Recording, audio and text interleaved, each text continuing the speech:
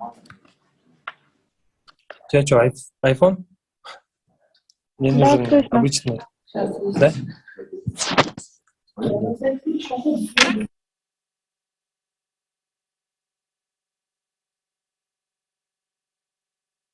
Привет, как дела? Камера 4 в Казахстане самая плохо подсвеченная. Да, сейчас, Юлечка, сейчас все сядут. Смотри.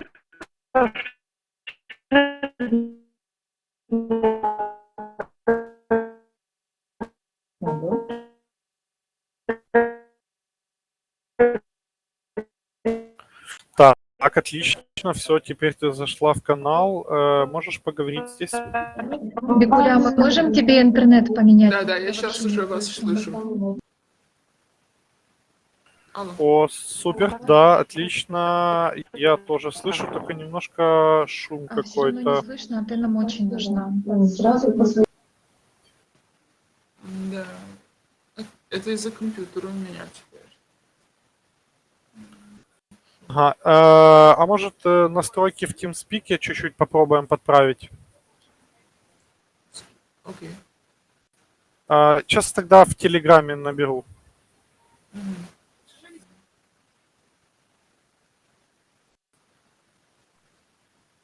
Скажите, а можно кресло Низама еще подвинуть немножечко, получается, для Низама левее, да, на Армана? Угу.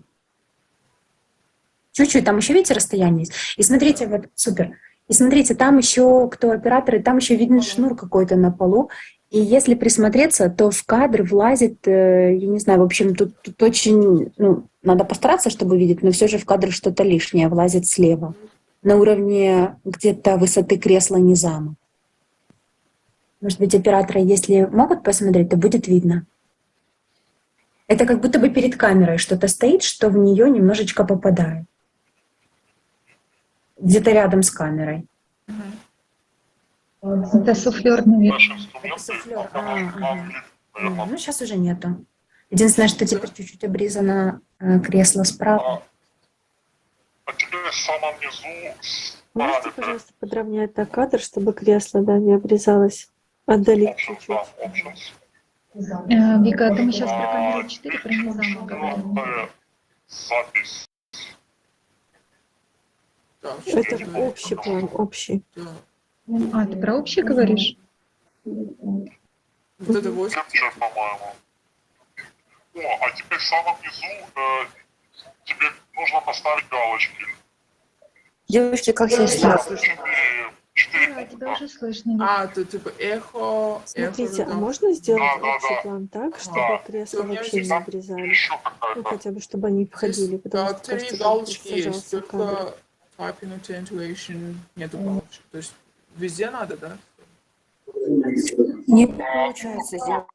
Везде, по-моему.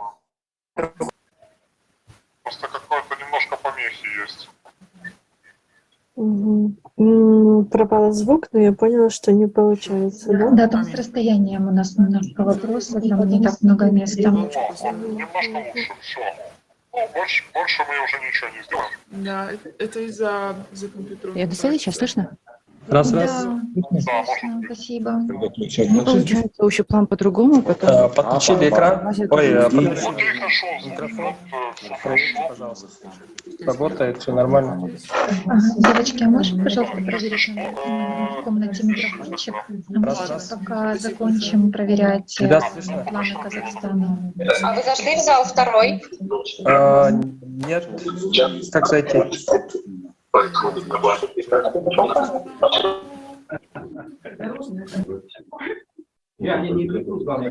Величка, можем пока смотреть? Давай посмотрим на план Армана. Вот как раз вот те ребята, которые сидят на Рената. И А как вы подписаны с телефона? Раз.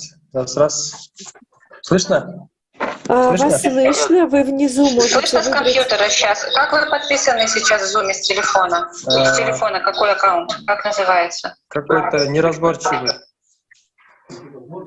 BXHD. Откройте список участников в телефоне. Так. Там первый участник — это вы. Как вы там подписаны? Все, я сейчас переименую ее. Как переименовать? Киргизия просто. Ребята, я Переименовал Киргизия. Переименуйте и скажите нам, что понятно.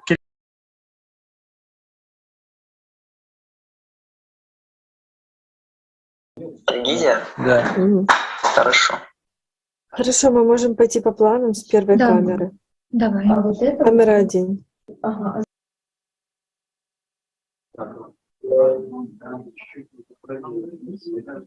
Есть какие-то поправочки, Юля?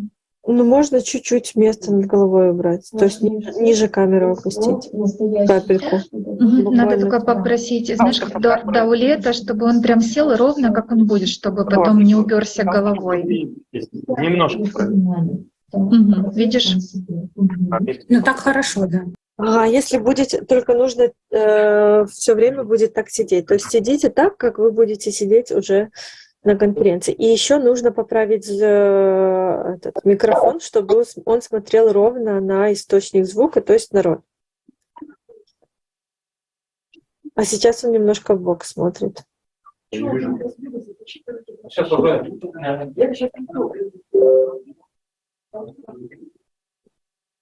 А мы можем сразу, вот мы включаем первую камеру и сразу проверять звук там, на первой камере. Есть такая Можем, Юлечка, да, можем.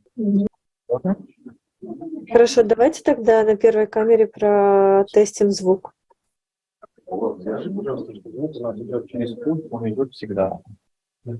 Меня слышно?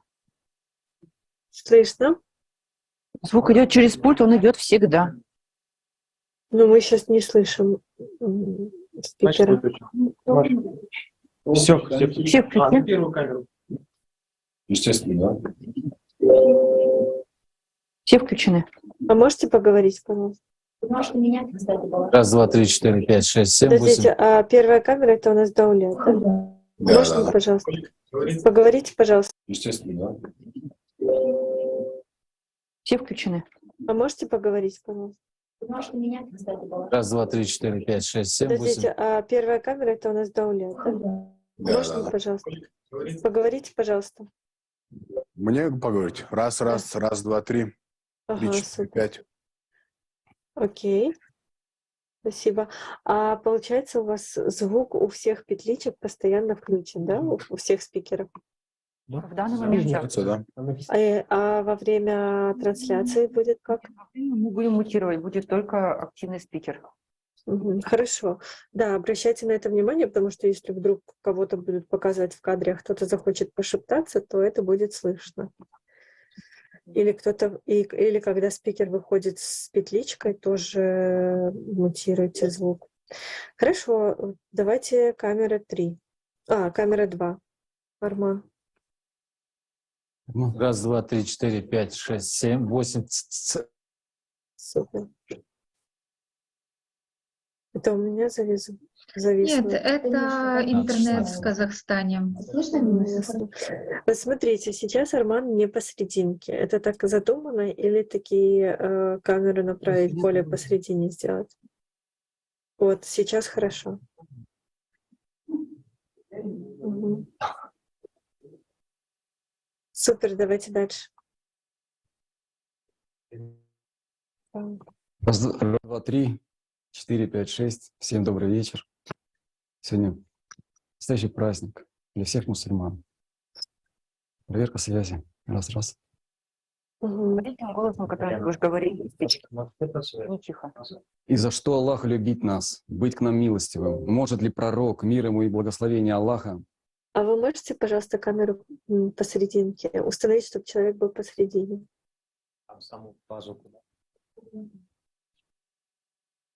Вот так. Так хорошо.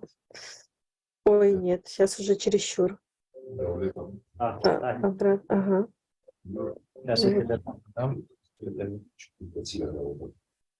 Так, чуть-чуть правее, если можно. Вот, капельку совсем, да. И вот в крупном выглядит немножко как боком. Развернутый, да? Да. Как будто Ренат боком чуть-чуть развернутый сидит. А может быть, корпусом чуть-чуть так развернуться, как будто бы в центр, ближе, больше к карману угол. Да. Ренат, слышно нас? Угу. я сейчас развернулся?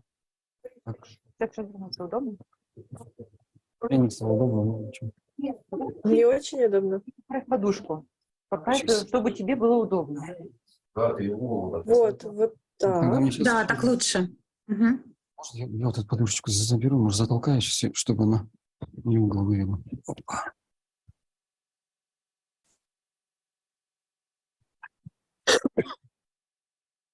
Вот так. Только так хорошо видно подушку. Это норм. Посмотрите все остальные. Вроде да. Нормально, да? Хорошо. Не-не, с правой стороны от вас.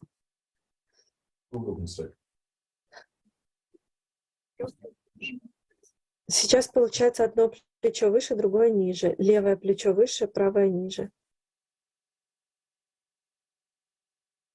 Я что, губы чем-то помазал? Просовываю. Димка, Трескать? я же развернулся боком, у меня немножко нет. А у нас тоже, когда морозы были, капец.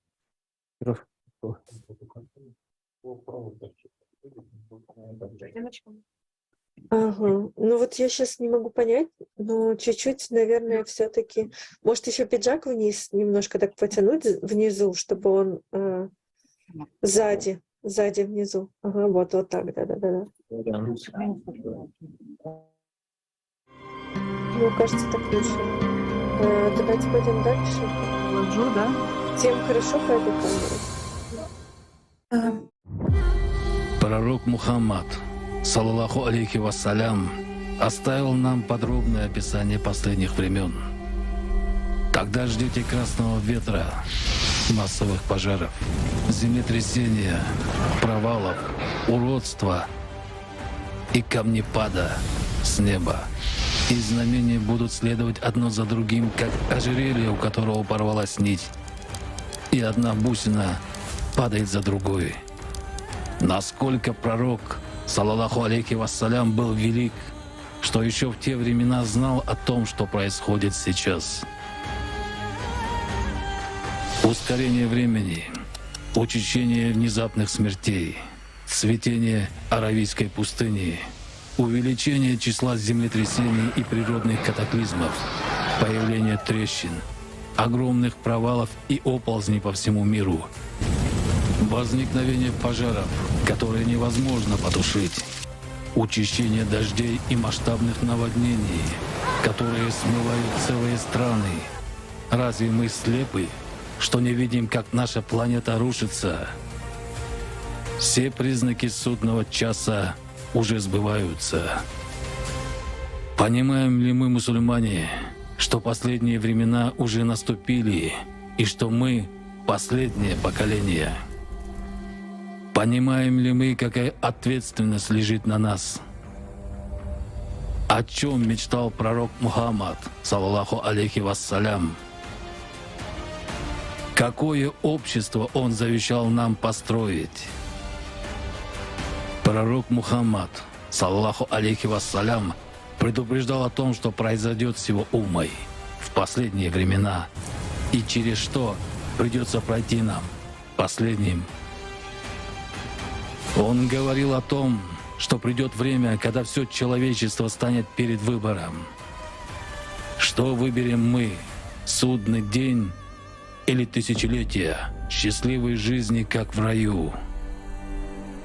Сегодня мы узнаем, какая огромная ответственность лежит на всей умме последнего пророка, саллаллаху алейхи вассалям.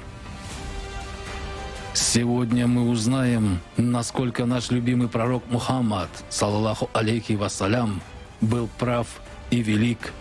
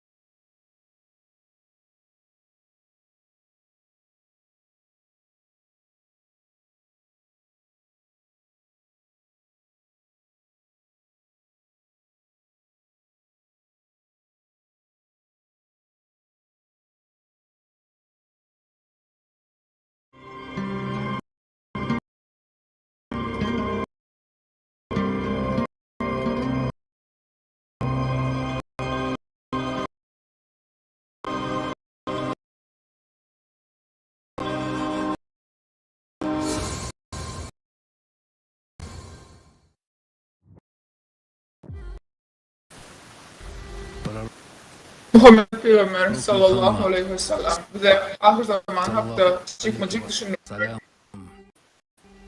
Kızıl gelin, rüyanlarım, uyartılarım, şofuzluklarım, yürencim ve daşım, asmandan karşım. Alamatları iyide doğru, ipi doğruların monçuk yağlı birbirinin iydinden düşürdüğü.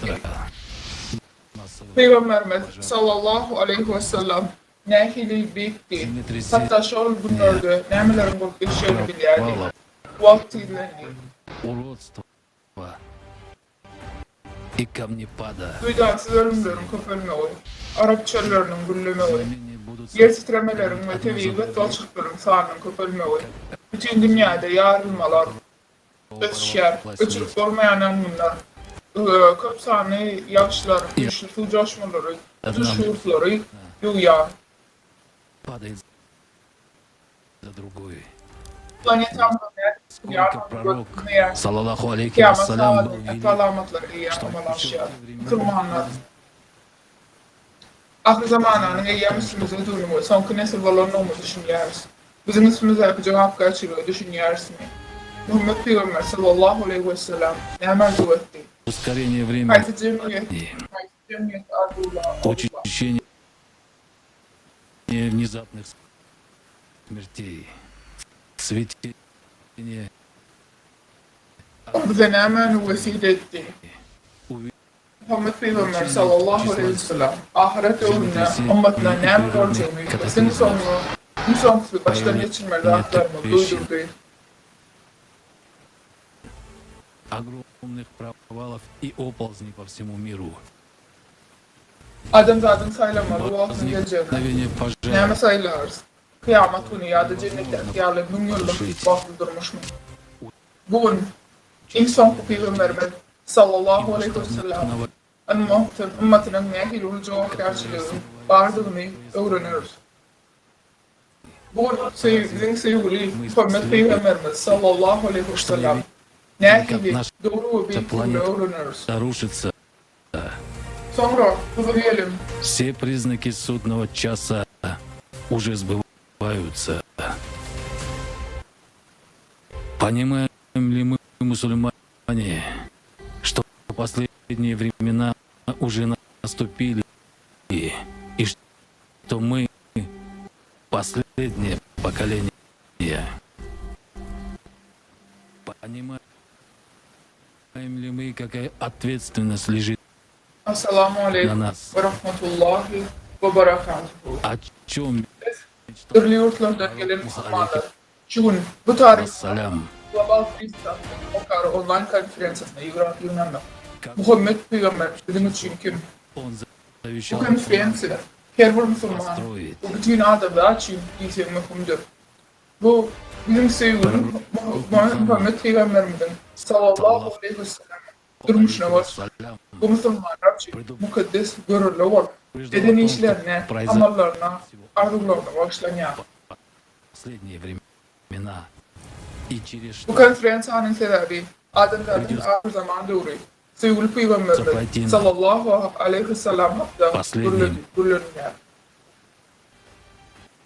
Maslahatın birinci bölümünde sevgili Peygamberimiz sallallahu aleyhi ve sellem'in duyduruş vererek çok da büyük betvalçılıklar, yemgide когда все человечество, bu bize karışan dağlar hakkında tevkül ederiz. что vыберем мы, Peygamberimiz ahir zamanının geleceğini ve bu doğruların gelinliğini eyyam aitti. Ehli büyük betvalçılıkların sahne bu büyücü ve kıvatın içinde kaç köpöllü. как в раю, Nehliyle için akay ve ahmiyetli şun size dağlarlı Müslümanlar. сегодня Bir yerde önünün gördüğü. только наш любимый Ol tutuş adamlar vermeli karar var adı da ait geçti. Saylavatının kaçan geleceğini bize haber vermek için bize anık görkezmeler verdi. Bu hakta biz bu birleşmeli. велик, Peygamberimiz sallallahu aleyhi ve sellem bütün ömrünü adamlarda başladı, için yaşadı. Maslakadın ikinci bölümünde en büyük adamların sünnetleri bak karşısında kapta aydık geçti. Ey Müslümanlar, ey halay, sabredin.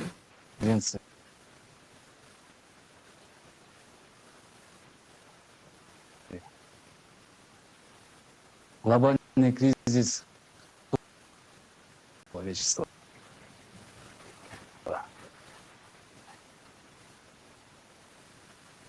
Она посвящена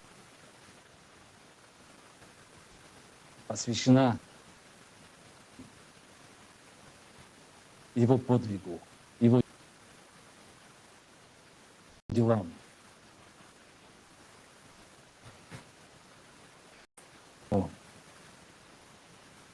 И благословен наш любимый. Очень далеко.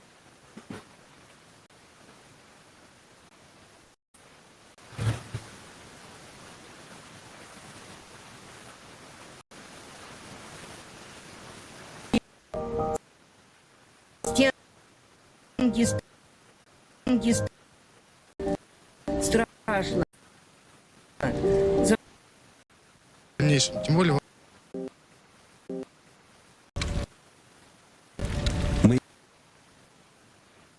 видели, а потом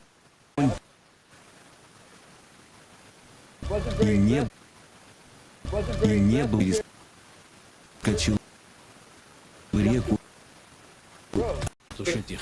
Men bu yerde Lanca'da 36 yıl Turo yaşayan ve onun Lanca'da 36 yıl Turo yaşayan ve onun Пока что я...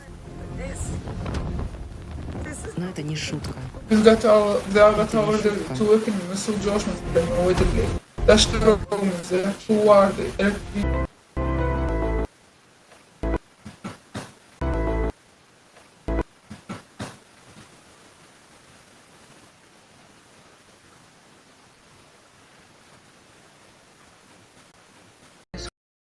что в этот раз она будет таким Превратился для Пакистана в крупнейшую климатическую. Он уничтожил наши дома. kavirleri durmuştu alan şol bir bak adamların yerini vurur.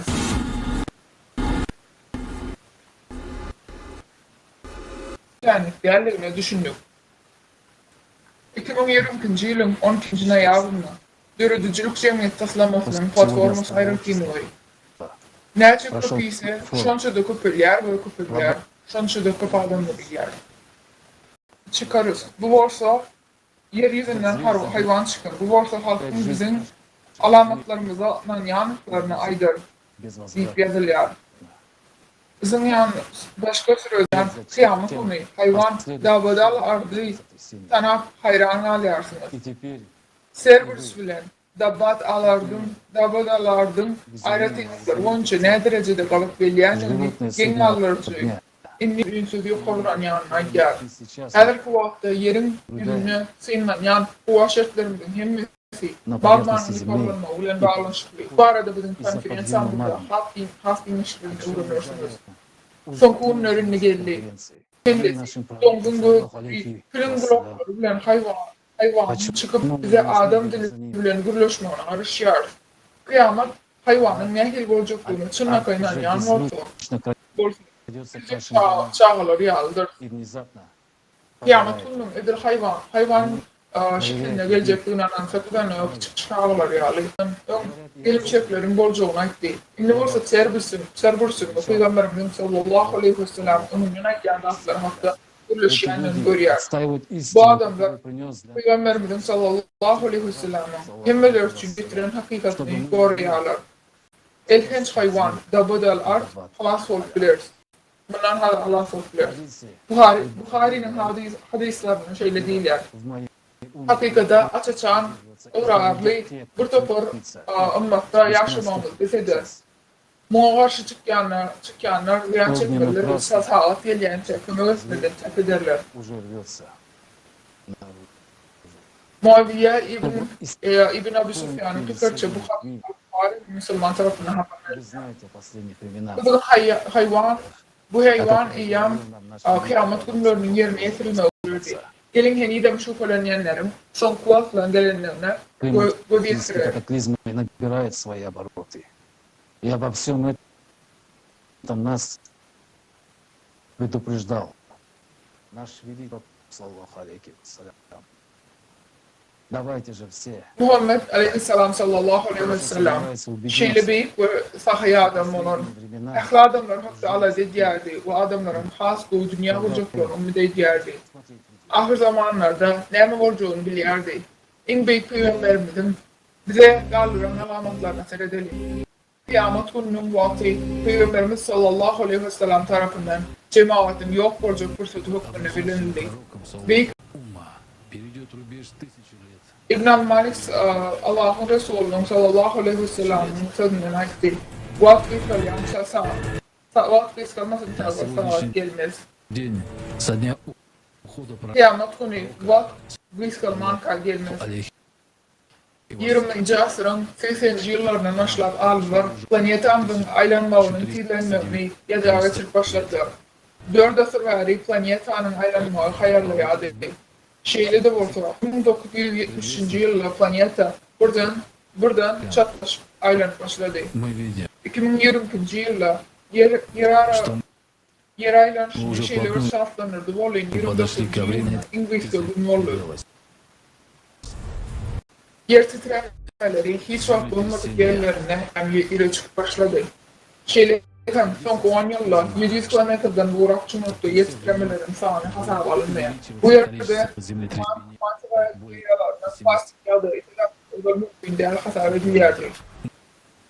Son 7 yılla uluçunluktaki yer titremelerinin, yanlış çumur yer titremelerinin sahne 10 arttı. Şeyler hem yer titremeleri yer yüzüne yakınlaşıyor ve has öğrençlikleri bitiriyor. Türkiye'de, Hırvatiye'de, Çin'de ve Meksika'da uyuyan biliniyor. Şeyler hem Sibir'de metanın patlamalarının ulakan konuyu çukurluğu emele veriyor. Alberta, Kenya, İslandiya, Türkiye, Kutay, Baykal, Hırvatiya, Çili, Meksika ve Sibir'de nefazlık kuruluşlarını. Исландии, Турции, Китае, на Байкале. İslam'da Muhammed Peygamber sallallahu aleyhi ve sellem aydın bir neçe hadisler var. 60 yıl olan dünyada yıllar 8 sene ulusal coşma fatavalın alınıyordu. Ve 2020 yıl için olursan 27'si arttı. Şolun vaktin özünde bir vayda bir neçe yolcu öz için alayan tam olup başladı. 2022 yılın tomsunda ahlak bilimlerde ağzından bir değilim yoktu su coşması oldu. Kıyamet günün yakınlaşmana yine bir tüyü hava çıktı çölün güllemeyi. Bu Hureyre'nin rivayet eden aydan hadislerine Peygamberimiz sallallahu aleyhi ve sellem'in Arap kıllarım çaktı. Yavru yerlerde dokşiyle bir güçlüğün olup 5 metreden hiç tat görünmeyerdi. Suyun akımları grup çölün ortasında deryalar emele götürdü. 2020 yılın sentabr ayında 6 yurtta adetlerine aşırı yağış oldu. Düşün soğuğası, Ulugur'daki su asmanlar vuru çöl toprağını dökülüyor. Yardanya'nın faytası amana 2020 yılın 14. noyabrında bir saati takımıyla 7 yağış yağdı. Her vakti yeter kataklizmler kataklizmler gözüküyor. Bir beyleksinin göz için alıyor. Tabii vazgeçtiklerin çocuk kaskatı başladı. Bu aralıkta şık ve irançılığı arttırıyor ve astık adam ömrünü alıyor. 2007. yıllar çaplanlayan dağıtları şu an gözümün ayağına başlıyor. Yer titremekten, su coşmalarının, kulların ve yanınların, köpürmenin, havaçılarının ayağına görüyoruz. Alimler bu kova kataklizmlerin hemmesinin bir sebebi planetanın içerisindeki yadrodunun kadrının şurunun ulaşmasına felaklarının Muhammed Peygamber sallallahu aleyhi ve sellem dünyanın ahirinin alametlerinin monçukları yağlayıp birbirinin yerine birbirinin gidinen teklif edeceğine aitti. Sebebi bu vakaların hemmesi birbirine bağlı. Alametler yüksek kesilerin oncuğun daşları yağlı birliğine idarlanıyor ve şunun için birliğine gidinen yapılıyor. Bu anın ziyanından başka birliklerin himmeti cemiyetçiliğin üstünlüğü, kezel teknoloji, astronomik alamatlar hatta yanılmalaşıyor. Bu zamanda yaşayan aydın grup diğer o birinci vakti Peygamber sallallahu aleyhi ve sellem'in ümmetlerine layık yaşamak ya da onun ruhunu dönmek. Если мы называем себя мусульманами, мы не имеем права не оправдать надежд пророка, мир ему и благословение Аллаха. Разве мы готовы окончательно предать своего любимейшего пророка, мир ему? Он всегда в нас верил, продолжал любить, несмотря на то, во что мы превратили весь мир. Мы все еще здесь благодаря пророку, мир ему и благословение Аллаха. Благодаря пророку мы четко понимаем, что мы живем в последние времена. Да, мы разделены, но пророк, мир ему, всегда всех объединял. Но благодаря ему мы все еще можем вновь по-настоящему объединиться. Пророк, мир ему, величайший из людей. И никаких слов не хватит, чтобы отблагодарить его за все, что он сделал и делает для нас. Но как мы действительно можем отблагодарить его, это честно ответить на этот вопрос. Кто для нас пророк Мухаммад? Мир ему и благословение Аллаха. И вместе последовать. Передаю слово Низаму.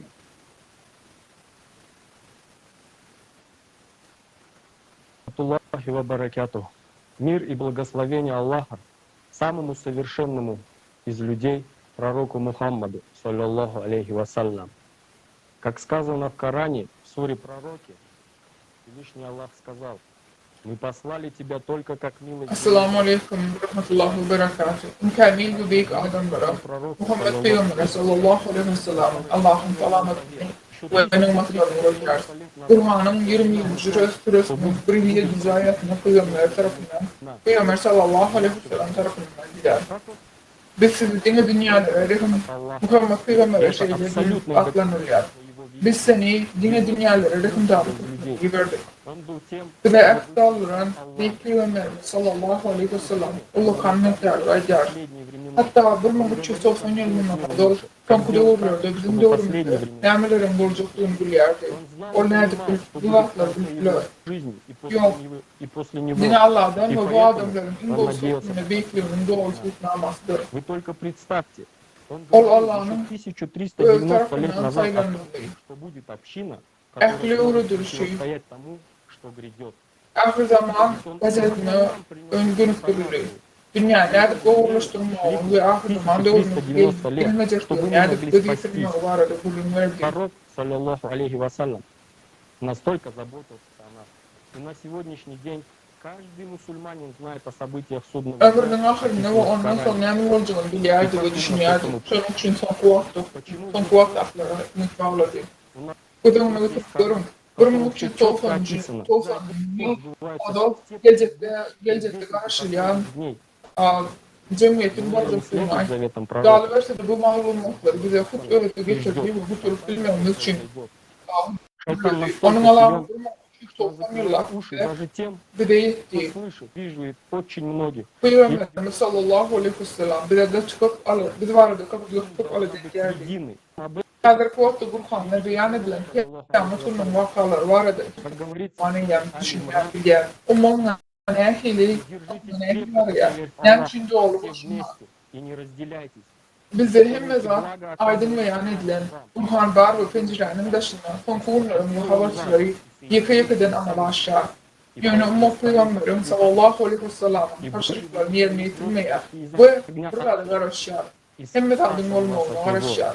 Şeytan şeyle bir güçlenirdi. Olin hatta kafadan işitken bu hareketi edilgenlerin bunu yapıyor ve adamlar bunu hareket etmeyen. Ama birleşmeyen ilk Peygamberimiz sallallahu aleyhi ve sellem size bu varına İmran Suresi'nin ayda ışıyalı Buri 3.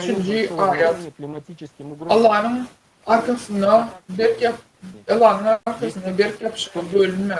Düşmanlattınız, Allah'ın size veren yaşlılığını yadınızdan çıkarmanızı birleştirdi. Yüreklerinizi birleştirdi. Şunun için yaşlılıklarını onun doğumları bolluğunu. O doğduğun ordundan halas olursunuz. Yani biz birimine mi? Ama Peygamberimiz sallallahu aleyhi ve sellem azgınlık var da aklımlarını yerine getirdik. Özümüzü Müslüman ikilersiniz. Ведь знамение конца Ведь знамения конца света Gelecekte совершаются одно за ayrılık другим, için словно vaktimiz бусины var mı? рассыпаются ожерельем. Ölüm masalında celile geldi vaktimiz. Решат. Из-за İnni umma kovanın toplarına kendi ahmiyet vermeyen aslında İslam'da var ya ukur var. Peygamber sallallahu aleyhi ve sellem'e yarayanlar, uyuklayanlar, onun izinden gitkenler ve ikinciler varsa şeytana yarayanlar. Peygamber sallallahu aleyhi ve sellem'e yarayanlar, yine sanki doğruların alametlerini öğrenmen, hareket edip başladı. Kıyamet bunun yakınlaşmanı bilseniz, adaleti yol koymalı ve Peygamberimizin sallallahu aleyhi ve sellem'in vesile edenini sayılmalı. Galibesi dünyanın ahirinin alametleri monştunu olayan, yolun monştunu real eyyabı olayan adamı geleceği ıslavları bilen şeriyaları Но с каждым годом все больше событий снова и снова доказывает, утром был наш любимый пророк. Мир и благословение Аллаха. Еще 1099 лет назад Haberçilerden köpüsünlükte aydın oluyor. Dağılıverse de önünden çak edilen, önünden ayrılan hadisalara duş gelmeden o yanlışlıklar bilen onların has сборники хадисов, сахих Yönesi аль-Джамиль Peygamberimiz sallallahu aleyhi ve sellem nehil akıllıdır. Yıllar köp vakaları bile gaytalar görüyor. Hatta burmun uçuyu kolson yılından olacakında Allah bir de Resulü sallallahu aleyhi ve sellem arkalayıp kıyamet sağladığın olayını yüde çıkacak duyansız ölümdürüm köpürcüğü var da çaklamalarını ayıttı. очень мудрым, развивал Sahih al-Cami hadisaların yılmışsına şeyleri der. конкретный Sağlık yakınlaştı, kıyametin yakınlaştı, uçak duyansız ölümüyle çıkar. причины смертей. Kur'an tercüme edenlerin kötüsü Muhammed Aleyhisselam'ın sallallahu aleyhi ve sellem'in yüreği ağrıların şeyle atlarını yanır değil, aman yani tevavi ömrünü bu hadisi enter uğrunu diyor. Ama Allah'ın Resulü sallallahu aleyhi ve sellem öğren faykaslı, bütün alınlarda havarlı, ölümün sevabı olunursa da belli bir organı yüreği has taklit köpüldülerdi. 1990 yılların ortasından başlayıp Hedrik zamanlık mançılığına duydansız ölüm sindromu değil vaktlanacak kesinlikler köpüldü. Adamın yüreği yine bir fırsatı saklayar ve bedeni bu hadisenin köpülünç yürek keseli bilen bağdaşlığı da karamadan ceset keselinde adamın düğünde sağda molarına yüze çıkanına has çok yavda yazılıyor. Lokmanlar ve alınlar yaşa çenli yaşların arasında şeyler ölümlerin sağının yıl sayısı yanına ait yağlar. Экспертным оценкам внезапная остановка сердца уносит от 4. Dünyanın lörçü adamları düşünüp olmayan sindromun fidası oluyor. Diagnoz sindrom. Olurda duydansız ölüm sindromu, olurda başka söz bilen aydılan saat birden aritmiki ölüm sindromu birden yüreği atmasına sebep oluyor. Bu yaş ve sağdan adamların hiç sebepsiz birden karışılmadık yardımıyla öleyen sebep oluyor. Türlü Ermenilerin çaklamağına oran duydansız yürek tutmağı dünyada yılda 4-7 milyon adam ölüyor. Saat yalnızı ceset keseli adam için açılan ölüm sebebine tetiklenmesi Lokman'ın Ermeniler tarafından varılıyor. Yine belli vurdu yürek tutsoğluğunun yüze çıkanı önemli için dinleyenler düşünüyor. Avustralyalı Bakir Yürek ve CG keselistudun kardiyologu ve gıdavçı Dr. Elizabeth Paras bu sindromun sağlıklı yanına travma değerli hatta yürek bilen değerlerini antibilyar. Yeri gelene aysak adamların köpülünç yürek keselinin ve yürek yanına oluşturuyor. Bunlar durulaklar, yürek damarlarının doğuşlarının anlatıyor. Yürek tutma olsa yüreğin belli bir vakti saklanyanını anlatıyor. Sağlık yağlı açıklandı ve kısıldı ve buradan saklandı. Kimdir birine yüreği ağrı kalırsa ceset keseli anarlarla görüntüler yöne adamda saat var varsa yüreği yıkılmaz. Dr. Elizabeth Paras fikrimse okumanlarım mesela ahlubun ahmiyet vermeyerler dedi. Birden yürek tutması Avustralya'da ölümün ve mayıkların esas sebeplerini değil borçluyor. Hitler'le 30 Avustralyalı adam öldüyor. Hazırki Но vaqtda ее Amerikada пока er нельзя minutda bir adam сказать. bir adam yürek ölümünden ölüyor. Buradan yürek tutmağa başlanan ölümüne güçlü ve bakıtırıyor. Abışada duyduğunuz yürek tutmağı yıllar 250 milyon olarak adam alıyor. Şafana takminan 5 milyar bıçağı öldürüyor. New York şehrinde 2020 yılın 1. Mart'ında 25. aprelinde için duyduğunuz yürek canlı tutkuyluğum. Sonra bir yıl ozal ufak yol В Индии, по данным Национального центра bütün dünyada yürek sorunun kılıktal düşmüksüz, dönük kesilinen, döş merdinden, pastada merdinden, dimağdan öykün kesilinen, avtolog hadiselerine, yara ve yanılarına hastap adım ölmemi sebep oluyor. Avrupa Birleşen Devletlerine ve aşağıdan biri duydan yürek sebep oluyor. Yönelim taktik varlık saklamalarına. Bugün Danya, 2022 onun dekorada becermesi duydansız yürek soyunun Escapement taslaması neticesinde Avrupa'da kardiyolog cemiyetin ölmeyi kurultayına öldürülendi. Kadın yaşların türlü sendromdan duydansız ölmeklerinin köpürünün o ilıkmanla ruhtan şüriyat. Duydansız yürek tutma sendromu, sadın durmuş yürürlüğüne karamazdan ahlada için ölüm korkudur. Avrupa Birleşiminde duydansız yürek ölümünün statistikası 9 yılda 2009 нашему поколению. 1938 duydansız yürek ölüm kesildi. On oxsa yılla 343.496 keselhanada daşarı yürek sorununa. Brezilya'nın yürek artık cemiyeti haber vermeyen olarak her duydansız ölüm 300.000 dolar Brezilya'nın ölümüne sebep oluyor. Milli Biyoloji Malumatının merkezine verilen malumatlarına göre Hindistan'da her yıl 3 milyon için adam duydansız yürek ölümünün Hindistan'da her yıl tahminen milyon adam ölümler.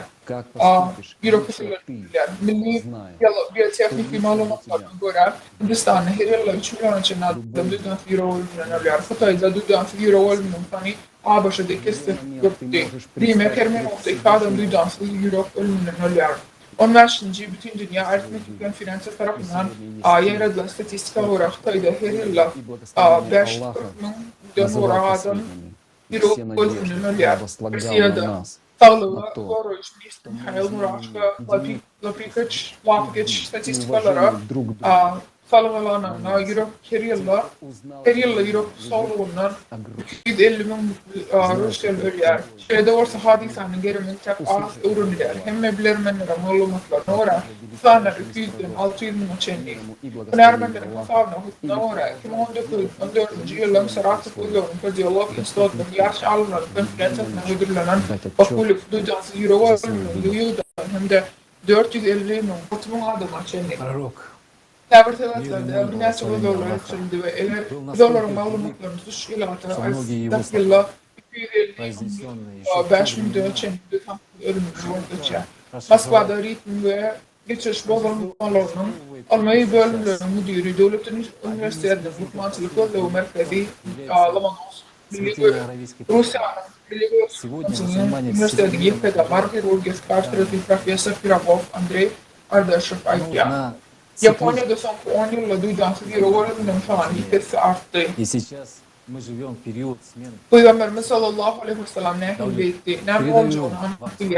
Asırlar boyunca da ilerledi. Her bir söz mühimmetli bol. Şunun bazı cevakalarını takipçi var, şarasıdır. Ama kıyamet günün haberçisi, dine versen kutağadım, tutuştu zaten yakınlaşmağını yapıp veya durmuşun ne derecede Kristova buradan törpece ulanmağını mecbur ediyor. Kıyamet günün alametleri bile İsa'da bilmeriz. Bundan mulan etmeli. Ödümün her verinin için İslam'ı günün son kork bileceğini bilip ödümün nehirleri edetmenin aydın. İslam'ı fırsat yok. Ona cevap vermemeli. Aydın.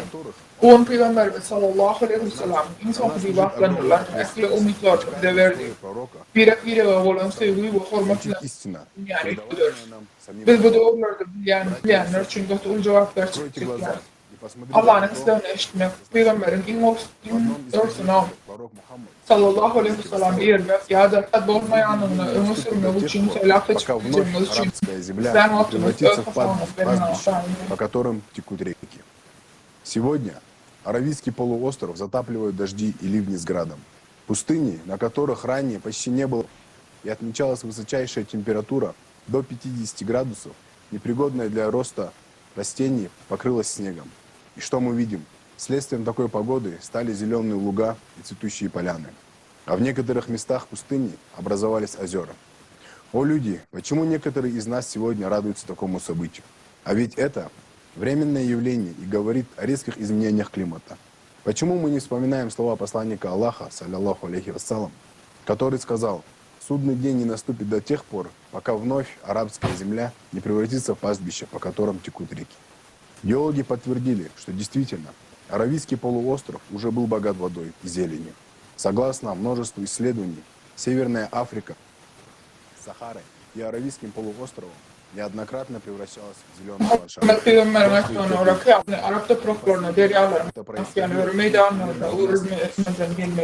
Geologlar takminan Arap yarımadasını iyamsı ve göğüsten yer balonuna taşakladılar. Kıpırlıları öyle Sahara ve Arap yarımadası bilen demirler Afrika'da geçen kızıyorlardı en sevimli yaşlı landşaftları uğurlu. İnsanları takminan onu Şanlı Arabistan'ın havası yeni vuruldu. Şanlı yer var. Eğer ailevi görkülmek mümkün değil varsa onun hem çıkıyor sallallahu aleyhi ve sellem tədədən müqaşdırını aydılar. Tədədən yeni yetəlir aydılar. Sallallahu aleyhi ve sellem dedi, tügərlüğü görküdüyə. Bundan başqa da hədirki dövrdə əxli fəvabit başlarının təvəblərin, onun yıllık təklizmlərin ailevi təqlərlə öğrenməsini. Ali ibn Abu Talib'a Peygamberimiz sallallahu aleyhi ve sellem şeyleri belirtti oluyor. Hatta şom doğrulardı. Biz her zaman halimlerin yine sıkıl düşünmek için yakın yaşayan hakikatler ve vakalar gösterir. Şunun için insan Peygamberimiz sallallahu aleyhi ve sellem doğruları şeyle değil mi düşündü yani. İnne sahasat dünyamızda ve ara yaklaşıklarımızda живущие в последние времена люди, на которых лежит ответственность, кто должен действовать, тратим время впустую. Ali ibn Talib radıyallahu anh razı olsun rivayet ediyor. Allah Peygamber sallallahu aleyhi ve sellem Подтверждение вышеуказанного Allah benim halkımdan bir adam iyi verir. Yeryüzünü adaletle dolduracak adam iyi verir dedi. Yönenem için doğrularda yaşayan cevapkarçılık çeken adamları ilkinci ne olur hareket etmeli, bol ettirmeliler. Yaşayıcı caylarının, maddi caylarının doldurulur. Yerin hazırki wagt başlarına geçirýän ilginçki taklizmlarynyň sykly her 12 000 ýylla birgelik planetada bolup geçýär. Bu şol kataklizmlar dürli gözegçilikler tarapyndan köp ilmi işlerde we kitaplarda bellenilýär.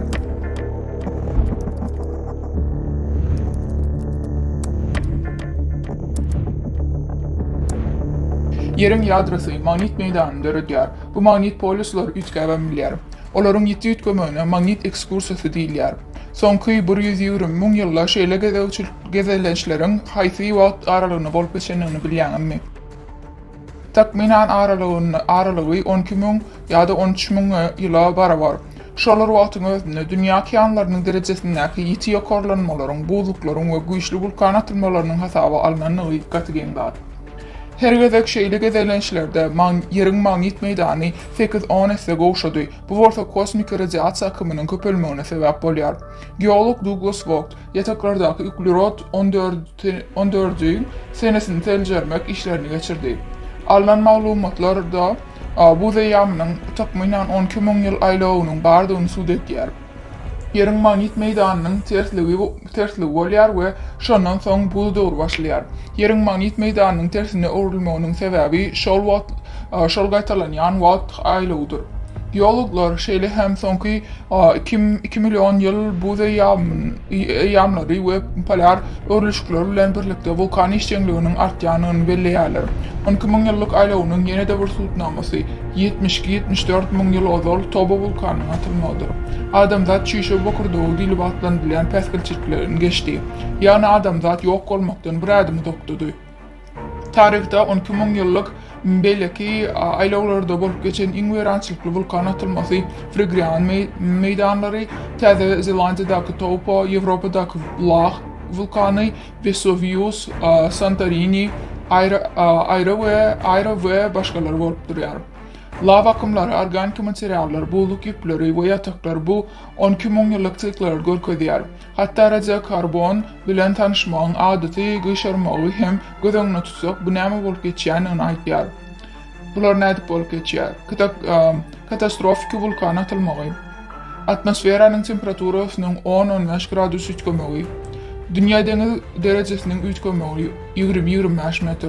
Ulu buzluklar, buz bilen mamıntları yalı ağırtları zincirlamak ve manit gezelençler gıysa vaktın içinde bir vakta diyen yalı bulup bilmelidir. Her aylav manit meydanının ütkömeğine bu güçlü vulkan atılmağı bilen bilebiliyor. Bu aylavın planetanın yadrısının ütkömeği bilen bağlanışıldığını orkodiyor. Edil hazırki vakti boluşu yalı. Gözövçülükler bu aylavın galaktik kaseti eyyediğini, yani galaktikanın aylanış sikli bilen bağlanışıldığını aytyalar. Alemin merkezinden radyasiya her 12 bin yıl bir gezip uluğumuna təsirini yitiriyor ve hatta günede təsir ettiyor. 1998 yılda Dünya yerin yadrısının bökmeği değil, eysem ay, gün ve beylek planetaların bökmeği hem hasab alınıyor. Sonki 10 yıllıklarda alimler günlüğümünün ehli planetalarda ve hemralarına hovanın yetişmesinin yazıp başladılar, belli aldılar.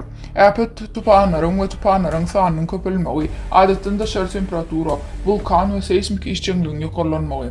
Enni yeryüzünde günün pes işçenliği sebeple kosmik radyasının köpülmeği hasab alınıyor.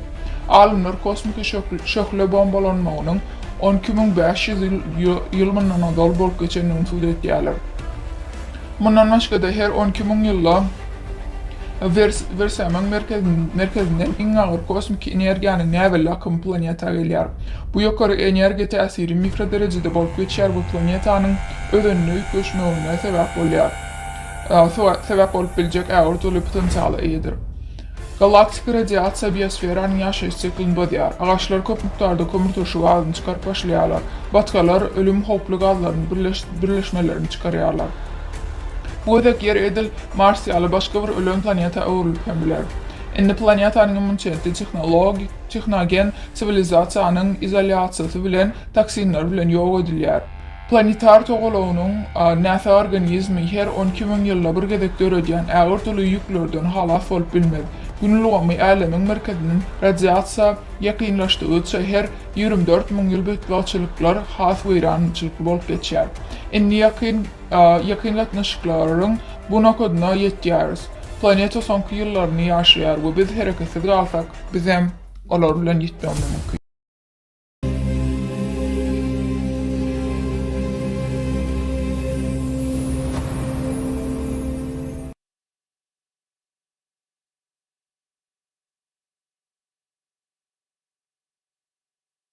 Воистину, нет сомнений, что наступили последние времена. Миллионы людей до нас хотели и надеялись жить в этот период. Sonki doğruların geleni var. Честь родиться в последние времена выпала именно нам. Но это не только честь, а еще и огромная ответственность, потому что от действий зависит будущее человечества. Bu edir çekenlerin sağında gün sayın artacağını görüyor. Onu baştan geçiren, her vakti baştan geçiren, bu doğumunda inancımız bildiriyor. Информацию, которая прозвучит в этой конференции, это и ваша ответственность. Донести это своим братьям и сестрам. И сейчас вы... Yönünem için hiç kim yerde bulup geçen vakaların adımların ölenin hıttası için görülemeyer. Muhammed Peygamber sallallahu aleyhi ve sellem doğru var da dudur derdi. hareket etmeli, birleşmeli. Запускаюсь. Bu bir okuma etmeli, buyurulur. Buna derek Дорогие братья и сестры, любовь нашего великого пророка, саллаллаху алейкум вассалям, настолько велика, что он дал нам возможность в последние времена по подсказкам, которые оставил он своей умме.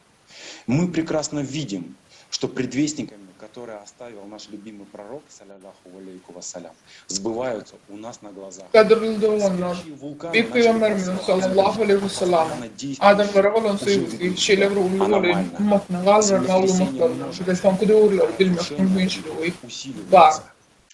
Büyük Peygamberimizin kalbinin haberlerinin gözümüzün önüne amal aşyanını kategori görüyoruz.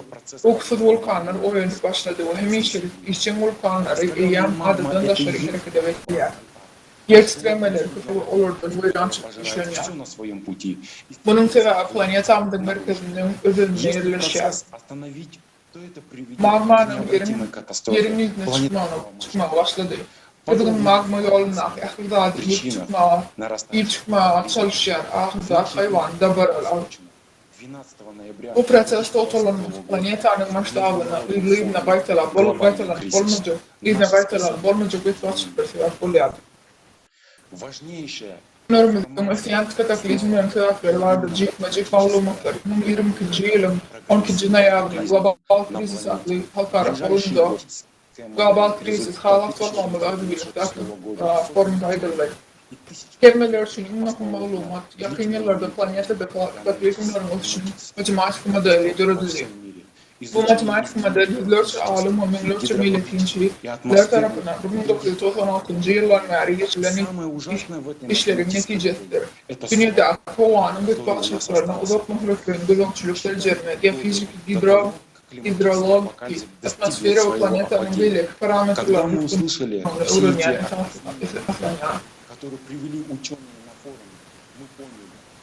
Bu matematik modelin en korkunçlardığı var. O anın apokalipsinin yukarı derecesine gitmemene anca ilhalde.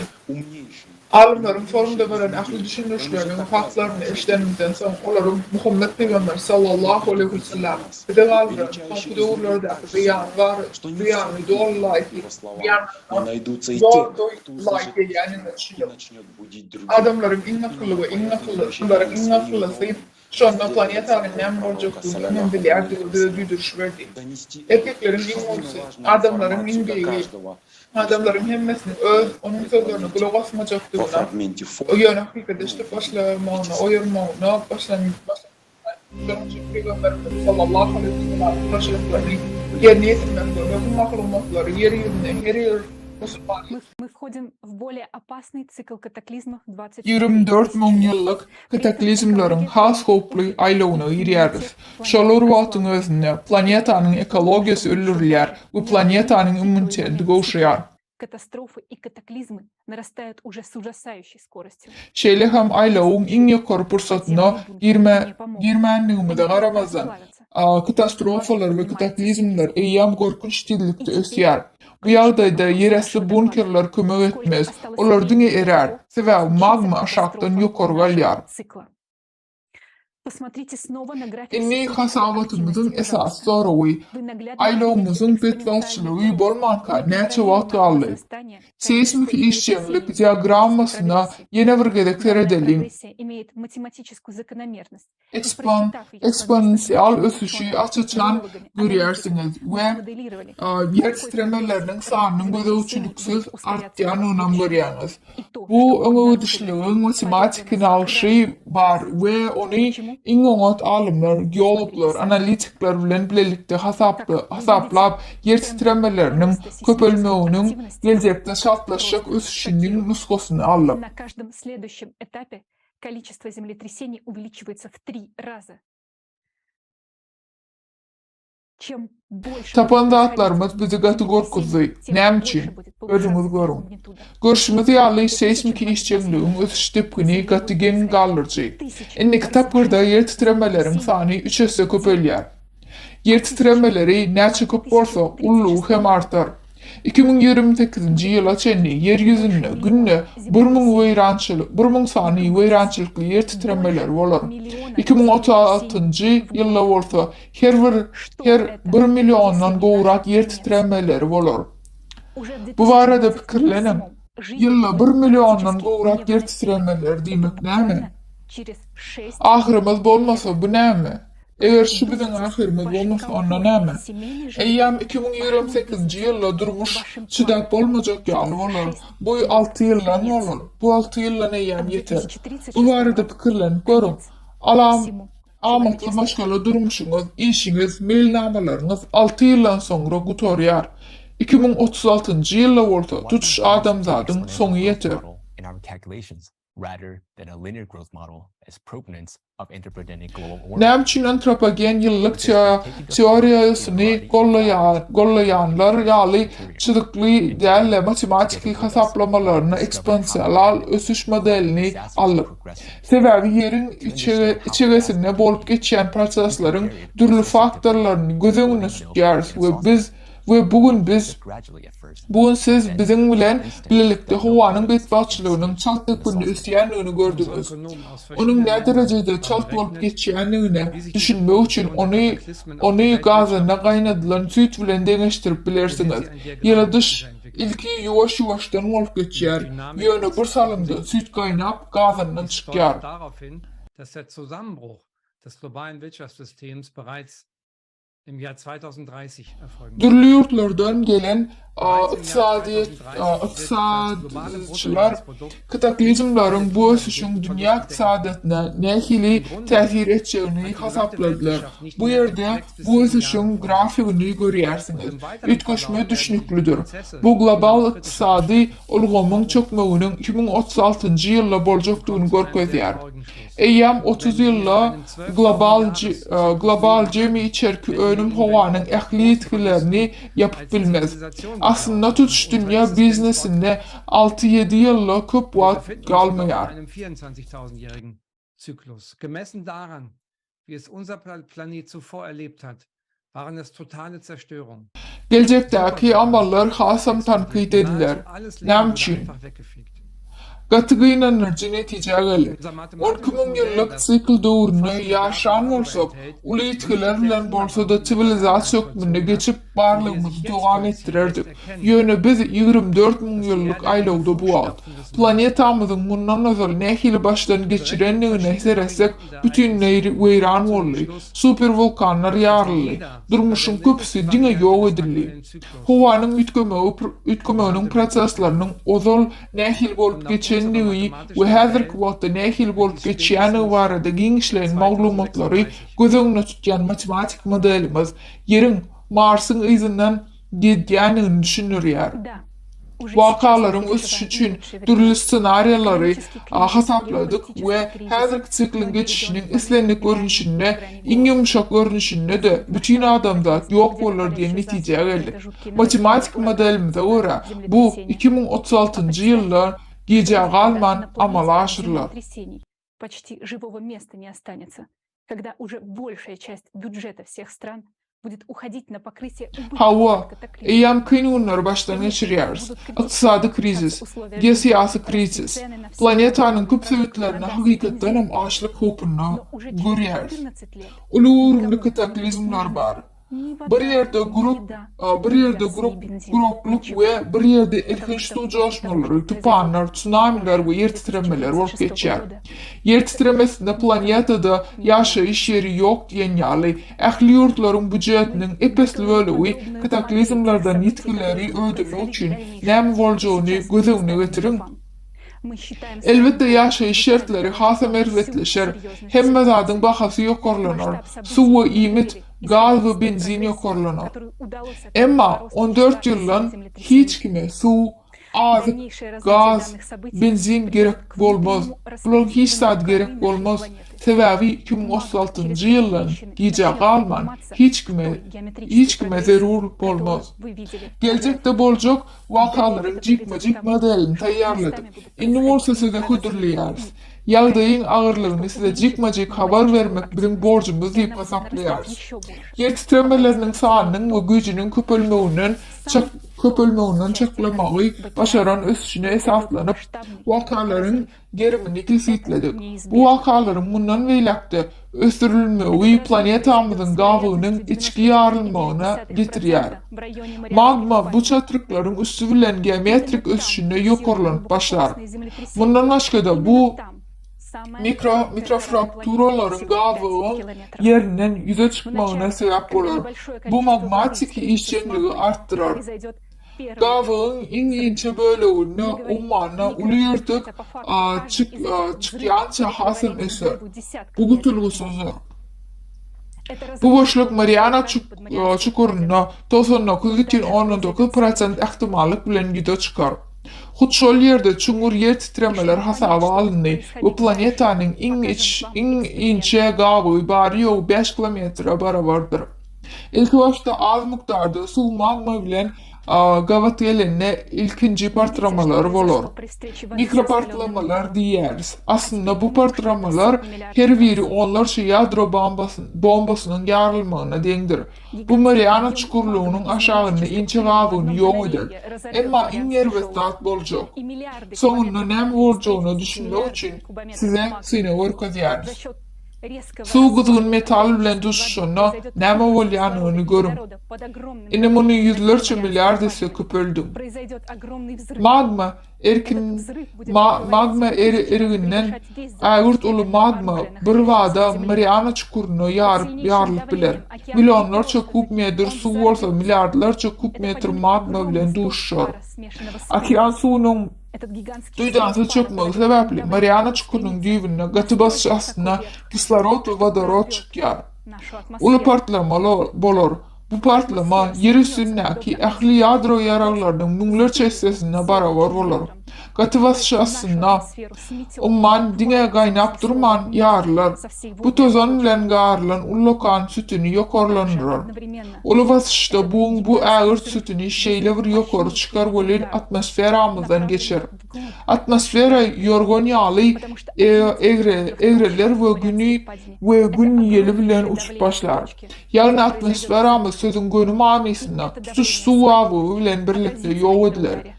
Şeýle hem şolur wagtyň özünde bu ägirtli partlama planetamyzda gönükdirilen güýçli suw çekiciliğine sebäp bolar.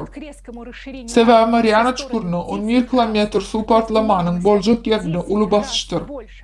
Bu basyş bolsa öz gedeginde suw çekicinde öz beýanyny tapar. Planetar toğuluğunun merkezinde magmanyň içine gönükdirilen güýçli partlama tolkunlary bolar. Ol ütkap biler we bu goşmaça kavitasiya proseslerine sebäp bolar.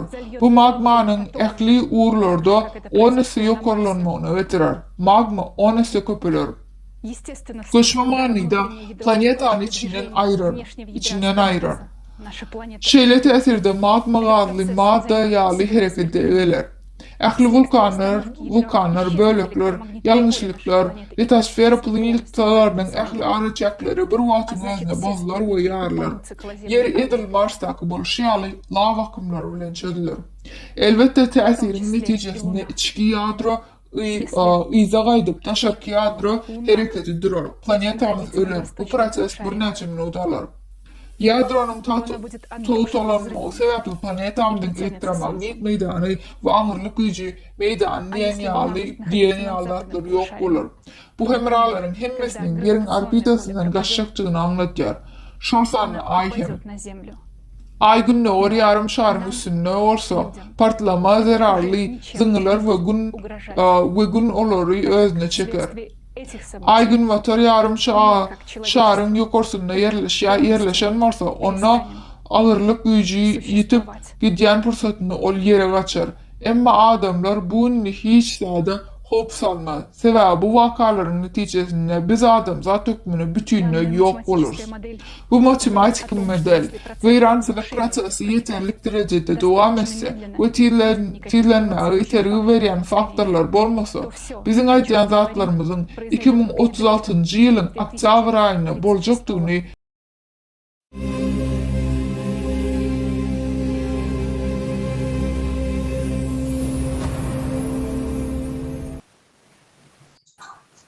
Теперь вы тоже знаете эту шокирующую правду. Нашей планете осталось не более 14 лет. Планам на спокойную старость 20-30 лет не суждено сбыться. Дети, рожденные сейчас, не достигнут 14-летнего возраста. Все человеческие заботы и стремления потеряют ценность, если мы ничего не предпримем в ближайшие годы. Мы не можем знать, в какой день настанет для нас, людей, последний. Только Аллаху это известно. Сколько времени осталось человечеству? А ведь посланник Всевышнего, саллаллаху алейхи вассалям, предостерегает нас и описал, что будет происходить в судный час. В суре 81-82 даны ясные указания: моря переполнятся, смешаются, горы сдвинутся, а небо сдернется. Далее подробно рассмотрим это и так. Мы видим описание ученых в математической модели. Сам момент гидроудара, как две капли воды, схожи со словами великого пророка, саллаллаху алейхи вассалям, о судном часе. Eskiden bu hayran anlaşıldı bilen. Bana tam 14 yaşındaki. Yürüm 30 yıldan asıl doları. Bilnamaları amalaşma. İnni doğum çağlar şu anda olan çağlar 14 yaşa belki yetmez mümkün. Аллах Всевышний дает нам ясные указания. И теперь каждый человек, зная информацию, которая была предоставлена на форуме, сможет увидеть подтверждение математической модели различных природных явлениях, которые происходят сейчас. Мы сейчас с вами услышали, что нашей планете осталось не более 14 лет. Таковы расчеты. Но только Аллаху известно, какой день станет последним для человечества. Все зависит от нас самих, от нашего с вами выбора.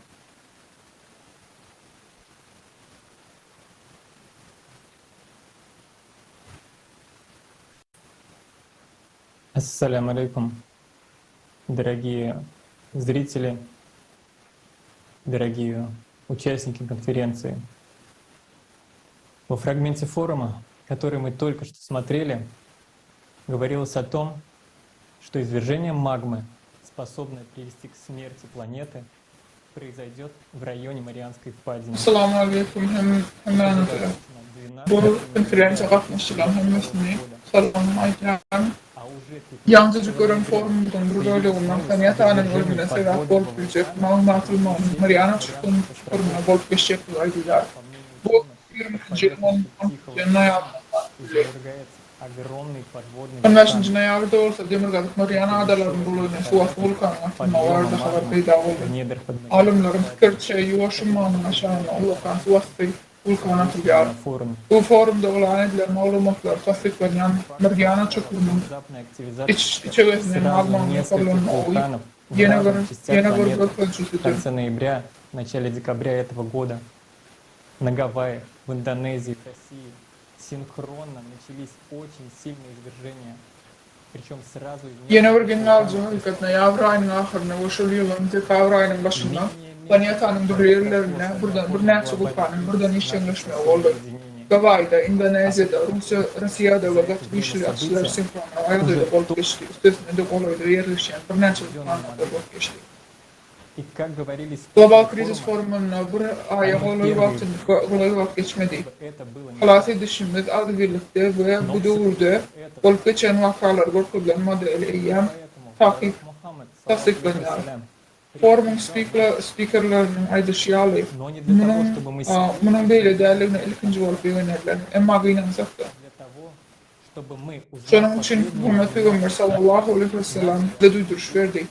Ama ahir zamana sabırsızlık bilen garaşıp oturmam için elle kampı doğruları öğrenip işçin hareket edip başlamam için ve hiç tadı etmese kıyamet günü hakikaten hem gelir. Gelip Muhammed Peygamber sallallahu aleyhi ve sellem kıyametin varada Mehmet Yenni ve forumda okulan matematik modelle nehirlerle şanına angetreli.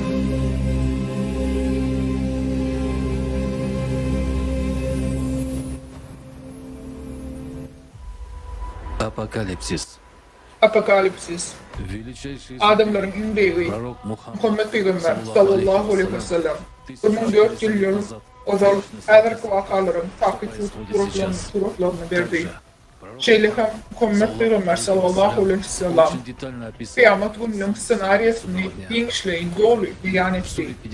Kur'an'ın 56. suresinde Peygamberimiz говорит о sallallahu aleyhi ve землетрясениях sellem небывалой görülüştürmecek güç, Когда yer земля сильно titremeleri, содрогнется, ayetler, когда горы распрошатся yer на güçlü мелкие titremesi, кусочки, а затем dağların превратятся bölümüne, в son olsa dargalarından, sazanı 27, 52 и 70 27. говорится, что горы, 52. которые ayetler неподвижными, придут в движение, подобно olmaz deyip и станут sıradan подобны dağların шерсти, то есть вздыбятся и расколются на блоки, разойдутся по разломам. Настолько сильными будут тектонические сдвиги и скорость движения литосферных плит. Описание беспрецедентной скорости развития событий есть planetaların hareketliğiyle güçlü в нем oluyor. говорится, что конец света наступит так неожиданно и Vakaların что люди görülmesine не успеют çıkıldığı ve yani Abu Hurayra'nın rivayetinde şeyler, hadisinde şeyler değiller. Dünyanın ahırının araştırılmadık ve çalt gelecektüğünü, adamların başlayan hareketlerine tamamlanmayacaktığını var edildiler. Ağzına böyle говорится в Коране, kıyamet günü gelenler. Kıyamet günü en güçlü vulkan atılma utrof yanınlar var da vulkan şeyle diğer. Asmanın adamları bu şavaldı. Açık gösterecek günü karışım. Bu ağır adap olur. который на многие годы перекроет доступ солнечных лучей к земной поверхности. Планета будет освещаться только светом пожаров и отблесков. Об этом говорится в Коране. Çok yıllar göçeklerinin yeryüzüne gelmene Небо разверзнется и станет красным. Planetadaki otların, lavanın çökülürleri bilen ışıklanar. Bu Kur'an'ın 55. şifresinde 37. ayetinde Мы adiliyor. находим описание гибели планеты, о котором пророк, саллаху алейхи вассалям, доносил людям понятный для них язык. Имея научную базу, мы можем понять, о чем он говорит. Hidravik şok. Mukaddes yazılardan Peygamberimiz sallallahu aleyhi ve sellem adamlara düşünen dillerine haber veren planetadın ölümünün beyanı şeyler. İnni olma esasları iyi olup onun ayyanlarının hakikatini düşürtüler. Misal için bu kanı 80.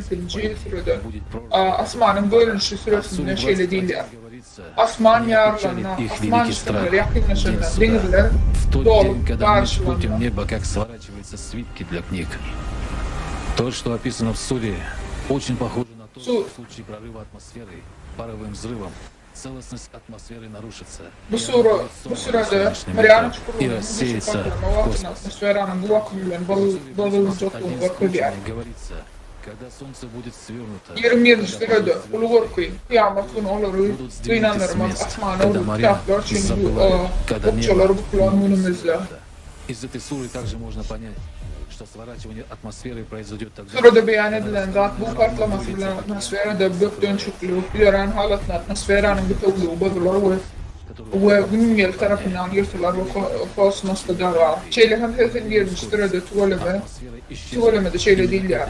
Gün yaşamına, yıldızlar düşene, dağlar uçurduğun yerlerine, denizler yanına, asman yakınlarına. слова пророка, саллаху алейхи Bu вассалям, sırada atmosferanın bükülmeğinin kızılgıfının magmanın kâhına çıkıp alavlar bir de çıkmağına düşünüp oluyor. Bu kanı azaların yıldızların yıkılmağına hemen hiç vaktine planetanın aylanmağı, ibadet çatlaşır, atmosfera yok olur. Bu hadisler yıldızların kaçacağını duymak demektir. Peygamberimizin sallallahu aleyhi ve sellem kıyametin varada sözlerinin cümlesi 2036. yılın Tevr ayının su çekişinden matematik model tarafından çekildiğin hadiselerin beyan görüyor. Onlar onu uzakta принесет ясный saklayanlar. дым, который окутает людей. Это будет Yakınını görüyoruz. когда земля и горы будут поданы. Buradan ölülerine gelecek sağlıkta başkaları da barışmayanlar mı? Galveste de onun alametleri EMP, Allah'ın. Nебо разверзнется, Hop günü geldi. Kaf sırasında şalun asman titremelerden titrap dağlar hareket ederler değil yani. запылают, когда небо Şalun yer будет сдернуто. kısalı И yıvaması если olur. реализуется сценарий Açılar değil судного yani. дня и произойдет описанное пророком, саллаху алейхи вассалям, то наша планета станет Asmanın подобна adamı Марсу. kahvaltı söğütülü günlüğe gelir. Yer ve dağlar değil, büyülür. Ulan hemmet dolu. Kıyamet konusunda araya durmuş ölçülse o Peygamberimiz sallallahu aleyhi ve sellem beyaneden da golkıştı planetамız Марса События, которые были показаны в ролике и которые так детально описал пророк Мухаммад, мир ему, ужасают. Но означает ли это, что у нас уже нет выбора, кроме как лицом к лицу столкнуться с триумфом Цербера? Есть ли у нас возможность и время изменить ход истории? Милостивый Аллах даже во времена приближения судного часа проявляет заботу о людях и дает шанс, чтобы умма, объединившись, смогла найти выход и решение из сложившейся ситуации. Ассаламу алейкум, дорогие братья и сестры. Аллах милостив и еще дает нам время. Аллах настолько милостив, что дал нам массу предвестников, предсказаний, многие из которых прозвучали в видео. Их настолько много, что не узнать время приближения судного дня просто невозможно. Но для чего наш любимый пророк, саллаллаху алейхи вассалям, хотел, чтобы мы узнали это время, если бы ничего нельзя было изменить? Даже сейчас, когда Дабат аль-Арт набирает все большую силу, обрушивается на целые города и острова, оставляя за собой руины, очень заметно, что количество людей, потерявших свои жизни, пока еще не stol veliko. Muhammed Aleyhisselam tarafından çelecek beğenilen vakalarda tutulmuş. Yani bu serbestin gençliğine karşı durmaktan başka yolun yok. Tarihin uğruna iyi bu vardı. Peygamber Allah Teala kıyamet sağladı yakınlaşan adamlar hatta dediğer ve ummanın az bir olmalı. Ummatın az bir olmalı. Bir odada çocuk çıkarlar. Это огромное количество потерянных жизней. Но ужасающий, что количество погибших людей не соответствует нанесенному стихии ущербу. Ведь под водой оказалась треть страны, и около 3 миллионов домов были повреждены или полностью разрушены. 33 миллиона человек были вынуждены покинуть свои дома. Супертайфун Нору 5 категории забрал около них в 4 странах. На Филиппинах, где он ударил с наибольшей мощностью, 12 погибших и 5 пропавших без вести. При том, что частично или полностью разрушены почти 60 тысяч домов, а до категории супертайфуна он усилился буквально за 6 часов, не оставляя людям времени на подготовку. Ураган 4 категории Ян, Флорида, оставил после себя более 150 погибших. А ведь это один из самых разрушительных ураганов, которые будут часть США за всю историю. Большое количество мощных землетрясений магнитудой более 5 происходит вдали от населенных пунктов. При этом они остаются малозаметными и не уносят человеческих жизней. Многие землетрясения пока еще происходят на достаточно большой глубине, что также уменьшает их разрушительность. Однако сейчас все больше расширяется территория землетрясений и растет их количество. Они уже начинают происходить близко к населенным пунктам, в которых ранее не наблюдались землетрясения. Более того, глубина землетрясений уменьшается. Все чаще они происходят на глубине. Это значит, даже самые большие магнитуды несут все больше жизни.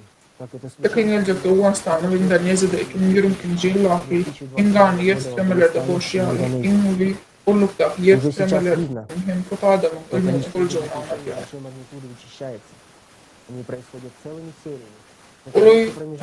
Ollukta yetiştirmelerin sahanın arttığının iyen belli.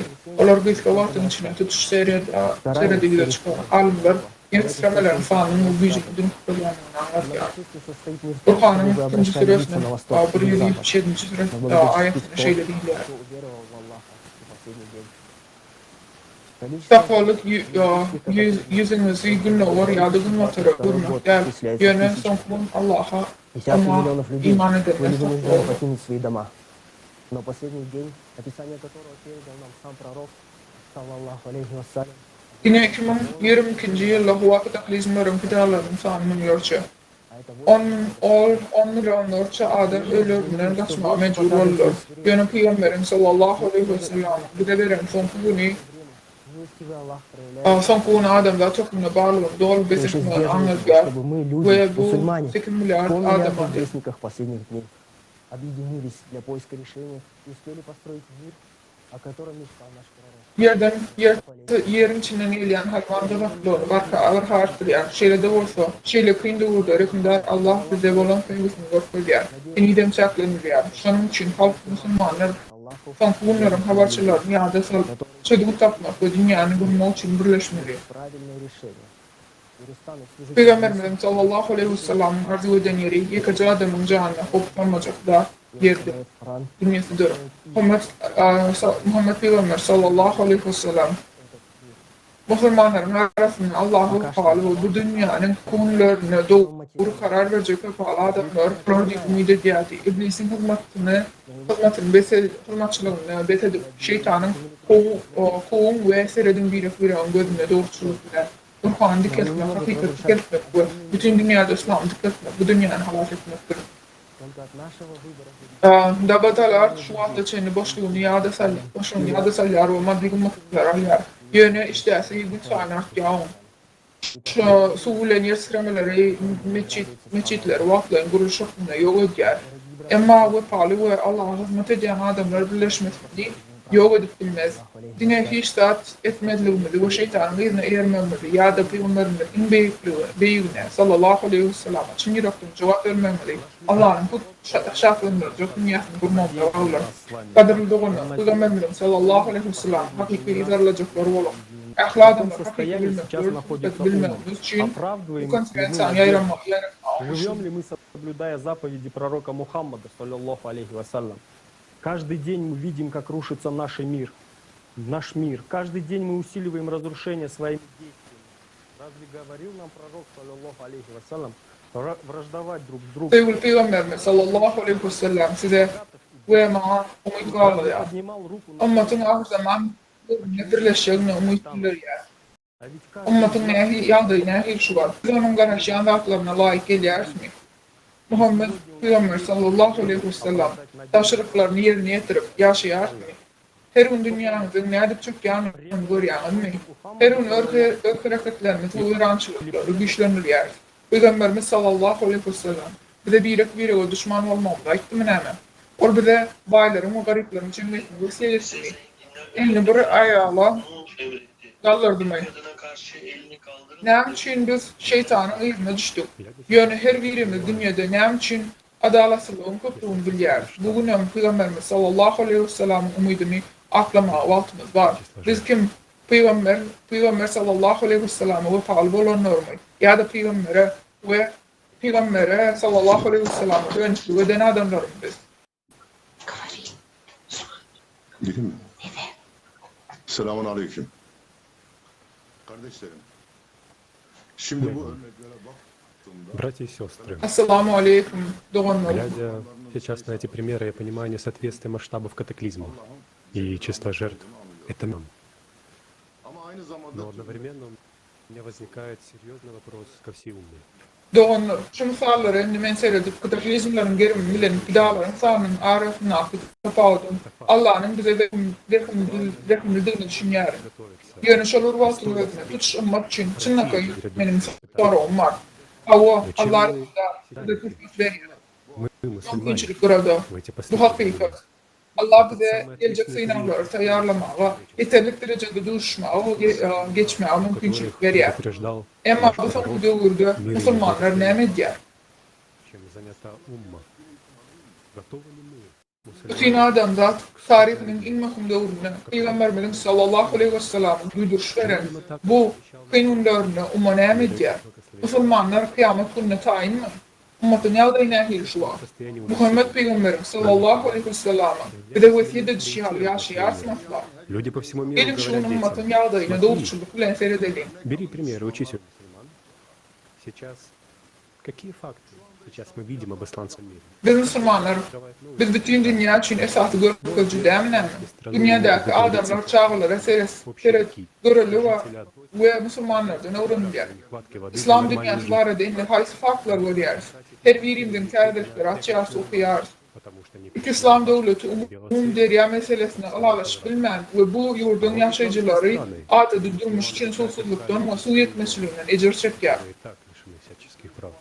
Bu yerde doğumlarımızın cuma namazı için meçhide gitmeye ruhsat verilmeyer. Sebebi Эти долги, в которых он залез, Hazretin чтобы Aydıçyalı ответить, aktar kıynak yedi. А вот другой наш брат говорит журналисту, у нас нет денег на еду.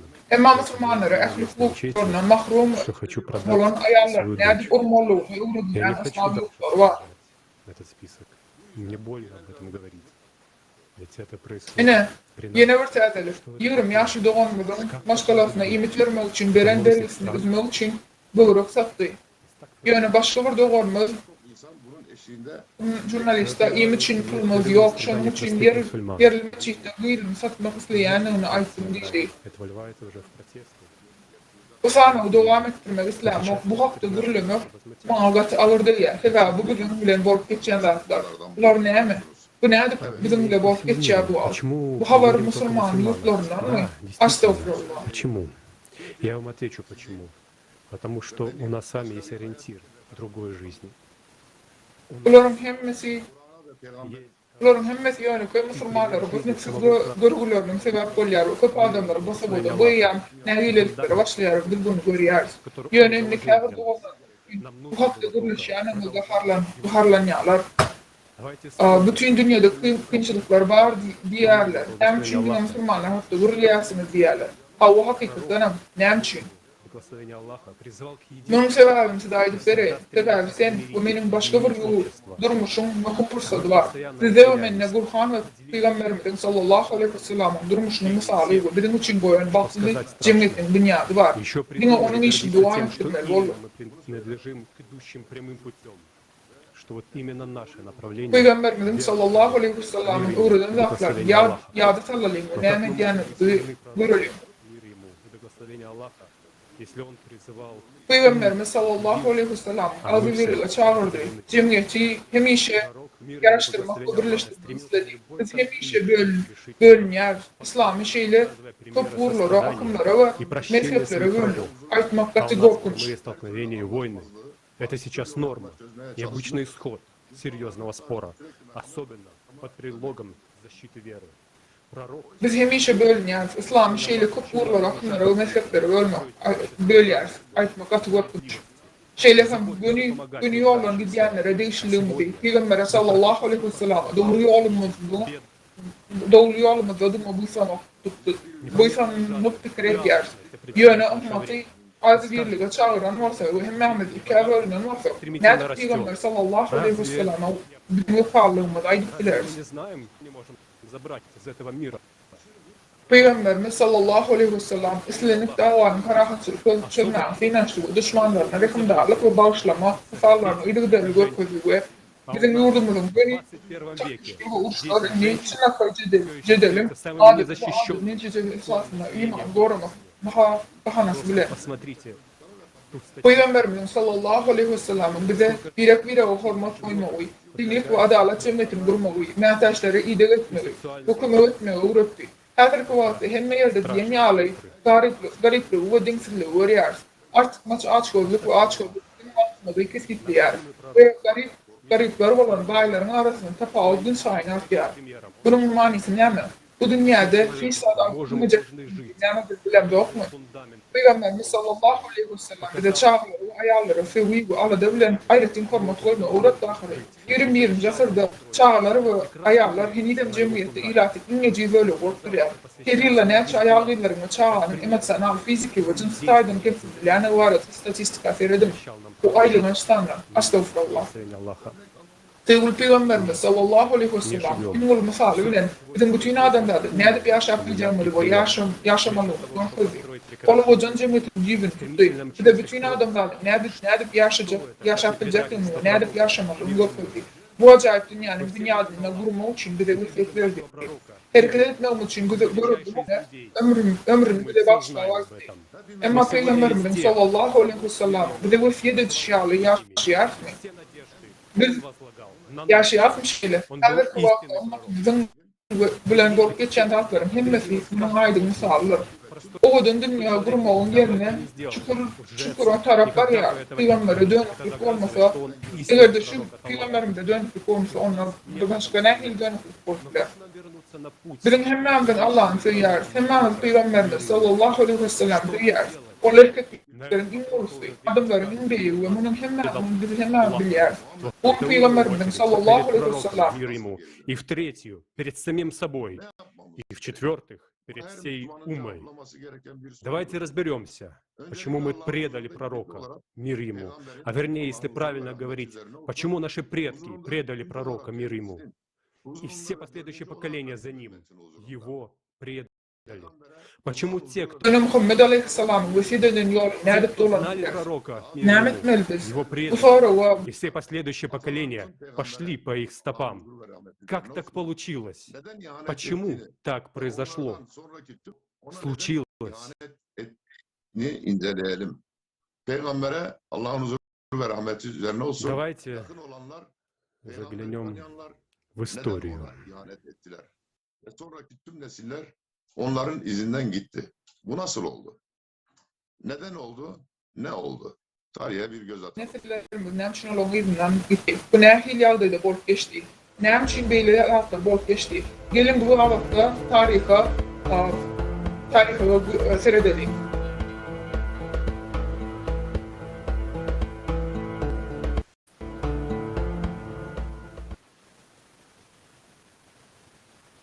Мусульман Аллах является Господом миров.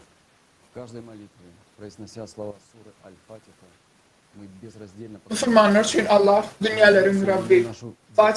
Fatiha Suresi'nin sözlerini aydıp her duada Allah'a ibadet ediyoruz. Ona çarpı minnettarlık ediyoruz. Ehli meselelerde kime soruyor. Onun hakikati özlüyoruz. Galiberse de Allah'ın Resulü Muhammed sallallahu aleyhi ve sellem dünyalara rehim bir vaktlanırlar. Bu sözlerde adam anına düşünmekle tıpkı mani var. Adam için düşünmekle tıpkı. Allah'ın alemlere rehim bir vaktlanırma adam kim olmalı? Şunun için bugün Muhammed Peygamberim sallallahu aleyhi ve sellem'in faziletleri hakta aydınlarımızda onun ehli mumun ve global vazifesini yeni devir gerekli kıyar.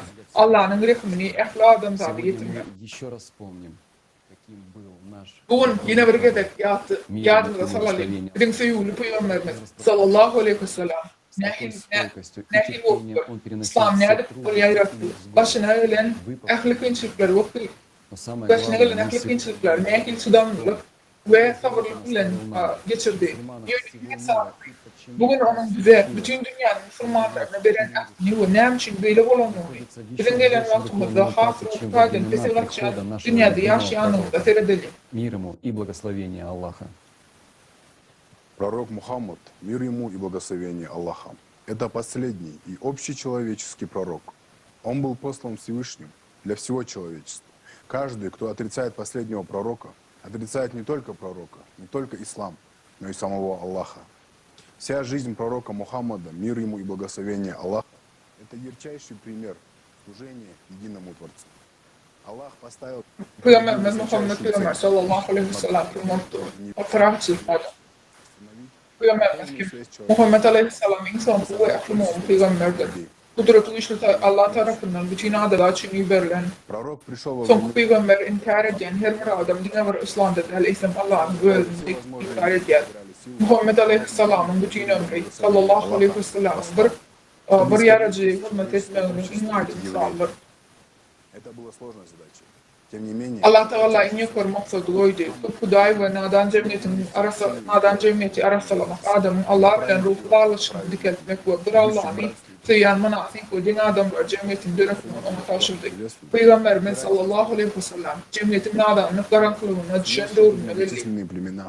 Ehli mümkün olan günahları güçlenmeyen şartlarına Muhammed aleyhisselam bu hadiseler adamlar cemiyetini yok etmek için yerine verildi. Bu katı kıyın iş olan için.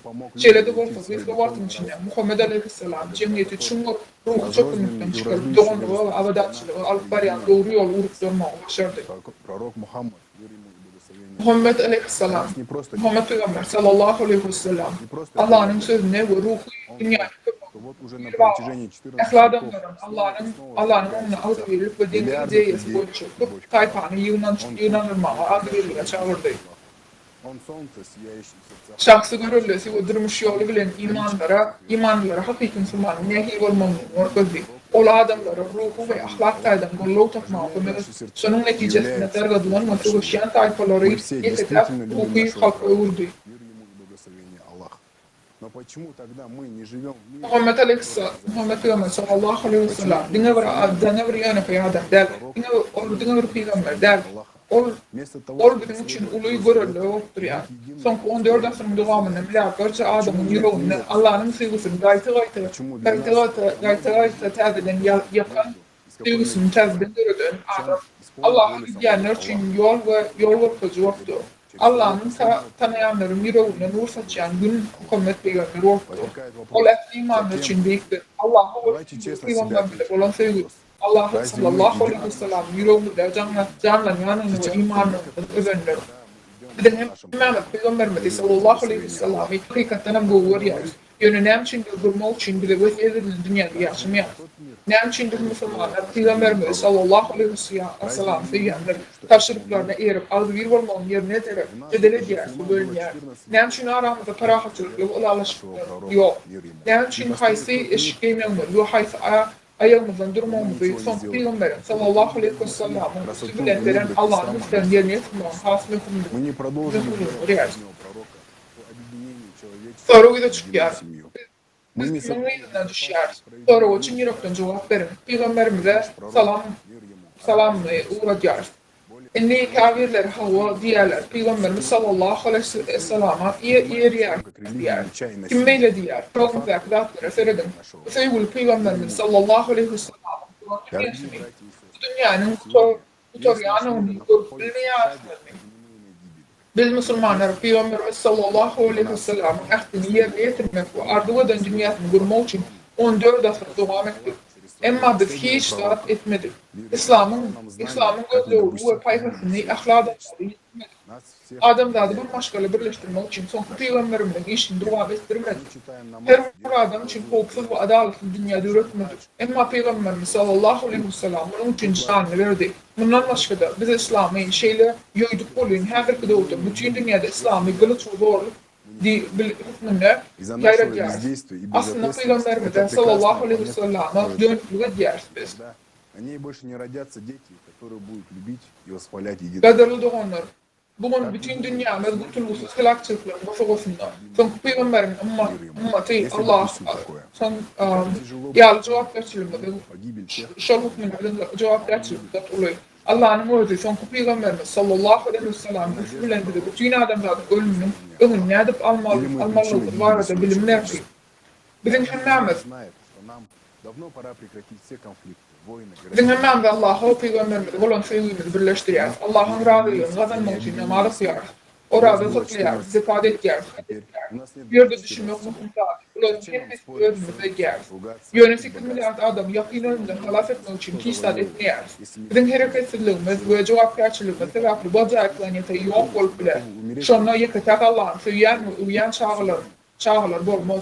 Bizim fikrimiz için marufet versek. Sevgili Peygamberimiz sallallahu aleyhi ve sellem'in gözlerine seyredip bilirsin mi? Söyleyenlerin ölümünü görmek ona hilkin olur. Ol bir söyler ve her birimize karışıyor. Biz kim Peygamberimizin sallallahu aleyhi ve sellem'in muydu var mı?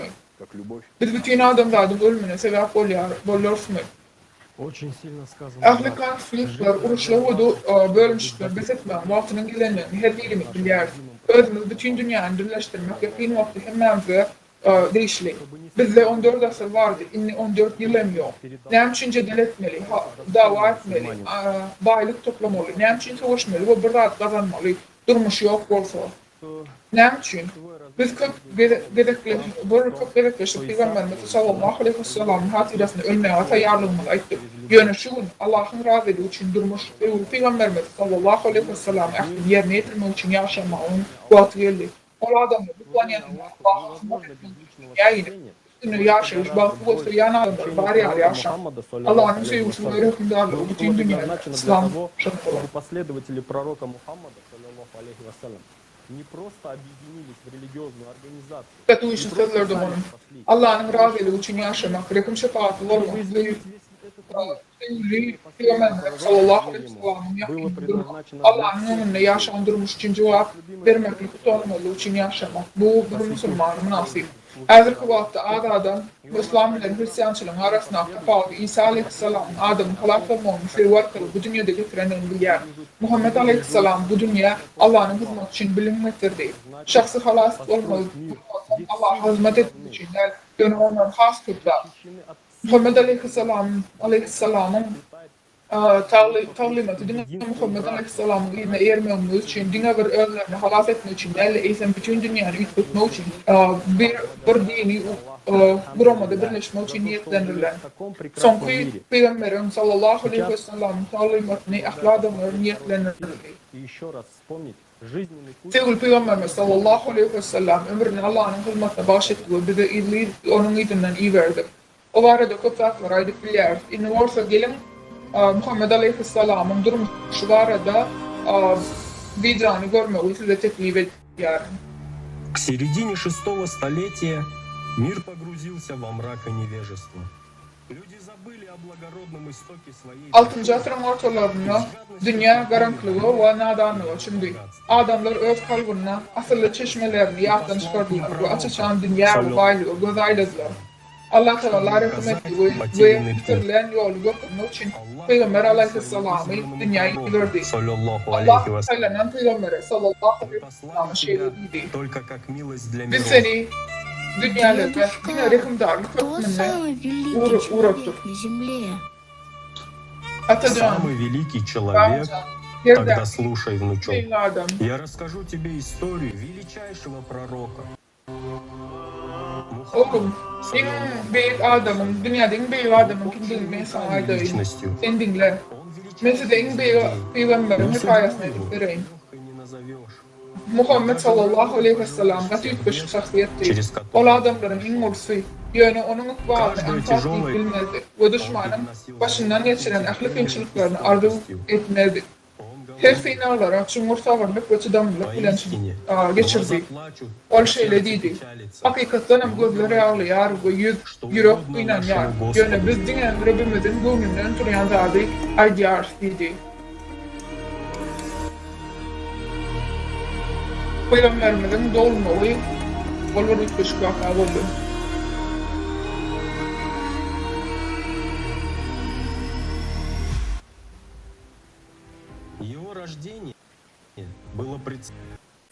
Peygamberimizin doğulmağı onunla aydık geçirli. Meryem'in oğlu İsa dedi. Ey İsrail oğulları, ben size Tanrı'dan gelen zatların doğurduğunu tasdiklemek ve ilimden gelecek. Adam'ın, Ahmet'in, Muhammed'in boyunca Resulü hatta hoşgavarını ilan etmek için verilir. Muhammed aleyhisselam'ın aksi Abdülmuttalib asıllı adam oldu. Gelecek Peygamber sallallahu aleyhi ve sellem'in adını onun atası da tutar. Muhammed dedi ona ad verdi ve bu adı atababalarının adlarından has iler tutan adam oldu. O şeyledi, o atakanlı şeylediydi. Cennette Allah tarafından çok rahatlanmağını ve yerdeki adamlar tarafından vakfedilmemesini Muhammed adı ıvva münasip bir anladılar. Çağlıktan beri Muhammed Peygamber katı duyguları varlar. Sevgili ve şeyli bir malayında varliğinden düşler ona Al-Alim adlanırlar. Bu söz Al-Alim sözü Arap diline doğrusu bu pahalı itibarlı divatlarlar. Şöyle sebepli, hatta Muhammed Peygamber sallallahu aleyhi ve sellem'in düşmanları hem onu yörlerini, kulları bilen onunla yardı. Peygamber sallallahu aleyhi ve sellem'in yukarı edepli ve doğrusulu hatta onlar bilirdi. Muhammed sallallahu aleyhi ve sellem takminen 5 yaşında kaçıp ağladı yaşıyor. Halima Etiyopya'dan çağa ve gırtlayan adamların düştüğü onu öğretmekte sonra. Sonrası şeylediydi. Uçağın hükümeti adamlar onu öldürdü bilen yurdumuza ederiz. Sebebi önüme duvarda eşittir. Halima, Muhammed sallallahu aleyhi ve sellem dürledi ve çiz vakti Mekke'deki ecesinin yanına kaytarıp verdi. Emma tid vakten en atasından Muhammed Aleyhisselam bilyen yıkıta gecesi caylanını ve 2 yıldan sonra atası Yamara'dan çıktı. Muhammed sallallahu aleyhi ve sellem bari 18 yaşındaki atasının caylanış çaresini yaklaştı ve çıkıp açıp bağladı. Garip yetim yani köçekon taşladı. 12 yaşında kervanlarla esker olup bir işe başladı. Bir neçe yıldan sonra parçaların birini ona bilim değnesi veren ve geleceğin bağlı dik ve rütbeten çumur doğaları üreten bırakılarla tanıştı. İlk başta kapı adamları yağlı. İnsan islerleri bilen hareket ediyordu. Muhammed sallallahu aleyhi ve sellem bayvası övdü dolu tanımağına inanıyordu. 23 yaşında asıl yağla öğlendi. Hatice onu baylığını verdi. Birek bütün ömrüne geçiren arası ve Çin yürəkten seviyordu. Hatice onun için emmeler hayal edildi. Yollaşır. Ama vazifə ve pulu Ramazan Muhammed sallallahu aleyhi ve sellem isteyen çıkıp altına yetişilmedi. Baylığın ve gücünün gelen gücün kalbinin onun isteyen ve addelini düşündü. Hatice Adams'ın girovunun Suuda'da yatmayanını gördü ve işinden onu boşadıp ona atak verdi. Toplan Hira dağının tepesinde kovakta gidilenip emme dağda yağdan çıkarıyordu. İmit ve içki, yine hakikat dünyamızın şekillerinin anasına gidilenen zatlar hatta kiret geldi. Muhammed sallallahu aleyhi ve sellem Sonra vermem devam etti. Maddi dünyanın türmesindeki durmuştan başka dağıt olmasa bağlım kıyıdat namedi böyle sonra veriyordu. Günlerin birinde özüm gaytalayan görmüş vardı. Günlerin birine onun doğuktan çıkıp dağın nedine çıkıp başladı. Onu çağırayan sesi eşitti. Muhammed Aleyhisselam Osman'ı seyretti. O yerde 6 aylar düşünme özünü görünüyor bir perişten gördü. Olmadığı dünyadan hasıl başka bir hakikat duygusunu ve düşüncesini bağdığına terk etmedi. Akılda yaradan Rab ve yaradıcı Allah'dan haberli olmak takdire geldi. Bu hakikat duygusu sever başlayanca onu hakikate yakınlaş başladı. Ol korkudan ve tolgunlanmadan titrek Hatice'nin yanına geldi ve basit sırayana için beni yap deyip haş etti. Uzak gecelerde çumur dua dilerlerden son varlığın manisine düşündü. Bu varsa ona bilim bir düşünce verdi. Hakiki bilimlerin çeşmesini açıp kalbinin uyanıp vadet etmeye münasip manisinin vardığını Alillah Hudayın vardığını taptı. Son varsa baş perişte Cebrail'den yukarıdan hamallayıp sonra. Cebrail şöyle şeyle dedi. İnni dünyaya girip bu bilimleri adamlara getirmelisin dedi. Ondan Muhammed Peygamber sallallahu aleyhi ve sellem şey dedi. Adamlara size ne uğranın dağıtlarını nedir? Söz bilen düşündürüpler neydi?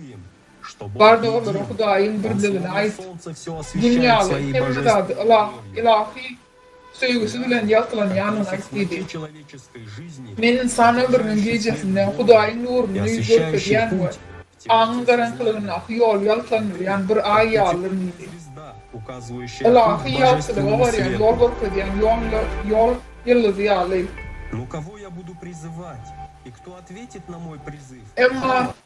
Emma men kimi çağırayım, men çağırışıma kimler cevap verir?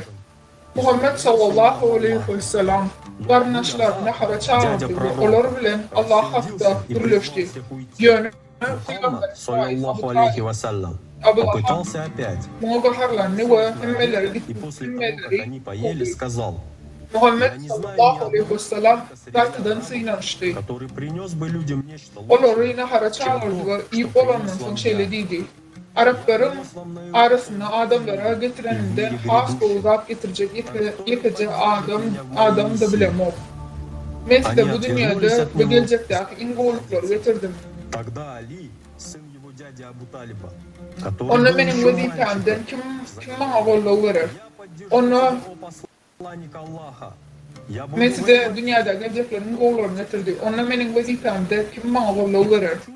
Onunla yüze vurup devam Kavra daisi Abu Talib Ali Gudreddin.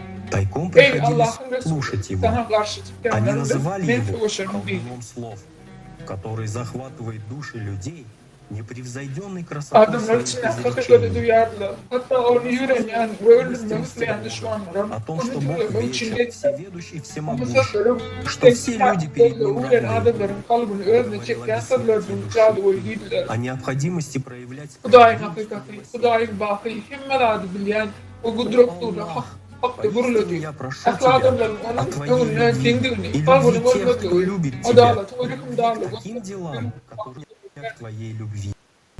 Благодаря Ey своей Allah, мудрости, hakikaten Muhammed senden sevginin ve senin seviyenlerin sevgisi ve beni sevgini de akbacak amallar senden sonra yardım edin. политического хаоса и поставить их на путь Akıllarla sebepli Muhammed sallallahu aleyhi ve sellem Arapları için vurnadan ve siyasi bulamacılıklar onları medeni tacet etmek ve sonra figürler vermek yoluna koymaya başardı.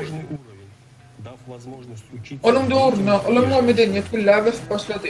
Bilme değişli derecede çıkardığı ve çağlarda, ayarlarda öğrenmişlerdi. спасти им жизнь.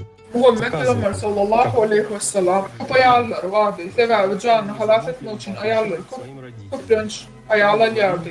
Evet görülüler bilen ayarlar nerede cemeleşmelerini en atasına üstlüğü ve aladallığını Через görkemdi. все поступки пророка, саллаллаху Cennet алейхи enelerin ayaklarını masa asırladılar. отношению к врагам, Merhametli sallallahu aleyhi ve sellem ehli hareketleri bilen gıdım sapakyalı hareket ederdi. Düşmanlara hoş niyetli olmak adamda var. Havarçı en yukarı derecede vardı. İslam'ın düşmanları onu öldürmeye bir neçede inançlılar. когда их lовили и приводили к Bunun посланию, yalı vakşçileri cezalarını adaletli olurdu. Yönü tutulup getirilen vaktinden olumunu etmeli, söz verdi ve ölünü ölürecek olan adamlar azat etti. все возможное, чтобы Muhammed Peygamber urşu ve gan dokuşu yerdi. Onlardan kaçı durmak için elinden gelene geldi. добавив при этом, чтобы они O leskerleri dönüklükten kaçı durma duyuruyordu. Şalur vatın önüne ayarlar, çağlar, garlar ve mayıkları. разрушать doма, Körler, не сжигать ölürme, palмы или фруктовые деревья, laşlaştırıyor. Yağlar yıkılmalı, palma ağaçları ya da meyve ağaçları yakmalı. Bu adamların durmuşunu hiç iyi bulmadı, yürüyordu. Uğraşta uğruna da şeyleri сражался с теми, кто в своих корыстных целях занимался людей. То есть пророк, саллаллаху алейхи ва Öyle саллям, de isteklerden adamların imanı ulen, Allah ulen meşgulun, yani ulen ortaya şeydi. Yani Peygamberimiz sallallahu aleyhi ve sellem imanın araçları bir Hudaya ibadet etmek için her adam Hudaya bilen gönlünün bu bağlanışı için görüştü. Muhammed sallallahu aleyhi ve sellem dünyadaki hızatlar, hasta sohbet, İsleyenlikler sonra adamlar birbirini sevmek için değil, sonra aydınlardı. Asıl ve şükran. Muhammed Peygamber sallallahu aleyhi ve sellem dünyadaki ahlaklardan hasta soğuk isteyenler şeyleri değil. Adamlar birbirini sevmemiz en ol soğuk değil.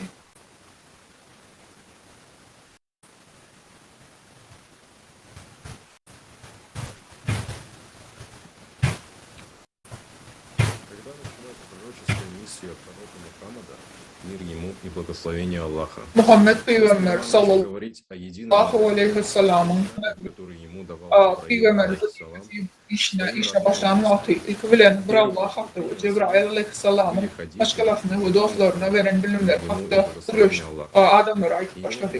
İslam ilkinci olup kabul eden Muhammed aleyhisselam'ın ayağı Hadice sallallahu aleyhi ve sellem'in yeğeni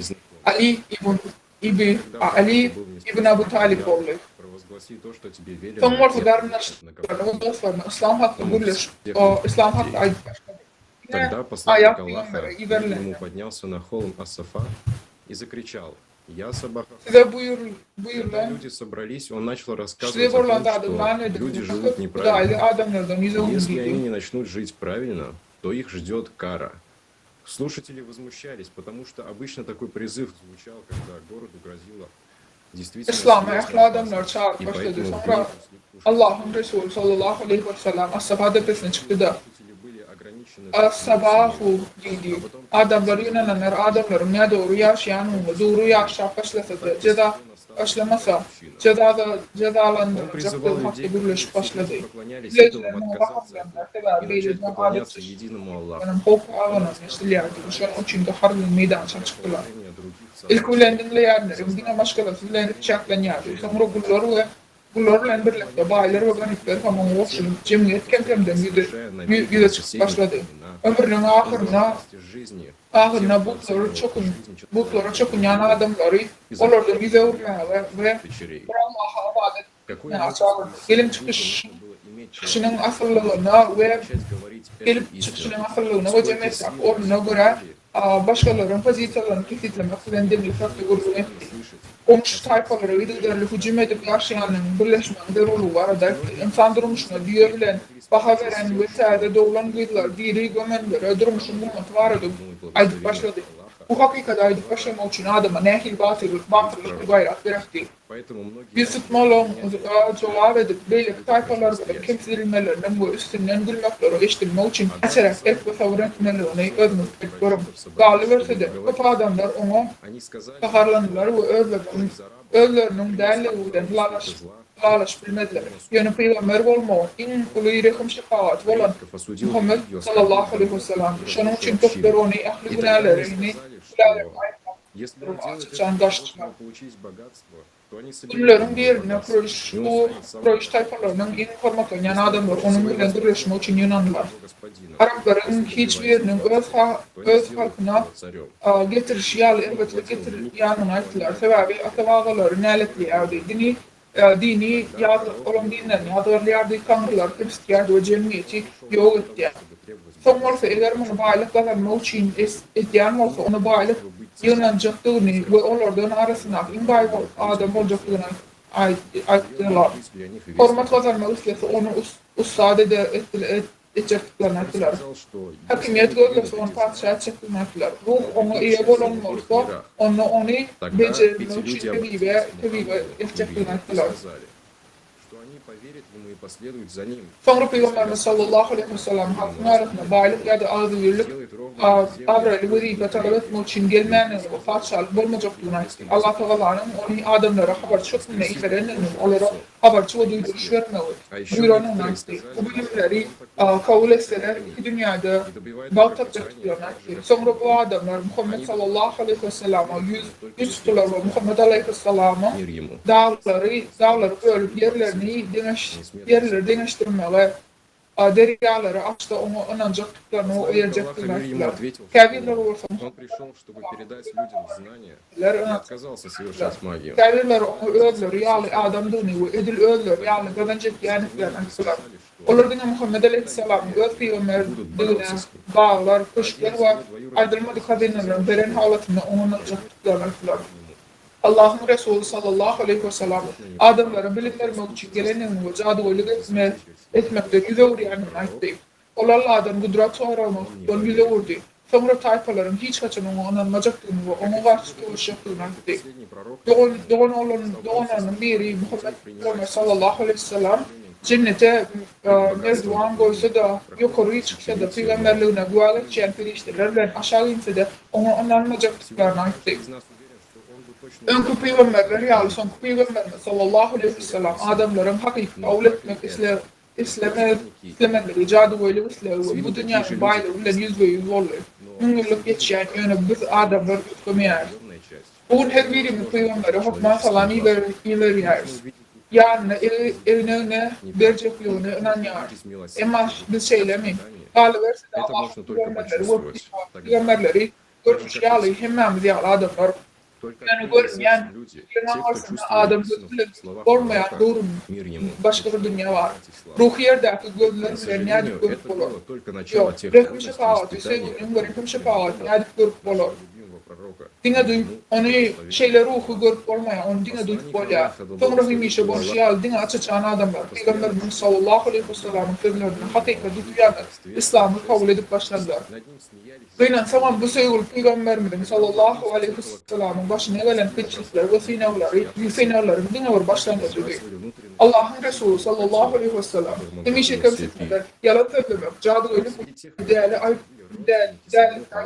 Мир ему и благословение Аллаха. O bir Некоторые yaşadılar. многобожники Kevan доходили bolayına до dua того, edenler arkasına значением всех своих имений, веровали в Аллаха и Ama последовали çevreleri за zımbılar. пророком Мухаммадом. Мир Şeylerin ему boyunu и çevrelerinin благословение. naharı şiryan gazın o Согласно историческим свидетельствам, самыми жестокими bu nedenlerin последователями arasında Peygamberim sallallahu aleyhi ve sellem Абу kardeşler Джахаль hem bağlı. ибн Аль-Хаттаб. Kâr hudaylar, Allah'a Так долго, iman что eden сам Muhammed aleyhisselam rîne yeren tîre takılar rîne molçin tile. одну из женщин, Tarih принявших Fuhut ислам. öğren bir Müslümanların dağın izarlayan Abu Cahil ve Umar ibn Hattab'dı. Amraatlı kulların biri Umar ibn Hattab kıprın şehir uriyardı volun özü yadı.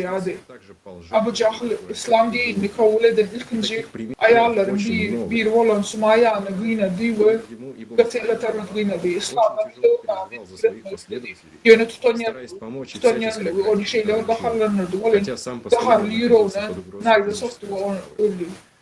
Adam sayı Несмотря на то, что Proşun gıyınamalarının fidası varlığı ve öldürülü şeyler sağlar. Batkıp враги ислама были вынуждены Peygamberimiz sallallahu aleyhi ve sellem ödüne eğercileri ala dalan yardı kıp öğretmen даже врагу не пожелаешь всех трудностей, Özdağısı Abu Talib'in koğundarlı ortada hemişe fizik zorluğa kopmasını yaşardı. Abu Talib baştan o İslam'ın düşmanları bununla hesaplaşmaya mecbur oldu. Ama Ramazan Muhammed Aleyhisselam'ın öldürülmesine kıynaşan halatlardan bollu. Hatta düşman söyleyip Peygamberimiz Muhammed Aleyhisselam'ın hakikati halka getirmek, İslam hakkı halka getirmek için baştan geçiren ahlak günçülüklerini istemek. Вам явился посланник из вашей семьи. Тяжко для него то, что вы İslam страдали. yolunu öğretmenliği bazıları duvan ettiler. Şeyler dünyalarında Muhammed Aleyhisselam fakirlik ve başlamak hükümünü görküldü. Ve yamanlığı idine kaytarmadı. Kur'an'ın şeyle değil yani. Arana da bir haberçi geldi. Öcürçekyenlerimiz çektirenlerimiz onu kıyın. Вы знаете, Он несмотря на член все финансия, трудности, с он которыми пришлось иманный, столкнуться рахмы, нашему любимому да. пророку, саллаллаху алейхи вассалям, несмотря на всю жестокость и несправедливость, которые выпали на его долю, Söğül Peygamberimiz sallallahu aleyhi ve sellem baştan geçiren ahlakîçiliklerine varamazdan, başına gelen ahlak hükümsüzlüğü ve adalatsızlığı varamazdan, dünya varıp öz yerine eğerciler hakkı değil, izden baştan geçirenlere üst vermekle, geçirenlere üst vermekle elçekti. Bu hatta uruşun hatta halkların birleşmeni başaran adam. Ondan sonra Muhammed Peygamberimiz sallallahu aleyhi ve sellem bir de öz boş tarih şartnamanın bağlaşlarının ve bize bağlarlarının ve hazır vakit adamların yaşamının yekidek mümkünçülükler, nekil bağlaşlarının öğrenirsiniz. Gürcistan'ın urmat bu arada hazır bize görünmeli.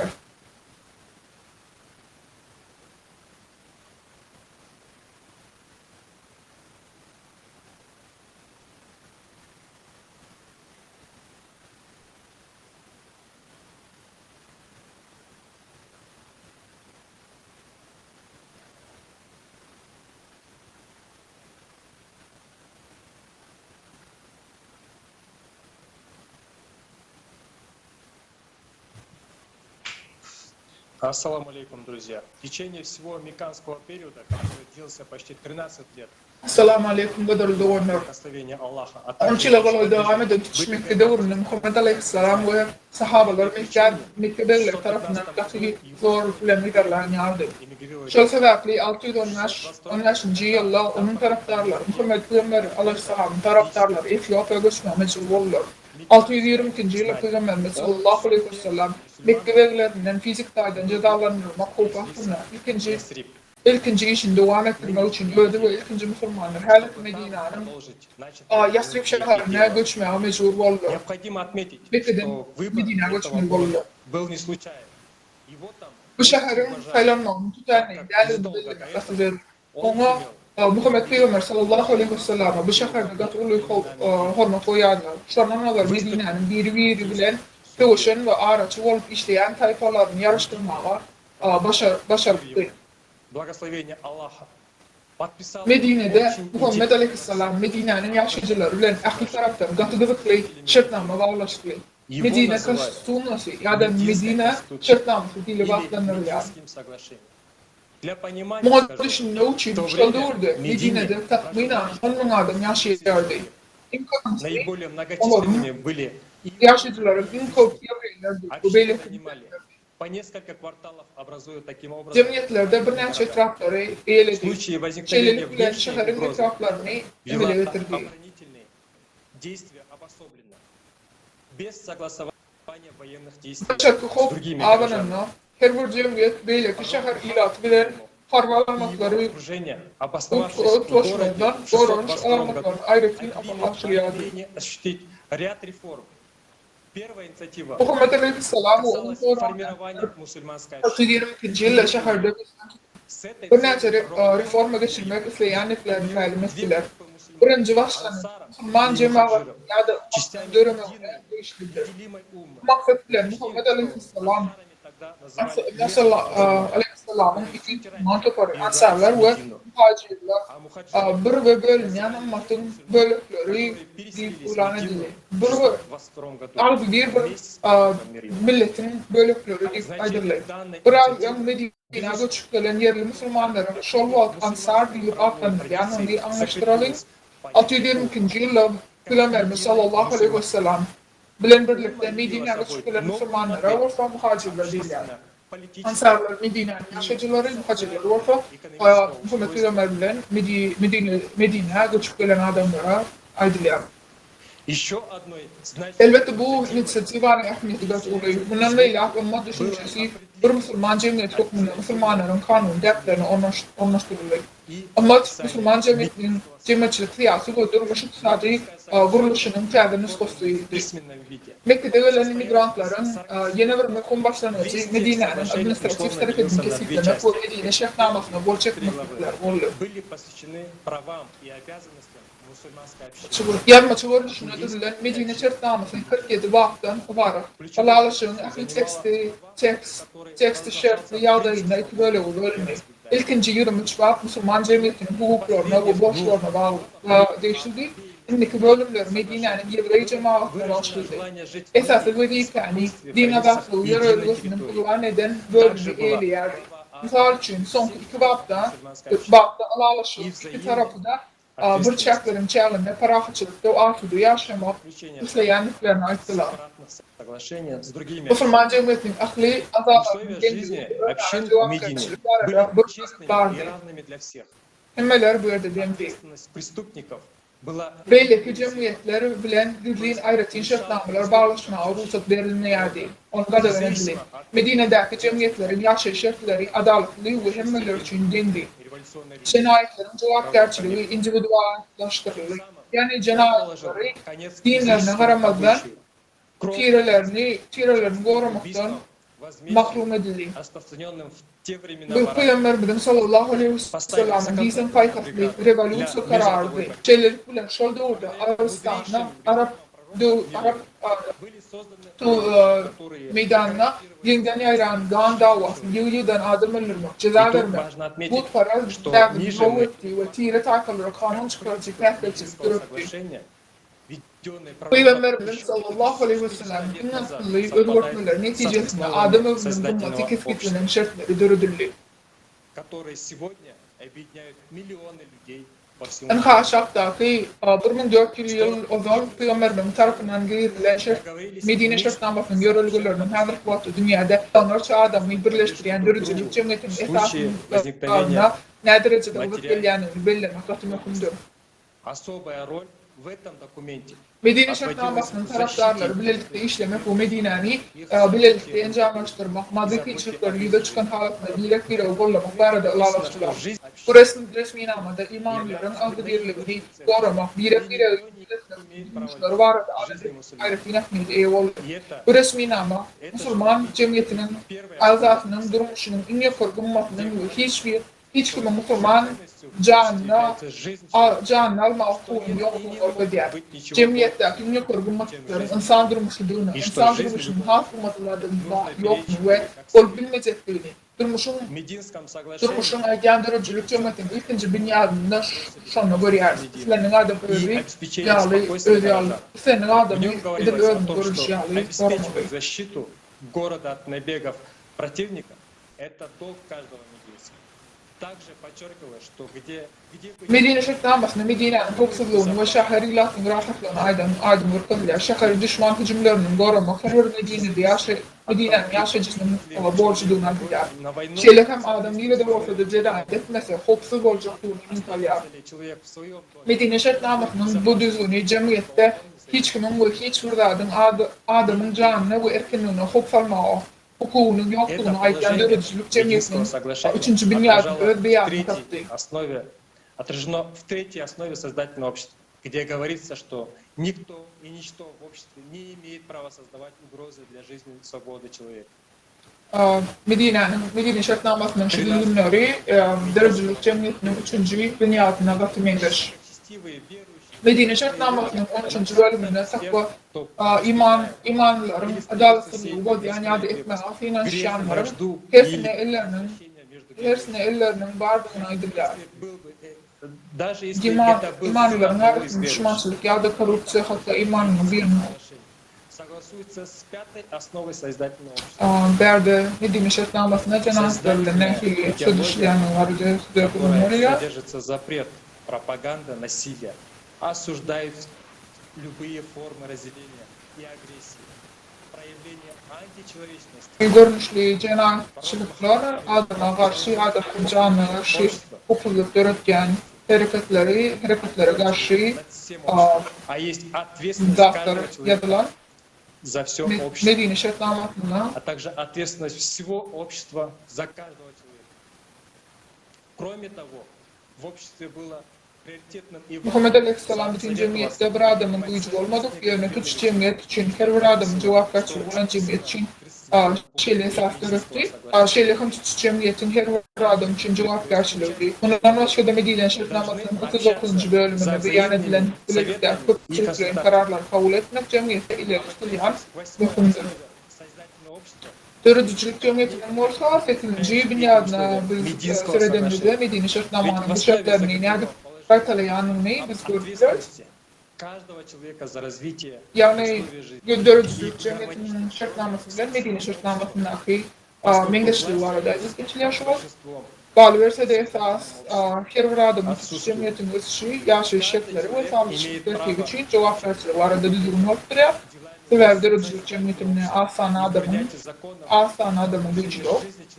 Her bir adamın Törücülük cemiyetinin işlerinin dönülmesi ve şahsiyetinin durmuşunu kullanılması için kanunların kabul edilmesine katlaşmağa, şeyle hem cemiyetçilik ahmiyeti çözüldüğü tutuş yurt boyunca ara mahlaklaşılmalı ve seslenmeler katlaşma hukuku var.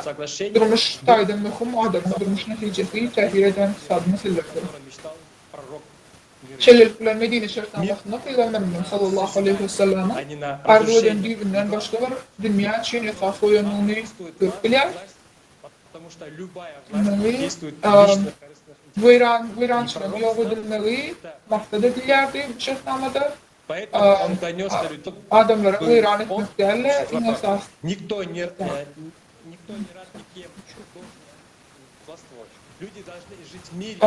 Bu yerde Peygamberimiz adamlara buyrançılığa karşı tehditler geldi,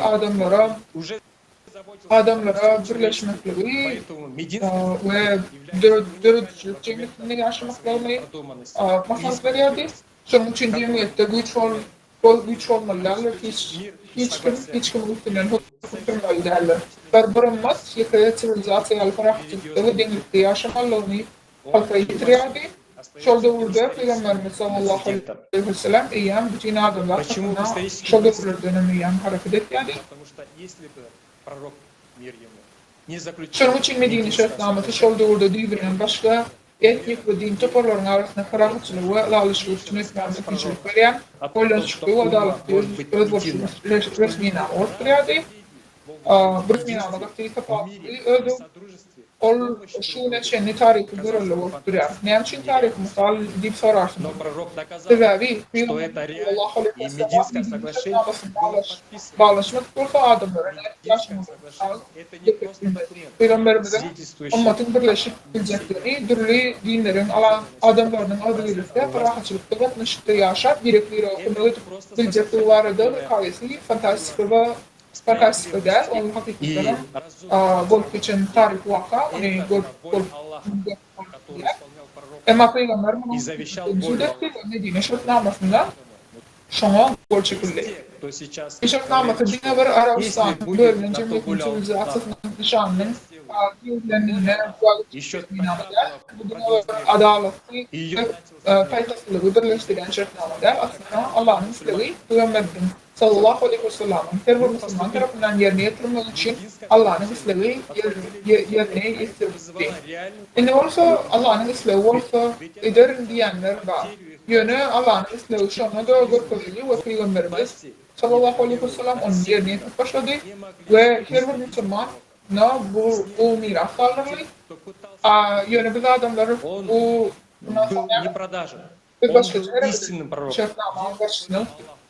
Мединское соглашение продемонстрировало, что люди Medine şartnamasy adamlar tarafından alındy ve bu Kur'anlaryň arasynda hakiki howsalandyr.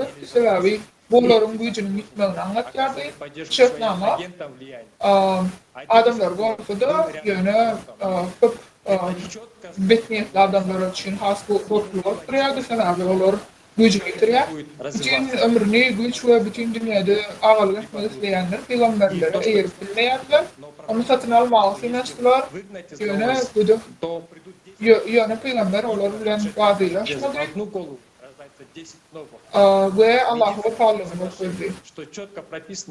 Medine şartnamasy adamlaryň şeýle parahatçylygy we agdyrlygy ýaşamak, ýaşap bilecekleri bolsa, şonuň üçin İslamyň afirmaniýetinde durmuşa geçirilmeli üçin bu köp daýlar Peygamberimizin sallallahu aleyhi ve sellem'in ýanyna biri bolan täsir wekillerini bolladylar.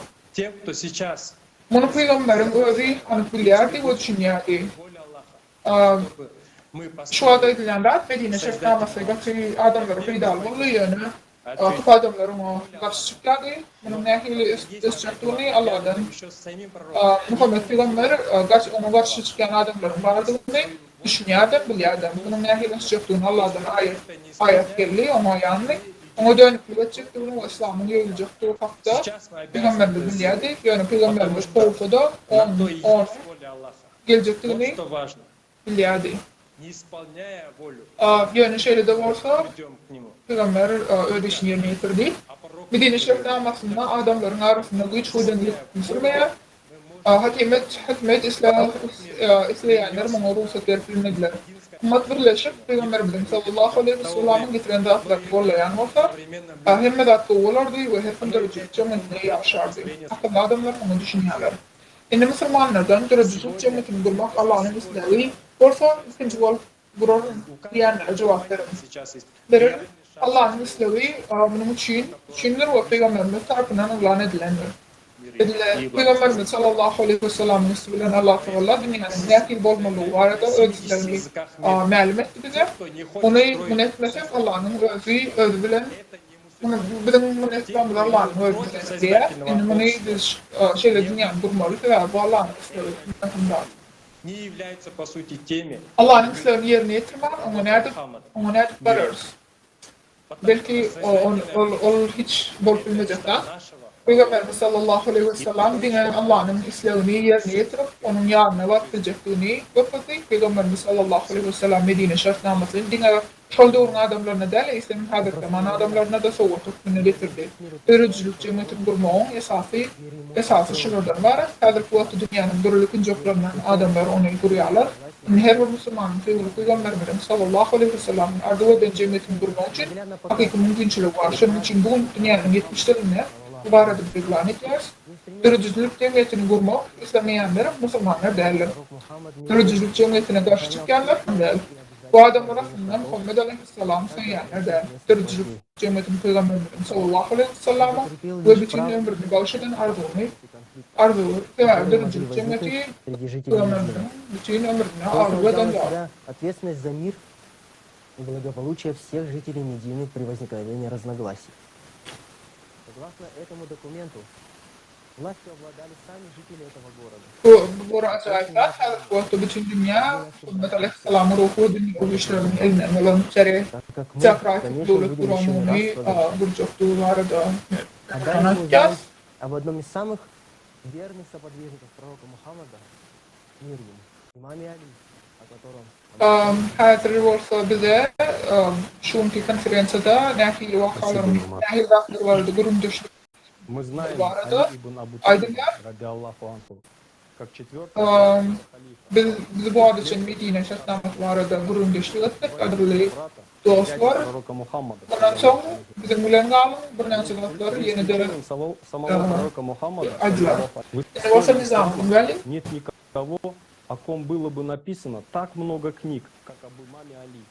Имам Али, будучи воспитанным с детства самим пророком, Olsa biz İmam Ali İbn Talib barada aydınları dinler. Ali İbn Talib'in doğrultuçuluk hali, ilerleyici yollar, sallallahu aleyhi ve sellem'den başka İslam tarihinde İmam Ali'ye İmam Ali hakkında yazılan для служения единому Аллаху. İmam Ali var adı kitaplar yazılan. Его прозвали Асадуллой. Peygamberimiz sallallahu aleyhi ve sellem çağrıktan çevrelenen İmam Ali, peygamberlik işlerine, doğamına, yanına değil adamlar, Müslüman cemaatinin ehli işlerine işten katmıştı. Ali, insan kilimine için Allah'a ve Muhammed Peygamber'e ve Allah'ın salavatlarını vefalı oldu. İmam Ali, bir Allah'a hizmet etmek için canını veren ve korkusu Sözlerde korkudan edermenin için Asudullah Allah verildi. Bu orta Allah'ın yolbaşlığı dünya anlatıyor. Muhammed Aleyhisselam İmam Ali'ne sözler kılıcını soğuk bu şeyde dedi. Пророк Мухаммад говорил имаму Али, никто кроме Ali bilen bir adam yok. Zülfikar'a dengılıç yok. Şeylerin Muhammed Aleyhisselam bir hadisi var. Ben bilim şehri Ali orta onun derecesidir dedi. Muhammed Aleyhisselam bu sözleri İmam Ali'nin dine ve korkusu olman ise İslam için bilenini gösteriyor. Muhammed Aleyhisselam İmam Ali'nin cüdatıyardı ve formaklardı. Sebebi Allah'a ve Muhammed Aleyhisselam'a tükenksizliğinde ama Ali hizmet ediyordu. Muhammed Aleyhisselam İmam Ali vardı şeyleriydi. Benden başka hiç kim Allah'ını doğru tanıyarsınız. Allah'dan benden başka hiç kimse münasip değil tanımayan.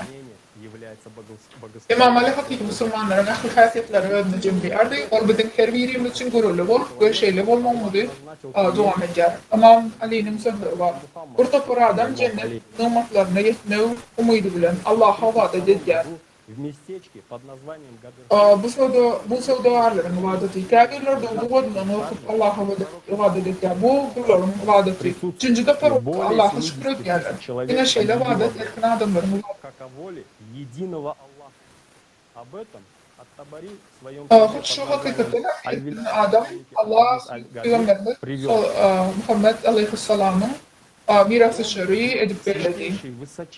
Berde Ali İmam Ali'nin Muhammed Peygamber'in mirası şer'i hükmünde belirleneni var adıyla 630. yılda Gadir Hum bilen yerde Muhammed Aleyhisselam ömrünün en sonki haç davarasını tamamlandı.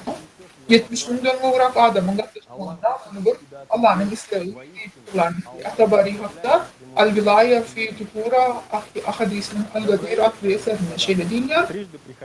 Muhammed Peygamber sallallahu aleyhi ve sellem'in vaadına edilişali Gadir Hum'da Kudreti güçlü Allah Teala bu ayatı bana ayan etti. Ey Resul, Perverdigarınızdan iyi verilen vaatları getirin. Bunu etmeseniz onun havarını götürmediniz.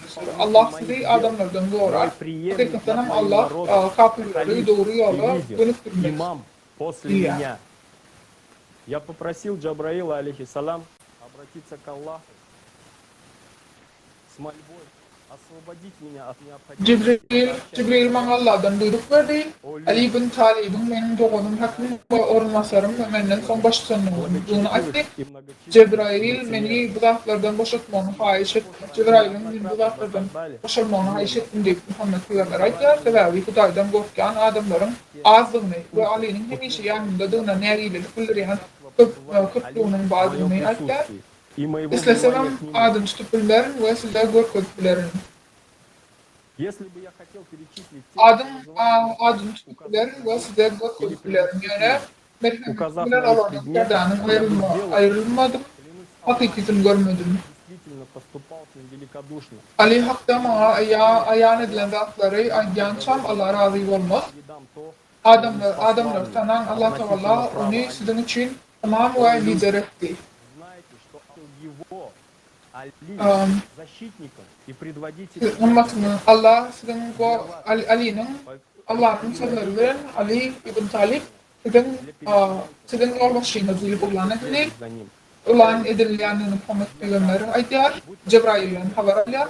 Ondan sonra kıyamet günü çenli nesillerinizden imanlar ve yoldaşlar Allah'ın ve Peygamberin bu sözlerin zatlarından başka adım halal değerlerini bilir ve Allah'ın ve Peygamberin ve devam edenlerini başka hiç fark edemeyenler. Allah'ın bana Ali varada vermeyecektiğini bilir. Şunun için ondan daşlaşmam ve onu tepki etmem. Çiğirde Muhammed Peygamber ve ümmetine öz miras dışarı şu Ali'nin izinden gitmekleri var aytladı. Orası hakikate urukturar dedi hem de hakikate kalaydı. Allah aldan yüze uğrayan adamları hiç sade tanımayan ya da kabul etmeyen bildi. Allah şöyle adamı o da verir. Ali'ni öz miras dışarı onun izinden onu yolu şimdi etmekte ceza ağır ve bakı olur. Allah Teala'nın nimetleri inip yaradan zatlar var olsa ol Ali minnet son en ulu adam. Ama karşı çıktı ona hüküm Вашего Господа. bilim bu sözleri Cibril'den getiriyor ve ol Allah'dan. Şunun için her birinizin geleceği tayinlenen dağdını da gödaylasın. Bu kanun aydan aydın görpedmelerine seyredin ve göçme ayakları eğirmeyen. Sebebin ilginin alıcı adamın başka vurmanın düşünür. А также его посланник, саллаллаху алейхи вассалям, и они, то есть имамы. И нет ничего запретного, кроме того, что объявил Аллах. А также его посланник. Sonra Allah'ın Resulü Ali'nin elini alır dua etti. Benim ussal olan her benim ussal olan özüne beni peygamber hasar eden her bir adam Ali Al-Hak'ta bu buyruk Allah tarafından idareli. Allah'ın emrinin size getirilenlerini bilin. Bu hakta her birine aittim. Ondan başka hiç kimin lider olmağına ruhsat vermem. Sonra Allah'ın Resulü hümmelerini görmek için yine de Allah'ın elini, Ali'nin elini alırdı ve şöyle dedi. Ey adamlar, bana eriyenlerin hümmet için bu Ali benim doğumum, ormanlarım, ilmini ve mirasçıları aramızdadır. Что он поступит так с каждым, кто воспротивится его повелению о нем и будет мучить его самыми тяжкими муками, которые длятся во веки веков. Поэтому остерегайтесь, чтобы не выступить против него и не угодить в огонь. Cebrail üstelik benim yanıma ve hopsuzluğu vardı imanlarım Rabbimin buyruğunu getirip şiirde duranlığımı ve ahire hemmelere Ali ibn Talib'in doğumunu haber veren ormanlarım ve yerine getirici işlerini miraslaşırım. Halifim ve beni son liderim imam olmalıdır. Cebrail aleyhisselamın imanlarım hopsuzluğu Allah'ın ona hayiş ettim. Takvalarım ağzını bilinenlerini sebepsiz haber vermenden boşaltma hayiş ettim. 200'lerim futbol ve beni üzerle kohanlarım yani beni hemen glok deyip atlanırdılar ve Allah'ın ve в Ali'nin его аят, huzurunda yuyudan olmağı, onun вникайте üzerine в его sırat ясный kişilik аят olanına. и не следуйте иносказательным частям, ибо клянусь Аллахом, никто не сможет объяснить вам его предостережение и его тайны, и никто не разъяснит его толкование, кроме того, кого я взял за руку, поставил рядом с собой. И он поднял его руку, имама Али. Мы сейчас с вами услышали слова последнего, величайшего пророка. Bu yerde aydınlan lafların himmesi Muhammed Peygamber'in şu al-Gadirhum diyen yerde Ali'ni öldü mirası şerif hükmüne ulan edilen tarih vakatlarındaydılar. Adam Muhammed Peygamber öz idinden gittiğin adamlara Ali'nin idinden hükmüne gitmekliklerinin vardı. Eğer sözleri adamlar dinlemezse Ali'nin idinden gidip onu Ali'ni öz liderler hükmüne etmişler. Gatı ulu cezalardan geçecekler vardı. Taşırıklar verdi. Adamlar Ali'nin izinden mesela doğru düşükleri Allah'ın karşısına gidecekler var adettiler. Çünkü Büyük Peygamberimiz sallallahu aleyhi ve sellem'in sözlerini işte 14 asırından adam 70 bin adamın katlaşmağını edilmişlikleri yaptığını çıkmacak seçtili. Yani maslahat Muhammed Peygamber'in Ali'ni mirası şöyle edenler tarihi vakası 70 bin adam katlaşmıştı. Bu sözler 10 milyarca medya platformasının yanı 70 dil aydıl yani hazır 70 dilin aydıllar hiçbirimiz düşünmedik yani. Peygamberimizin sallallahu aleyhi ve sellem'in sözlerine Cibril aleyhisselam'ın Allah'ın öz tarafından iyi veren sözlerine şükürlerine yani. Berda edilenler şeyle tarihi ulu ve gati vacip vakalı şurada kafa adamlar Muhammed Peygamber'in yankı aydan sözlerine izinden gitmediler. Ali'ni öğrenlerinin mirası şerif hükmüne ulan etmediler. Nemçin böyle vakanın bot geçenliğini şu an benim getiriştiğini mihmanımız şu an şafalarını veriyor. Nemçin biz Müslümanlar sevgili Peygamberimiz Muhammed Aleyhisselam'ın ilmine düşmedik. Nemçin Allah'a onun islerine karşı gittik. Şeyle sözler bize derler, kentler Ali'ni idinden gitmediler da aydın dağıtlar. Muhammed Peygamberimiz Aleyhisselam'ın Kut öldüm sözler, Kut Allah'dan gelen hayatlar yönetmeni de Nemçin adamlar onun izinden gitmedi. Yani naleslerlenlerin izinden gidenimiz nedik oluyor. Nedik bize ona karşı gidip bilir. Bir Allah'ın islerine karşı çıkanlarımız için. Biz henidem oları giderliyoruz. Biz henidem Muhammed Peygamber'e karşı çıkan adamların izinden ihtiyaç var. Ona näme sebep oluyor? Dünyamızın näme uğurlarını meselesi kurulur. Dünyamızın naletlenýär sebäbi Peygamberimiz sallallahu aleyhi ve sellem'in sözlerine yoyanları Allah'ın özüne dönüklük edenlere erýär.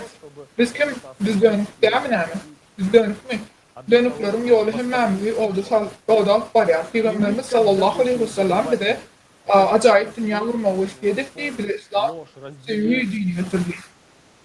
Sevgi dünyasında biz sizin bilen 14 asırlar yaşaplardık. Yani ata-babalarımız şeytanın şirklarına, yorulgularına gidinden gittiler. Yani Allah hükümdar ata-babalarımızın yanlışlıklarını düzeltmek için henüz mümkünçülüğümüz var.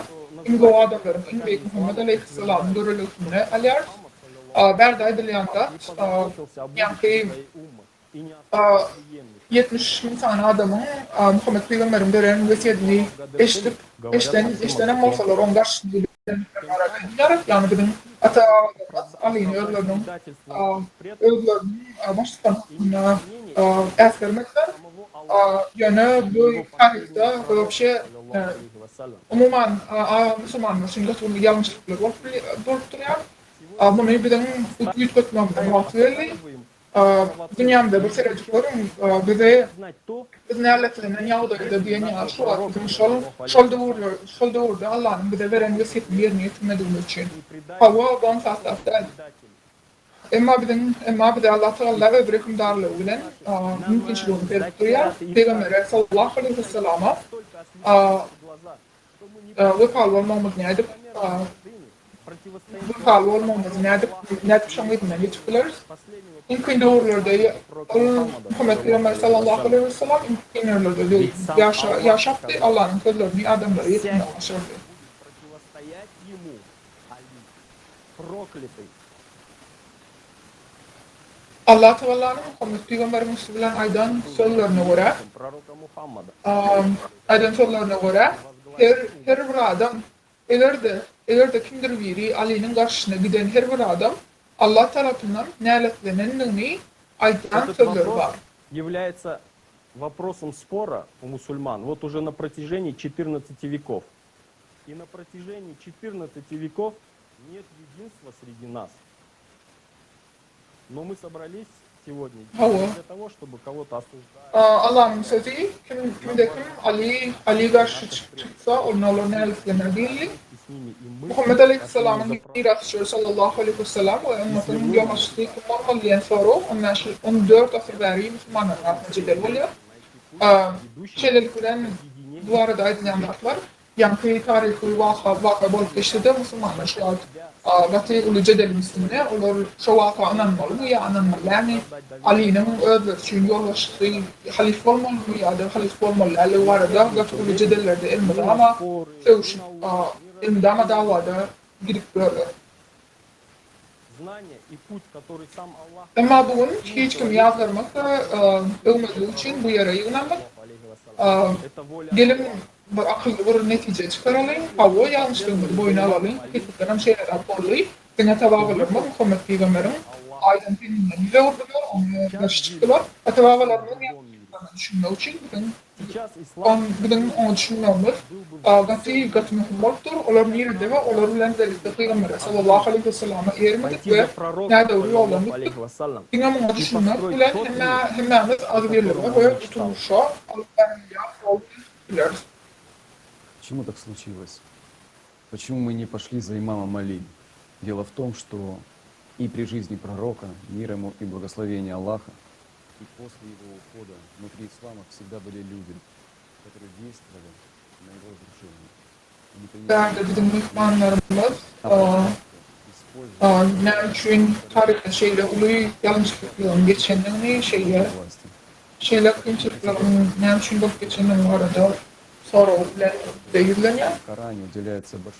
Peygamberimiz sallallahu aleyhi ve sellem'in ölümüne ağasıyla nişan oyunu eminliği mevcut. Bu bugün benim için yani. Tarihin karşısına, Peygamberin karşısına çıkanın sebeplerine bu arada hadetlerin açıklıkları bilen. Bunlar izleme. Защитники ислама на самом деле работают изнутри уммы против самих мусульман, вносят раскол, смуту и действуют ради достижения своей выгоды. Это важный момент для понимания нашей истории. Это касается как раннего периода ислама, так и наших дней. Вот и тогда, в период становления халифата, были такие люди, Şu an bizlerin altın grubu boyunca bölümünün var. Bizim dön Müslümanların Peygamberimizi dön güvenimizi var da kurun edilir. İngen zat olsa, in kızık zat olsa, bizim düşmanı, bizim şu Allah'a dönüp bize iteri veren adam, İslam dininin tarihine öz içinde yerleşen adam, yani Ömer İbn Hattab'ın günahı boyunca bugün hemen ne doğru yolun tarihanın barıda про людей слова Аллаха. Пророк своим примером, своими словами, делами и любовью к людям вел верующих праведным, прямым путем к Аллаху. Как мы уже слышали, пророк прошел через множество лишений и испытаний. Hükümdar Allah'ın adıyla biz indiki birleşeceğimiz maksat mekmanımızı da bunun yerine aittirip Sevgili Peygamberimiz sallallahu aleyhi ve sellem bütün ömrünü Allah'ın sözünü halka getirmek için bağışlattı.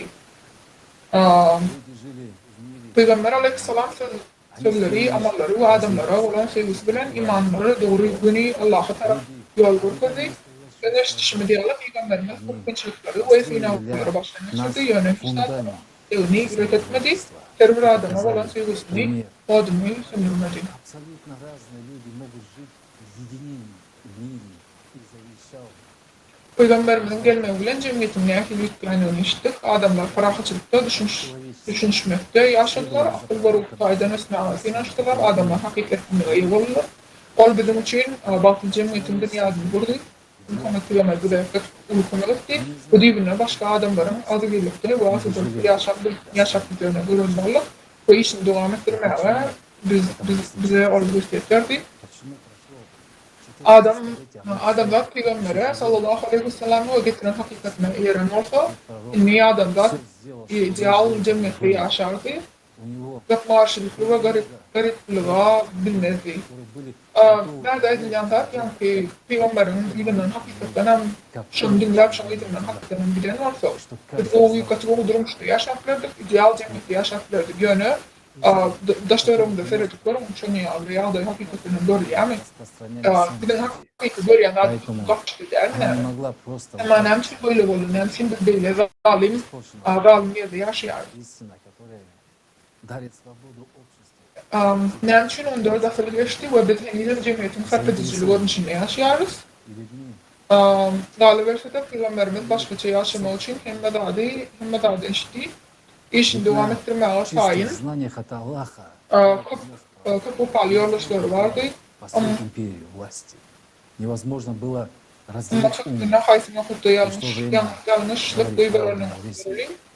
должен знать имена тех, кто пошел против пророка, мир ему. Только истина способна сегодня очистить. Biz hakikaten yapmamızın vaktiyle Muhammed Peygamber'e karşı çıkan hakiki adamların aklarını doğru ve açıkçası yapmamızın vaktiyle. Большая ответственность. Знания исказили. Те, кто клялся в верности пророку Мухаммаду, саллаху алейхи вассалям. Предали его, как это произошло. Рассказав о имаме Али и верности Аллаху и пророку Мухаммаду, саллаху алейхи вассалям. Невозможно не рассказать и о человеке, который считается одним из ближайших сподвижников пророка Мухаммада, саллаху алейхи вассалям. Я говорю про Умара ибн аль-Хаттаба. Он был одним из самых влиятельных и богатых людей в Мекке. До приятия ислама Умар был многобожником и ярым противником ислама. Очень жестко преследовал последователей пророка Мухаммада, саллаху алейхи вассалям. Некоторых он подвергал мучениям, некоторых убивал. Однажды Умар решил убить самого пророка Мухаммада, саллаху алейхи вассалям, за то, что тот... Bu yerde bizim düşmanlarımızın acip veren dağıtları, tarih vakaları eğirip ve hakikate eğirip etsek olan dağıtlarının umumi çele acip versek onu size yankı veren sorularımız, yani bizim Peygamberimizin karşısına gitmemizin nemizde olanlara da cevap verirler. Onun cevabı olsa İslam'ın tarihinde, İslam'ın bir içinde özünü doğu adamına görkeden sıranem olsa Ömer ibn Hattab, yani ikinci halif Ömer ibn Hattab'ın tevabı boyunca, onun günahı boyunca, onun erve dişli, betperli eden işler sebeple biz Peygamberimize karşı şu an yoldan bayanımız var ediler. Ömer ibn Hattab katı zalim adam olan onun misallarını çok yerlerde tapmak mümkün. Hatta bir vakt Peygamberimizin hut özünü hem öldürmeye çalışan vaktim var. И они говорили, из твоих товарищей более никого более ценного для нас нету, чем ты, потому что ты приходишь к нам. То есть человек, принявший ислам, по какой-то причине продолжал посещать синагогу и учиться у иудеев. Более того, быть их братом и самым ценным товарищем. Зачем мусульманину, преданному своему пророку и любящему Аллаха, учиться у иудеев? Ведь сам пророк, саллаху алейхи вассалям, много раз говорил, что ему даны завершения всех слов, и что он печать всех пророков в иудейских синагогах будущий мусульманский халиф Умар. Более того, Умар не только посещал занятия иудеев, он неоднократно при свидетелях приносил Тору пророку Мухаммаду, саллаллаху алейхи вассалям. Умар предлагал посланнику Аллаха принять Тору. Вы вдумайтесь, насколько нужно было не верить в ту истину, которую принес для всех людей наш любимый пророк, чтобы предлагать ему принять Тору. Посланнику Аллаха, через которого вещал ангел Джабраиль, предлагать принять Тору, когда Умар в очередной раз предложил Тору пророк Мухаммад, саллаллаху алейхи вассалям, разгневался и сказал: «О люди, поистине мне даны все слова из завершения, так довольствуйтесь мной. Я пришел к вам с тем, что является чистым и ясным, так не впадайте же в заблуждение, и да не собьет вас с пути заблудшие. Не собьет вас с пути заблудшие». Пророк открыто говорил, что Умар заблуждается, и что если последовать за ним, то можно сбиться с пути. Пророк говорил мусульманам не слушать Умара. И это факт. И по сей день знают многие мусульмане.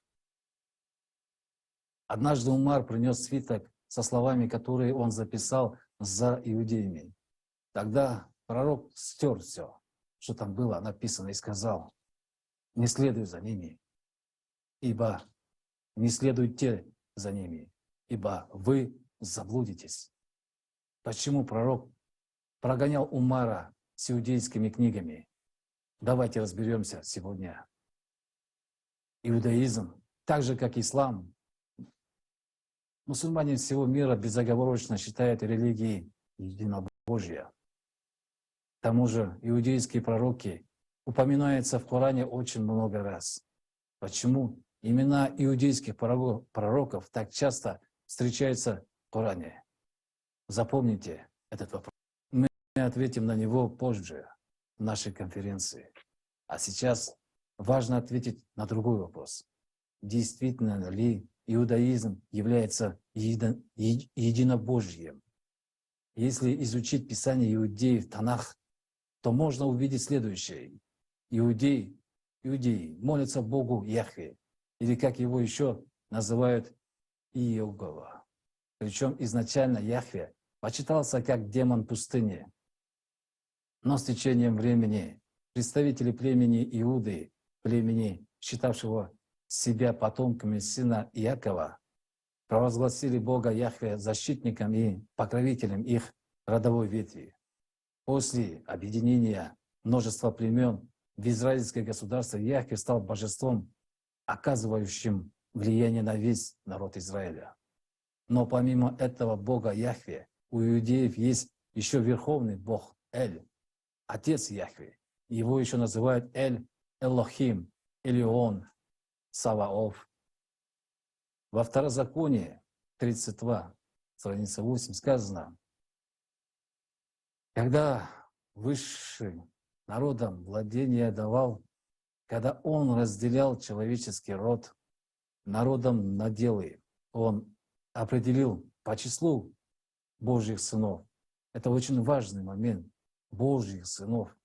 Получается, что есть Верховный Бог Эль, у него есть сыновья, и среди них есть младший сын Яхве, который считается покровителем народа Израиля. Впервые Бог Яхве встречается в Торе в книге Бреишит, Бытие. И на протяжении всей еврейской Библии, Танаха, упоминается более 7000 раз, что намного чаще, чем какие-либо другие имена Бога. Получается, что богами иудеев является Бог Яхве, который является сыном другого Бога, Эля. Как можно так тогда считать иудеев единобожниками, если они поклоняются как минимум 2 богам? Это ведь записано в их религиозных источниках. О каком единобожии может идти речь? Разве Яхве может быть верховным Богом, если он младший сын Эля? Получается, иудаизм — это многобожие, а иудеи — многобожники. Это факты, которые можете проверить, каждый может проверить. И это факты говорят сами за себя. Иудаизм — это многобожие. Поймите, мы ничего не имеем против иудаизма. У них свои традиции, у них свой Бог Яхве, сын Эля. Это даже не Бог, а сын того, кто назначил себя Богом, Эля. Но ислам — это другое. И наш любимый пророк Мухаммад, саллаллаху алейхи вассалям, принес нам истину о едином Аллахе. Пророк говорил: скажи, Он Аллах единый, Аллах вечный. Он не родил и не был рожден, и нет никого равного Ему. И как может человек, называющий себя мусульманином, приносить пророку Тору, только если этот человек является преданным учеником многобожников? Только здесь есть. Если он хранит верность им и хочет, чтобы учения пророка стали похожими на религию многобожников, пророку было открыто все, и он понимал, чего хочет Умар, и поэтому прогонял иудея многобожника с его иудейскими традициями и религией. Пророк знал, чем это закончится, но он оставлял нам выбор. Мы должны были выбрать, кого нам слушать. Пророк оставил этот выбор на нашей совести. Итак, вернемся к нашей истории. Возникает вопрос, для чего вообще многобожнику принимать ислам, если он все равно остается верным своей религии.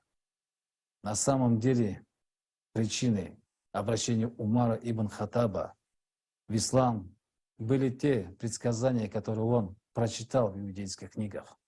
В книге Камаль ад-Дин шейха Садуха сказано: они приняли ислам из алчных побуждений, поскольку услышали от иудеев, что они находят в Торе и других предшествующих писаниях указания на существующие события, в том числе предсказания о Мухаммаде, саллаллаху алейхи вассалям, и результатах его правления. Иудеи упомянули, что власть Мухаммада, саллаллаху алейхи вассалям, распространится над арабами, как власть Навуходоносора распространилась над Бану Исраил. И победа над арабами будет подобна победе Навуходоносора над Бану Исраил, за исключением того, что Навуходоносор был лжецом, а Мухаммад пророком. И Абу Бакр с Умаром поспешили к пророку, мир ему, произнесли, что нет Бога, кроме Аллаха, и принесли присягу из алчных побуждений, желая получить власть, когда дела пророка, мир ему, наладятся. Когда же дела пророка, саллаллаху алейхи, наладились, они с группой лицемеров замыслили его убить, но Аллах разрушил их козни. Разве вы об этом не знали, мусульмане? Знали. Но продолжим. Посмотрите, насколько все становится ясным. Если смотреть на факты, богатство и влияние было у Умара и так. Но одно дело богатство и власть в пределах Мекки, а другое дело стать частью иудейского пророчества, стать тем, о ком написано в иудейских свитках, честолюбие и жажда власти. Вот что толкнуло многобожника и иудея Умара ибн аль-Хаттаба поспешить принести лживую клятву верности пророку. Саллаллаху алейхи вассалям. Мы видим, что Умар еще при жизни пророка пытался привнести в ислам иудейские традиции, но ему это сделать только после ухода пророка к Аллаху. И все это будет раскрыто позже, в нашей конференции. Итак, Умар вошел в ислам, желая захватить власть для себя, и при этом продолжал поддерживать отношения с иудеями как одной из опорных точек того заговора, который он составил вместе с другими лицемерами. И с этой группой лицемеров, дорогие братья и сестры, Умар пытался убить нашего любимого пророка, саллаху алейхи вассалям. Ведь все вы знаете о том, как Умар пытался убить нашего любимого пророка, саллаху алейхи вассалям. Ему на горной тропе, на пути из Табука, на этой горной тропе на пророка Мухаммада, саллаху алейхи вассалям, было совершено нападение группы людей с закрытыми лицами на верблюдах. Рядом с пророком был преданный Хузайфа. Когда по воле Аллаха им удалось благополучно преодолеть перевал, пророк Мухаммад, саллаху алейхи вассалям, спросил у Хузайфы: «Узнал ли ты тех людей?» На что Хузайфа ответил, что их лица были закрытыми, но он узнал большинство их верблюдов. Пророк не захотел раскрывать их имена. И уже после его ухода к Аллаху Хузайфа раскрыл имена тех, кто пытался его убить. И среди этих людей, числа прочих, был Умар, Абу Бакр и другие. Об этом передали Аль-Хайсами,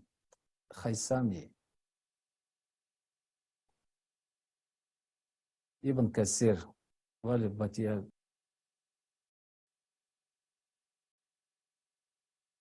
Многие ученые об этом говорили.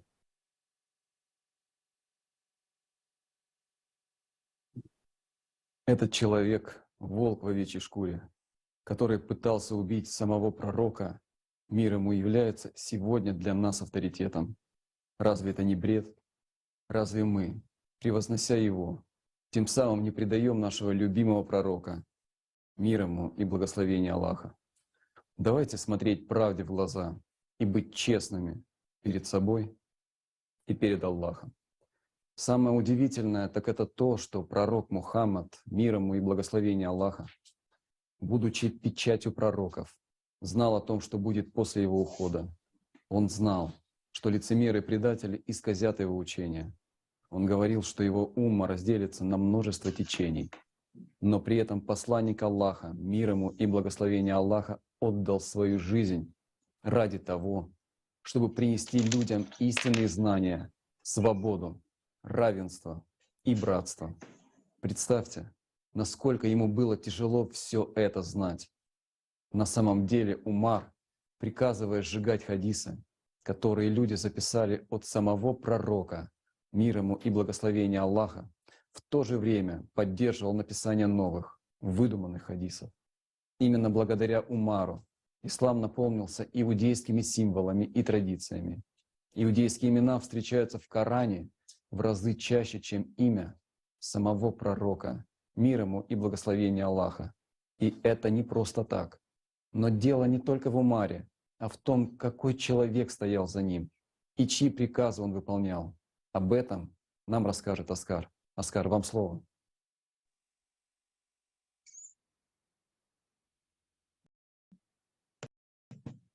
Это иудей и раввин из Йемена, который формально принял ислам после смерти пророка Мухаммада, мир ему и благословение Аллаха. Само прозвище Ахбар, под которым он вошел в историю ислама, собственно и означает раввин. И, как можно понять из исторических источников, он был не просто раввином, но главой иудеев на Аравийском полуострове.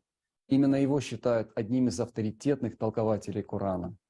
Он, выступая с минбара пророка, мир ему и благословение Аллаха, наполнил ислам вымышленными иудейскими историями и сочиненными хадисами. Ибн Аббас, сподвижник и двойный брат пророка, мир ему, сказал о Кааб Акбаре: Кааб Акбар — лжец, который хочет ввести иудаизм в ислам. Лжет Кааб, лжет Кааб, лжет Кааб. Да убьет Аллах этого раввина. Сколько лжи он сочинил на Аллаха, и как велика его клевета. Hazır bizim mehmanlarımız Nehiliyada'da İslam'ın tarihini Müslümanların başka yol bilen, yani Peygamber'in karşılıklı yol bilen gidenliklerinin sebebi arada gelir. Onun sebebini belli geçişini diyorlar. Umar ibn Hattab'ın günahı bilen ve onun yakınındaki adamların günahı boyunca bolonu var adaylar. Ömer ibn Hattab hatta Muhammed Peygamber'in özünü öldürmeye hem finançan adam olduruyor. Yanına çinir Muhammed'in çoğalt İslam'ın ümmeti, tüm Müslüman cemiyetinin hem çinir şonu idinden varıyorlar. Ömer ibn Hattab'ın yanına adamlar var adaylar. Ömer ibn Hattab'ın özü Yevrey olan ve Muhammed Peygamberi onu dinleyen ol ödüm şonyalı dinle çok mine görküsede ol aslında Müslümançılığa, İslam'a karşı çıkan adamın bir vaktiya.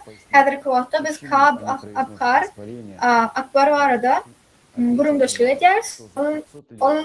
Olan şu vakti orada Müslümanlar tarafından hürmetlanan olsa Müslümançılığa gatı ulu zaferi yetiren, İslam dinine zaferi yetiren onu gatı yoymaklığa tesirini yetiren adamların bir vaktiya. Şol Kab Akbar Muhammed Aleyhisselam ölenden sonra resmi taydan İslam kabul eden Yemenli Yevrey ve ruhaniyen olyalar. On hatta lakamam Akbar yani Rabbi Yevrelerde ölürünün baştanına Rabbi deyip ad veriyorlar. Ve şon idinden gidişler var adaydılar. Ol Kab Akbar'ın Akbar'da çok hadisler var. Onun yalancı gelip atlanırlar çok hadisler durum verirler. Peygamberimizin yollaşı ve de onun oğlanı İbn Abbas Abbas Kab Akbar hakkında şeyler yazıyor. Kab Akbar Yahudoluğun, Yevreylerin İslam dinine girmek isteyen yalancı. Kab yalan söylüyor. O Allah bu muallumu ölürsün. Allah'a karşı ne yalan söylediği töhmet ne gibi töhmet onun beti oluyor. Toş yerde Kab Akbar'ın nehiler ve adamdığını düşünür yani. Hadisler edildiler. Şolur vatın özüne Kab Ömer'in yanına o maslahat berci oturuyordu. O kapıdaylı Ömer'in ahir hareketlerini makbuladı. Bir gedek ona Allah'dan antiçiyerin halif ve ingoğu halif batınızın imamatı kursadı deyip Ömer'i atlandıydı. Ömer'e Yerushalim'e yürüyüşe giden Yerushalim'e taraf yürüyüşe veren Kab'ın hatı oturuyor. Bu basışvalış doğruna Ömer'in ödünü yemciderle eysem Yevreylerin giyceri alıp başı katıgıdıklı. Bunu Ömer'in giyce Yerushalim'e girenine derev Yevreylerin esası vadethanasına viran edilen Yerushalim vadethanasına gidenlerini tasdiklayar. Ol Davud'un mihrabına şol yerde dua etti. Ömer bu yerden çıkıp bariyaka Yevreylerin takbir yani övü ayyanlıklarını eşleyip ol sorudu. Takbirler kime ediyar? Ama takbirler ayyan Kab Akbar Yevreyler volfilinin atılıyorlar. Yani bu yerde Yerushalim şehrine girilenine Ömer ibn Hattab'ın özün hakikatta Yevreylerin dertleri boyunca dua kap özüne hilal paran bir adamdığını düşünmüşlerler. Yevreylerin basbalcılıklarını övmek size gündemi. Müslümanlar hakikaten Yevreylerin sizin adınızdan işleri yerine getirmek nehili anlıda şunu düşünmeliyiz. Ömer Kab'da övvay o canlarını düşündürmek, suratlandırmak.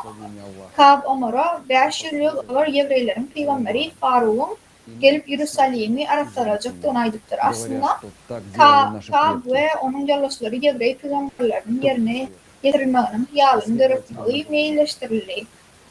Toyist Yerushalim'e gelmekle Müslümanlar için gatvar Müslümançılık, İslam dininin nemeleri dağıtı sürülebilenlerle Yevreylerin dinlerinden gelen şeylerlik bilen kapıdaylı Ömer ibn Hattab Akbar tarafından verilen başka bir Yevrey peygamberliğini yerine getirdi. Rab Yerushalim'e təzə Tevrat yani Kur'an ve təzə Halk Muhammed halkı deyi veren. Peygamberlikte kepteri hurtbesini koruyuşuyalı bir utkam cücelerini koruyar. Müslümanların Yerushalim koruyacaktığı ediliyor. Tak.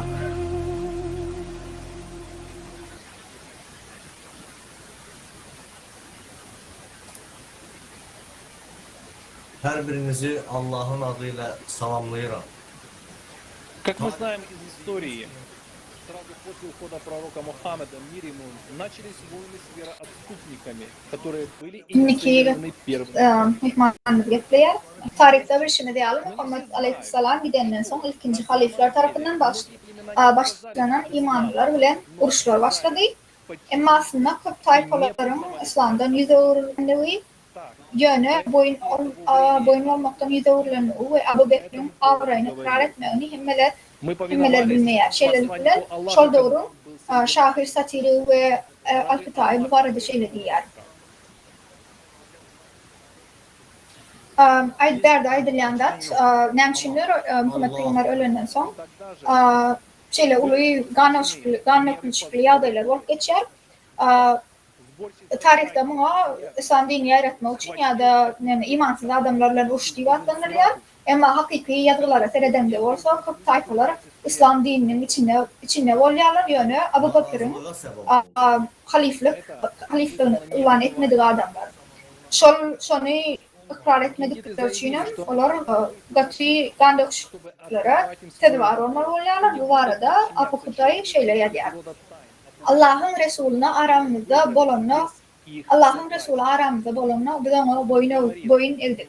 Biz Allah'ın bendeleri, yani Abu Bakır'ın bendeleri derdi. Köp Arap tayfalarının Abu Bakır'a halifliğinden karşı çıkanlıklar var da aydılacak oluyor. Buradaki anlatacağız Abu Bakır'ın halifliğe gelmeyi Ali'nin elinden hakiki halifliği alınmalı neticesine bolup geçer.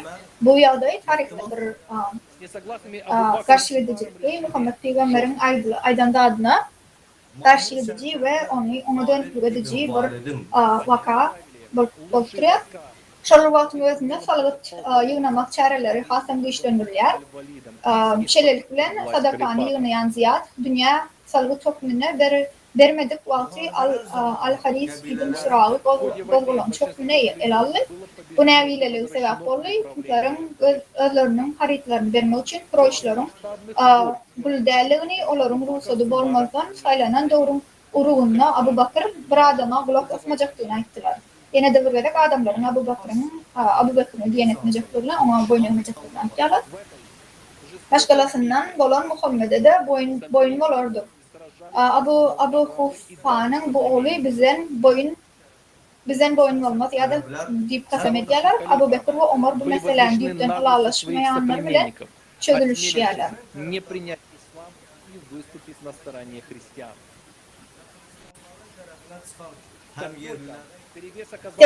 Tecrübe serkerde Halid ibn al-Walid yol başlığına olayı koşunu verilir. Onları güç bilen halifin hükümdarlığı aslında idine getiripdirler. Uruşlar vaktinde tayfaların köpüsü yengilip halifin gödevçülüğüne kaydıp gelirler. Dinden çıkanlar bilen yengerimli savaşlarda son Abu Bekir ve Ömer durmadılar. Haliflik Fars ve Bizans'a başladılar. Публичная казнь запечатлела в памяти потомков битву при Улайсе под названием Bu gazaplı savaşta Ulay Savaşı varıdaydılar. Bu gazaplı savaşta esasen Araplar iki tarafta hatta belki tayfalarda savaştılar. Halifin taraftarları İslam'ı kabul etmediler ve Hristiyanların tarafını tutmaya edip bilmedik belki tayfaların edepsizliğine kaharlanmayı. Bu artıkmışlık haliflik Goşum'un tarafından varsa da Halid kaçkakları öldürmeyi derle, onları yesir almayı buyurdu. Sonra Tüsolo kanala getirili ve kesildi. Şol sebeple kanala gağanlıdır su vakti. Bırakımsız köpçülükleyince de ulu işte Goşum'un nesillerinin hatirasına gağan kanal deyip adlanırlar. Abu Tamr'ın galasına çıkışları da tarih vakti. Vakat 63. yıllar Serker'de Halid ibn Abu Walid Olu Arap Pars garnizonu bilen aynı Tamr galasına karşı kampanya alpardı. Yenişten son Halid yolbaşıları ve Tavriyana koyucu soğular cezalandırıldı. Manastırların birine 40 yaşacık Arap yurtları, manahları o manastırın ekteğini okuşular tuslav edildi ve bulurdu. Muhammed Aleyhisselam'ın adamları bu çocuktan adet etmek için akli kadedenliklerine karamazdan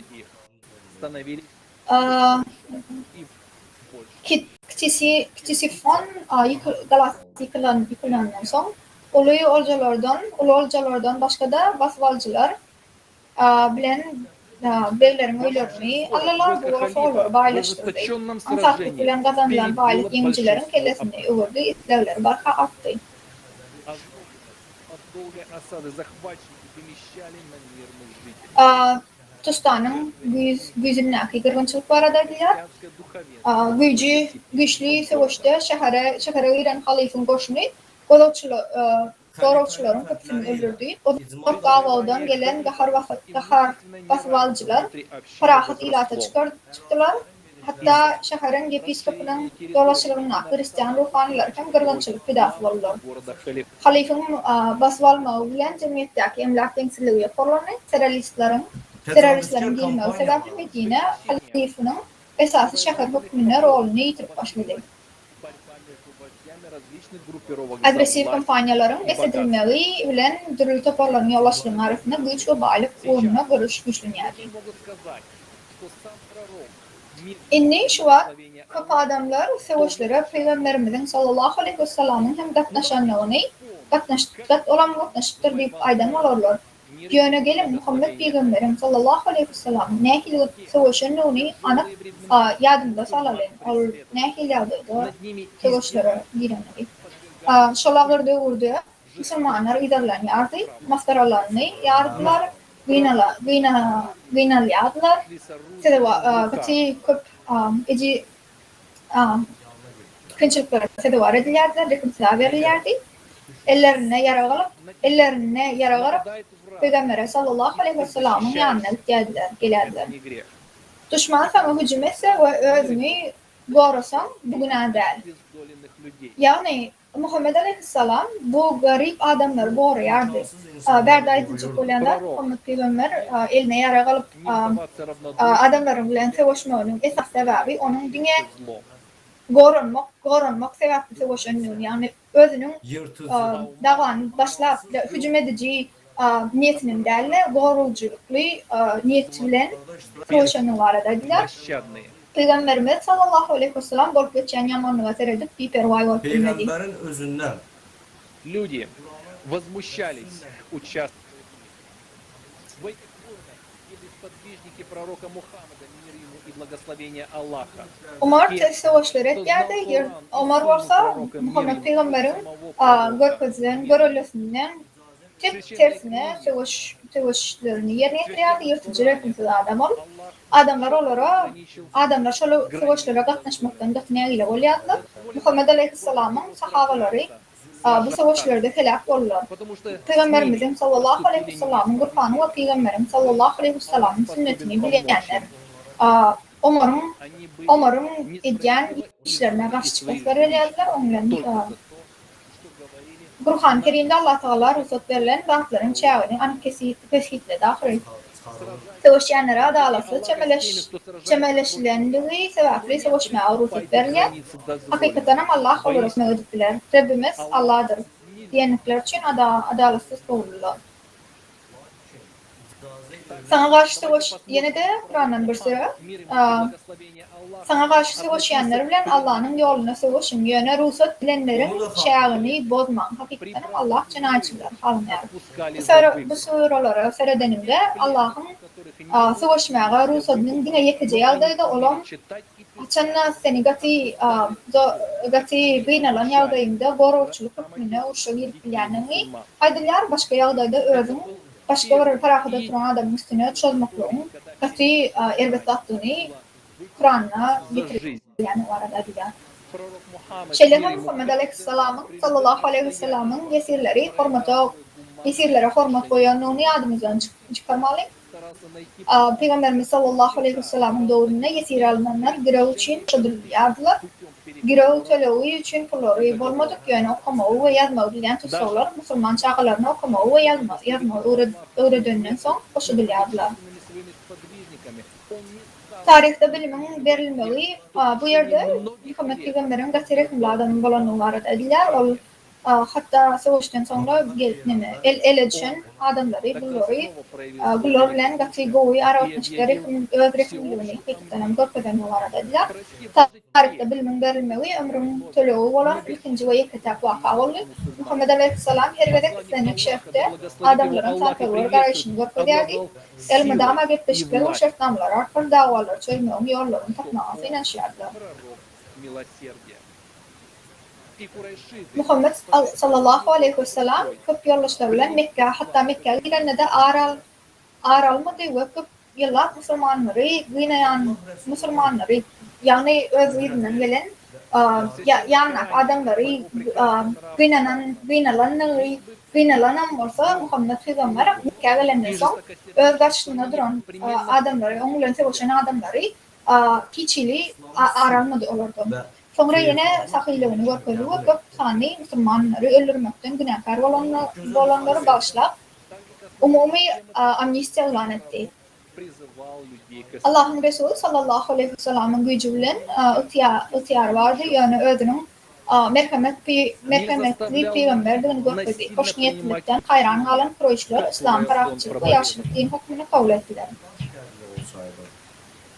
Burhanı özünün oğudun həssiyeti haqqı şeyle diyer. Eğer güdük ve yüreksiz bolsanız hükmü sizi tekrar. Berde Kur'an'ın sırası edilyer, bu adam bulma vardı. Şeylerin Peygamberimiz adamları İslam'a edip çağırma vardı. Mevzuğa değişiklik öpatlara edip geçti. İslam gelişi bilen ulanmadı. Adamları vaat edip tavlenmesi kabul etmeye mecbur etmedi. Güçlen İslam'a çağırmadı adamları. Adam saylama hukukuna çukurmak koyardı ve zorluğun dinerek reddedilmeğine sebepli olacaktığını düşündürdü. İslam dinini söz ve şahsı görevlebilen çağırıyordu. Hudaybiye şartnaması bağlaşılandan sonra bütün adamlar için peygamber olan son esas vazifesini yerine etmeye başladı. Bütün dünyanın İslam'a çağırdı. Müslüman olmağını öğretip Bizans İmparatorluğu'na İran'ın, Mısır'ın, Etiyopya'nın, Bahreyn'in ve Umman'ın hükümdarlarına hatip verdi.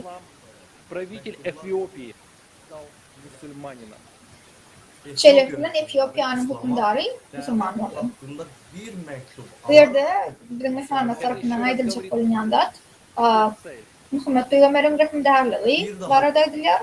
Ola adamlarla nehil çemeleşenliği, ona katmaçılık olsa, bunun biz onlar iddiadı nehili, başı, uçları ve Неутверждение власти, отстаивание интересов единого Аллаха и обращение в ислам. Пророк объединял людей и любовью. Bu Allah'ın Resulü sallallahu aleyhi ve sellem'in Mekke'nin teritoriyaları basıp almak, baylıkları ele almak, gücülenmek değerli, bir Allah'ın vakitlerini korumak ve adamları İslam dinine öğrenmek olanı yine bir gerek götürüyor. Hakikaten Muhammed Peygamber sallallahu aleyhi ve sellem ferahatçılık bilen adamların Allah'ın yıkadığını İslam dininin nehil doğruluğuna çağıran var ediler. Peygamberimiz adamları birleştirdi ve sevilen adamların İslam'ı tüyşiraktan kabul eden yerlerini köpürttü. Ve Ömer Zor bilen beylik adamların yerlerini Dan bilen basvalı ve adamlara ödüslerinden karşı İslam dattı. Derdeki karşılıklı ikisani mesela seyrediler. Muhammed Peygamber öz sevgisini bildirip adamlara İslam dinini onlar Muhammed Peygamber'in görülmesine nehili mehriban adamdığını görüp İslam dinini kabul edenliklerini aydılar. Buna katmaçılıklı Ömer olsa zorluk bilen adamları kılıcın aslında özlerleri olmasa da İslam dinini kabul etmez. Начались самые настоящие захватнические войны, где главной целью стали обогащение и власть.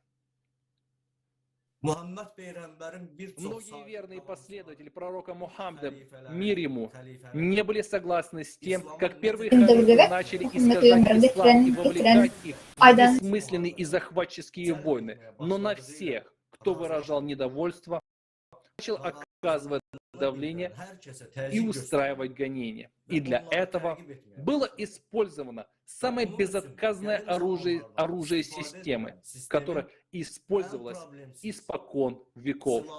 Триада. Эпидемия, война, голод. Yercileri ilkinci halifin İslam'ın edip yoyup başlanıkları o manisiz ve agresiv koşullara katlaşma bilen alaşmadılar. Anevilerin bildirgenlerin himmesi Omar baş ve idarlamalar bilen başladı. Bunun için Rom'un en kıyın yarağı kadimlerden arlanılan epidemiya, uruş, açlık, bulanmışlığı, çıkarmışlığı olmuyor.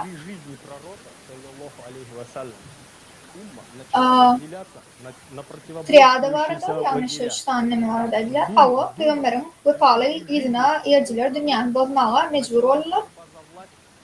Öldürülürler.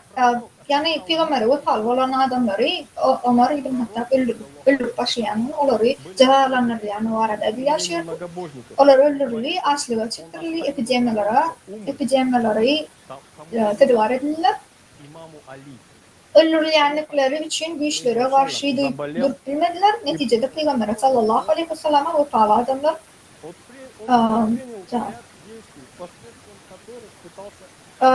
şeyle uluy gati erbet gıynançlı vakalara tedavi olanlıklar sebeple adamlar açlığa öldürülmeleri, idarlanmaları sebeple köp adamlar Gati asan adamlar Peygamber'e hakikaten bu pahalı adamlar bulup durdular. Bu adam ona karşı çıkmışlar. Ömer agresif savaşlar etti ve başkaca fikirleri yok etti. Şeylerle içerik savaşların bir toparını etti. Bir tarihçi bu hedef ağrı bilen şeyleye değer. Bu ayet uçlarına birbirine karşı savaşan ve öldüren Müslümanlar uzak geleceğe değiştirdi. Peygamberin nesline değiştirdi. İslam'da idealizmin təzəv olmağı doğruna raya dışı başlandı. Ama Ömer tarafından döredilen sayılı ulumi içerki qapmarçılığı dörüldüğü İslam'ı ulakan çıkıra getirdi. Bunun neticelerini şunun görüyoruz. Только чувствовал себя безнаказанным, что в дальнейшем посмел помешать нашему любимому пророку, саллаллаху алейхи вассалям, выполнить последнюю волю и не дал написать письмо для своих последователей. Он противостоял напрямую пророку, саллаллаху алейхи вассалям, посланнику Аллаха. Sevgili Peygamberimiz sallallahu aleyhi ve sellem bütün ömrünü Allah'ın sözünü halka getirmek için bağışlattı. Peygamber aleyhisselam sözleri, amalları ve adamlara olan sevgisi bilen imanları, doğru günü Allah'a taraf etti. Öneşitişmediği Peygamberimiz köpkinçilikleri ve sınavları baştan geçirdi. Yönü hiç de onun isteğine reddet etmedi. Her bir adam olan sevgisinin odunu söndürmedi. Peygamberimizin gelmeği bilen cemiyetin nehirliklerini eşittik. Adamlar karakatçılıklı ve düşünüşmekte yaşadılar. Akıl ve ruhtaydan esmağını inançtılar. Adamlar hakiki erkinliğe eyvallah. Ol bizim için Batı cemiyetin dünyadını bulduğu ve dünyanın başka adamların algıgelikte ve asıllıkta yaşayabileceklerini görüldü. Allah ve işin devam ettirmeni ve beklet etti. Adamzat peygambere ve getiren hakikatine eğren olsa inni adamlar ideal cennette yaşardık. Kapmarşılıklı ve garipli bilmezdik. Среди присутствующих поднялся шум. Некоторые настаивали на принесении письменных принадлежностей, чтобы пророк, саллаллаху алейхи вассалям, оставил документальное свидетельство. Другие поддержали Умара и повторили его слова о достаточности Корана. Bu yerde tarihi vaka vardı şu an görünmeliler. Tarihi vaka var. Ömer ibn Hattab, Muhammed Peygamber'e hakikaten gapma karşılıklı çıkan vaktinin yağdayının döreni varadaydılar. Ömer'in şeyle var nadan ve Peygamber'e gönlünün karşı çıkacağı adam bulunduğunun misali. Mesela Peygamber ölecek vakti, ömrünün sonuna yetecek vakti adamlara, öz ümmetine kat edip onlara özünün maslahatını, vasiyetini koymak için öz maslahat verecekliğin var adaydı. Ömer ibn Hattab olsa şöyle adaydı, şöyle vakti yok peygambere gönden onu karşı çıkıp yok şu maslahat bize koyma. Ona derek bize Kur'an'ın yeterlikliği var edekler. Köp adamlar onu bollap yani Muhammed peygamberin yazacak olan maslahatından ret etdiler ve ona şol maslahatını galdırmağa yol vermeyeler. Yine şeyle elbet bir adalatsızlığı işlemi adayında hakikaten hem yüreğin ağır sebebi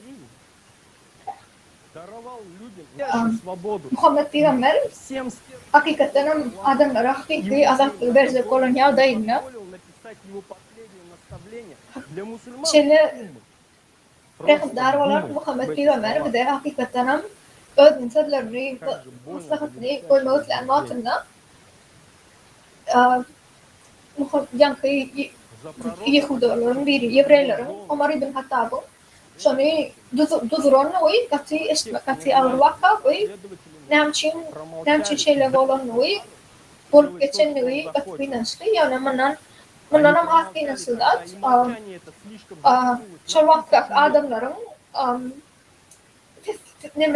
bu adalatsızlığa karşı çıkmalı, hasa vermek sebebi, nemçin Muhammed Peygamber'in maslahat vermediğini sakladılar.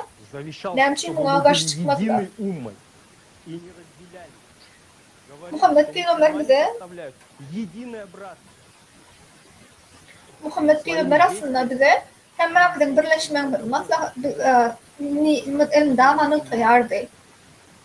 Bizim bir millet olup hemen bir ağzı bir olmamıza ihtiyacı. Ama Neretlenen şu Ömer sebepli biz şu alt Müslüman ümmeti hakikaten bölüklere bölünen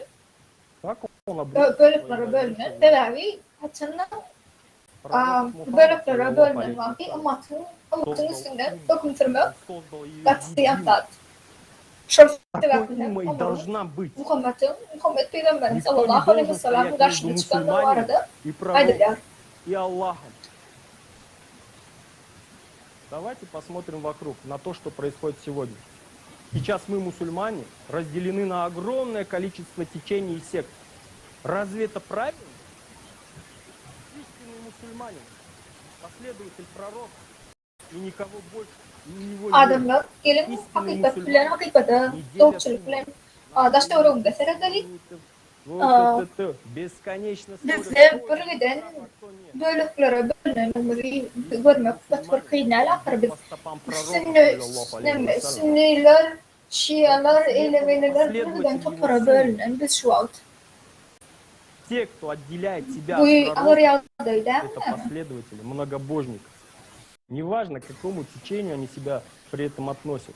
Суннит или шиит, какая разница. Если мы отделились от пророка и перестали быть единой уммой, каждый разделяющий и тот, кто поддерживает это разделение, последователь, многобожник.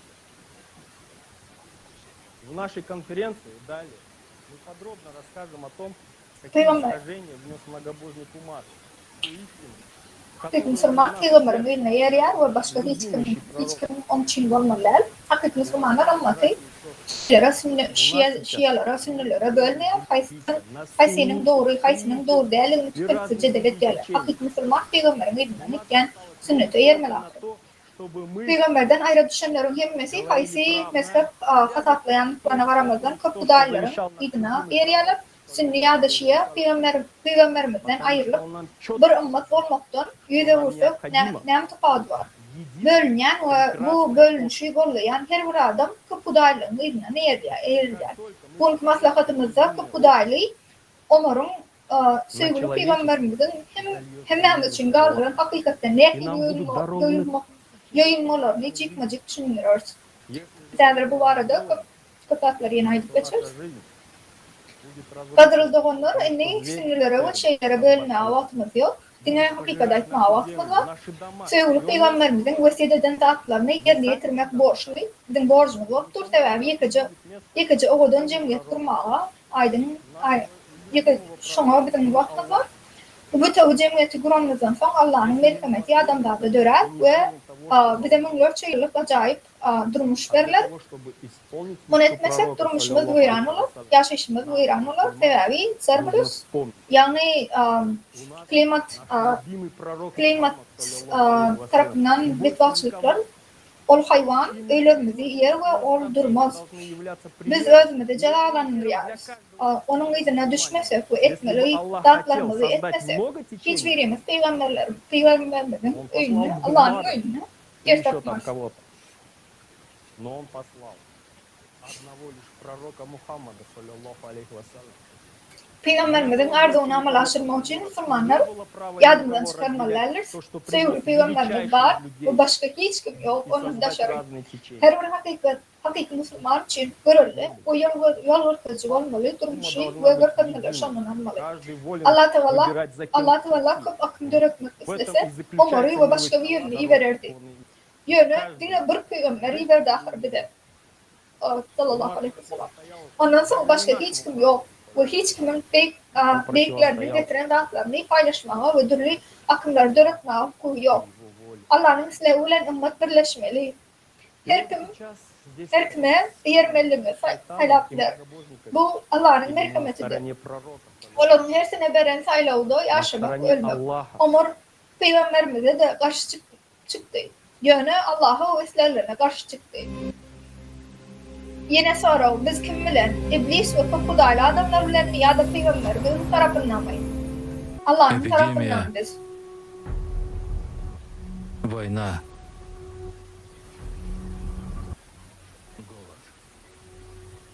Epidemiya, uruşlar, açlık. Мало кто рассматривает эти три Hazır явления kuvvette как bu единое üç и самодейственное. hadisanı umumi gücü umtulayanların yıkacak ve tesirli yarağı tutaklayarlar. Эта триада тщательно Bu üçlük yankı üçlük gelecek yıllar için terasaflılık ile iyileştiriliyor ve tarihin hem yerine duş geliyor. Ol henidem adamların İslamizmlerini bozmak, keseki gümmatlıkları girmek, ahlıfatları yok etmek ya da milyonlarca adamı amşatlık ile dolandırmak için kullanılıyor. Давайте рассмотрим несколько примеров. Gelin burnaça misalları seyredelim. Tarihte şol üç tane erbetiklerin kullanılanı var. Mesela miladıdan yani 430 yıl bundan da yok. Bir de yanımızdan yok. Surkidalar gırgınçlığı oldu. Etiyopya'da peyda oldu. Sonra Libya'da Mısır'a yayıldı. Sonra Spartalılar ve savaş vaktinde Afini'nin birden yüze çıktı. Gırgın Afin'de 100 milyondan uğrak ilatı öldürdü. Devam eden kurşun sonuna Gırgın ve onun neticeleri Afin için ağır darbe oldu. Tarihçilerin belirlemeyene uğrak Gırgın'ı Afina'nın Spartalıları getirip Guylara Bilkaslay'ın yapıştırıldığındaydılar. Afin'de epidemiya Spartalılara savaş meydanına tutmuşluğuyla Afin'i Императорской власти отдали европейцы захватили Китай. 1930 yıllar Xitay kırgınçılığı Beyki Tokyo'nun uğruna Paçili Kırım'ın genel portuna geldi. Kırgın ilatın gariplaşmağına, imperiyanın gücünün boğuşamağına sebep oldu. Son Avrupalılar Xitay'ı basıvalılar, koloniya urdular ve o yerde leşe feriştelerle içine başladılar. 1315 yıllar Avrupa'daki ulu açlık, ondan 100 yıl savaş ve 60 milyon adamın ölmüğüne sebep olan kırgınçılık. Yine Angliya'da ilatın yarısı öldü. Bu doğruda Angliya ile Fransa'nın arasında harbi çakmışlıklar vardı. Yurdun garip ilatı azalma ve padişahın gücünün ve balonun güçlülüğünü öldürdü. 1347-1348 yıllarda Gırgın epidemiyası Konstantinopol'un yaşlıcılarının 90%'ının ölmüğüne sebep oldu. Bu Bizans'ın gariplaşmağına, adamların arasındaki dava cencinin güçlenmağına ve Osmanlı Türkmenlerin Bizans'ın ilatını yok etmağına ve bul olmağına mümkünçülük görüldü. Neticede garip ve açlık görüldü. Tarihçiler bol yazmalarına bu keselin Bizans'a getirilmeyi kefitlendi. Kırgınçılık pandemiyasının neticesinde birbirlerinin gönlünün onu bağlaştığı olmadı. Adamlar peydalanıyor. Türk basıvalcıkları, İtalyan tacirleri ve Avrupa şahları.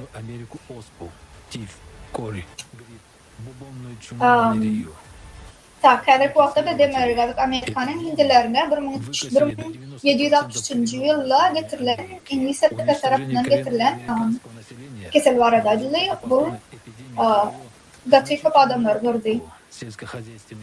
1918 yılda Birinci Cahan Savaşı dövründe İspan Duması aklı sırlı dümeği epidemi takminen 100 bin adam ölmene sebep oldu, ulaşlık oldu.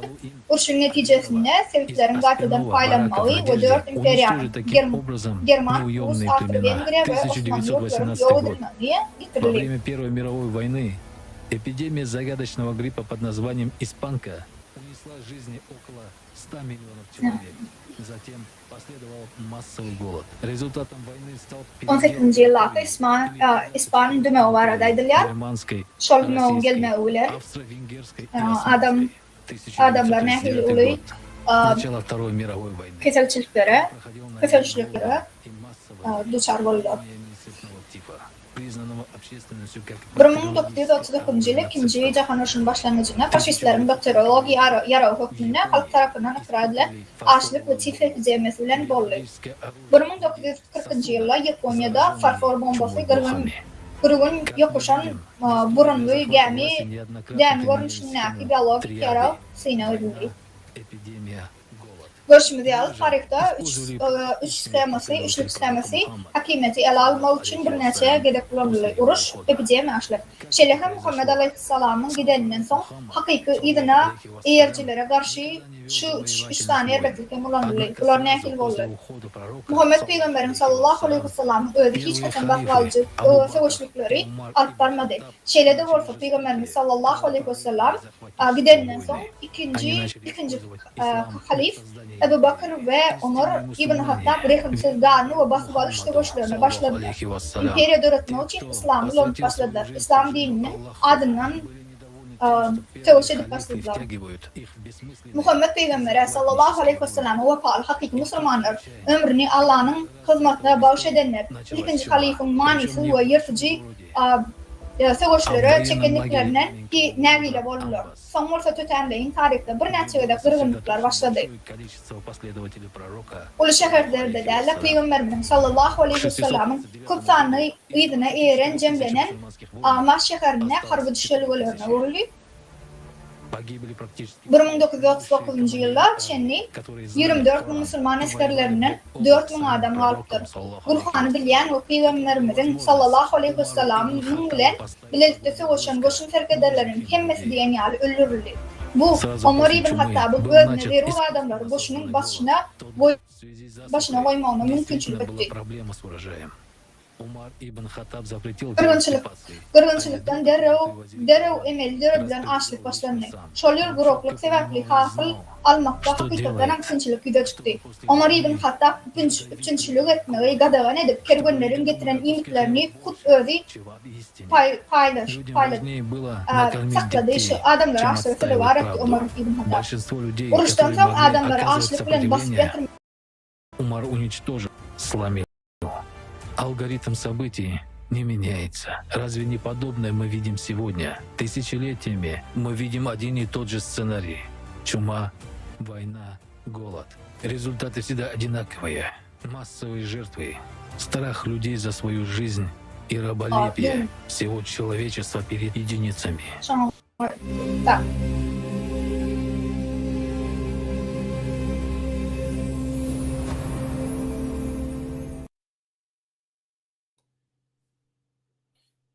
Bəli. Peyğəmbərin sadiq davamçıları верных последователей пророка, мир ему, заставили сломаться. Их убивали, морили голодом и устраивали эпидемии. Они не могли сопротивляться силе, потому что их убивали. В последующем остались единицы верных пророков. Muhammed Peygamber'e hakikaten şoğun idinden giden adamlar gater ve kesenlerdi. Уничтожал инакомыслие. Gatı kötüşlükler de var orada. Ömer diyen adamları Peygamber'e ve pali go adamları yürüp başladı. Bu dahili muharebelerde Один историк с болью пишет, так об этом времени. Мусульмане, которые сражались и убивали друг друга в этих гражданских войнах, не принадлежали далекому будущему. Они Tecrübeli serkerde Halid ibn Walid yollaşından Gogoş'un liberip oları güçlen halifin hükümdarlığı aslında girmetirli. Uruşlar vatında tayfaların köpüsü yenilip halifin bölgölçülüğüne tirli. Dinden çıkanlar bilen yengerimli savaşlarda son Abu Bakr ve Umar durmadı. Выборная система, разработанная Умаром, содержала встроенную конфронтацию, и она привела ислам к огромной пропасти. Последствия этого мы видим сегодня. Tarihçi şol döwürlerde Omar'ın agresif savaşları edeni barada köp zatları aytıp geçer şeyler bilen alıp. Bir tarihçi bu barada gatı ağır yazılar alır ya. Buraya uçlarına bir-birine karşı dövüşen ve öldüren Müslümanlar uzak geleceğe değişti derli. Peygamberin nesline değişti. İslam'ın idealizmin təzə olmalı doğruna rayet duruşu başlanmayı, ama Omar tarafından dörüdülen sayılı ulğamı içerki katmasılı dörüktü, İslam'ı ulağan çıkıra getirdi. Bunun neticeleri şunu görüyoruz.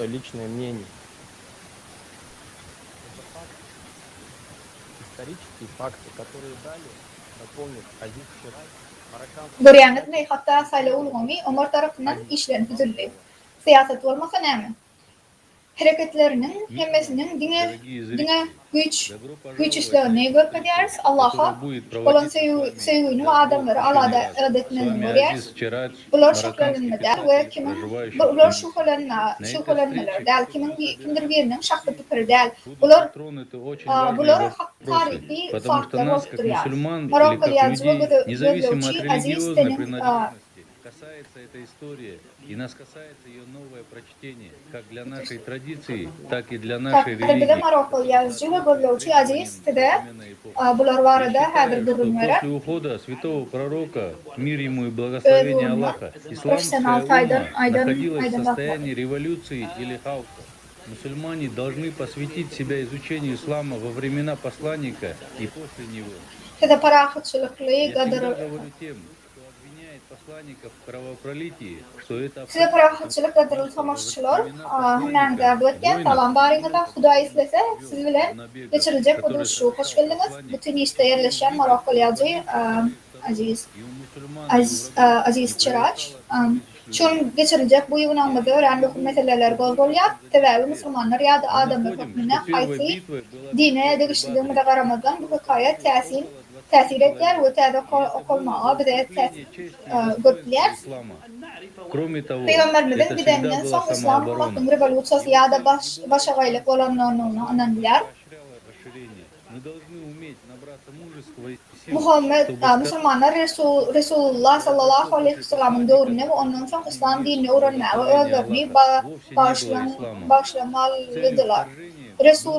Resulünü gan dökmekten günahkarlayanlara madama bunun dibinin doğru değerlerine geldim. Köp adamlar Muhammed Peygamber'e gan dökülüşü sebeple şonu günahkarlayacak olaylar yönümün doğru değerlerine tüzayet yardım. Sebep Resulullah'ın doğruna alıp varan savaşlarına ve Resulünün eden reydlerine iki tarafta Müslümanlar ve düşmanlar ölürler ya da ölürler. Sanki kim adamlar geçmedi. Diyecek olan adam 10 yılların uğrak vaktin içinde ikinci savaş Badr Savaşı olup onunla 20 tevru adam öldü ve İslam'ın avrayını ve mertebesini berkitmek için yoruldu. Bundan başka da elimde ama özünü korumaklık maksadı bilen bu savaşlar bolyardı. Gineltme onun maksadı oldu. Resul gineltmeyi hıvıslandırmadı. Bunu aytmak için batırlık ve güçlü toplanmayı başarmalı.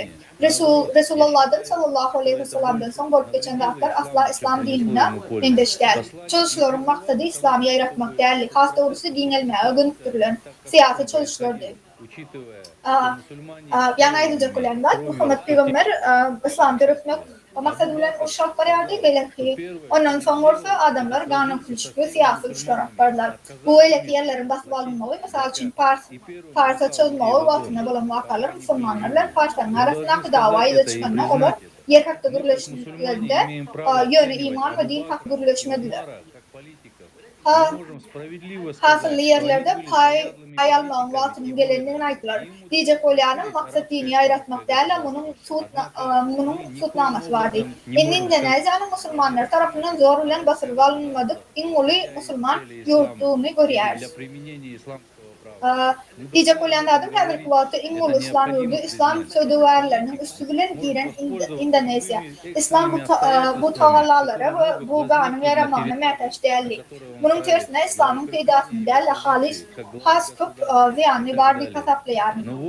Resul Müslümanların o çalışları için ilkinci olup tölenliklerini gözlemine tutup bu işin bolşiyalı geçirmeklerini istemedi. Abu Bakr ilkinci eden zadının zekat vermekten yüze uğran aklı Müslümanlara karşı görüşünü aitti. Adamları dirike ilkinci olup onu oda taşladılar. Abu Bakr önüne karşı çıkan adamlar oda taşladı. Bunu aytmalı, bu boyunu almalı. Hakikaten şeyler aktar tarihte bolup geçti. Müslümanlar hükmüne Abu Bakr ve Umar'a siyasetçi hükmüne baha vermeye hakkımız var. Siyasetçi ve savaşçı bolanlıklarını ve Arap İslam devletini dinletme ve başaranlıkları doğru aydıklar. Şeyle doğrusu İslam maksatları ya da İslam kanunlarını ulanma için Arap devletini dinletilenlikleri asla aydıp bilmez. Bu hakta gürleşmeli. Bunu boyun alma hakikaten. Siyasetçi devlet başkanı ve hiperler konu için hüküm süreyen çağrına yüze çıkıp bilecek istenlik adetlerinde şeriatıyla peydalanıp boşuna mendeş. Zaten aldığı Emma uruşların iyiliklerle bolanlığına berkinen yarın şeydip Ömer ibn Hattab bu arada bilyerdi. Sebebi o ilkinci olup ilk hekimete geçti. Ömer'in hareketinde Kur'an'ın tepkisinden daşlaşan Halid ibn Valid'i ağdaryan Müslümanları terbiyeledi. Şeyler doğrusu Abu Bakr al-Siddiq'in İslam kanunlarının belirlent maksatlarını durmuşa geçirmeye çağıran aklı abaziltisyanı dinletmek ve yol etmek bilen başlamağı bilen devam etti. Abu Bakr ve Ömer'in İslam'ına ekili karşı adamlıklar vardı dediler. Abu Bakr al-Siddiq'in güç tecrübesi ayrıca çok güçlü bir tecrübe vardı ve dinar adam bunu edip bilmezdi. Siyasetçi bunu edip bilirdi. Şeylekan Ömer'in doğruna İslam kanununu öğrenen kopyakları bilip yönümünün İslam bilen hiç yeri bağlaştığı yok. Siyasi kanunçuluğu, cemiyetçilik kanunçuluğunu birleştirip bilinir. İslam Kur'an'ın köklerinin alınmayan. Ömer var adaylarına olsa taravih duasının meselesinde Resulullah Aleyhisselam'ın Ramazan'da taravih namazını, cuma namazı bilen den değerli. Müslümanların Peygamber'in sünnetinden değerlerini ve Resulullah'ın öz dövrüne kanunlaştırılan değerlerini bilmeli çok zat var. Bu için düşünülür İslam maksadına layık gelmeyer. Misal için Kur'an'a şeyle değiller. Dinle mecburluk yok. Günü yol eğen yanlışlıktan kapalı gelmeyer. Yazgıların bir dadı Ömer ibn Hattab'ın doğruna başka bir dağ aydıp bilecek gibi. Arap Yarımadası'nda din Müslümanların yaşamağı ve Hristiyanların ve Yevreylerin bunun zorluğunu aydılar. Bu din sebepli değil. Ulan Peygamber sebepli. Resulullah sebepli değil. Resulullah ile yaşayan siyasetçiler Allah Teala ona aleyhine ve Kur'an'lar adaylarına olsa bu Müslümanlardı ve onlar Kur'an'ı öğrenmeye ve öldürmeye başlamadılar ve kanunları Kur'an'dan alınmadı. Bu Peygamber'in tercüme hali sebebi hazır Ömer ibn Hattab'ın tercüme hali, Abu Bakr'ın tercüme hali, Osman'ın tercüme hali ve Ali'nin tercüme hali.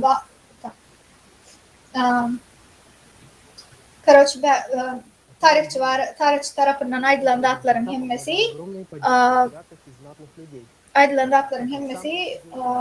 Abu Bekir ve Ömer'in ehli tarihte zalim adam oldukları ve Peygamber'e karşı hareketleri yerine высокопоставленные среди умы, среди военных в первую очередь. Среди тех, кого Умар назначал, были такие видные лидеры курайшитов в Мекке, как Муавия ибн Абу Суфьян, Мугира Халид ибн Аль-Валид, Амр ибн Аль-Ас. Все они были непримиримыми врагами пророка Мухаммада, мир ему и благословения Аллаха. Приняли ислам только после завоевания мусульманами Мекки и подписания Худайбийского договора, когда у них не оставалось другого выхода. Умар с самого начала стремился к власти, и это можно наглядно увидеть по тем реформам, Ömer özü hükümete gelenden soň İslam'a karşı, İslam'ın hatta Muhammed Peygamber'e özüne karşı gelen düşmanlar olan adamlar Abu Sufyan, 5 Mehmet başka da adamları terk hükmüne belirledi. Nemçin bu soruga tepkilikli tedavi Ömer'in Nemçin Müslüman İslam dinine karşı gelen düşmanlarla bir Халифате высшим центральным органами управления стали диваны. Диван Аль-Джнуд, военное ведомство, которое осуществляло контроль над всеми вооруженными силами и занималось вопросами оснащения, вооружения и жалования постоянного войска. Диван Аль-Харадж, финансовое налоговое ведомство.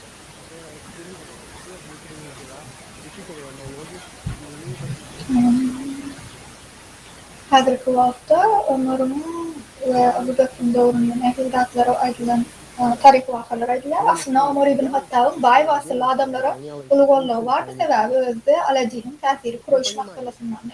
Ummatyň arasynda ýokary derejeli ilkinji nowatda harbylaryň arasynda köp ýolbaşlar bardy. Ömer wezifelerini belenlerine arasynda Mekke'nin kuruş Muawiye ibn Sufyan, Mugira ibn al-Walid, Amr al-Asyalı bir yoldaşlar var. Bunların hemmesi Muhammed Aleyhisselam ile ulaş kılmadık düşmanları Müslümanlar tarafından Mekke'nin basılanlarla Hudaybiye şartnamasını gol çekip İslam'ı kabul eden adamlar. Ömer ilk baştan hükümete müteliyardı ve hükümdarlık yıllarını eden özgürtmelerini aydın görmek olar. Onun doğruna halife yukarı güç alyar, Arapların dini yolbaşısı bolmasından birlikte ehli yukarı vedifeleri eğererdi. En yukarı devlet başkanı, yerin en yukarı eyesi, başlarkerde yukarı kadıdı. Ehli yukarı vedifeler ve kadılar yine halife tarafından belirlenildi.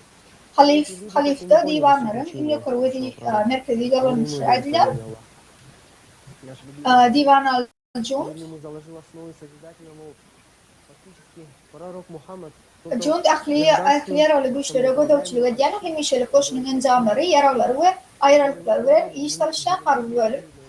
Ibn al-Haraj ahli çerki işleri gödöwçülük edýän, döwlet gaznasyna salgytlary we beýleki ýerdeçileri gödöwmüşkän maliýe we salgyk bölümleri. Divan al-Barid poçta we aragatnaşy gödöwçülük edýän esasy poçta bölügi. Poçta bölümü öz wezifelerini başga da gidýän polisiýanyň wezifesini ýerine ýetirdi. Buňa düşünmek üçin diwanlar häzirki zaman ministrlikler bilen deňeşdirip bolýar. Jemgyýetiň bar bolan sarf edici formaty nukdaýy nazaryndan halkyň üstüniň birlikleriniň güýji bar. Gorunmak ministrliginiň salgyk komitetiniň we howpsuzlyk bulugynyň bolmagy gatnaşyklar. Güýç barýerine boyun eýmek gerek. Bu boyun eýen adamlaryň diňsizligi we adalatsızlyk bar. Ýöne ýadymyzda bolsa Muhammed Ömer sallallahu aleyhi ve sellem jemgyýetiň täze bir görnüşine esas berip dahyry. Bu ýerde adam ömrüniň adalatynyň, deňliginiň we jogapkärçiliginiň gymmaty ulan etdi. Soňdurdy. Ömer tarapyndan çakratik döwlet Muhammed aleyhisselamyň eden ähli işlerine diýip oturup ters gelýär. Häzirki wagtda köp musulmanlar Ömer ibn Hattab'yň islam için eden dahlaryny bu sanýarlar. Bu barada Peygamber sallallahu aleyhi ve sellem'in talymatynyň manysyny düşünmänliklerini görkezýär. Sevgili Peygamberimiz sallallahu aleyhi ve sellem döredicilik cemiyetinin düğümü tuttu. Aslında Muhammed sallallahu aleyhi ve sellem yepetek ve mutlak gücü olmadı. Yani beyleki partiyalar tarafından tanındıyança lider olan dair göz önünde dolunduran cemiyet döröktü. Dürlü klanlara ve dürlü dinlere vekillerinin varat olan ve şol batın önüne bu şartnama bağlaşılan taraftarların her yeri ölçüne kanunu gösterdiğini saklap düğünün täze görünüşdäki şartnama raýat berdi. Şeýle jemgyýetdäki adam adalatly, dogruçyl bolmaly, binamys ýol bilen baýlyk kazanmaly däl, alamalar, adalatçılık etmeler, ecillere tutum etmeler, yetimlere ve gariplere huvandarlık etmeler. Sevgili Peygamberimiz sallallahu aleyhi ve sellem tutuş adamlar için eden zatların ahmiyeti ve gımmatı, yine dörücülük cemiyetinin nämedigini ve her bir adama näme peydasy bardygyny öwrenip başlanmalyda düşünüp başladı. Hakikaten hem dörücülük cemiyetinde käbir adamların beýleklerden güýji bolmak, garipler, hastalar ve garipler bolmak. Uruş ve bölünç bolmaz. Her bir adamın durmuşu in ýokary baha beriler. Diňe şeýle cemiyetiň diýbini sevgili Peygamberimiz sallallahu aleyhi ve sellem bir de goýup dahyry. Ömer beýlek tarapda Medine cemiyetiniň prinsiplaryny, Rim kanunlaryny beýan eden çarprak döwleti öwrdi. Şeýle kanun çykarjy we ýerine ýetirji guramalarda bürokratiýa faaliýet, polisiýa, goşun hökümlary döredildi. Olary yaratdy. Ammatyň üstünde öz ygtybarlygyny tasdiklady we gylç bilen gowşulyklara gitdi. Bularyň hemmesi baýamak we ağlamak üçin. Ömer ibn Hattam dolanırmağın 10 yılı doğruna halifliği şahsı rekimsizlik ganlı yırtıcı savaşlar sebepli giymedi. Şol döwürlerde musulmanlar özleri hem yerlerini goradylar. Bu savaşların İslam bilen hiç ile bağlanışlığı yok. İslam bu sevginin dini. Bular hakimiyet uğruna savaşlardı. Mısır'da, Yerdan'da, Suriye'de, Sina'da bu tutuş Fars'ta kıpsanlı basbarış savaşları bolup geçti. Havada onlar. Soňky peýgamber bu dünýeden çykan ýadyna İslam ýetgedi. Sallallahu aleyhi ve sellem idenden soň oňa wapalyk kasamlar ýetgedi. Häzir wagt musulmanlaryň dogruçylygy we wapalyk hataplayanlary. Посланники Аллаха было прекрасный пример для всех вас, для тех, кто надеется на Аллаха и последний день и приемного. En büyük ve en münasibetli adam tarafından dünyaya getirilen İslam dini, Muhammed Aleyhisselam, ehli Müslümanlar için ümmet korudulmaktadır. İslam ýerden başlaýar. Allah'dan ve Muhammed sallallahu aleyhi ve sellem'den başka Hudaýyň ýokdugyny güwälikden başlanýar. Muňa şaýatlyk etmek üçin yaradyjynyň bardygyny, onun ýol görkezýänini bilmeli we düşünmeli we şol hama laýyk hareket etmeli. Kur'an'ın 33. surasının 20. ayetinde Allah'ın Resulü'ne size Allah'a ve ahiret gününe ümit bağlayan ve Allah'ın aklayanlar için acayip misal olsun. Allah'ın Resulü sallallahu aleyhi ve sellem ehli adamların en doğrusudur ve biz onun izinden gitmeliyiz. Onun söz ve amallarda misal alın. Yani yaxşılık etmek ve yamanlığın yüz çıkmağını önüne almak, yeryüzüne yaraştırmak ve boğuyu cemiyeti bulmak. Yönü kabir taraflara öğren Müslümanlar hükmünde her gün öğretilen adeti zatların kudreti güçlüğünün görkezmesi bilen gönlünün onu bağlaşıklığını anlayar. Müslüman için hükmani kataplanyan depte soruları öğrenme alıp karşımız, köpüğümüz anımızı ahmiyetine demdir. Hatta Allah'ın ılhamının ahmiyetini hasan arttırıyor. Galı verse de gadırlı doğanlar näçe geçti İslam'ın kanunlarına göre bu mümkün. Yani İslam'ın nimetini hakta yerisini. İslam'da haysa yalın üstünden durmalı, nädip salam vermeli, Müslümana yalı hicabına ehli takılmalı, Müslüman sakkal nähili uzunlukda olmalı diye ýaly soralar we mecburiyetler barada aýdylýar. Bularyň hemmesi islamy ebedijeler we düşünşmezlikler bilen etýär. Bu köp sanly depde sorular bilen Peýgamberimiz sallallahu aleyhi ve sellem'in bize hakykatdan buyruk beren zadynyň we hereket etmäge çağırşynyň arasynda araçak niredir. Hawa İslam'ın kadalary ümmetin durmuşun ähli uğurlaryny diýen ýaly düzgünleşdirýär. Nikada, başgalada ykdysady we jemgyýetiň gatnaşygyna çenli. Emma gynansak-da bu düşünjeleri, däpde soruları we imanyň hakyky manysini bolaşdyrdy. Ilhamyň düýp manysy bolan Allah'a bolan ynamy kämahal kabul edilen adety köýnök we hatda belli bir ýurdun howasy we gawat gelmeýän tangur ve selle bilen köçä çykýan şekillen aladalanýar. Aýdyljak bolýanda biz nämeçindir eneşigimiz ýa-da bir gatwyr möhüm bolmadyk zatlar barada aladalanýar.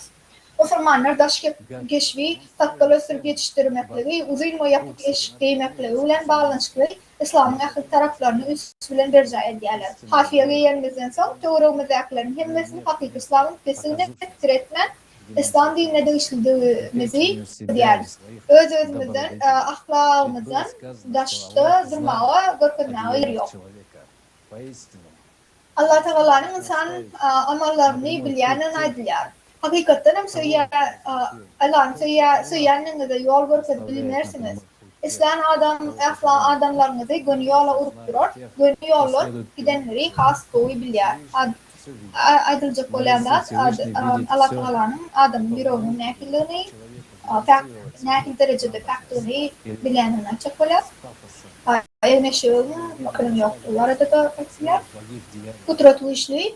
Hem de adı görüyor. Yönü kudretli işli. Hem de adı görüyor. Olsa da adam takvalını görmeli. Ya da bu işler hakta oğudun kovavlar kuruluşmeli. Firavun'u Kudayı götüren imanlı zaman bunu bütün dünya ulan etmenin manisi var mı? Yani işte eşklerinin eline şunun bilen adamlar ve burada açık olmanın nesil adlar deyip soruyorlar.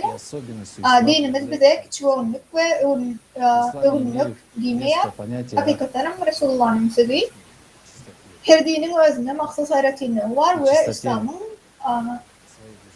İslam'ın hayretini varsa adamın sadalığına diyorlar. İslam'da içeride şarkı arasalık ve kalın arasalık düşünceler var. Kalınmazda Allah'ın sevgisini onlaştıramazda ve Peygamber sallallahu aleyhi ve sellem'e ve pahalı olmağın terörlüğüne düşünmemiz. Yine sonra İslam'ın hakiki manisini biz korabiliriz. Şüphesiz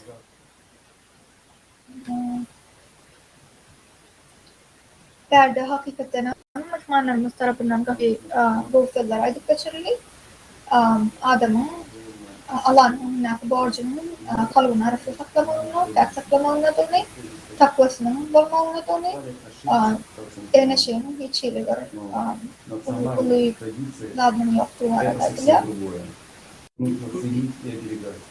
Это культура и история своего народа. Разве они имеют отношение? Дальше кто-то. И что такое ислам, в чем его суть? Ислам – это прежде всего примирение. Примирение, согласие, принятие человеком воли Всевышнего внутри себя и жизнь согласно этой воле. А также мир и согласие между людьми. Мир внутри человека и мир среди людей. Вот что такое ислам. Мы не против традиций. Сейчас речь не об этом.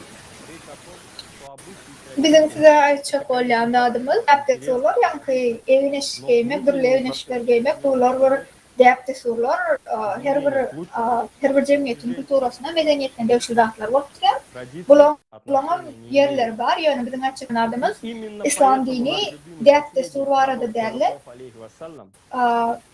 Hakiki Allah Teala'nın aratmışı bu arada aydınlıcak благочестие находится здесь. И он трижды указал на свою грудь. В Священном Коране нет понятия о том, какая одежда является мусульманской и она должна быть чистой и опрятной. Разве может человек моментально стать мусульманином, отрастив бороду, надев широкую рубаху и бормоча просто заученные на арабском языке слова и ничего из них не понимает? Напротив. Bizim sevgili Peygamberimiz sallallahu aleyhi ve sellem'den sahabeler bu düşünceni taraftılar. Sonra sallallahu aleyhi ve sellem takvalık şiirde değil. Üç vedek döşne oldu yani kalbine, yüreğine takvanın vardığını, şadadının ahmet umduğunu açacak olur. Kur'an eşiklerin Müslüman ya da Müslüman değerleri var arada düşünce yok. Ol arasında bu tertipli olmalı dinaydılar. Sakal ösürüp gün koyunak deyip yine Arap diline ya da saklanan ve içinden kıvaatları düşünmeyen sözleri bilen adam derri Müslüman olup bilen mi?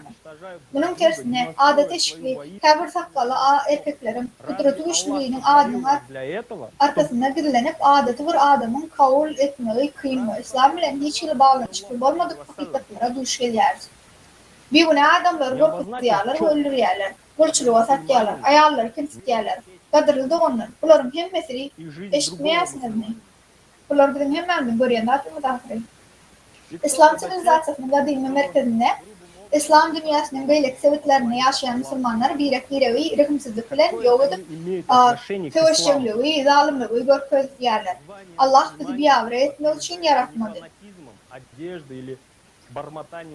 Allah'ın Resulü sallallahu aleyhi ve sellem başka bir Müslümanın avrayının, emlağının ve durmuşunun bir Müslüman için elde devrilmesizliğini açısan görkezmedi mi hemen? Onu Allah'ın Resulü'nün sallallahu aleyhi ve sellem'in sözlerini gödük bozayanlar kimler? Onların İslam ile ne bağlantıları var? Müslümanlar ne fanatizm, giyim ya da yahda alim sözlemler bilen değil, eğitim hareketler, fikirlerin arasılığı ahlak eseti bilen tasdiklamalıdır. Bu yerde bizim Müslümanın hacca koyanlar değil, Müslüman için en esasat ahlak eseti. En esasat Peygamber sallallahu aleyhi ve sellem'e erip Çin yürekten ve doğum cemaatler olmak. Kudret-i bir de düşünme için yani bu düşünme Kur'an'ı oğudun ve hakikat alhamdülillah verdi. Şeylerim adamın maksadına yetmeğini antaklaştırma için yani bu düşünmeyi uğrattı. İnne varsa Kur'an'ın 54. surasının 10. ayetine seyredelim. Biz Kur'an'ı yakı saklamayı antaklaştırdık. Yönü aranlıkta yaklayanlar var mı? Kur'an'a ile. Yönünü açarak Kur'an'ı özleştik ve oylaşıkla öğreniyoruz. Peygamberimiz sallallahu aleyhi ve sellem gidenden sonra derrev Kur'an bilen ne ettiler? Derrev onu yükledik başladılar. Hakikati madde doğru ve günlük durmuş derecesine çenliği peserler. Umuman hakikati öz eline alıp monopoli kurma için Kur'an'ı düşünülme hukukunu kimler şol düşünürçülük vazifesini öz eline alırlar. Kudret-i işlerinin ilham ayetlerinin, ilahi hükümlerinin dine şahsi bilim, kudret-i işler Allah'ın sevgisi ve ibadeti arka açık bolar. İslam en mühim dertlesurlarının biri olan hac ibadet etmek. Ama Müslümanların durmuşunda bu büyük vaka yolloş olmalı, sıfaylık ve takvallık elim dama yolloş olmayar. Galiverse de hacın tutuş prosesi simler ve hacı ziyaretten köp sanlı avtoğlu, aydımsal ve tiyatro çıkışı bilen acayip kabul edişikleri düşen yağdaylar olyar. Kâvir dinarlarımız tabi aydanına hac tepti soruları ve hacıvatını eden zatlarının himmetini surata düşürüp bilmez sanlar vaklarını yitirmen garnaşlarına vize suratları iveriyerler ve dostlarına ya da sosyal olumuna yerleştiriyerler. Ayrıca kolyandadi adamların nekili ahlakından taşırı bir adam gözvurtulu üstköşük bir fasetlere düşen kanadiyer. Bundan başka da cemiyetçilik derecesini yukarılandırma için hükmanı hacı prefektini öz adını uğramak ve belekler günlük dünya işlerine olanmağa mecbur etmeyi yaktan çıkarmadılar. Yönü koy sözülen aydanına hacı Allah'ını yapıp ve ruhu taydan yukarı dereceye yetme için Çin Yurok'tan küçük olma için değerli eğitim adamlardan belirtmen ve hayran alma için alkışlar ve halayanlar için kullanılıyor. Galiba berde hacın nekili adamlar tarafından özlerini bu adam hükmünü görkünme için yani yürekler taydan hakikati ilerlemeyen aydılacak bile. Galiba de hemen bunu köprünç doğrulmada finleyeriz. Kadırlı doğrular ve nem için Peygamberimiz sallallahu aleyhi ve sellem getiren arasılığı ve ahlakı İslam'a gaydıp gelme için hiç saadet etmeyiz. Bir percaya dedik. Biz nem ettik. Mekke, Kabe, Mukaddes ziyaret İslam'ın bekliğini, aklı Müslümanların adı verilimi ve doğanlığı. Tüys Yurok'tan yerine getirilen hac ebedi yaşayış için yerdeki durmuşta en mühim vaka örüler. Kabe hatta alimlerin fikirçe dünyanın merkezi İslam'ın büyük ibadethanesidir.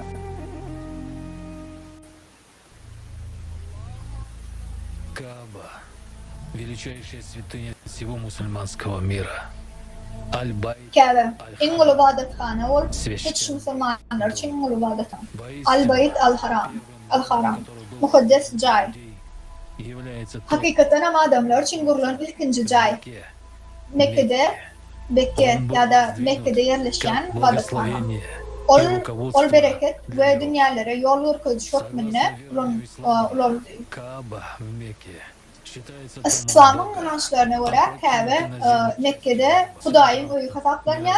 Asmanın bir bölüğü yeryüzüne ağdırıldı. Alemin merkezi nerede dua urukturulanına da İslam Müslüman şu tarafa. Muhammed Peygamber sallallahu aleyhi ve sellem Kabe hakkında şeyler aktardı. Ey sen nehil büyük ve mukaddeslerin nehil büyükleri. Yönü Muhammed sallallahu aleyhi ve sellem kalbi kimin eline? Muhammed aleyhisselamın kalbi kimin eline? Andiçer. Onun emleği ve gani elde verilmesi. Biz dine ol hakkı, buğdaklar hakkı etmeli. Her bir Müslüman Türkiye'de ömrüne bir gede Mekke varıp görmek, koşmak, bir neçe davaralar yerine getiriyor, sani ve tavaf, 7 gede Kabe'nin doğruğundan aylanmak, kulakı, nişanı kabul edilir.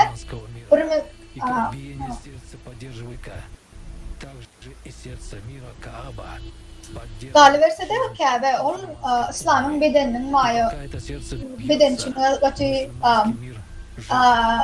Möhüm yer divaydiler, onu yürüye deneyeler.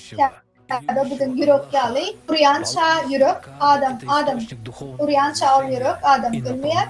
Edil şunun yalı bu dünyanın yürüğü.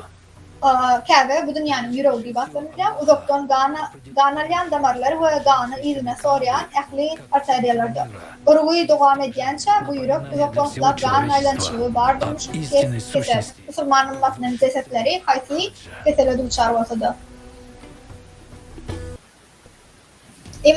İmanı ve Allah'ın söyleyen şey için Kabe ziyaret, ruh çeşme beklik dolma Allah'ın çaklı merhameti. Allah'ın imulu gücü takıdüs Kabe dünyanın merkezi hükmeti için yatlama borçluyor. Bir yerde Kabe'nin mekili mukaddes aklını arada ayıp geçiyor.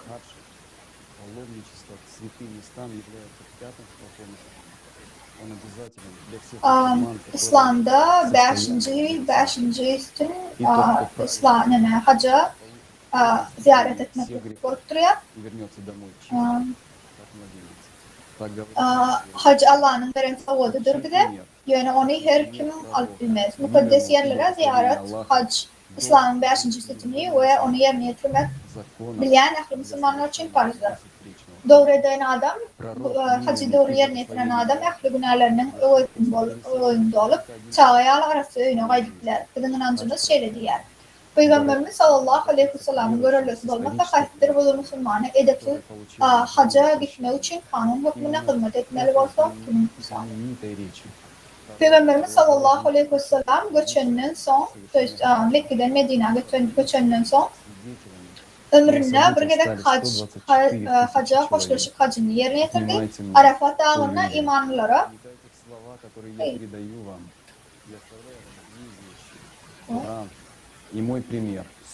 Arafat dağına imanlılara koşuluşuk diyen tarihi vaaz bilen yüdülünü.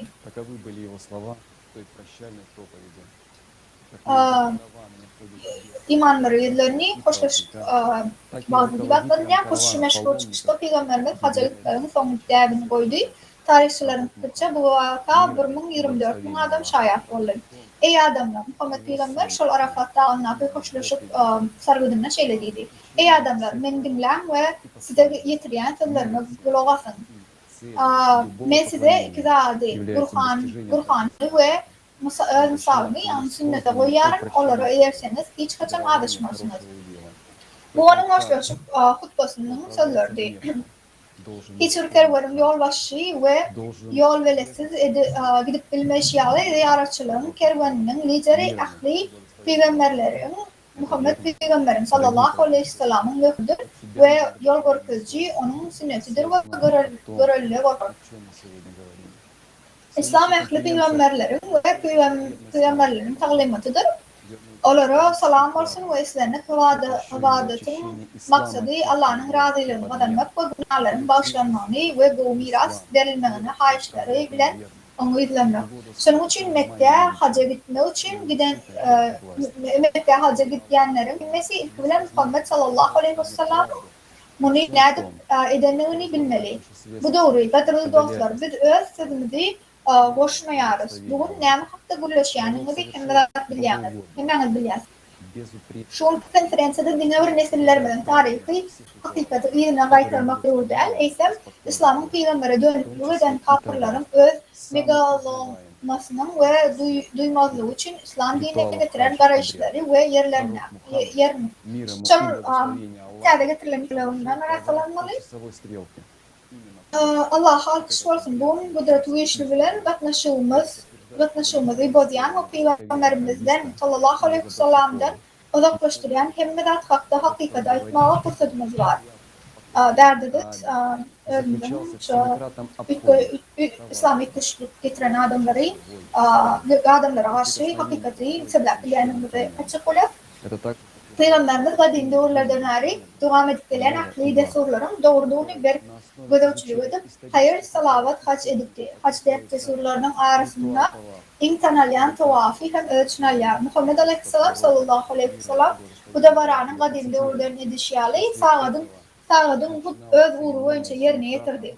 Bunu günü oşnaz Arapçı Alek Bershakov'un halifin tarikatı büyüklüğü gözleği işine tasdiklendiler. Kâva avadet desurunun sağlat uğru boyunca 7 gedek tavaf bolonu ve eli bilen mukaddes taşlara değmevinin mümkünün aydılar. Bunu Muhammed'in sallallahu aleyhi ve sellem'in durmuşu kitabının avtarı Panova ve Vahtin hemen tasdikleyen tarih çeşmelerin öğrenilene Peygamberimiz sallallahu aleyhi ve sellem'in doğruna Kabe'den aylanıp tavaf desurunu suratlanırlar. Allah onlardan razı olsun. Çıtatalar getirilen yağdayına ondan sonra Kabe gözevçiliklerin fikrine uğrar. Şol dövrde belli olur. Günülüğümünün 7 planetasının hareketine öykünüp Kabe'nin 7 gedek aylanmak davarası başlandı. Nem çünkü Kabe planetaların hareketine karşı Kabe'nin dışından aylanmak planetanın hareketine mengdeş ilya yönünem çünkü bizimle ön planetaların hareketine feredip aylanyan olsak indi olsa çok tersine aylanyan. Nem için. Emma Peygamberimizin sallallahu aleyhi ve sellem'in edişyalı Kabe'nin aylanıp geçmeğin uğrunu Halif Ömer ibn Hattab'ın doğrunu ödüllü. Yine Nire'den yükleşmeler. O ilkinci olup o yere varanlar biz saat uğruna gitmeriz. Milletlerin yürüyüşü yağlı olur uzak vakitlap yürütürler. Peygamberimizin yören yordundan yürümeriz. Yanlış yağlı. Aydılca koleyanlar Peygamberimizin özü Kabe'nin daşından tavafı yani daşından aylanmanı yedilerek sağladın tekne yerine getiren olsa Ömer ibn Hattab geliyade şol uğru kesine uğrup koyverir. Nemçin kadırıldı onu. Bu arada fikirlerini görün. Beyik Peygamberim sallallahu aleyhi ve sellem öde yanlış koyverdi mi? Bu da tuğuşu Peygamberim en sevgili Allah'ın gözü bilen gürleşip her adımdan ona düşmanlı bize ona düşmanlı bize görürledip görküden nedik yanlış biler. Ayrıca olanlar Allah'ın özü Muhammed Peygamber'e doğru yol görküden olsa Nemçin kızıl son karşısına yapacak. Müslümanlar biz kimlerin dinleyiz. Ama hakikat saklanırlar. O şanlar ümmet Kabe'nin daşından sağa tersine alınıyor. Gâlı verse de çeşmelerin suyu edişyalı. Kudret Üçlü'nün Resulü sallallahu aleyhi ve sellem Kabe'den sağladın uğruna aylananı ve tavaf desurunu eğer şeyle olan olsa hakikaten ilham yağda bulmakın desurum başka var sultanlar olmalı. Ayrıca olanlar Muhammed Peygamber şöyle koşmanı öğretilmedi. Ama Allah'ın Resulü sallallahu aleyhi ve sellem hakkı yoymadığı için kâderlikleri devam etti. Allah'ın Resulü sallallahu aleyhi ve sellem şöyle dedi. Bu sebep olmadık günahden işimizi tâdir eden ve onları reddetmeli. Berde tâdir getirecek olan adamları yavruyan sebep. Ama Ömer'in fikirçe Peygamberimiz sallallahu aleyhi ve sellem yanlıştı. Ömer'in büyük Peygamberimizin özünü Allah'ın sevgili bu paraz kasap yanlığı nem oldu. Müslümanlar biz kimi izlerler? Ziyaretçiler Kabe'nin yolbaşçısı Muhammed sallallahu aleyhi ve sellem'in yalancı Peygamber'e dönüklük eden Yevreylerin doğru bilen taşırırlar. Ayrıca olayanlar her doğruda ummatın Muhammed Peygamber'in öz ayağından ilerlamağa derek bu tarafı var Ömer'in idinin dükkanı var dediler. Çınlakay ve ayrılığın çalışma oluyor. Derdi ilk koşma çalışma yoyma getirilir. Yine Peygamberimizin sallallahu aleyhi ve sellem'in yerine derek şeytanın idine düştük. Yani Ömer'e gödermek istiyorlar. Kadarlı doğanlar bu hakikaten daşlaşmak. Peygamberimiz ve Allah'ın daşlaşmak. Peygamberimiz Allah'ın onundan çok hudaya ve parlağınlığı şeytanın gulluğunu boyun almak demektir. Başka yol yok. Sebebi bu hakikat. Elbette Yevrey ve Kapudali Ömer bu tədələri tana aydanna atavalarımızın qaharı etti. Ama onların nəyilələri kimsizlik bilen basıldı. Ömer'in ütköşüklüğüne karşılık çıkanlar boldu. Yani onlar ceda adamlarla. Şeylerde olsa kimişekiyalı adamlar elinde ama korkutulup, öldürülüp, açlıkta ve ayağı savaşı iverip. Ömer'in Peygamberimiz sallallahu aleyhi ve sellem'in hakiki eğriyanlığı basıp yatırmanın usulları, toplumu, adeti ve öğren tesir oldu. Sonra Yevrey ve Kapudali Ömer hacın en yakın surlarına bu uluyu, bu ağıt uluyu onun tutanına ummatın kapısıdımdı ve boyun oldu. Şeylere ülkeşmeni getirse de, bilseler de Ömer'in elinden adamlar dinledi ve ona karşı çıkmadılar. Şeytanın Allah'ın özüne karşı çıkmanın neticelerini yeniden yılmayar. Merhametli Allah tarafından ziyaretçinin hacini kabul etmek için sağ refletli ahmet Hudaytlılar şeyle diyor, kahveden aylanıp geçmek için haysi taraftığın kapalı bağımınen, tuhaf etmek, haysi taraftığın mühümünen. Ona bana aydın, Ömer'e eğirmek ya da ona karşı çıkmak ne derecede otuvarlı. Galiberse de Peygamberimiz sallallahu aleyhi ve sellem kudreti üçlü Allah'ın Resulü olmak bilen kahveni edip aylanıp geçmeli. Kahveni sağ taraftan aylanmanın hakik manisini goğulyerdi. Sebebi sağa doğru boyunca hareket ruhu ösüşü, azigirliğe, kamil ahlakının tarafıdır. Yani aydınlıcak bilen de sağ tarafına aylanlarına ruhtaydan ütköşük vakalı geçer adamdır.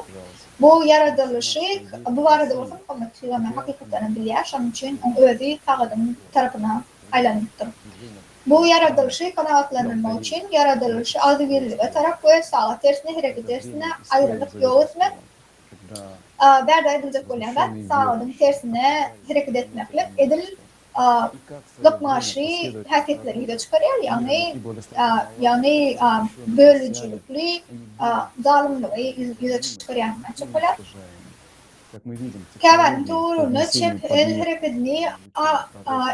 hareketini aklı için bize ne mesaflar verirler. Ular kimin delillerini bilecektiğini ayıp bilersiniz. Her nişan olsa bu esasları kim taptı? Bunun için esas ne? Misal için planetanın sağa tersine hareket etmeli. Bedenli akıdanın hem sağa tersine hareket etmeli.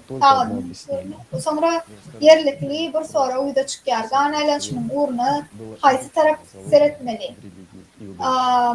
Ön yada arka, sağ ve çep, ganın içeriden, yürekten, perifiyerden ve akli organlara ve dokumalara geçip giriyor. Gaydıkanın nefide cevap verecek, başarılık lukmanın soran şeylerden bu adamın nadanlığını öne süren deliller doğru. Umarım kahvenin toğruğunun uğrunun ütköklüğü tükenleyin derler aslında. Tarihte bunu eden yepetak adam der. Şunu mengeç hakikat Hristiyan dinine de esasen Pravoslav dinine yüze çıktı. Galiberse de ilkinci Resul ve İsa'nın en vefalı şairdi. Andrew'dan gelip çıkan Pravoslav dinine ibadethanelerin asıl ailevi adetçi sağa doğru boyunca yerine getirirlerdi. Katolikler uzak vaatlar sağa tersine ettiler. Pravoslav dini katı uzak devam etti. Ama 17. asırda Rusya'da Patriark Nikon Buthana reformasını amel aşırdı ve ibadethanelerin ve kurbanlık dektesurların toğrağına aktarıp edildiğini uğrunu sağladığını tersine etti.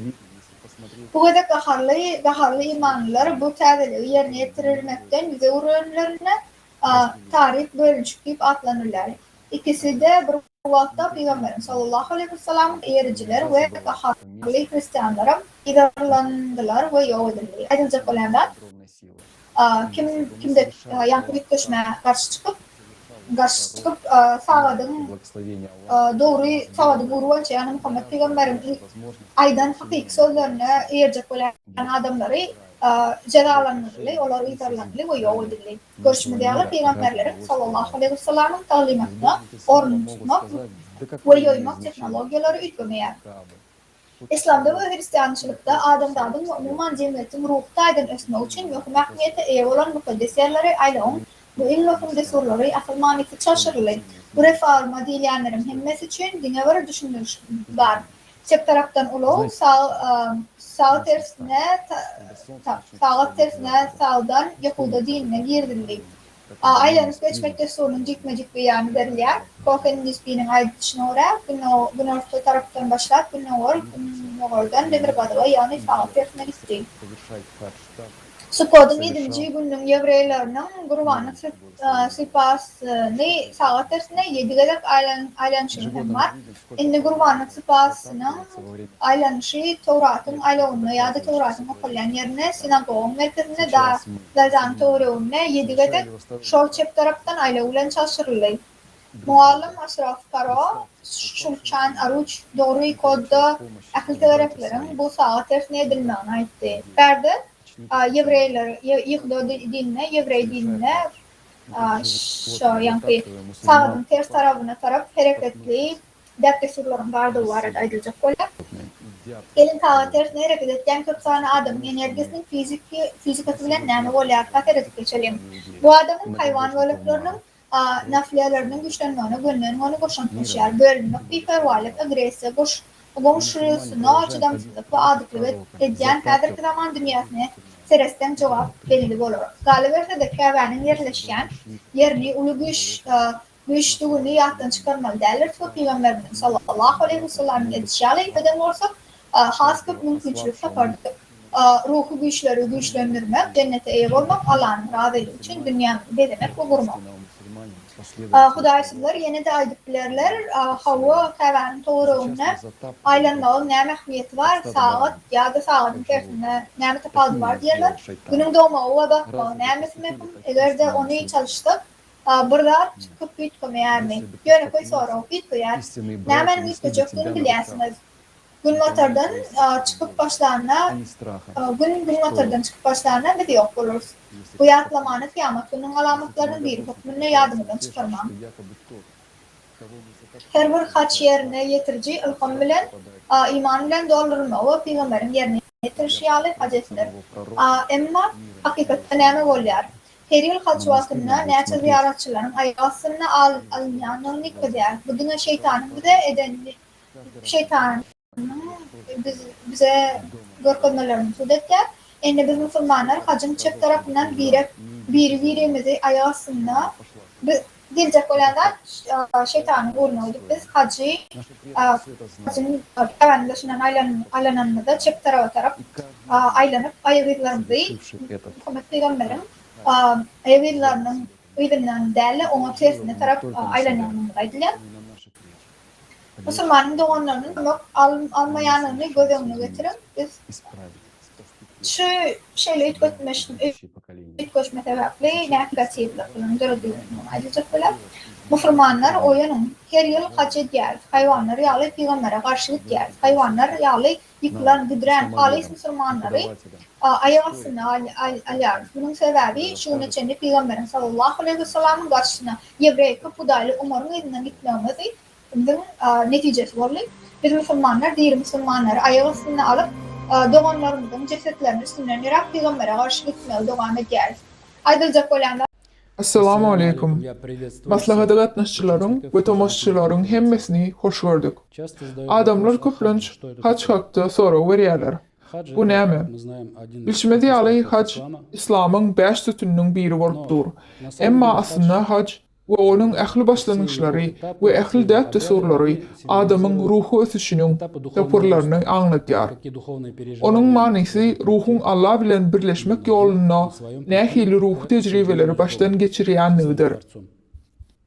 Garadaş ökmeklik.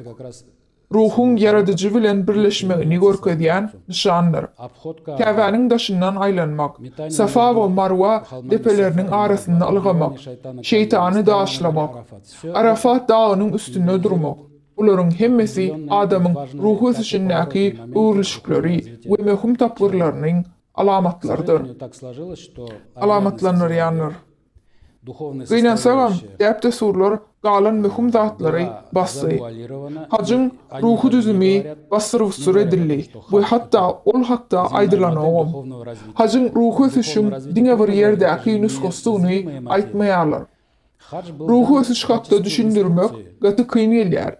Sebebi ruhun ösüşi görünmeýän daha dahry. Hac görkezme hukmuna berildi ve Müslümanlara hac desurlarynyň asıl manysyny ruhu ösüşiň beýany hukmuna dogry düşündirilen bolsa, hemme zat düzü we yer bolardy. Emma hac beýle görnüşde hödürlenmeýär bolad. Onu gatı yere bağladılar. Hatta ruhu mazmunundan mahrum ettiler ve yönekayde sura urdular. Şunun için gitmeyi başarıp bilen adamlar her yılda hacca gitgeler.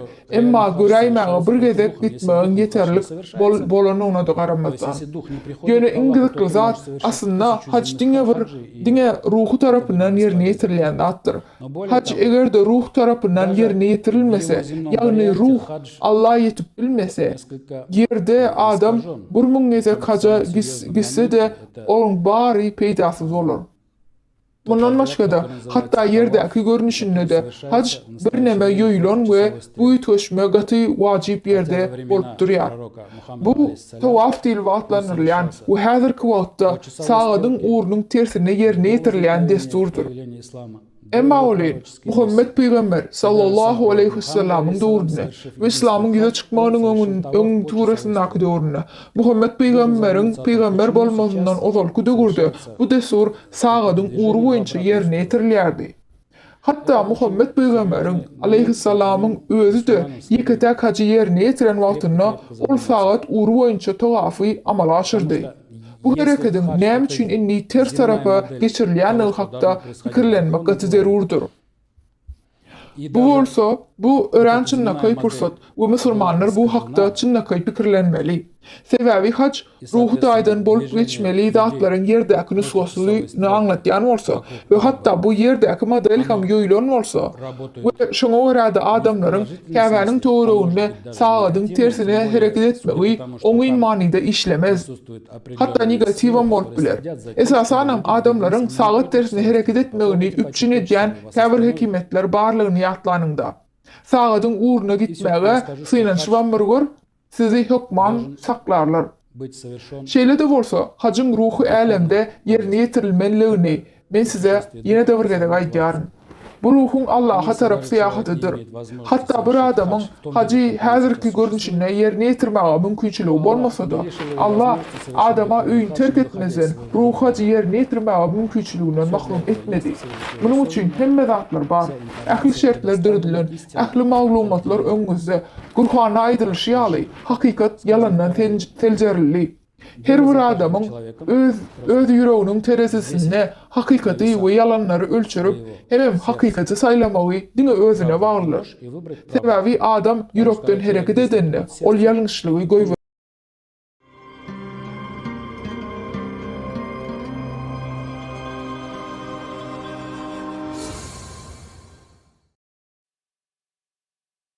Эльдар Гарфадинович, спасибо вам огромное.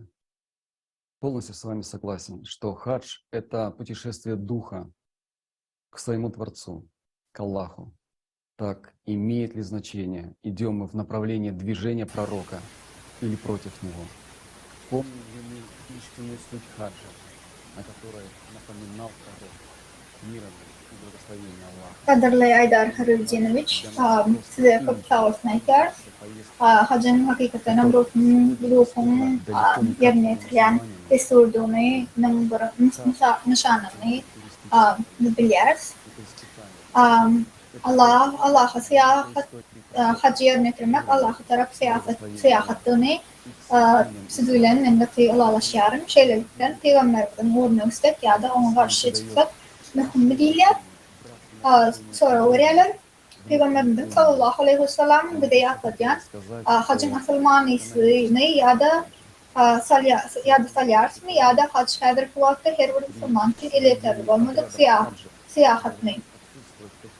Hac seyahat, hac yönü bir seyahat der. Hüseyin'e Peygamberimiz sallallahu aleyhi ve sellem'in büyük tarihine ve İslam'ın kudüsüne yerine getirilişine giriş. Hac Müslümanları birleştirmek. Sebebi İslam ümmetinin akide doğruluk katnaşıklarını ve dostluğu ulu ahmiyet katolu ahmiyeti var. Yöne hacın iktisadi tarafı var da bir dat aytmak istedim. Hac gurnalarına, hac yesurlarına bercay etmek bile cemiyetçilik yağdayına aramadan artık müşrikler bolmalılar. Kəvənin yönü ve imanlar için hat yeterli bolyan vaktları hatta vadatxananın kapılarda seyreti açıktı. Bugün emma bu vakti orada biz nemeleri görüyoruz. Hazırki vakta iman edenlere elbette kısmak batını iyi olsa da yine o Kəvə gitmek batını iyi olsalarım yine Kəvənin qara kutuğuna barıp bilerler. Yani yine vay yukarı vazifeli adamlar ya da devlet başkanları içki bölüklerine araşıp bilerler. Ayrıca kolyanda şeyle mukaddes yerim olsa garibi adamlar yine qaradaşın yanına girip bilerler. Yine bayi adamlar Kəvənin içine girip bilerler. Beytullah'ın içki bölüğüne aralışıp olur. Yine baylar aralışıp biler. Görünüşünden olar Allah'a en yakın münəmi.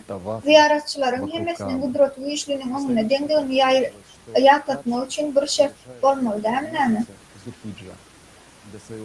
Sevgili Peygamberimiz sallallahu aleyhi ve sellem çünkü hac kvotalar var adı neymi diyer.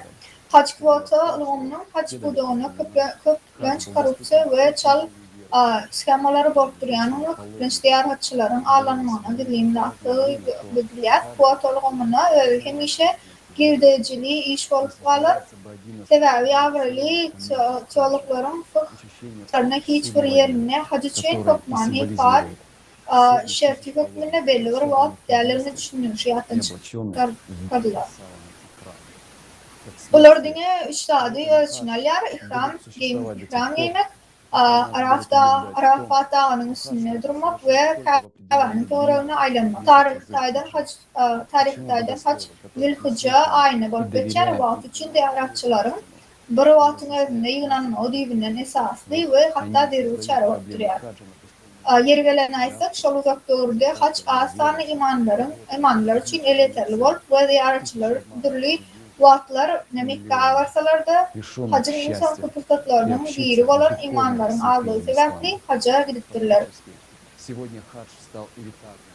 Как мы слышим от некоторых муфтиев, хадж Neticede hacın dine Zülhicce ayının Kəvər günlerine yerine yetirileceğinden yançak hac kvotaları var olup bilir. Nemçin dinleyen ve onları nanyan çoğuluklar, yani dini adamlar hakikat dünyalar, fıkhiyer ölülerini düşündürmeyeler. Şeydeliklerin hac meselesini baştan ayağa dörüdüyorlar. İmanları ezmek, ayağa astına almak, kvotaları bahaları yukarılandırmak, bunlarca ağlanan adamlar ve bilyorça adam İslam'ın ruh mukaddes yerine koşulmalı, baktır mahkum ediyorlar. Aslında her kuvveti Kəvər müftülerden eşitişimi diyorlar, hac bağışçılar için değil. Hac bağışçılar için değil. Müftüler her kuvveti garip adamlar için değil, elitler için diyorlar, bu İslam önemli. Bu Peygamberin sünnetini her bir Müslümanın mukaddes borcundan başlayıp mendeş olmadık bir iş ettik. Hacmullah Khan işe, gati girdeciliği işe uğurlu, dertleşiklik hatta alat etmek, hileyi korlanmak ya da tədəvül özvuruşluk olarak zattırmak zürurluğu var. Bu işin ağırdığı özüş perspektivası var. Sebebi neslide neyse tədəvül ikman Khan'a vurulsa da olur, hemişe etde olur. Her tədəvül olan imanını bilen bir müşteri için haslık var. Ayrıca kolyanda şeyle mukaddes yerim olsa adamlar onun bir zatları öğürdüler. İktisatlardan, finansiyellerden kapılı getiren bir biznesle öğürlü. Bayağı adamlar gidip bilerler hacca garipler, hakiki imanlar olsa da olur gidip bilmeyerler. Aynı seyretme, şeyle hakikate işlemeden tam aynı seyretme ondan utanmaya mısınız? Onu ne görüyorsunuz? Peygamberin idimine yerdiniz mi? Ayrıca koylarlar şeyle büyük koşmaları geçirip şeyle bozulmuşlukları geçiremekten hiç utandırmadı yok mu? Müslümanın siz şundansanız. Ya da mukaddesleri satyan şeytanın dağılımı bulumusuz. Ondan sonra sevgili Peygamberimizin sallallahu aleyhi ve sellem'in huzuruna Allah'ın bu göz bakta görünmekten korkmayarsınız mı? Peygamberimiz sallallahu aleyhi ve sellem kâr Müslümanların ibadethananın tutuluş beylekleri eksploatasiyalanmağı, kimin yerine barıp bilecekleri, kimin bay ve garipleri bölümünde çözümlemediler. Peygamberimiz sallallahu aleyhi ve sellem salıp teremi o kadar ettiğini edin şunun yağlı ediyor. Biz bunu dediğimiz o. Hac meçhitlerde Huday bilen Buda kurdular. Kim bunu kazanlar? Fikir edin. Bize Mekke'ye varıp gören olsanız, hac eden olsanız günahlarınızın bağışlanacağını aydılar. Yönü Peygamber sallallahu aleyhi ve sellem'e karşı takva edin. Hudaylı olun. Biz şunun son neyme umut edeceğiz. Biz ölümümüzden son Allah bilen görür söyleyeriz. Bu senaryoda Peygamberimizin ayağı aslında Peygamberimizin karşısına gidemizde tersine isteyen biz bu uzaklara ardu edeceğiz. Kadırıldı onu. Biz Rabba Hudaya ibadet edeceğim ve söyleyen Müslümanlar olmalı. Goy gaydık gelmemizin yolu için hakiki İslam şu var. Eski bilen bu malumatları belki doğanlarla paylaşın. Şeyler bilen açık olanda şunun devamında biz de tarihte nehil adıydı. Kabe'nin başına aylanmak tavaf. Dertli sorunun ilk koşma fikirlerinin var edildi. Yani Muhammed Peygamber öldürülme sağladım uğur boyunca hareket boyunca Kabe'nin başına aylanyardı ama Ömer'in gelmeğiyle bu takıp tersine sağladım uğruna değil, sağladım tersine aylanmağıyla ütködüldü. На этот вопрос каждый должен честно ответить сам себе.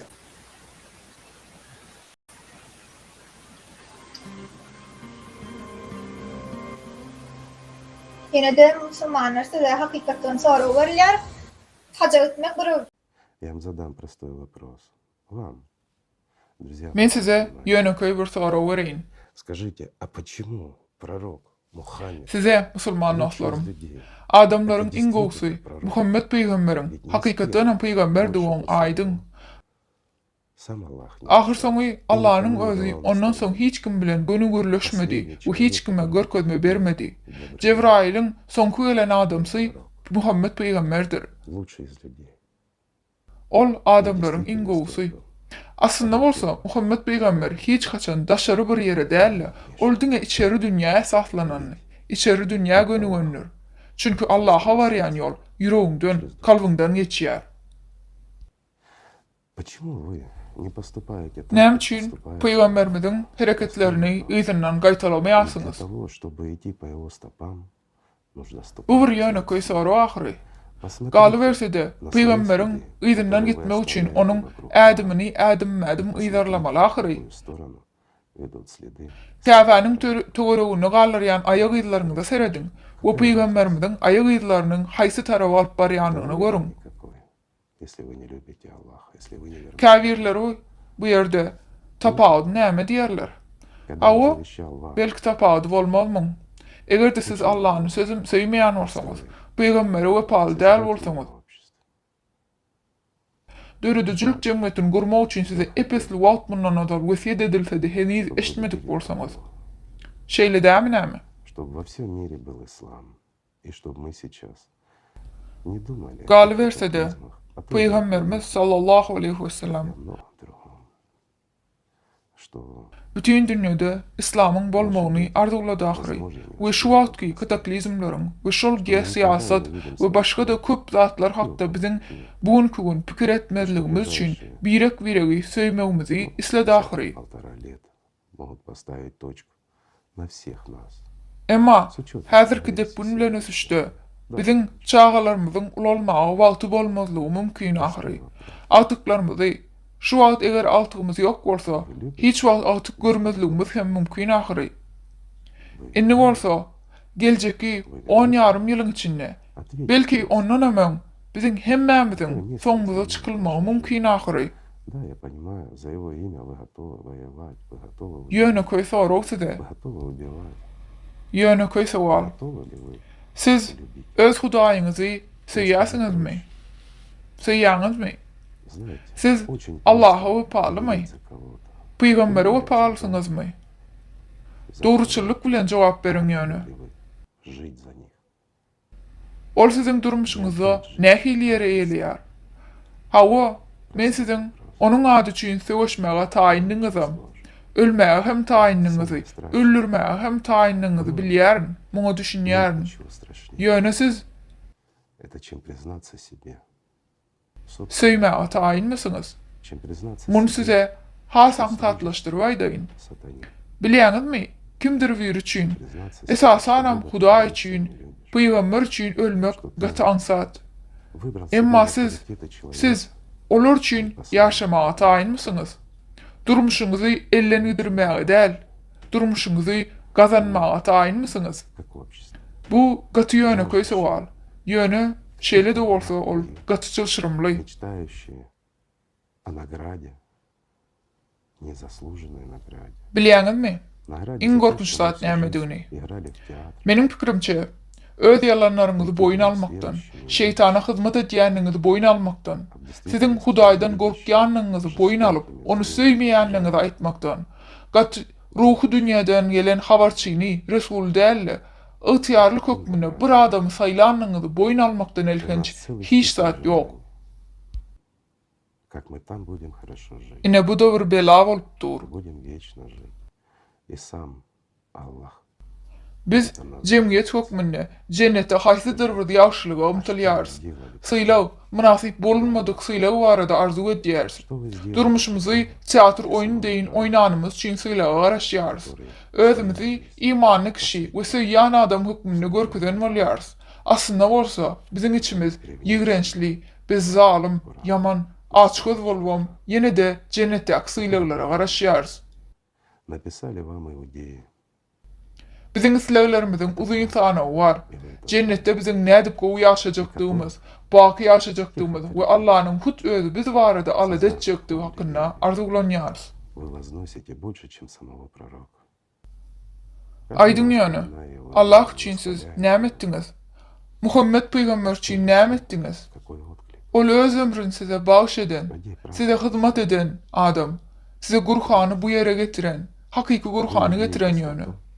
Size bolsa ol Gurhany soň ýewreýler ýazyp berdiler. Bu da hakykat we siz muny bilýärsiňiz. Держать слово перед Аллахом. Şol siziň diniňizi üýtgeden awtoritetleri peýgamberiň özünden has uly tutýarsyňyz. Her gezek peýgamberiňiziň adyny awzasaňyz, onu öwen bolýaňyz. Слушая шайтана. Kalbyňyzda ýöne näme bar? Size nähil jogap berýär? Dostlar, hakykat nirede? Galy berse de ölümden soň Allahyň öňünde sizin berjaý etjek peýgamberiň özüni görersiňiz diýip umyt etýäňiz. Aýdyň ýöne, peýgamberi görmäge siz asla münasip misiňiz? Menen tek Allah hakda aýdamam. Bolmasa da, kelläňizdäki şeytan dinlemek bilen, gaharlanmak we söýmezek bolmak bilen, adamlary bölýän we ýaraşdyrmaýan adam bolmak bilen, şeytan bilen bile bolmaga münasip dälmisiňiz näme? Bu şeýle dämi? Dogryňyz aýdyň ýöne. Siziň Hudaýyňyz kim? We siz kime hyzmat edýärsiňiz?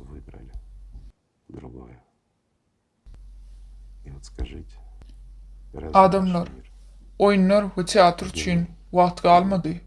Udurmuşda ikinji gezek mümkinçiligiňiz ýok. Asla ýok. Hakykaty size İsa Mesihiň özü we adamlaryň iň gowlary Muhammed peýgamberiň özü getirip berdi. Emma näme üçin başga bir zat saýlaýaňyz? Indi bolsa aýdyň, peýgamberleriň özlerini daşatan, olary hapatan adamlar geljekleri münasip däl, ýerimizmi?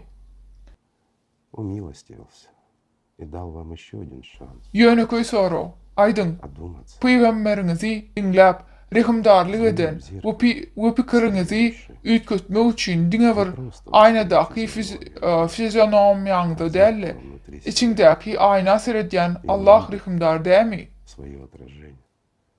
обрести жизнь, Özüňiz we pikiriňizi görüň. изменить этот Özüňize we pikiriňize спасти все человечество. seredin. Durmuşa eýe boluň. Dünýäni ütgödüň. Tutuş adamzady halas edin. Или вы будете Ýeketek ждать, что soraw. кто-то придет и за вас сделает? Ulalarsyňyzmy? Почему вы будете Ýeketek бросать soraw. Bu mümkinçiligi ulanarsyňyzmy? своими детьми, Ýa-da başga biriniň gelip size derek hemme işleri etmeğine garaşarmysyňyz? а вы Näme siz ulalar ýaly hemme zady birine, kimdir birine eder, kimdir biri karar verer diýip küçüjük çağalar bolup bagallyňyz. родитель сам Господь? Почему вы слушаете? Küçüjük çağalar bolup galarsyňyz. Siz bolsa bu ölüm dünýäsyny terk edip has gowy şertlere jennete gidersiňiz, şeýlemi? Мир, он или черный, или белый. Ýene de söýýän enataň Rebbin özü ýaly alada edilmelimi? Näme üçin şeytan dinleýärsiňiz? Näme üçin Allahy söýmeýärsiňiz? Такая суть. Bu ýöne köý dostlarym, dünýä gara ýa-da ak, indi çal däl, çal ýok.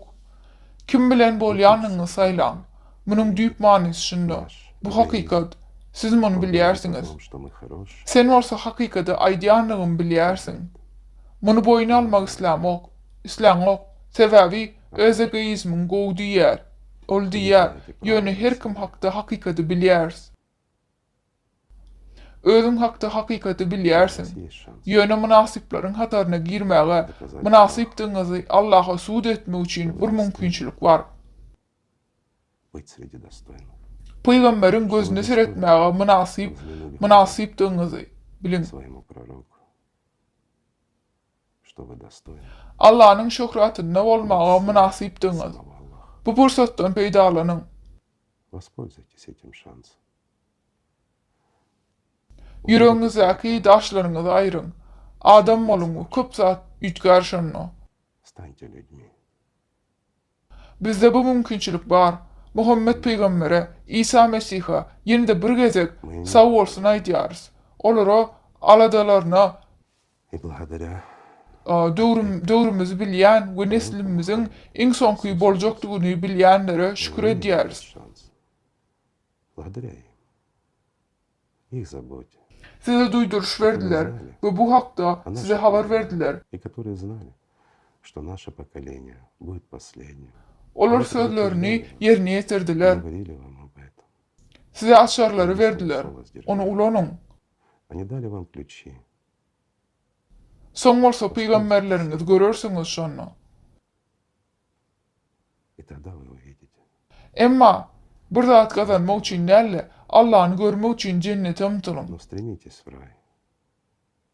Для того, чтобы лицезреть Аллаха. Kelläňizdäki şeytan dinlemegi besedin. Чтобы обрести что-то. Перестаньте We size köp zat aýan bolar. и многое перед вами откроется. İçki gözleriniz bilen seredin.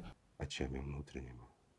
И вы O увидите. ýerde gözleriniz bilen görmeýän zatlaryňyzy görürsiňiz. И это правда. Bu hakykat, bu dünýä. Такого мира. Emma onu ütgüdüp bilersiz. Mümkinçiligimiz biziň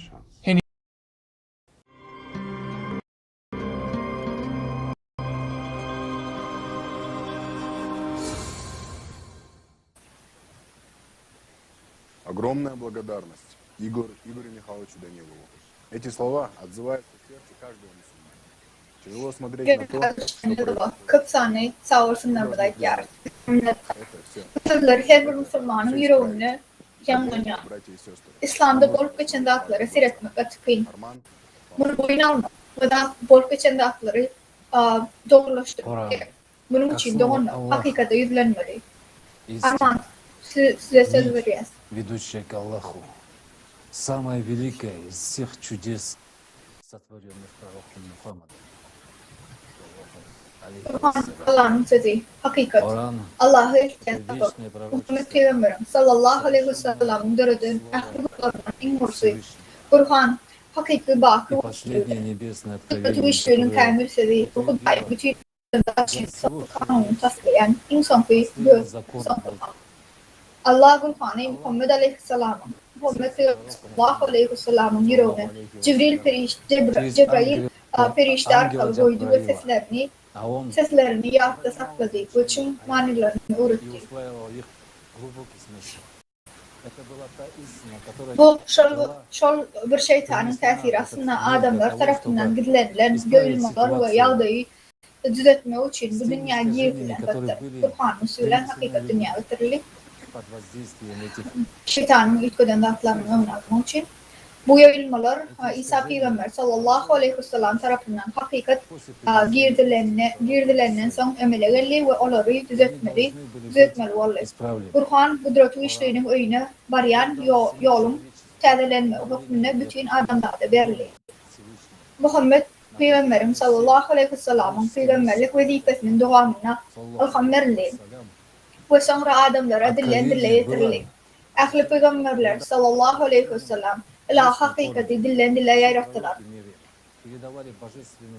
Peygamberlerin sallallahu aleyhi ve sellem'in eli bilen hat hiçliği yazılmadı. Doğru kadarı onlar. Tarihi çeşmelerin hemmesi muntasip koyar. Diğer peygamberler sallallahu aleyhi ve sellem gideninden son, hatta 10 yıldan gavrak vakit geçenden son adamlar peygamberlerin sözlerini yazıp başladılar. Yine Kudüs yazdı. Hristiyanların arasında İncil emir edildi. Ve Kur'an hem Edirşan'ın yağlı, Kur'an hem Borkaç'ın vakat Edirşan'ın yağlı. Письменную форму, чтобы так формировалось Священное Писание, Библия у христиан. И то же самое происходило и с Кораном.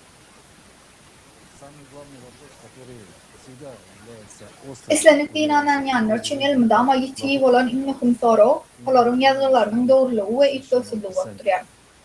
Şunun bilen bağlıkta Müslümanlar çağlarımızdan hafiflenen zatlarımızı yada salmak isteyen Kur'an'ın saklanıp kalıptır. Müslümanlar küçükten öğrenen zatları Kur'an'ın saklanıp kalmalı. İlkece harfam hiçliği ütközülmediğine diler. İncil'den tafavutlıkta Kur'an hiç vakit ütközülmedi ve bu Kur'an'ın Hudayın tartmaz sözlüğünü ispat ederler. Yani Kur'an kudretiyle hükmen saklanıp kalıp İncil'in bozulmağını öne sürülüyor. İslam'daki en büyük günahların biri adamı İslam'dan çıkarıp bilen küfür, imansızlık, günah halaklanıyor. Bir de şeyle var kesitlenirli oluyor. Bir adam inanmalılar. Hatta bir de asırlar boyu hürriyanlar Kur'an'ın yıkıcı sözünün hiç saadının yıkıcı harfinin ütközülmediğini barada inanmamızı ona şüphelenmediği barada öğretecek oluyorlar.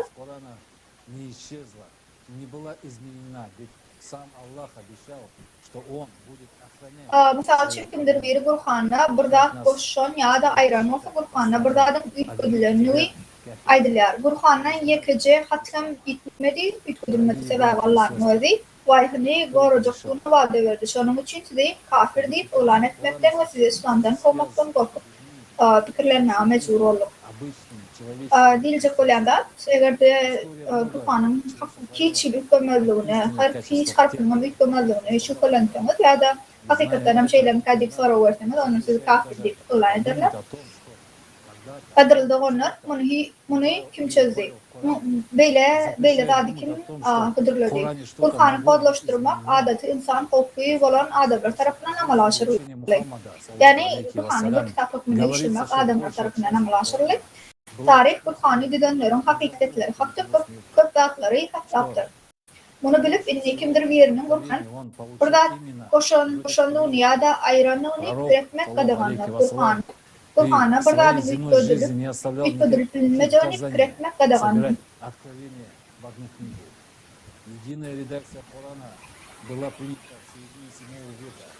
Muhammed Aleyhisselam'ın ömrü ve talimatı var adı tutarlı yazılarda Kur'an'ın tünün özüne ölmediğinden ozor iberlerini ve bu devirde köpül hamalarını ediyor.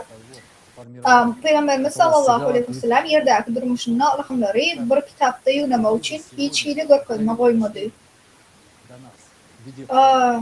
Kur'an'ın bütün neşri 7. asırın ortalarına 3. halif Osman bilen Affan'ın yol başlığına edildi. Yani kabul edilmeden adol, Ilham'ın şu gün bize Yazı Çeşme kökünde Burhan'ın görünüşüne inmeğinden mühim rol oynayan bir vakadan Necip Ulanat Kur'an'ı bir kitabı urmeden adol vakalar vaklaştı. Sevgili Peygamberimiz sallallahu aleyhi ve sellem 632 yılda bu dünyanın terk eden son hiç kim Kur'an'ı ve kağıt yüzüne yığınamağa edip bilmedi. Sebebi Peygamberimiz hatta hoşlaşık kudvasında da bir kitap yığınamak görkedi. Hiç yıl boymadı. Bilcek olanat Peygamber bir Kur'an'ı bir kitap hakkında işlemeye vesiyet koymadı. Elbette tutuşlu Allah'ın isteğiyle olsa İslam olan olsa Peygamber'e yerdeki durmuşuna ilham yekecek kitaba yığınanmak taşırığı derlerdi. Kur'an'ı yazmak var adı Ömer ibn Hattab ilkinci halif Ebu Bekir al-Sıddık'ın doğrunu öne sürdürdü. Bu vakanın sultanı Sahih-ül Bukhari hadislerine edilir.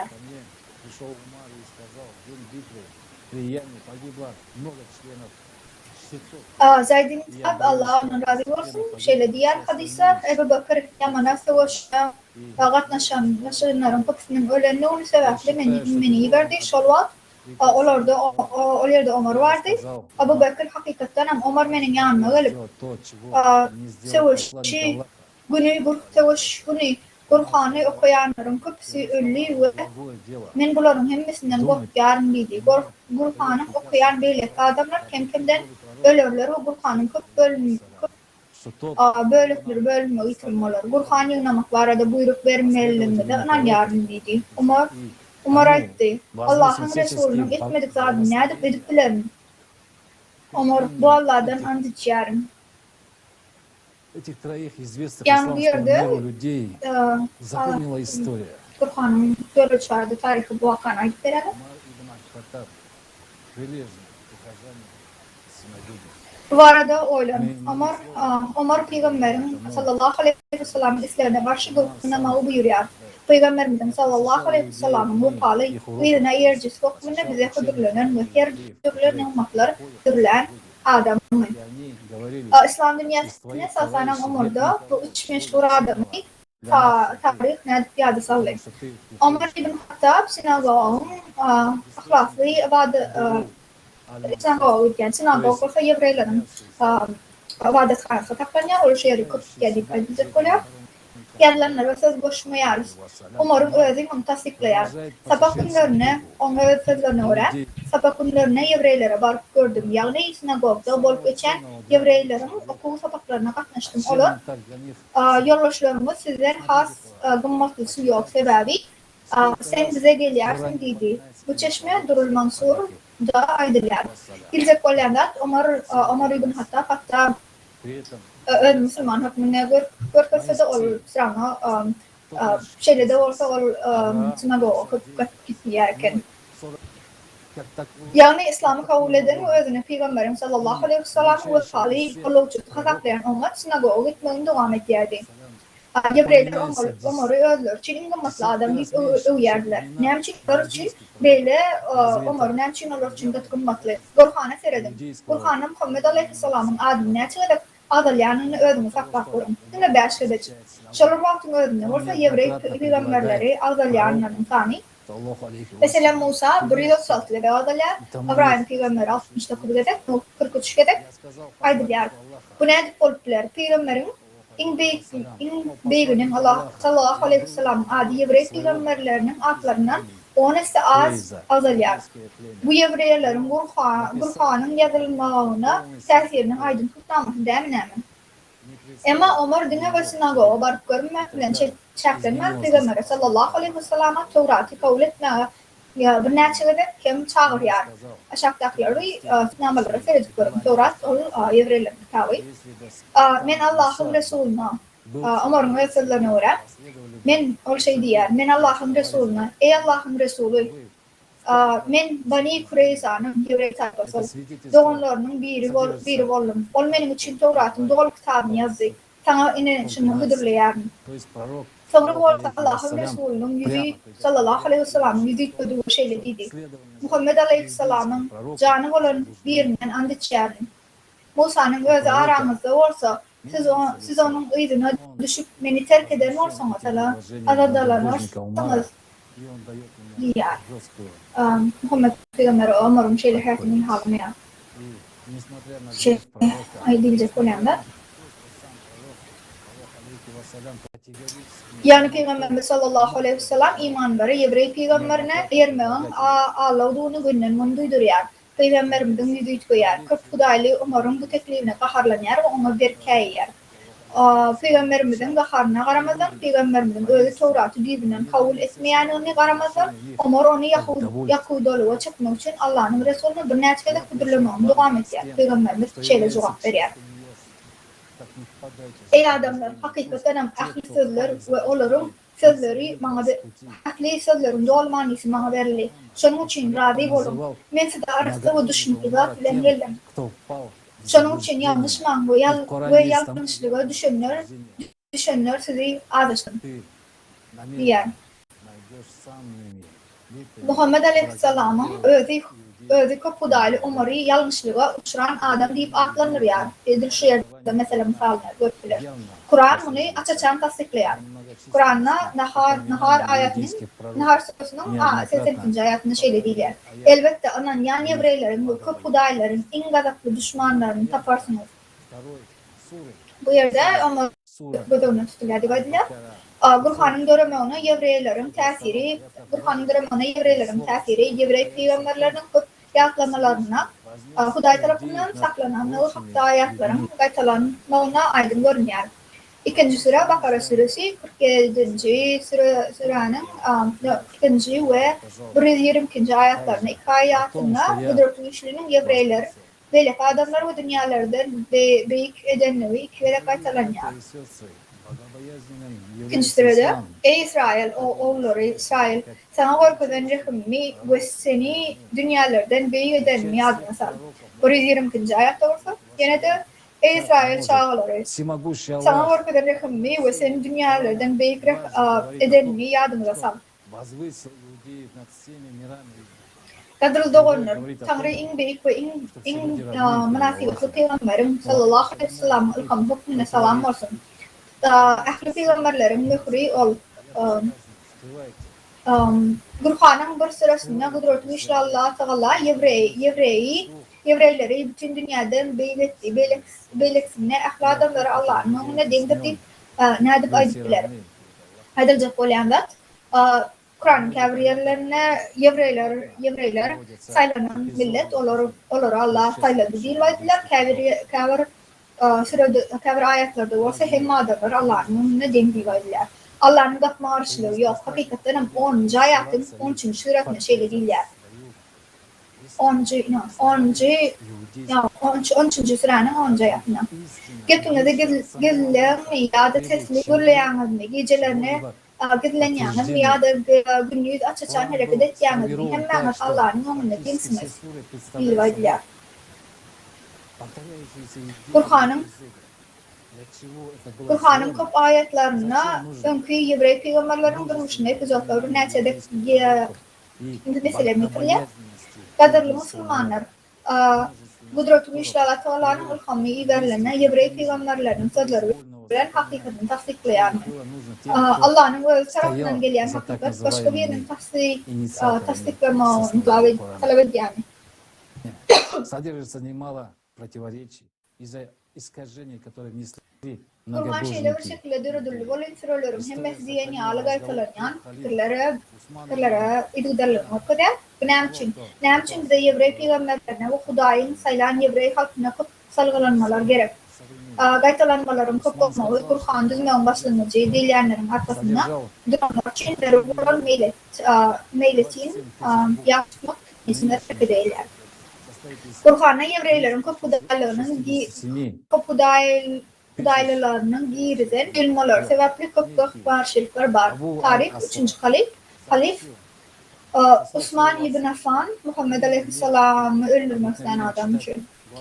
Doğrudaşlarının biri bilen bolan sapatışını qorab saklamadı. Osman Peygamberimizin dövründe Kur'an'ın 1.027.000 harfın vardığını tekste olsa 267.033 harfının ibaretlığını aitti. Kâvr Abu al-Hasvat kakasının sözlerinden şöyle diyer. Biz Kur'an'ın Bakara suresine mendeş bir bölümünü okuyardık. Dine bu şu sözler yadımda Adem oğullarının baylıktan doğru ikiciliği olmalı. Üçüncüsü gözlerdiler. İyiydi. Her Kur'an'da böyle sözler yok. То есть 73. Получается, что As-Suici'nin fikirçe не все откровения fikirçe Ayşe tarafından aydınlanan sözlerde Peygamberin doğruna Kalisa 33. suresinde başlığı 200 ayet vardı. Osman Hudaysız Osman Kur'an'ın yazılarını, redaksiyonlarını, dinin her bir ayakları yaptı. Görünüşüyle Peygamberimizin sallallahu aleyhi ve sellem'in ibaren ilhamlarının hemmesi Kur'an'a yok mu? Bu Kur'an'ın ilk usulünü anlayan Müslümanlar için şeyle olması soruların dine bir bölümü. Galiberse de bu yana koy faklar Kur'an öğrenme eyyam ilk koşmaların bolunu usul ediyor. Galiberse de eyyam ilk koşuluk hasaplanan da Kur'an'a koşulan dağıtlar misal için Yevreyi peygamberlerine ya da Hudayı sayan Yevreyleri hakta ayaklara gaytalanan bir mengeç salgılanmalar. Kabir surelerin Kur'an'ın resmi versiyalarından çıkarılmağına ilk koşuluk hasaplamak mümkün mü ya da bulmalı mı? Bu yana soru. Ne için Kur'an öğretilerine Hudaylı Ömer Mahdi hakkında mağlumat koymadı. Al-Mahdi, İmam el-Mahdi hakkında mağlumat koymadı. Galiberse de bu mühimler akri. Ali ibn Abu Talib ve Muhammed Aleyhisselam, Muhammed sallallahu aleyhi ve sellem el-Mahdi vardı kopayttılar. Yani Kur'an'ı hiç saat göründü. Sebebi onlar için ağır değil. Galiberse de İmam Mahdi'nin doğruna dünya ütgar ve ehliyalarına paş edilir değiller. Bu her bir doğruda bizim doğrumuz hakta bolup geçen dağlar hakta bolluyor. Bu onların ve onun izine eriyenlerin gücünü hopa salyar. Ama Mahdi hakta, İmam al-Mahdi hakta hiç saat dağılırmadı. Sebebi Mahdi'nin getirecek cemiyeti onların ve onun izine eriyen dağlarına karşılayırlar. Mahdi goşa standartlara ağırlığı güçlü bölünüşük ve manipülasyaları değerli, azıviyelik ve dinlik esasında kurulan hakiki Müslümanlar cemiyetine getirer. Alverse biz şeyle ilginç dünyada yaşarız. Bu hakikat, bunu siz biliyorsunuz. Hakikat Hudaylar için keseki onların iki standartı var. Onlar şeytanın yerine yarıyorlar. Поэтому многобожник Умар, который составлял Коран, исключил пророчество самого пророка Мухаммада, ему, об имаме Махди. Peygamber aleyhisselam Mahdi'nin dine girilen dağları araştırılacaktığını, ondan başka hakikatin yoktuğunu aitti. Bu umarım eden işinin düğümünden tersi, onu paş eder, hakikati korumak için. Peygamber sallallahu aleyhi ve sellem'in Kur'an canını yitirdi. Yani ahir neçen Peygamber'e vefalı olurlar. Onlar hakiki Müslümanlar. Yani ayrıca şunun için Kur'an düzen köp Hudaylı Ömer Muhammed Aleyhisselam'ın İmam Mahdi hakkında velidiğini ayırdı. Kur'an dedilerine Ömer Muhammed Aleyhisselam'ın İmam Mahdi'nin hakiki velidiğini dilen sözlerine ayırdı. Tanrı'nın manisi köp Hudaylıların önünde yapıp olarsan yerdeki ümmetlerle ölçülüyor. Cennet yok. Yine doğdu. Cennet yeryüzünde. Ölümden sonra ecir çekerler. Hava asıl Kur'an olan Allah'dan gelen hakikat. Sevgili Peygamber'e Cebrail perişte tarafından verilir. Ama bu yüzden Kur'an'ımız iki Yevrey tarafından yazılır. Bir Yevrey malileştirdi. Yani Ömer ibn Hattab finansiyerleştirdi. Derdi beleksi Zeyd'in Sabit düzü. Elbette Peygamberimizin sallallahu aleyhi ve sellem'in hakiki sözleri şol yerde galıptır. Onu ayırıp olmayardı. Yoksa hiç kim Peygamberin öğretişlerinden alıp varan dinlerine eğermezdi. Bilecek olanlar biz Kur'an'ın ilk göçmeler hakikatinin yerini yönü böyle demek. Kur'an'da hiç ili Muhammed Peygamber'in sözü yok demekler. Onu elbette var.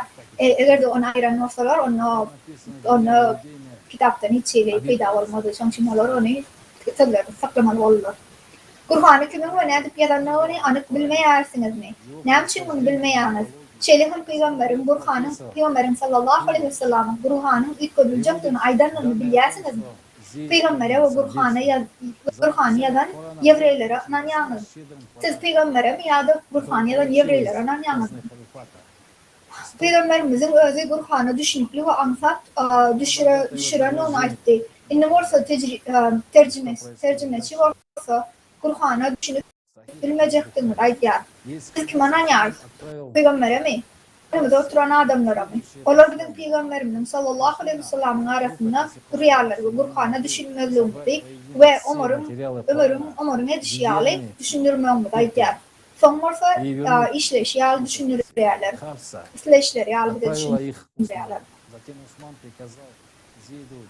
İki Evrey tarafından yazılan Kur'an hakikat mi? Kur'an'ın kitabı gelip çıkışı ve mitologisi aklı eserde İslam alimi Tıkkîm oluşu Zeyd İbn Sabit'in Kur'an yazanı için haliflik haznasından 100 bin dirhem alyan öğren tahsavvat bilen belirlenen aydiler. Öğren bahsiyle şeylemi. Sonra sana yamak geçer. Sahih Kur'an'ın hadisler şeyle değiller. Osman Hafsa şarkı coverları verdi. Kur'an'ın ehli gol yazmalarını acayip nüshalarda cemle gol yazmaları size gaytarıp verme için bize Kur'an'ın gol yazmalarını iyi verin. Hafsa onları Osman'a iyi verdi.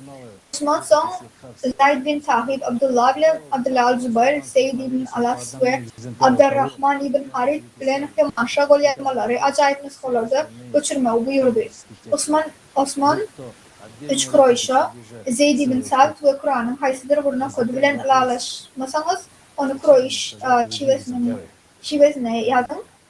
Sebebi Kur'an'ın diline açıldı dedi. Şeylettiler ve köp nüshalar yazılanırsa Osman nasıl bu yazmaları Hafsa'ya gaytarıp verdi. Osman her bir Müslüman olayetine yazan dağlarının bir nüshasını iyi veriyor. Kur'an tekstlerinin ayrı gol yazmalarını ya da tutuş nüshaları bile yakılmağını buyurdu. Sonra uyuda çıkan nemçin Allah Teala'dan gelen ırkanın beyler nüshalarını yok ettiler. Onlar da İslam'a hop avanırıp bilecek laflar vardı mı?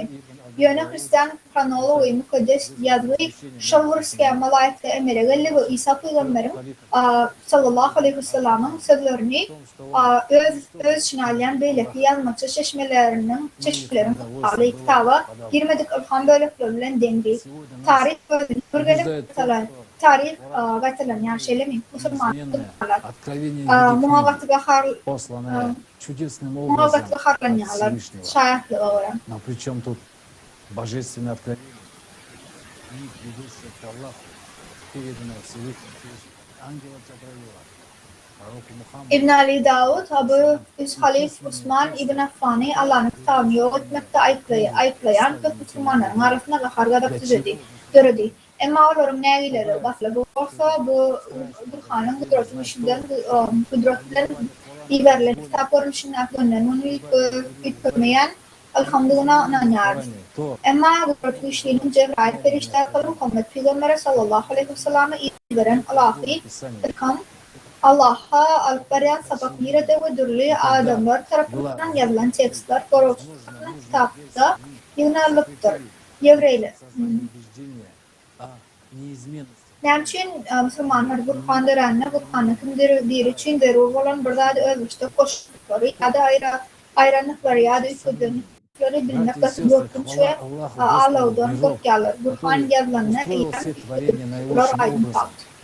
Он повелел людям размышлять над Божьими творениями, дабы руководствоваться ими на пути познания могущества Всевышнего Творца и постижения Его великих качеств. Господь не спаслал своего посланника, мир ему, Коран, дабы он разъяснял его людям, и они размышляли над его аятами. Нет ничего выше руководства Всевышнего. Сунны пророка Мухаммада, зачем мы следуем за неверными и поддерживаем их убеждения?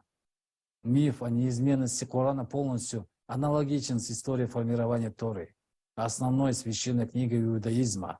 В Торе также написано, что Тора никогда не будет изменена, и что невозможно изменить слова, закон, даже самому мудрому человеку на свете. В одном из разделов Пятикнижия Моше говорит по слову Всевышнего: «Не прибавляйте к тому, что я заповедую вам, и не убавляйте от этого, чтобы хранить заповеди Всевышнего Бога вашего, которые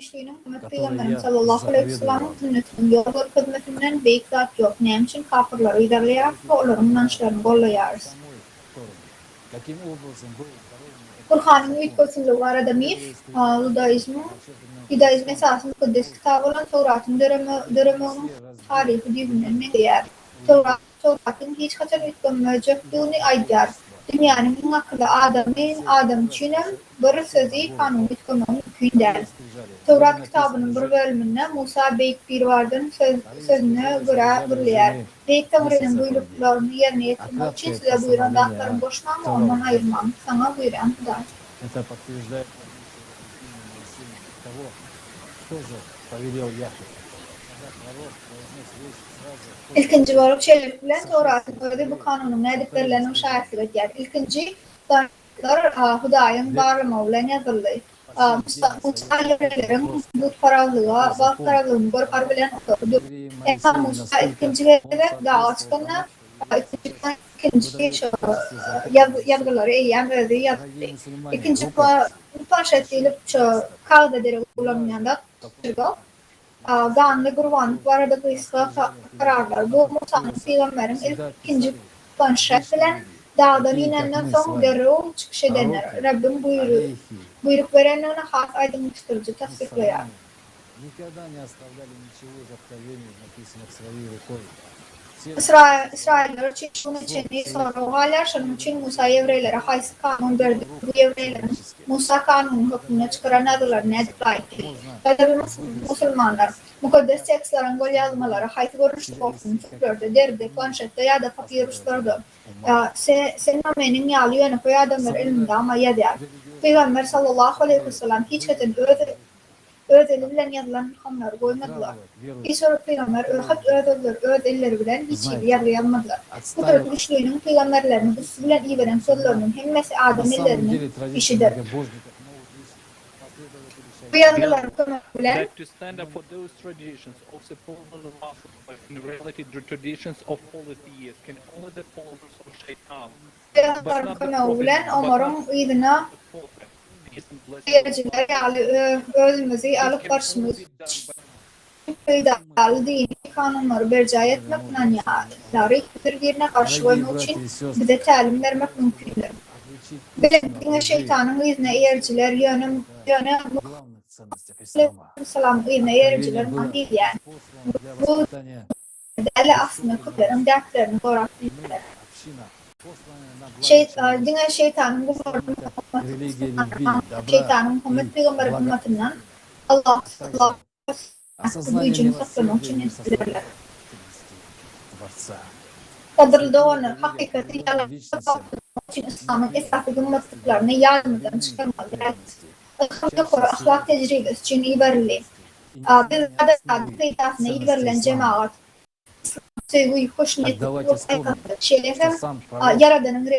говорил, что все изменится, что изменится ислам и что Коран изменится.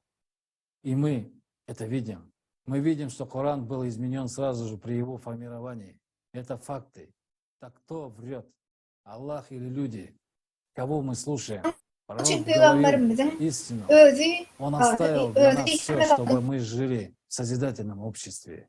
А иудеи и их последователи уничтожали не вошедшие фрагменты Корана, уничтожали слова самого пророка, саллаху алейхи вассалям. Разве это не так? Разве мы этого не знали?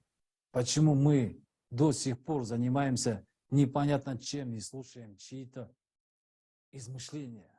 Почему мы не idem за нашим Peygamberimizin sallallahu aleyhi ve sellem'in sözlerini yok ettiler. Bu doğru değil, bu doğru mu? Bunu bilmedik mi? Ne için henüz düşünüp bir zat ediyor, diyelim tasamalarını dinleyer. Ne için Peygamberimiz sallallahu aleyhi ve sellem'e ermeyer? На самом деле Коран просто понять его может каждый человек, живущий открытым сердцем и любящий пророк. Мир ему и благословение Аллаха. Уважаемые, передаем вам слово.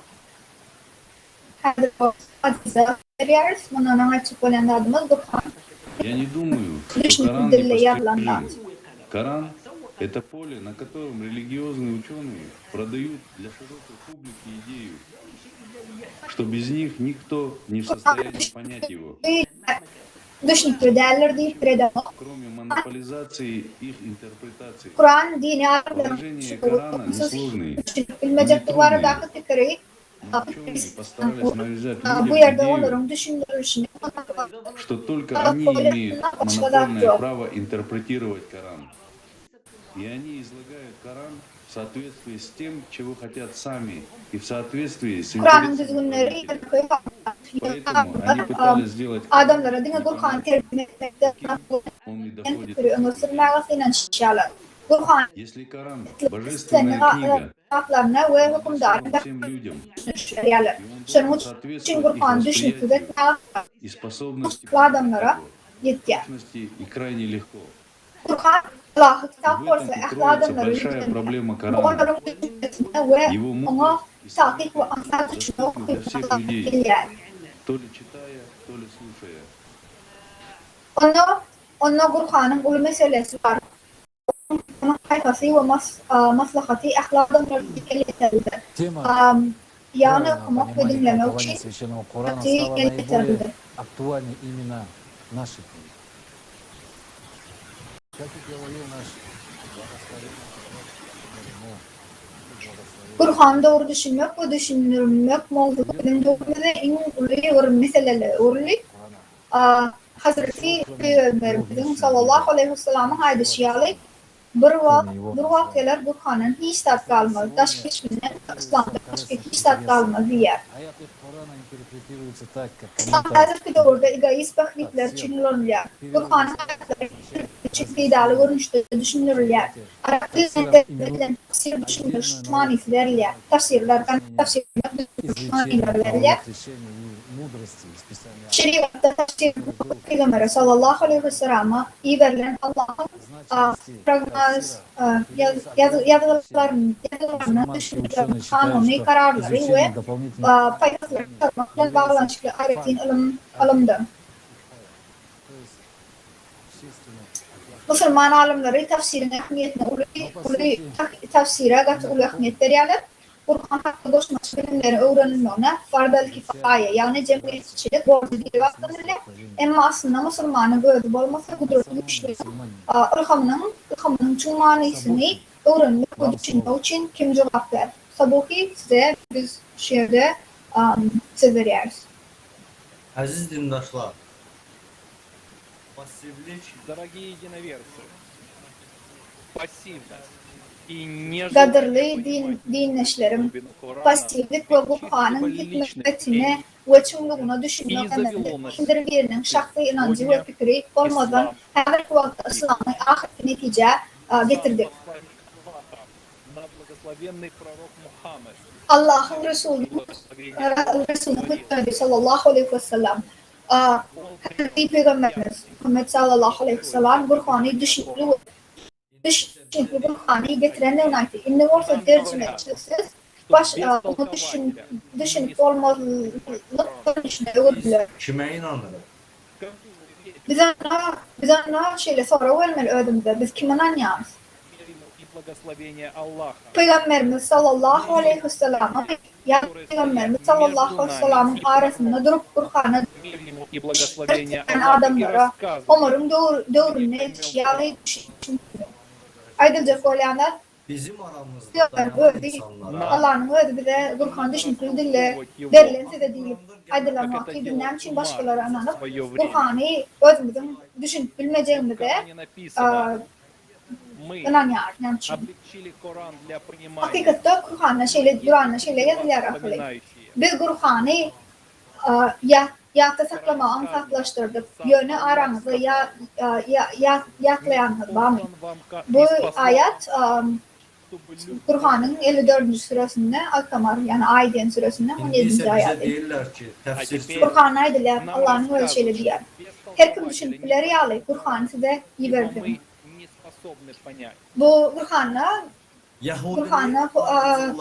Kur'an'ın dilgati düşünüpleri deyip de verilir.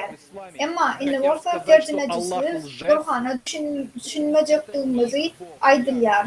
Sebebi düşünüp bilmeyersi yerler. İslam dinine Yahuduluğa uyanlar Allah'ın yalancılığını atmaz diyorlar mı?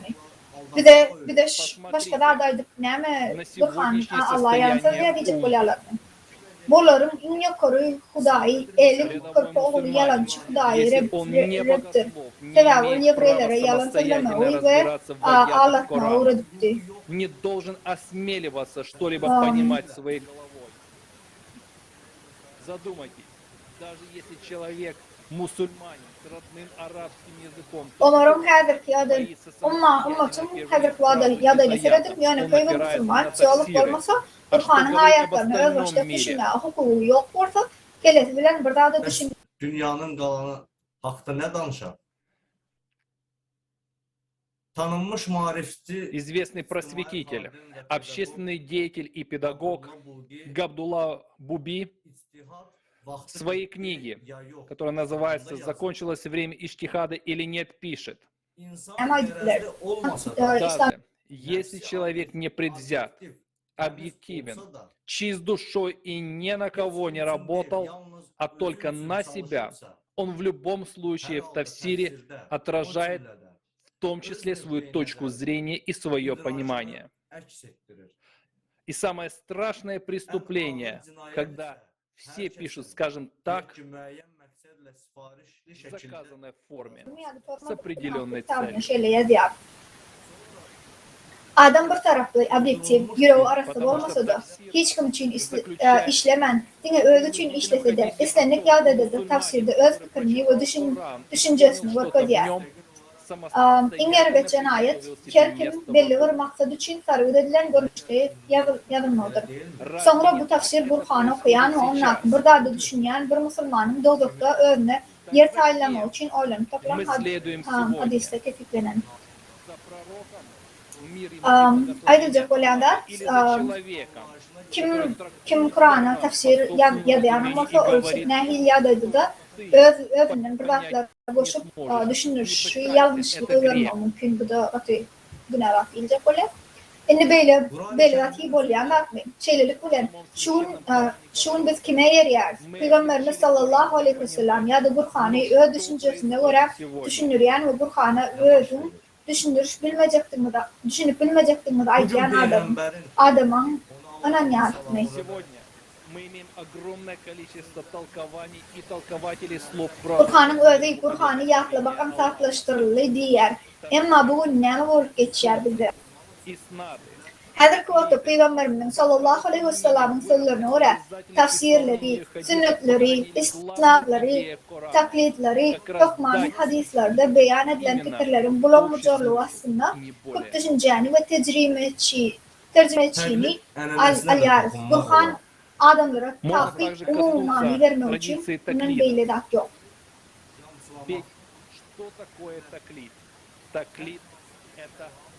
Şeylerim taklit devine azap geçipler taklit dilinde taklit imitasyon dert desur başka birinin fikrini uğrukturmak toplantılı fikri ve istenlik ilahı ve hukuk meselesini çözülür. Tutname esası ve bu fikrin ve çözüldüklerin argumentı. Tatar tanımal Müslüman çoluğu Musa Bigiyev taklidin Müslümanların anını ve yüreğini doğru durgunluğa getiren İslam'ı amalı harekete dininden durmuştan ayrılan doğmalar dinine uğradı. Yani şol çalıp taklitlerin adamlara açıklaştırır yani. Şunu da koyalım, bundan böyle fikirlerimizi kördük. Bundan böyle fikirlerimizi kördük, taklit mesele sosyal yerde yakınlaştırdı. Bu neticede üstümüze kudretli şeriattan soldu diye. Şöyle demin hemen. Peygamberimizin sallallahu aleyhi ve sellem'in hiç kim Allah bilen adamın arasında durmalı, hiç adam yok diye. Men yine de öğrenip bunu bellek geçerim. Adam bilen Allah'ın arasında hiç kim olmalı, hiç kim yok. Onu ne için biz onun sözlerine ermeyelim. Şu bir Müslüman bilen Allah'ın arasında düşünüşlerine göre Allah'ın etmeliğimizi adyanteler ve diktatörler var.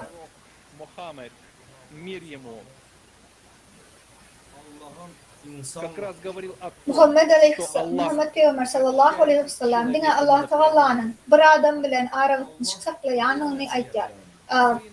Diyecek olanlar Muhammed Peygamber'in aytmağına göre adam bilen Allah bunu aramızda kaplar. Allah Teala bu kudmelerini ve bilimlerini peygamberlere aktarıp verir. Oluru adam arkalı geç.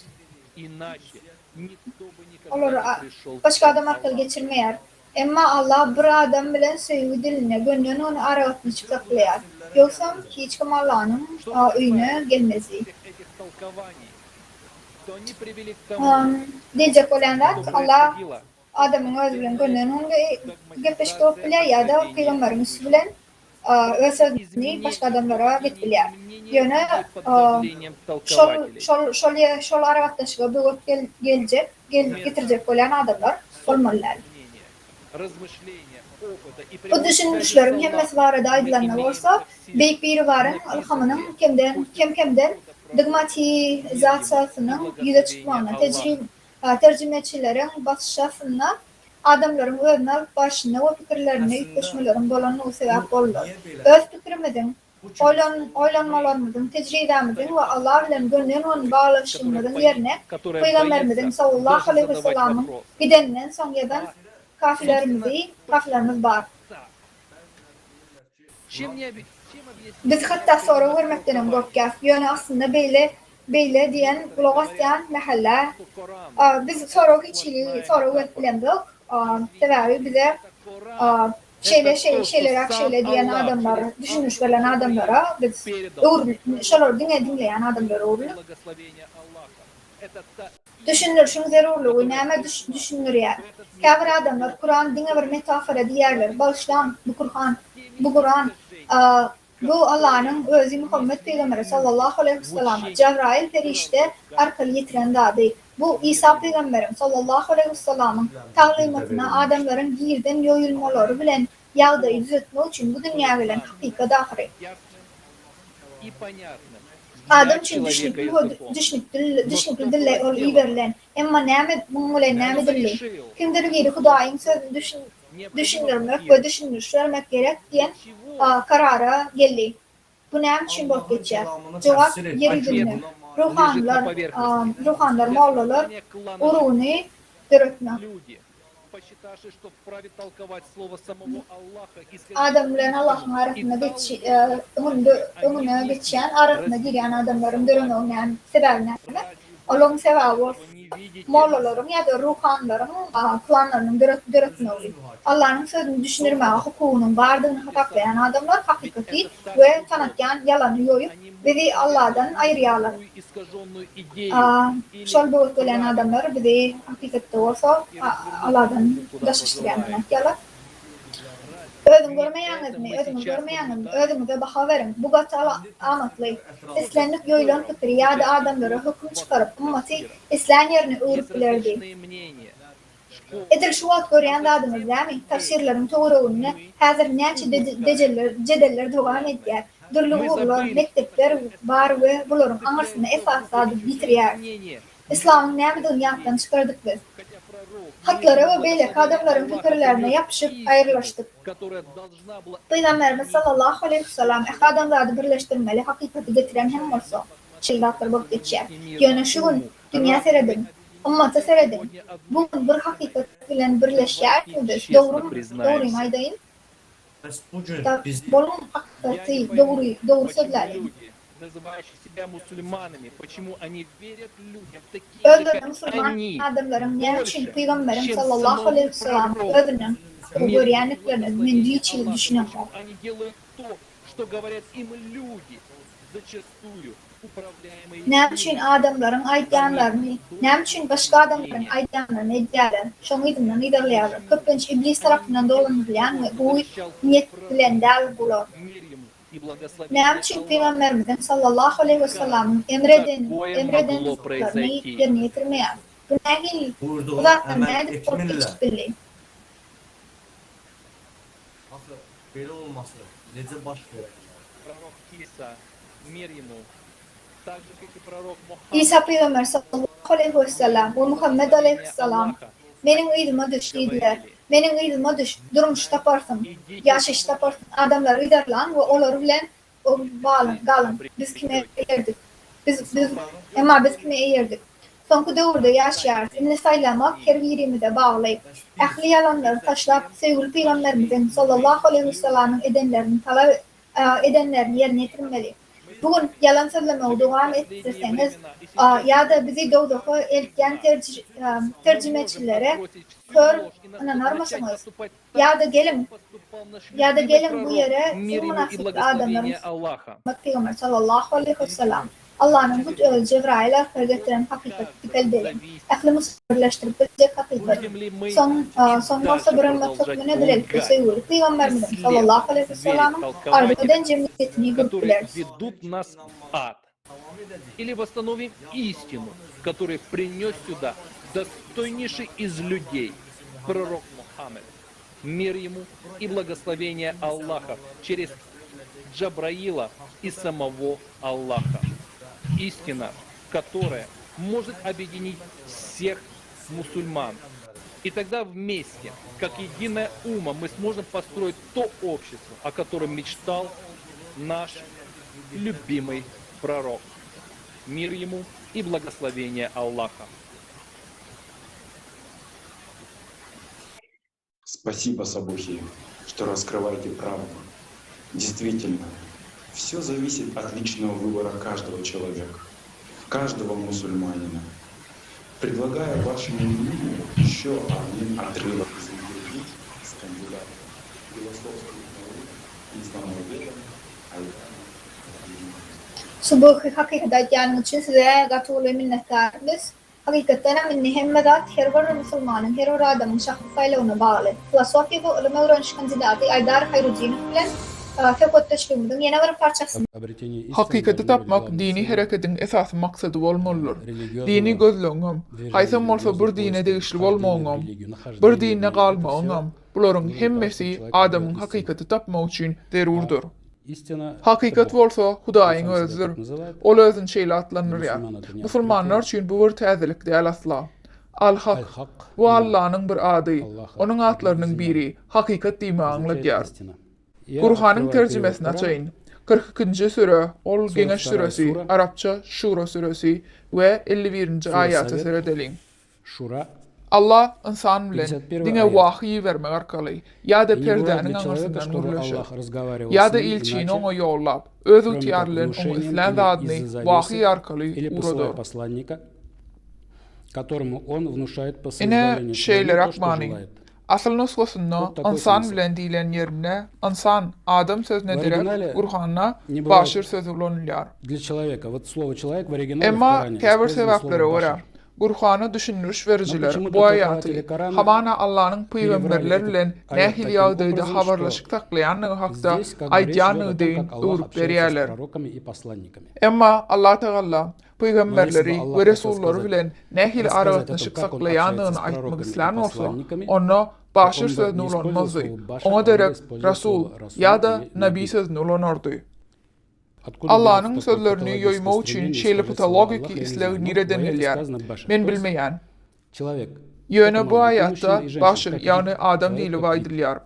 Ol erkegam ayalanmak biler. Bu yerde adam görünüş yok münne gödön tutulyer. Adam görünüş var edilyer. Sonra Allah bilen adamın arasındaki aragatlaşım üç görünüş var da gurrun verilyer. Bu yerde ilham aslı sözü vahiy ulanılyer. Yani Allah'ın vahiy, Allah'dan gelen ilham yal tercüme edilip bolor. Ya da perdenin anırsından asıl kitapta hicab sözü ulanılyer. Ya da havarçıyı vermek dilen yerine Resul sözü ulanılyer. Bu aragatlaşığın şeyle görünüşleri bu tertipte ağzalanının yönü yerdenler. En son kısı Resulü ilvaydilyer. Nem için? Sebebi Resul iyi verilen adamların, iyi verilen milletin düşünükül diline gürlep bilyer. Her kim ona düşünýärler, ýöne hemmeler onun izinden gitmeýärler. Ene de Allah bilen adamyň arasyndaky aragatnaşygyň ilkinji görnüşi şeýle. Resulüm Allah hakda aýdýanyna eşdenler, hakykatda aýdýanyna inanan adamlar bilen bundan soňra Allah Taala iş salşýar. Emma peýgambere ýa-da Resulü eşitmedikler, ondan ýüz öwrüp, oňa ýalan çadyň berenler bilen gurrun eýän başgaça bolar. Biz bu wagt Resulü gulak asanlar, onu eşitden we oňa eýeren adamlar hakynda aýdýar. Egerde olar öz hereketlerini ütküsiz niyetten dolu bolsalar, hakykatda yetmek islegleri çyn ýürekden bolsa, Resulüň getiren habaryny kabul edenlerinden we ruhy taýdan ösenlerinden soňra belli bir nokatda Allah olar bilen hijab alkary gürleşip başlaýar. Ene de bu ýerde hijab diýmek bu perde diýmeği aňlatýar. Muňa ýalňyş düşünüp, aýallaryň kellesindäki ýalygy ya da haysadır bir perde deyilip düşünmürmeliler. Yok, bu yerde hicab deyilip, töwerewimizdäki dünýä we onuň ähli hadisalary hakda aýdylýar. Allah, adamyň ruhy taýdan ösüşiniň derejesinde, bu maddi dünýäniň üstü bilen, käbir wakalaryň üstü bilen, käbir faklarlaryň üstü bilen, hatda geçip barýan awtogulawyň penjeresinden eşitilen aýdymyň sözleri bilen, kitabın sözleri bilen ve başka zatların üstü bilen gepleşip başlaýar. Ve ruhu ösüşün belli bir derejesine yeten adam bu alamatlary maddi dünýä hadiseleri arkaly duýar we okap başlaýar. Olary alamatlar diýip atlanýar.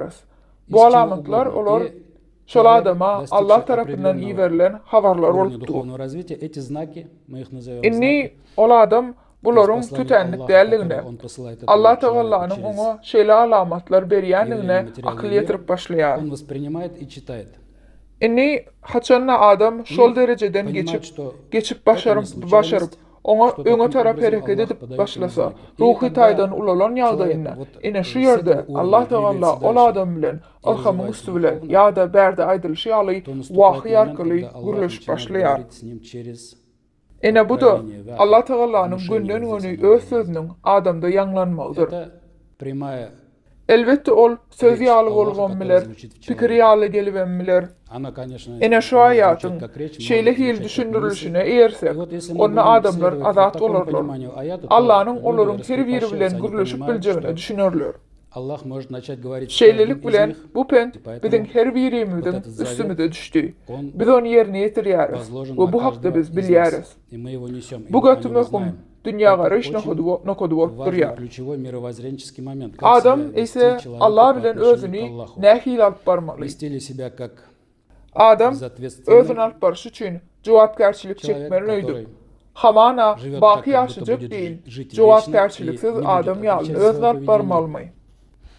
Ya da adam ruhu taýdan ösmäge taýýar bolup, Allah'ın hut özü oňa ýüzlenip başlamagyna taýin.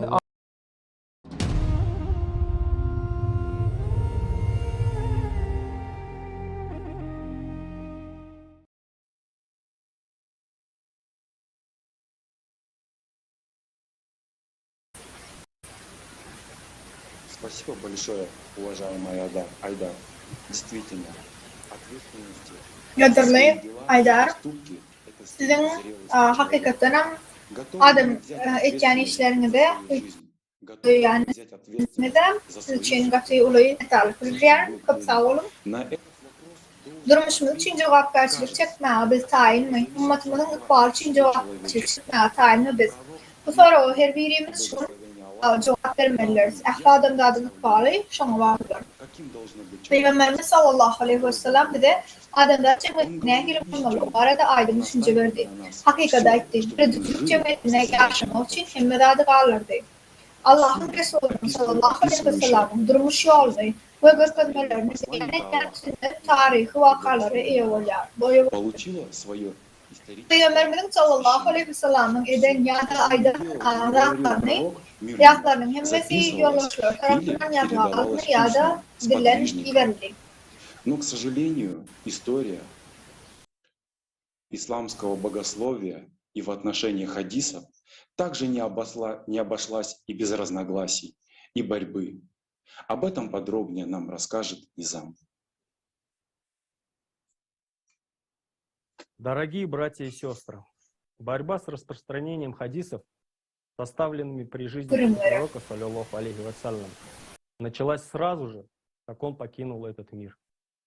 Первый халиф Абу Бакр запретил мусульманам передавать хадисы, обосновывая это тем, что это якобы может вызвать разногласия. Он говорил: вы передаете от пророка противоречивые хадисы, а после вас люди станут противоречить еще сильнее.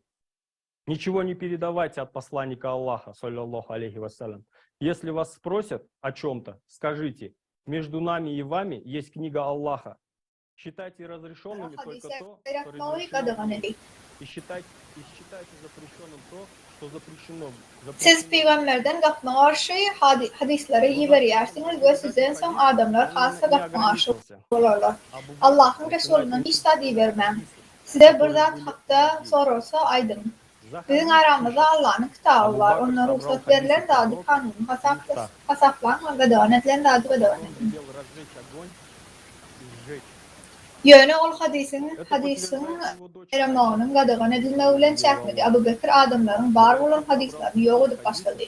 Zahabı var idi şeylə deyər. Abu Bekir Peyğəmbərdən sallallahu hadislərini yığnadı və onların sanı 500'e yetti. Sonra o da yaptı ve hemmeleri yapmayı buyurdu. Bunu kızı Ayşe hem tasdikler. Kakam Peygamberden sallallahu aleyhi ve sellem'den 500 hadis yığnadı.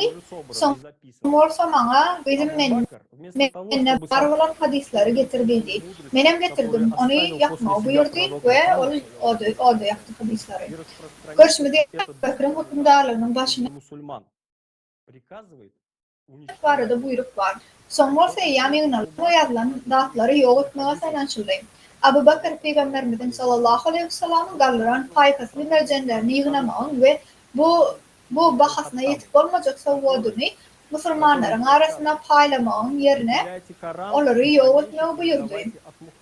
Abu Bakr ölenden son Peygamberimizin sallallahu aleyhi ve sellem'in hadislerini yok etme prosesi ikinci halif Umar ibn Hattab tarafından hem devam etti.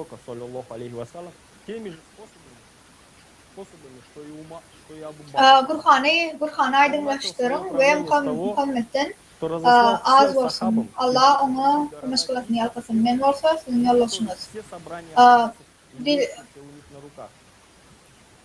Muhammed'in aydınlatlarını azraq aydın deyip Umar tavşiri adamlara. Umar o zor kıyalı hiç zaten kaçırdırmadı ve Peygamberin sünnetini Ebu Bekir'in edişyalı yaramak bitilen sevuştu. Padişahlığını beylek şehirlerdeki sahaba haklarını iyi verip eline hadisiye yığınamağı, yol etmeyi talep edip başladı.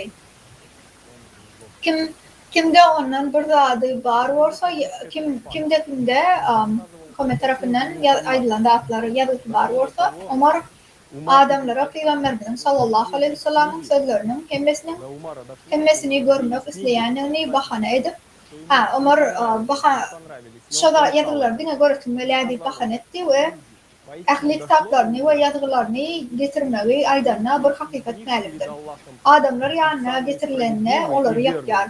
Bu hakikate bir hadis getirelim. Ol Kasım bin Muhammed rivayet eder.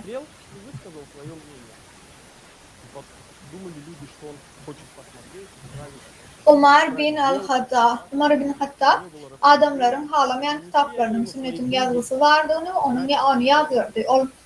O ey adamlar hakikaten size kitabının var huzuruna in doğrularını in adaletli ve doğrularını bana düşündüm.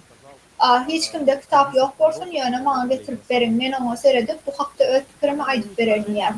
Adamlar bu mesele hiç iyi bakmaşlıklı olmazdığı için onu görmek ve düzeltmek isteyenler kitapları getirdiler. Onları yakıp kitabın adamlarının yazgılarına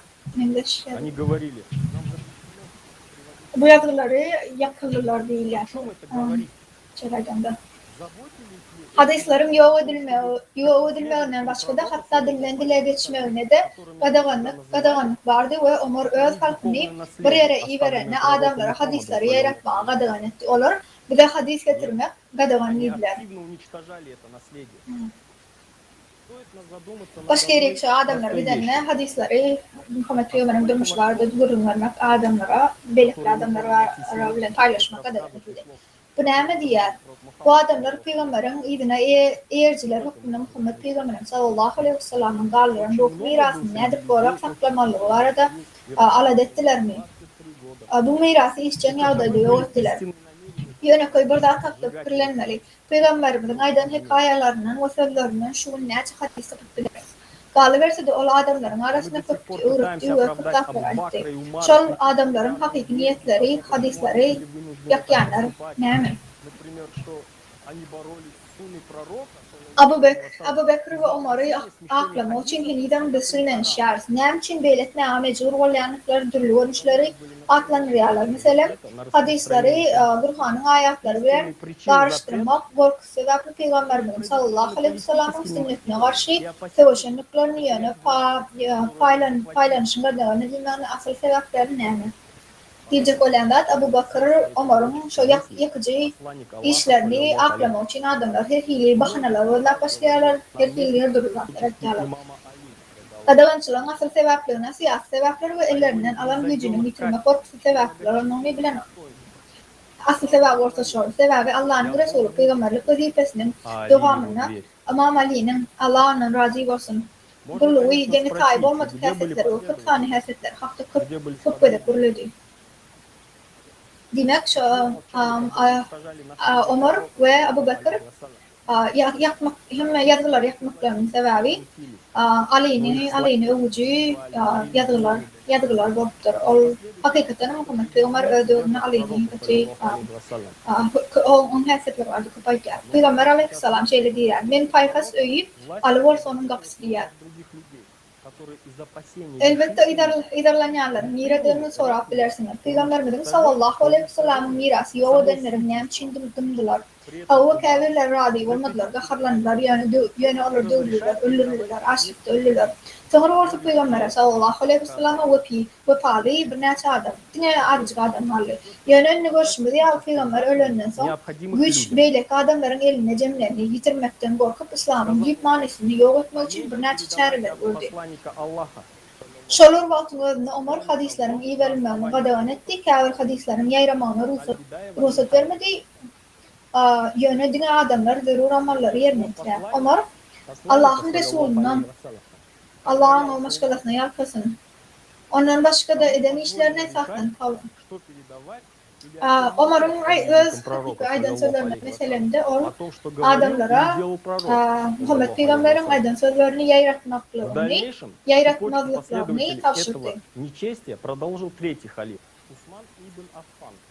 Тот самый, который пытался убить пророка Мухаммада, саллаллаху алейхи ва саллям. Ömer Resulullah'ın sallallahu aleyhi ve sellem hükümlerinden korktu. Peygamberimiz sallallahu aleyhi ve sellem sahabalarının aydanları ya da edenleri hakta nämäni bermediğini ya da Peygamberin sahabaları hakta näme dumballarını çözmeye fırsat verdi. Gelecekte bu örnekleri Yeryanların Hicr'nin Muhammed aleyhisselam öldürmeye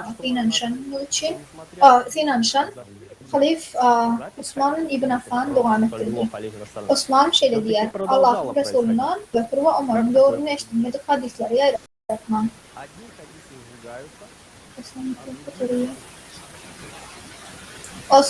Osman'ın taşırına göre adamlar şöyle diýär: Omar'ın ve Abu Bekir'in doğruna şu doğruda bolmadık hadislerden başka hadisleri ayıratmam diye.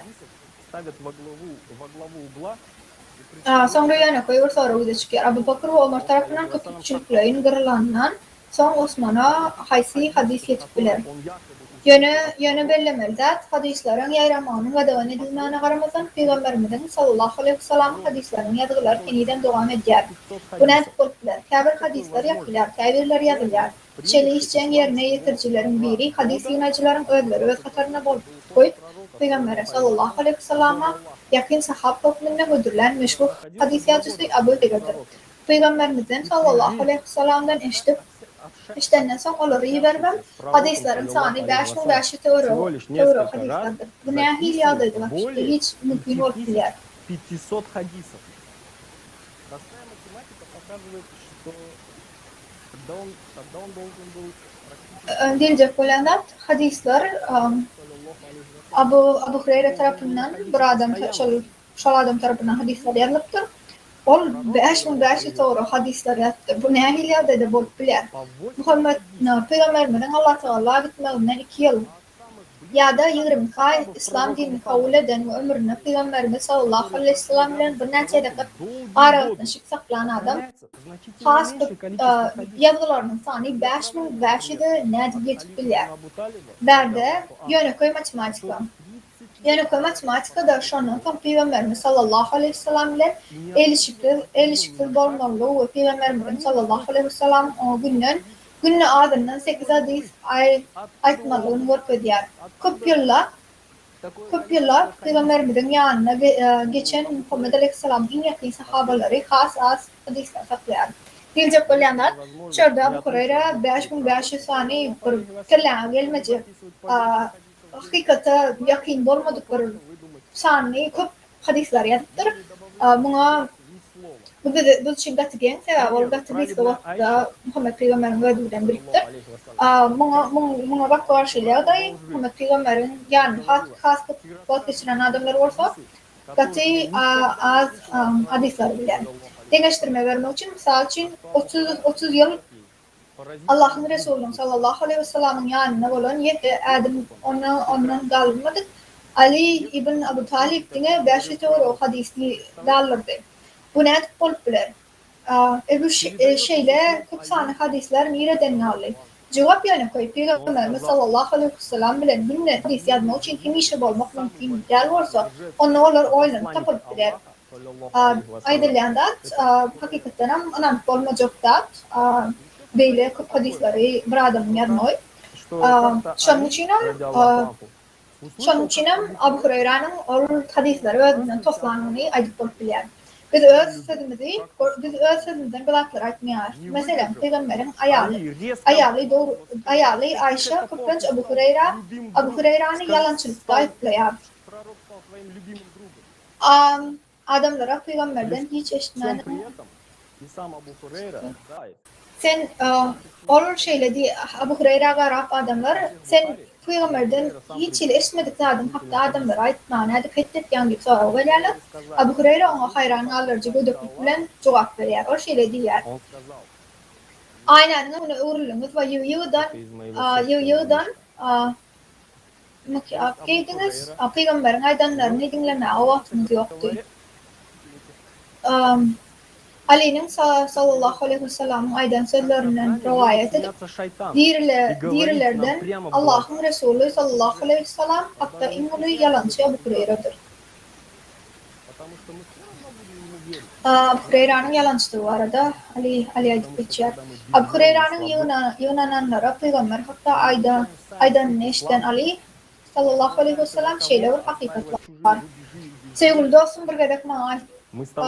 Çıdak bilmen Ali onun bir kesi Peygamber haçan sevgili dostum oldu.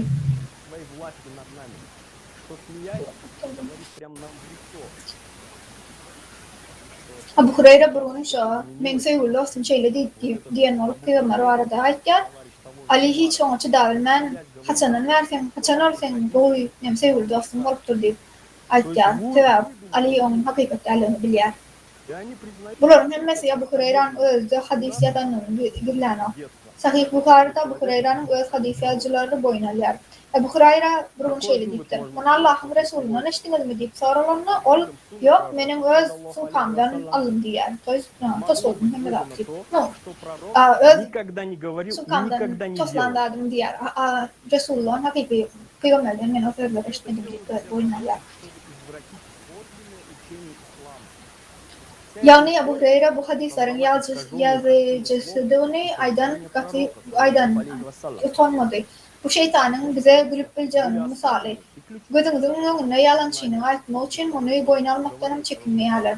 Sebebi sen iyi zaman onan yer. Bunun sebebi bilenin ve sebebi eciz erkli, eciz ve nadan olanlıkla İslam'ın büyük manisini öğrenmek, başkalarının servetlerini ve inançlarını Gorab özümde birine ananyar şeytanın elindeki oyuncak olar. Ol bizim üstümüzdeki büyüdüğün şeyler ananyar olup gülüp yüzümde aytcar.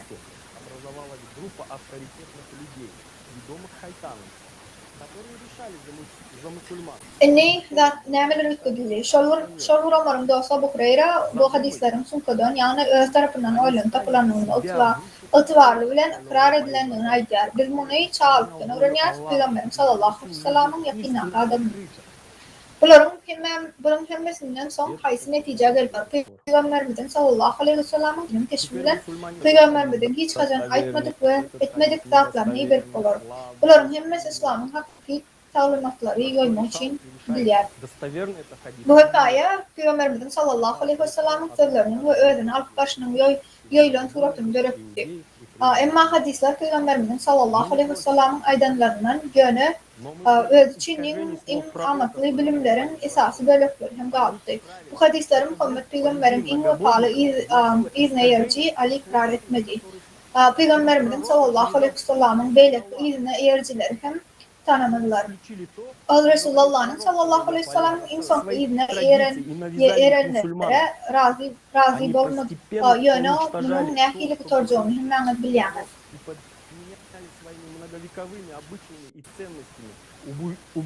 Şöyle hakimiyetin eline alınma neticesi manara ne muvaffak olacaktı ve ne men okumalı derlerini kesikleyen iblisin yalvaşını avralardan orta kredin.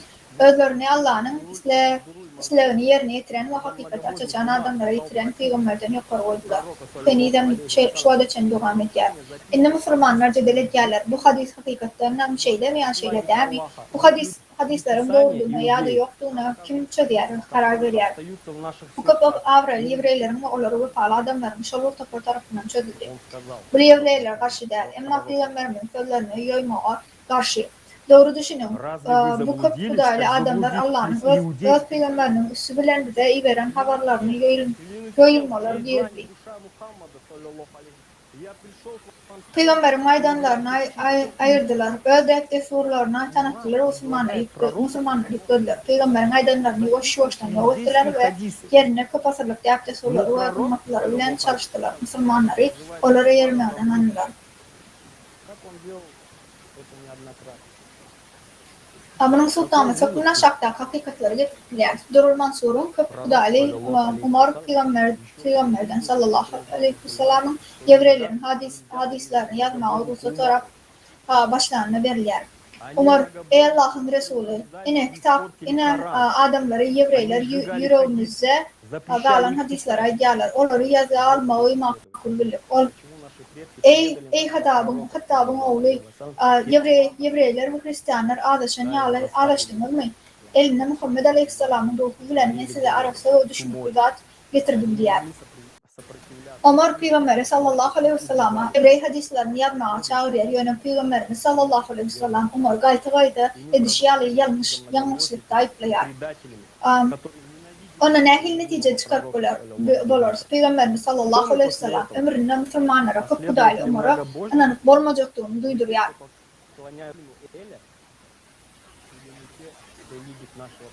Kur'an'ı diyirden ve bozan Kudaylı adamlar hadisleri yaptırırlar. Yazılmağını gadağını edittirler. İzarlayanlar nirede. Nem için atavalarımız peygamberlere ve Allah'a dönüp ettiler. hava yıkılmağa mecbur olurlar, ölürler, açlık çektiler. Ölürmekler için güçlere karşı durup bilmediler. Sonrası Peygamber'e ve Teala adamlar ağzı alır. Sevgili Peygamber'ine diğren yani kapıdaylı ve dönüklü önküveden adamları giderlemek yer. Ondan sonra biz kim kapıdayların izine yerci, biz elin oğlu Rebbe vaat edenler ya da Peygamberimiz yani yekitak Tanrı Allah'ı başa yan adamlar mı? Müslümanlar yine bir de fikirlenin. İslam'ı maskaralama besedin. Sevgili Peygamberimizi maskaralama besedin. Ne için açacağını gözümüzü bilmiyoruz. Peygamberimiz sallallahu aleyhi ve sellem bir de galırın ahli yaşlarında arası çeşmesi kapısı içmeli oluyoruz. Galiberse de Peygamberimiz sallallahu aleyhi ve sellem adamlara hadisleri yaratken ve Allah razılığını yitirecek derecede hadis yaratken ve ayetleri tercüme eden adamların bolcukluğunu duydurdu. Bizi fikirlenme öğrettiler. Kâver hadisler ret etmek, şüphelenmek duyguları yani Peygamberimiz sallallahu aleyhi ve sellem'in aydanlarına ters gelen hem olsa bir de hatta sonra vermedik hem öğrediler. Onu topyan şu bakma aşkları o bakma karşılıklar sorandan şeylemi. Cevap köpünce işleyen adamı bu hakta fikir etme mümkün değerlerini şeyle sorular verseniz dini düğünden taşlayacaktığını gelir. Tesir etmekten korkyanınız için fikir etmenizi kadavan ederler. Yine hakikat hiç tahtan korkup bilmediğine sorularına cevap tapar. Misal için yukarı ahlak, sevgi, hormat çağrışı ve belirti köp ahlak sıfatları olan şeyle hadisler hakkında in yürekleri hem bulaştırılmadı. Olur hiç yıl soru bilmeyeler. Hadiste Peygamberimiz sallallahu aleyhi ve sellem hakiki sözlerini öğretine alayan in takip ve doğru kesinlemekler. Peygamberimiz sallallahu aleyhi ve sellem'in var. Abu Said ve Abdülhamid'in bunu şeyle diyer. Yüreğinizin duyan, saçınızın ve derinizin ona karşı durmayan bir hadisini eşitseniz ve size yakın hesaplasanız, men size has yakın, menden yüreğim kabul etmeyen, saçını ve derin kabul etmeyen bir hadis eşitsen onu senden uzak hesaplayan olsam, men senden has uzakladım.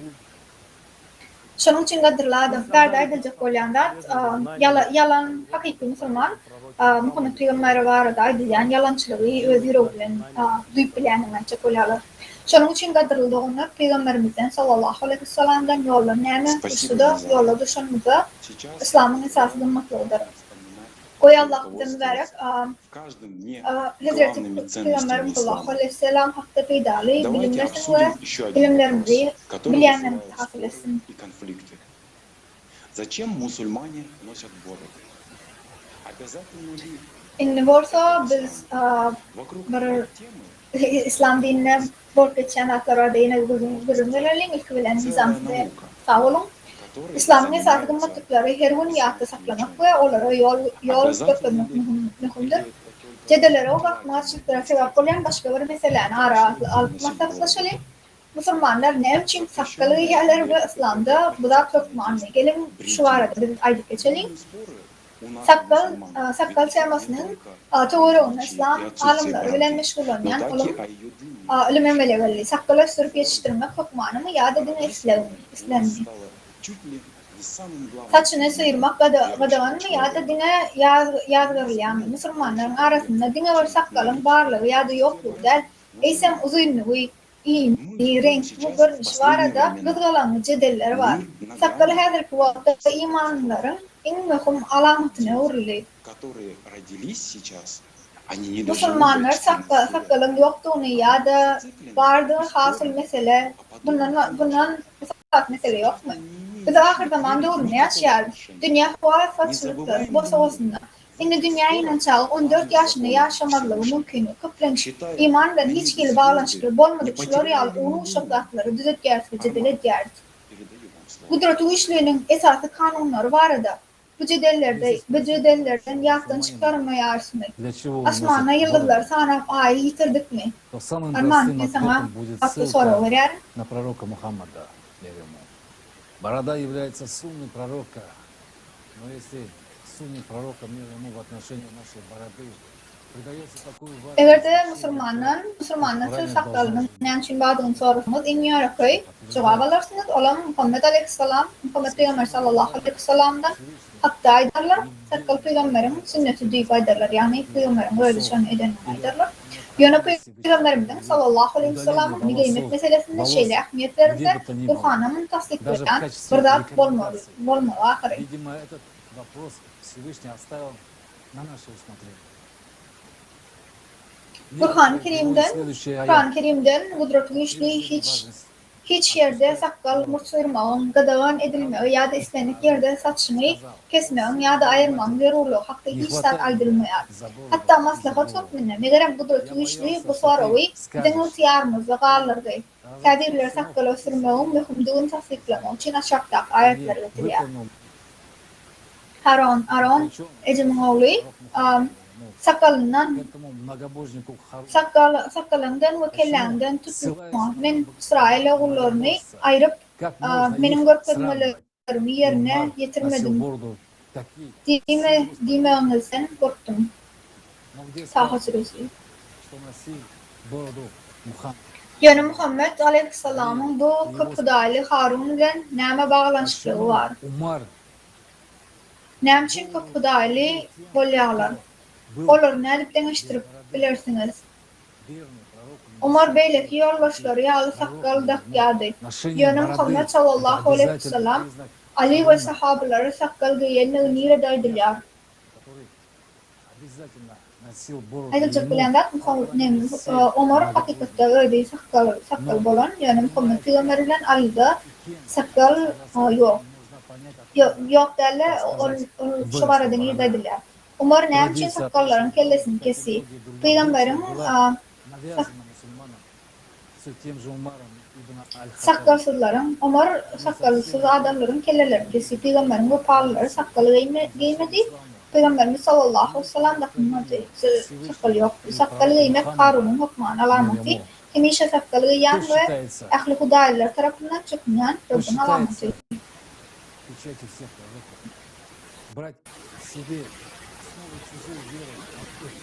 Emma Gurhan'ın nädip we kim tarapyndan düýdilenini düşünmek üçin sakal ösü nire dediğini düşünüp bolýar. Sakal ösürüp ýetişdirmek däbi beýleki däpde sürler ýaly musulmanlar aşalvar.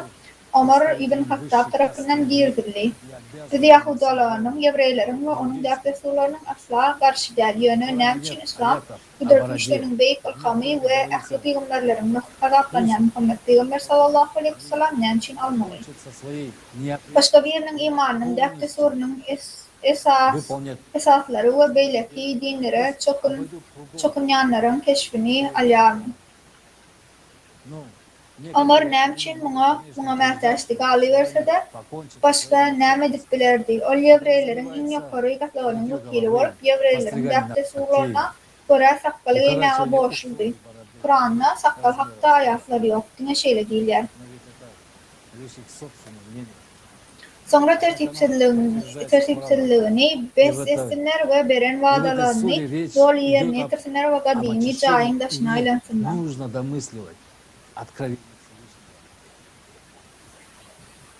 А вот и самое основное, на что хотелось бы обратить Käbir olamalar tertipsizligi ýok etselerni saçlaryny syrmagy, dyrnaklaryny kesmek, mutlaryny we sakallaryny kesmek anlatýanyny unutýarlar.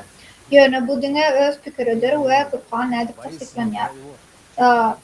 Bu sürede däpde surlary arsalama hakda aýdýar we gudretli güçlüğünün ilhamyny çaklamagynyň zerurlygy ýokdyny aýdýar. Ine meniň bu sormak isleýän möhüm zadym Kur'anyň 17-nji aýaty. Olar aýt, oňa Kur'ana inanyň we onanyň ýa-da inanma.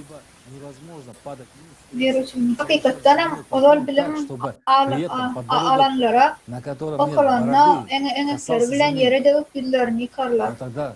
Совсем непонятно, почему тогда Всевышний так и не сказал борода вместо подбородка. Дорогие мусульмане, bu ýerde ulamalar hem bu aýatda eňeňizi bu ýerde ulamalar hem eňeňizi bilen ýere degmek sözlerini sakal manysyna anladığını aydiyalar sebebi secde etmek mümkünler. Şolur vaktın özünde ene kısına sakal yok, yere değer. Yöne son nem için kudretli işlerinin enek yerine sakal demediğini düğünden düşünüp olmuyor. Kadarlı Müslümanlar bu ayet yine Peygamberimizin sallallahu aleyhi ve sellem sakal giymenini ve muna gen dalmayan tığını söz ediyor. Namaz vaktinde enek bilen yere demek bir Müslümanın namazı kıyarken enek bilen yere demeğinin ve Hudayların namazı kıyarken mangayının demeğinin konusut namazdır. Bu düğünden başka şeylilik bilen Müslümanların şahlı şeytana vadet etmenin alamatı hükmünde mangaylarında mekıcığın var. Olsa Hudaylı Harun'un izine yarayanını anlatıyor. Biz bu sanyarsını hemme ecanımızı seredim. Hemme zadı yutkoyduk. Hemme zadı yutkottular. Şeylelik bilen biz Müslüman ya da Hudaylı. Peygamberimiz sakkalı derli.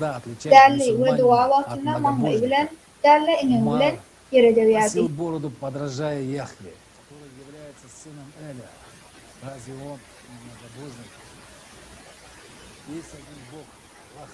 Peygamberimiz sakkalı yenin hakikatli usudedim. Şolda orada Yevreyler sakkalı yerdiler. Yevreyler sakkalı yenlikler için Araplardan tapaklanardılar. Eğer böyle olmadık olsa ne için onlar sakkalı Müslümanı Hudaydan tapaklanır yardı. Mevlen taşırdı. Omar elin oğlu Rabbe Yahuda öyküne sakkalı daknyadı. Onu Hudaylı dermi. On yıkacak Huday var Allah. Sakkalı giyenlerin hemmesi bunu Yevrey sözlerinden derler. Eysem Yevrey sözlerinin tirenden faktörlen sürdürdüler.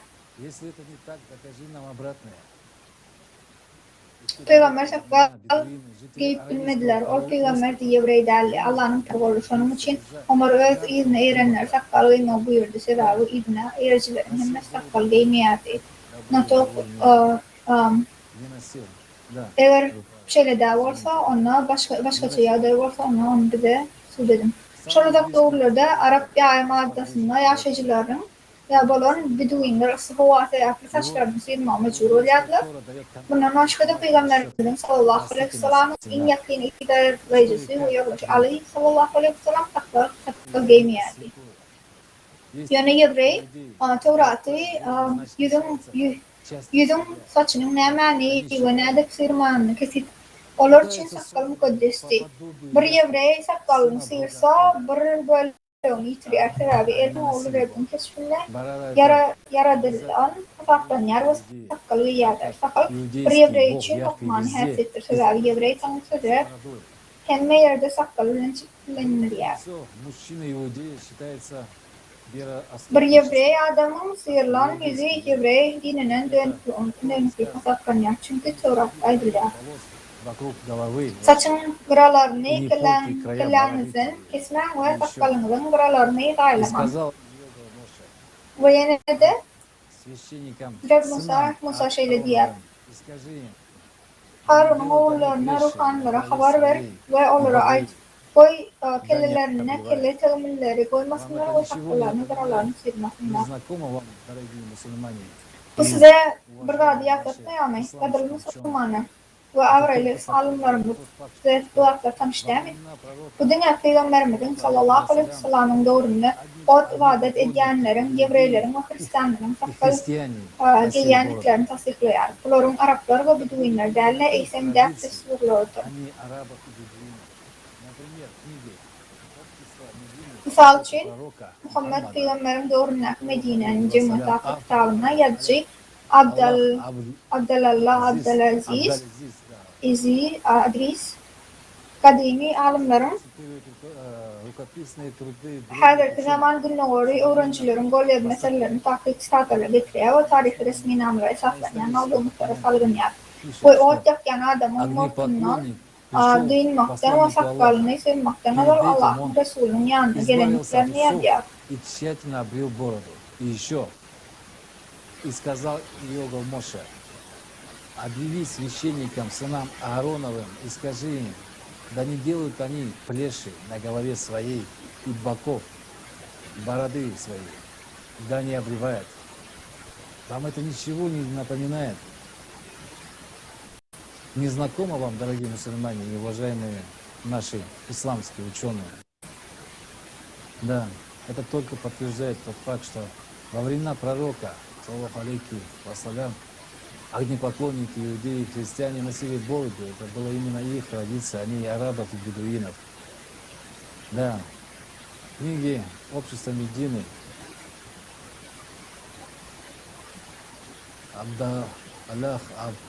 далее, здесь Идрис точно цитирует рукописные труды древних ученых современных востоковедов. Приведя данные на исторических документах и пишет, что огнепоклонник пришел к пророку, посланнику Аллаха, саллаллаху алейхи вассалям. Перед этим он избавился от усов. О чем говорит этот хадис? Bu hadis näme diýär? Oda çykmayan adam İslam dinini kabul etmek için kurtlarından ve sakallarından dinmek için Peygamber sallallahu aleyhi ve sellem'in yanına gelen anlatıyor. Человек даже сбрил усы и бороду, чтобы принять ислам. Борода. Peygamberimizin sallallahu aleyhi ve sellem'in dövründe İslam sakallıdır. İslam sakallıdır. İslam dinini kabul etmek için hatta mutlarını sakallarını firanlamayacak.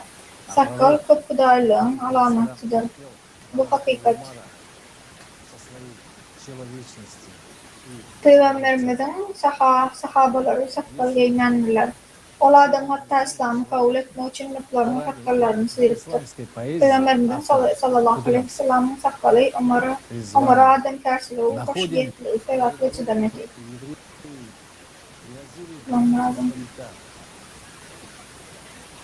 Ya da Burhan'a Adam ve İslam'dan önkü poezi adlı neşirde yazıcılar, Kudratçı ve Rızvan bu sakkalı yevreylerin uzaktan şerap getirenliklerini göz yetiriyoruz.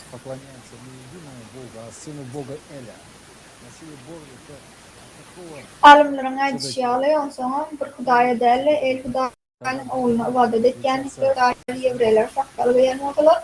Onda Müslümanlar kimden sapaklanmalı? Bizi yüzüne bir hadis aytıyorlar.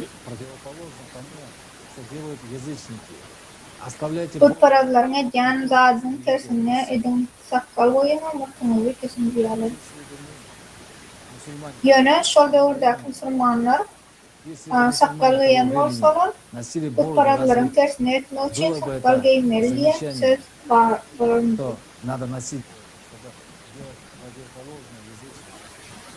Язычники много еще. Kaliverside bu paralar has kıtada ediplerler. Все poдряд. Şimdi biz Müslümanlar bu paraların ne etmelerini Ramazan tersine liderlerin irade etmeli olasın. Peygamberimiz sallallahu aleyhi ve sellem sallallahu aleyhi ve sellem sakkalda kırmandılar. Sebebi şol doğrum gerçekçilerini tercih etkerdiler ve sakkal seyrek oluyordu. Ömer sakkalı olan Yevreydi yönü selvi. Avraylı Yevreydi ve sakkalı gelmeyen Peygamberin idina yercilerinin kapatlarından şanın içinin gıdırını yerisiydi.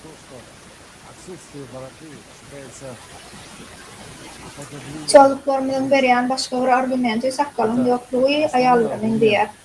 Bu esas argument, ayarların asimilasyon edilmeyi hadis-i Kur'an tarafından kadağan edilir değiller. Hava, yani sakkal derden için gerek. Bu logika göre uzun saçlar ayarları değiştirmekle den olmalı. Yadgalara ve hadislere göre peygamberler uzun saçlı giriptirler.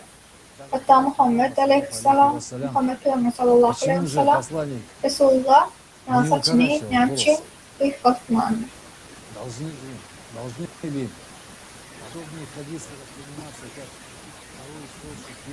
Şöyle hadisleri imanın ikinci çeşmesi hükmünde kabul etmeli mi ne iftirken Bu bir yarım yılın dowamyny hadisler işleşýär täzeden ýazylýar. Ýoýully, ýalňyş düşünülýär, bu oýlanyp tapylýar. Saklanan dinimiz bilen näme baglaşlygy bar? Sakal östürüp yetiştirenimiz için hayatı filo kararlı bu müddet yana. Sakal ve mekimdir birinin milli de volupdur. Başka da değil. Еще раз подтверждается величие нашего Kırkiyotlar şahsiyetini, tarihini korumak için cepte sultanı hormat koyarlar. İslam'ın bunun bilen näme baglaşlygy bar? Когда-нибудь поступал, вел себя так агрессивно, как Peygamberimiz sallallahu aleyhi ve sellem'in bekliği yine devrede tasdiklanıyor. Yani nakı sakalı Ömer'i çıdayadı. Ondan Peygamberimiz sallallahu aleyhi ve sellem Ömer'i hareket edip Ömer'i al-Gahari hareket etmiyor. Netle bir hadis. Paçımızı sıydıranlığını gören olsam bakman gözümüzün olyan yerine planlık kesinlikle denildi uçlanır. Если бы я увидел тебя бритым, то он непременно ударил мечом в ту часть тела, где находятся твои глаза. Bu hikaye Omar'ın sakal giymediklerin kellesini kesmeye tayardığını görkezýär. Omar sakalın yokluğundan korkupdy. Sebebi beýle ımanlarda Peygamberin uyduna erýänlikler derle eýsem uyduna erçileri görüpdi. Galyberse de sakalı Peygamber sallallahu aleyhi ve sellem'e dinarlaryny ýürenýärdi we bütün ömrüni gorky bilen geçirip Peygamberin wefalaryny sallallahu aleyhi ve sellem'i öldürdi.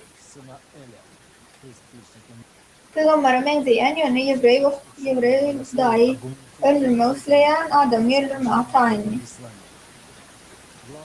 Bu adamı keskitlemek mümkün olan esas tafawut kim bilen? Peygamberimiz sallallahu aleyhi ve sellem bilen ya da Ömer bilen adamın elini oğlu bulundu. Alimler çoğuluk bilen İslam'da sakal giymeyen hukmani yorulgusu barada nedip cedel edýärler. Sakal östürüp yetiştirmeye gollaýanlaryň esas argumenti bir adamın sakalını sürmek bilen Allah'ın yaradan keşfini ýitmek, sığınışmagy we şeytanyň islegine boyun bolmagy, adamın tebiýetine karşı baş göterýänligi, bu sözleri tasdiklemek üçin Kur'anyň bir ayet. Allah ona näle dokutup aýtdy. Elbette bedenlerinin bilen yolunu aların. Elbette onları araştıran, onlara umut ederin, kulaklarını ve seçimlerini kesip Allah'ın yaratılışını yaymağını buyurarın. Kim şeytanı Allah'ın yerine koruyup okumak eden ve feyyem açısan iki çekti. Yani bu ayet hiç hil tercümede ve Allah'ın yaradan zatlarını itfetmedi. Buyurun, sözleri sakalını sırmak diye düşünmüyorum. Зачем в этом случае человек не пытается изменить? Разве в этом случае человек не пытается изменить его творение или делать обрезание? Тоже ведь интересный вопрос напрашивается. Если мы не должны менять свое тело, зачем делать обрезание? Зачем изменять первоначальный облик созданный Всевышним? Аргумент решения всякого. Bu yerde uysararlar gide tücker, eğer Allah Teala'nın görüşüne göre adamın taş keşif etmeli, yükletmek olmayan olsa, olur ettirilmeyen olsa, onun için Müslümanlarda taşlar kesiliyor ya da sünnet ediliyor. Olunçlu sünnet edilirler için. Потому что они были женоподобные. Кому какая ерунда вообще могла прийти в голову? Пророк был эталоном этики, который уважительно относился к любой нации, конфессии и внешности каждого человека. Более того, он отказывался направлять проклятие даже на своих врагов. С каких это пор одежда, питание и внешний вид стали для нас являться непреложными религиозными атрибутами? Мусульманин вправе поступать в соответствии с собственными желаниями, учитывая обычаи и традиции общества, в котором он живет. В достоверном хадисе приводится информация о том, что пророк проклял мужчин, старающихся походить на женщин в стиле общения и в поведении, а где-то, возможно, и в стиле одежды, а также женщин, старающихся походить на мужчин. Но скажите, разве бреющийся мужчина старается походить на женщину? Он бреется для того, чтобы выглядеть аккуратно. Разве бреется у мужчины есть намерение стать похожим на женщину? Братья, мы что, сошли с ума? Кого мы слушаем? За кем мы последовали и кому подражаем? Иудеям и их бородатому богу Яхве. Да, эту информацию тяжело принять, но мы, мусульмане, должны говорить правду. Мы никого не хотим обидеть. Человек волен в своем выборе, кому служить. Это их жизнь и их право. Но при чем тут мы, последователи пророка, саллаллаху алейхи вассалям, и верные Аллаху? Причем здесь мы, мусульмане? Давайте откроем глаза и честно посмотрим, во что Умар превратил ислам. Идите против пророка, который бороды не носил. Не уподобляйтесь ему и носите бороду. Обходите Каабу против часовой стрелки. Одевайте женщин, как иудеек. Получается, что сейчас по иудейской традиции Умара мы, мусульмане, носим бороду, восхваляя иудейского бога Яхве, делая свое лицо мусульманина лицом иудея. И нам не стыдно с тех времен, когда пророка, саллаллаху алейхи вассалям, это сотворили. И по сего дня подчеркивать это перед всемогущим Аллахом выходит с бородой на свет, чтобы все видели, что ты не мусульманин, а иудей. Чтобы Аллах видел, кто ты, что ты не последователь его пророка, а ты последователь многобожника. Что мусульманин не тот, кто чтит заветы пророка, саллаллаху алейхи вассалям, а тот, кто идет за Умаром по еврейским традициям и чтит иудейского бога. В таком случае нам, вместо того, чтобы закрывать хиджабом лицо своих женщин, лучше прятать бороды, чтобы спрятать перед Всевышним свой иудейский лик. Мусульманин молится перед Аллахом, хочет, чтобы он видел его, но Всевышний его не узнает, потому что видит иудея, потому что у него борода, как у Умара. Поэтому и надо тогда хиджаб одевать, чтобы Аллах не видел, кто это молится. Это больно говорит, но это же правда. Что же мы, мусульмане? Давайте одумаемся. Как такое стало возможным? Нет и не может быть в исламе других богов, кроме Всевышнего, которому мы поклоняемся всю жизнь. Он, Аллах, и нет божества, кроме Него, ведающего сокровенное и явное. Он милостивый, милосердный. Меняются времена, меняются традиции и нравы, но не меняются законы Всевышнего, переданные через Его пророка, саллаллаху алейхи вассалям. Благословение лучшего из всех людей, достойнейшего из достойных. Только они остаются неизменными. Так кто для нас пророк Мухаммад, саллаллаху алейхи вассалям, и за кем нам следует идти? Пусть Всевышний Аллах наставит всех нас на путь истины, дарует нам непоколебимую благосклонность в этом направлении и позволит нам действовать по Его предписаниям. Да благословит нас всех Аллах. Аминь.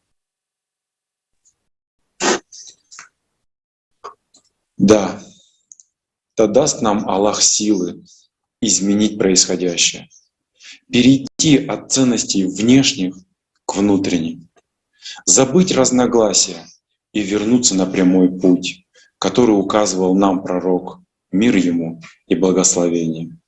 Азиз, вам слово. Это одна из интересных вещей, которые очевидны в нашей уме. Мы перешли от внутреннего понимания истины к внешним религиозным действиям. Когда посланник передавал откровение от Всевышнего, он не совершал революцию ни в плане одежды или внешности. Я сейчас не против бороды. Это касается личной свободы выглядеть так, как вы хотите. Это не является свидетельством веры. Мы должны отказаться от оценки людей по внешнему виду. Это внешнюю волю других людей.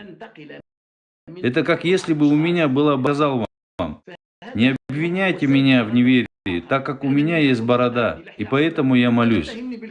Как будто у кого есть борода, у него есть божественное разрешение, и это является своего рода божественным разрешением практиковать то, что он хочет практиковать. Не потому, что он следует божественному пути, а потому, что он считает, что больше всех заслуживает говорить от имени Бога. Например, даже многие проповедники, чтобы стать исламскими проповедниками, должны носить бороду. Тот, у кого нет бороды, не имеет права молиться Богу, как будто это не раб Божий. Я считаю, что такие вещи, как хиджаб и борода, это чепуха. Это личная свобода, которая абсолютно не имеет никакого отношения к религиозности и не отражает духовности человека. Я хочу обратиться к каждому мусульманину, который может не согласиться с моим мнением. Я предлагаю вам мыслить логически и рационально, перечитывать Коран своим умом, а не тем методом, которым его читали наши предшественники.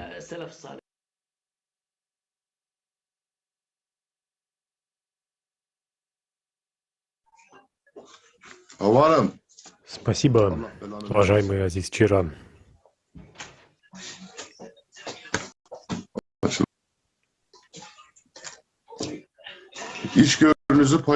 Спасибо, уважаемый Азиз Чира, за то, что поделились вашим пониманием.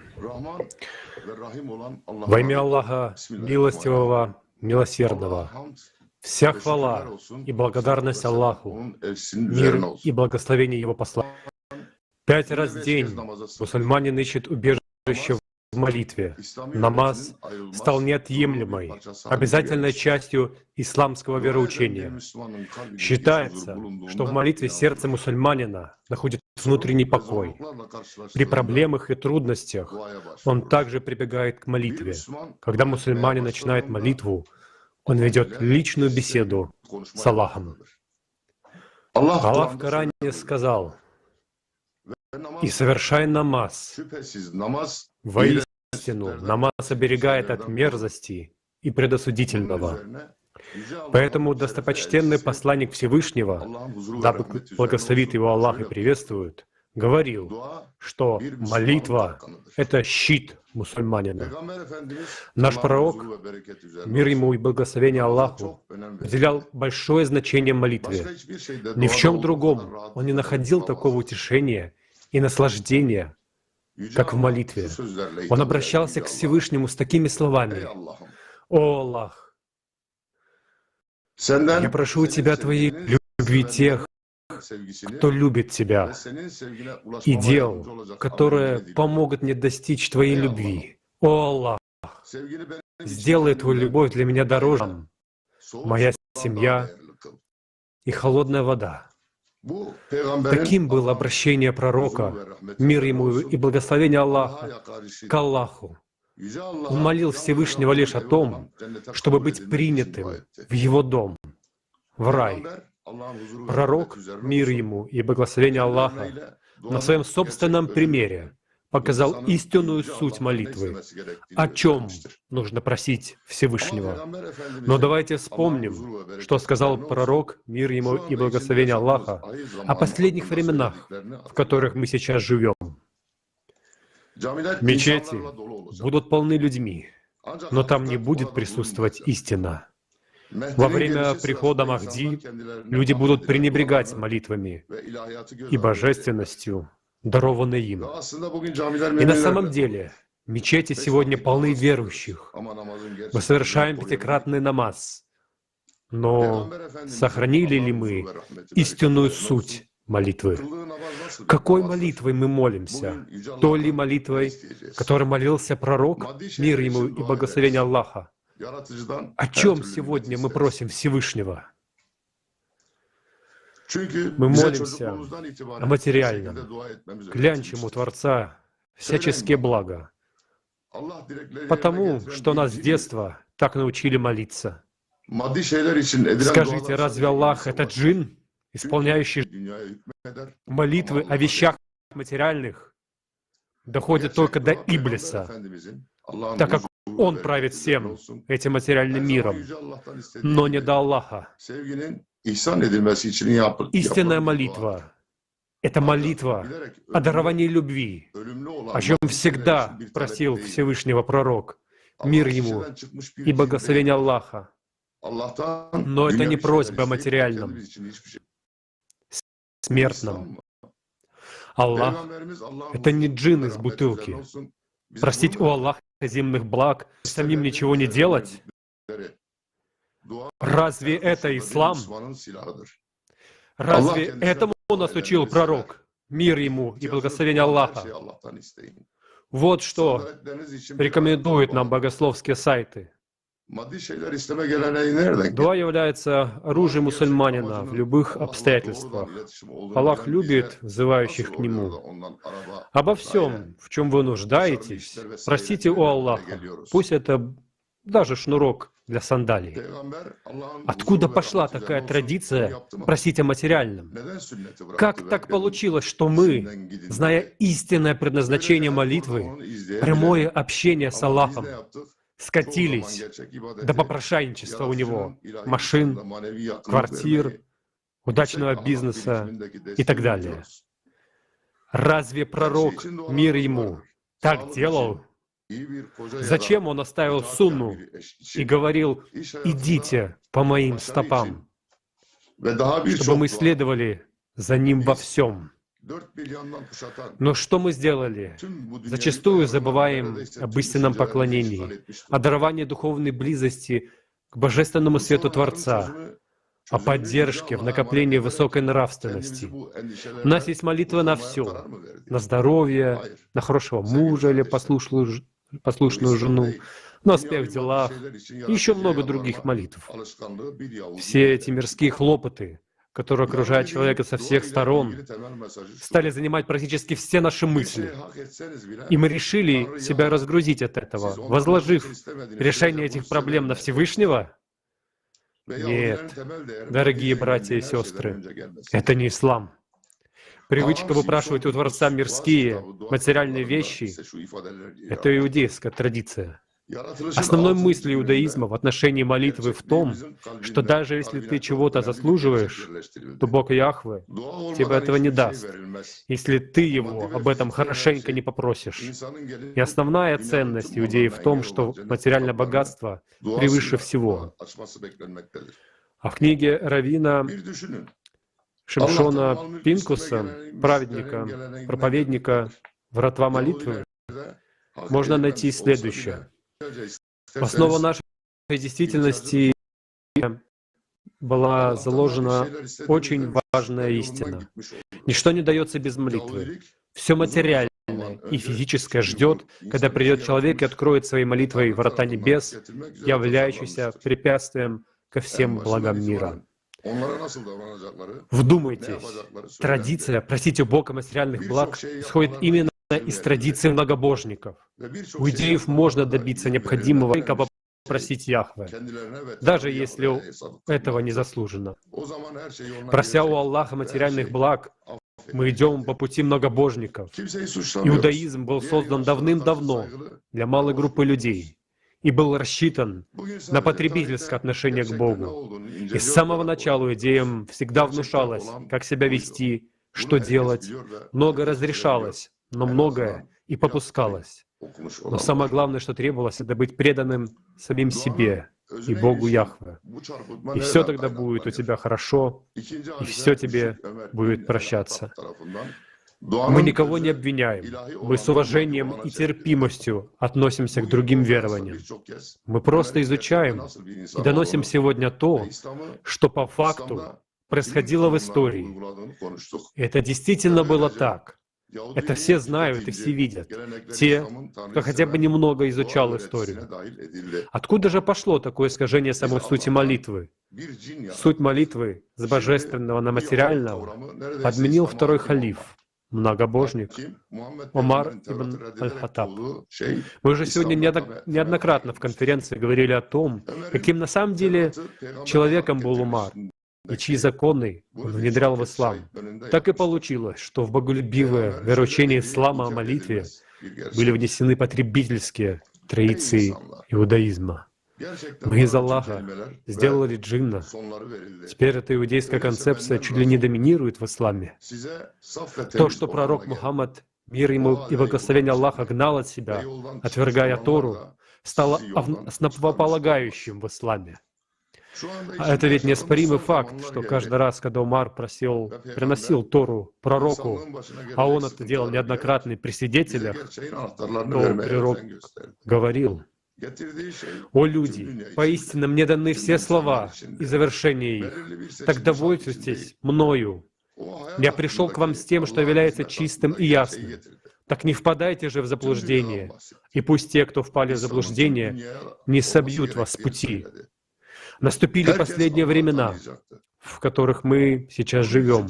И пророк, зная о бедах, которые возникнут у человечества, заведомо заботился дать нам ключи от истины. Он принес, оно было направлено на весь мир, для всех людей, а не на отдельный богоизбор.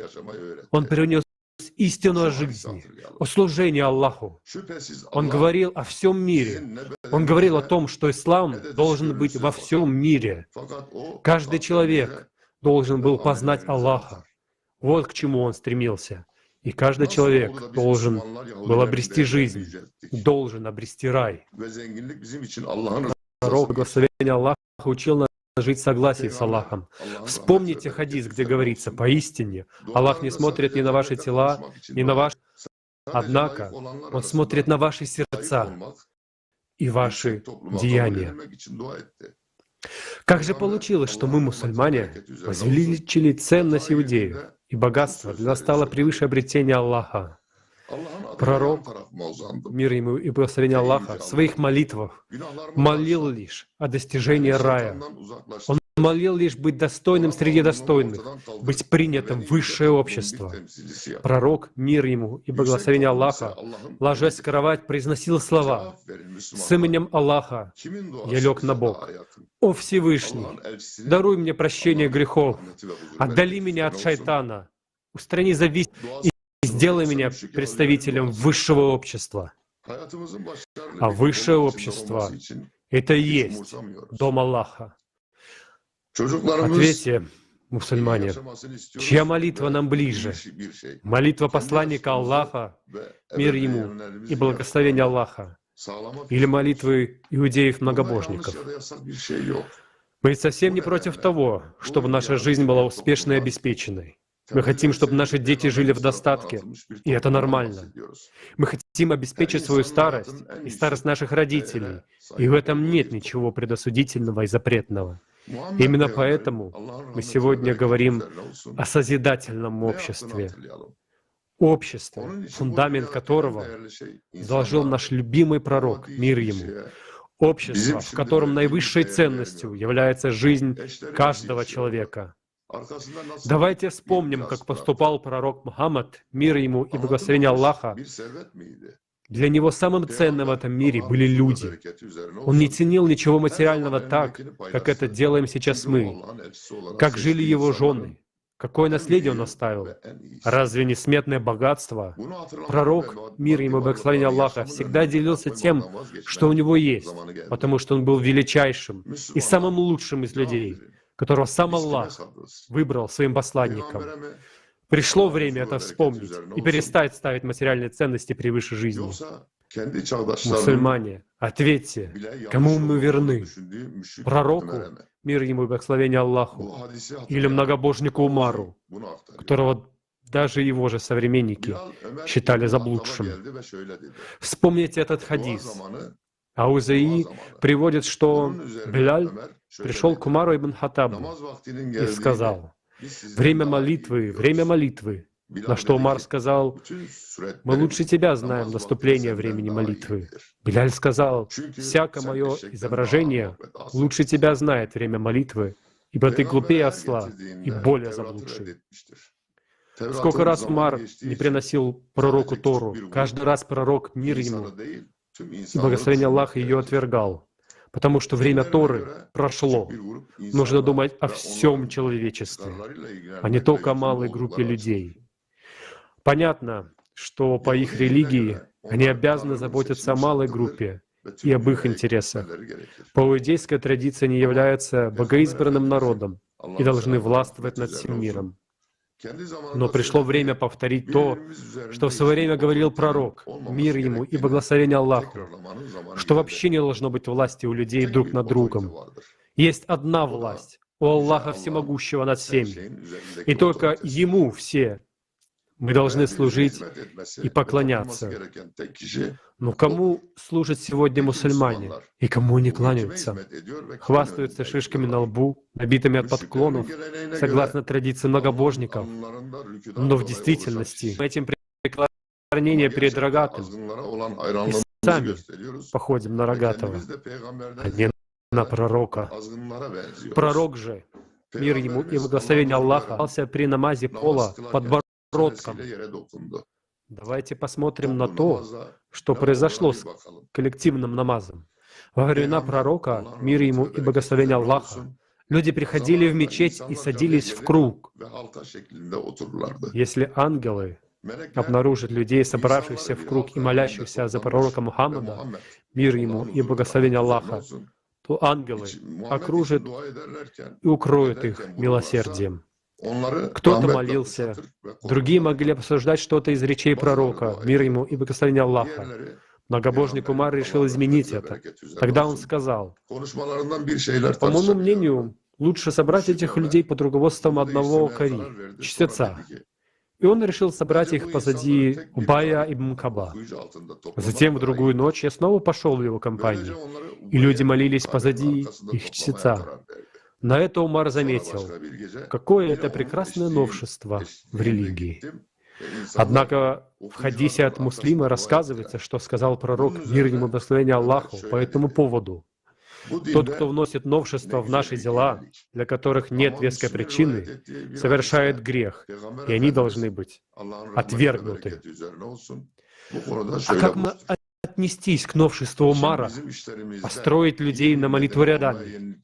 То есть традиции верующих совместно молиться, будучи в круге, была заменена на коллективный намаз рядами, тот, который мы выполняем сейчас. Это произошло после того, как Умар на поле боя увидел красивые шагающие войска в боевом порядке. Это выглядело очень устрашающе. Своего рода психологическая атака.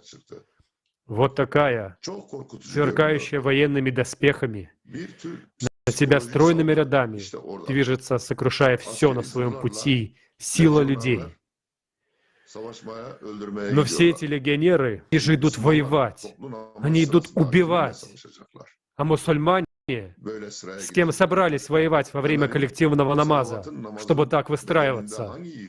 Вы представляете, какие Умар запустил разрушительные процессы в само тело салавата, намаза? И почему именно военная схема пришла в мечеть, где люди приходят общаться с Богом, а не воевать стройными рядами? У нас принято считать, что это потому так, что шайтан не должен проскочить между нами, кто стоит в намазе. Поэтому нужно соприкасаться плечами. А опять-таки, а что? Шайтан вышел из крови и начал курсировать между телами мусульман? Или мы забыли, где, в соответствии с вероучением, прячется шайтан? Возникает вопрос, на кого это все рассчитано? Пришло время, когда мы разделялись. Прошло время, когда мы разделялись. Теперь время стать едиными. Да, это пугает, это страшно, если задуматься. Да, это огромная ответственность на каждом настоящем мусульманине, то есть верном пророку, мир ему и благословение Аллаху, отбросить все амбиции, распри, разъединение, как говорил пророк, мир ему и благословение Аллаха, и собраться как единая умма, перестать делить на всякие разделения и учения, которые принес шайтан и многобожник Умар, и, наконец-то, последовать за пророком, мир ему и благословение Аллаха. Каждый мусульманин внутри это чувствует и понимает. Каждый, искренне молившийся пророку, мир ему, и искренне поминающий имя Аллаха, это понимает. Нас разделил именно шайтан через многобожников, которые вмешались и все изменили. И наша задача — вернуть все на место. Мы единая семья. И сегодняшняя конференция, в которой звучит правда на 70 языках, это не что иное, как очищение ислама. И эта конференция состоялась по велению и благословению самого Аллаха. И пророк, мир ему и благословение Аллаха, сегодня с нами. Ведь это то, о чем Он говорил. Он предрек, что чуждые исправят то, что было искажено в исламе. Пророк, мир ему и благословение Аллаха, сказал: «Религия пришла чуждой и станет чуждой вновь, как и в начале. Поэтому которые исправят то, что люди исказили в моей сунне». Если ты мусульманин, если ты посмотрел эту конференцию, расскажи о ней, порекомендуй посмотреть ее всем своим братьям и сестрам по вере. Скачай эту конференцию, чтобы показать ее тем, у кого не на чем ее посмотреть. Поедь в отдаленные уголки, чтобы донести эту информацию даже до тех, у кого нет возможности ее увидеть и услышать. Пророк, мир ему и благословение Аллаха, сам ходил ко всем и говорил об истине. Теперь наша очередь, как его последователей, поступить так же, рассказать об истине, о величестве нашего любимого пророка всем мусульманам. Нам уже давно пора вернуться на путь, по которому шел пророк, мир ему, путь благочестия, уважения, любви друг к другу. Да светит Аллах наши сердца для истины и дарует нам благословение в этом мире и в мире будущем. Мир вам!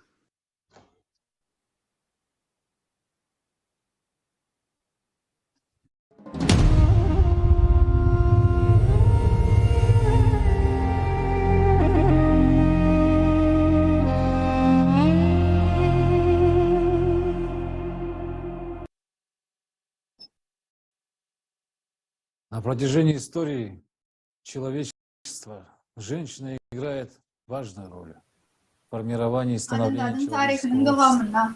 Ayal adalah cuma tundera meunan was meunan dari berkati lui ornei rol oynayan. Altın yıllık tarihinin devamında ayalıylara olan garayış adaletli ve Мужчина запросто мог убить erkek bir женщину. ayalın ansatlık И ve эту варварскую bilecek. традицию Şumer переняли другие medeniyetini народности. yatlak olur В ve ряде bu стран vasıfçılık женщины могли belki haklar отдать в tarafından качестве kabul выплаты edildi. долга. В доисламский период, во времена Джахилии, некоторые арабы закапывали новорожденных девочек живьем. Bir neçe yurtta kartı türlü hükmünü ayarlayıları verilirler. İslam'da ne dövrde cahiliye dövrüne kəvir Araplar təzə doğan qızları yerə diri cayladılar. Bunlar dünya bir neçe misal. Adamların varlığının 6000 yıllığına hoşunum ve şu güneçini ayarlayıları çekilen ehli görgüleri sanırsak bu konferans için yeterli vaktimiz olmaz.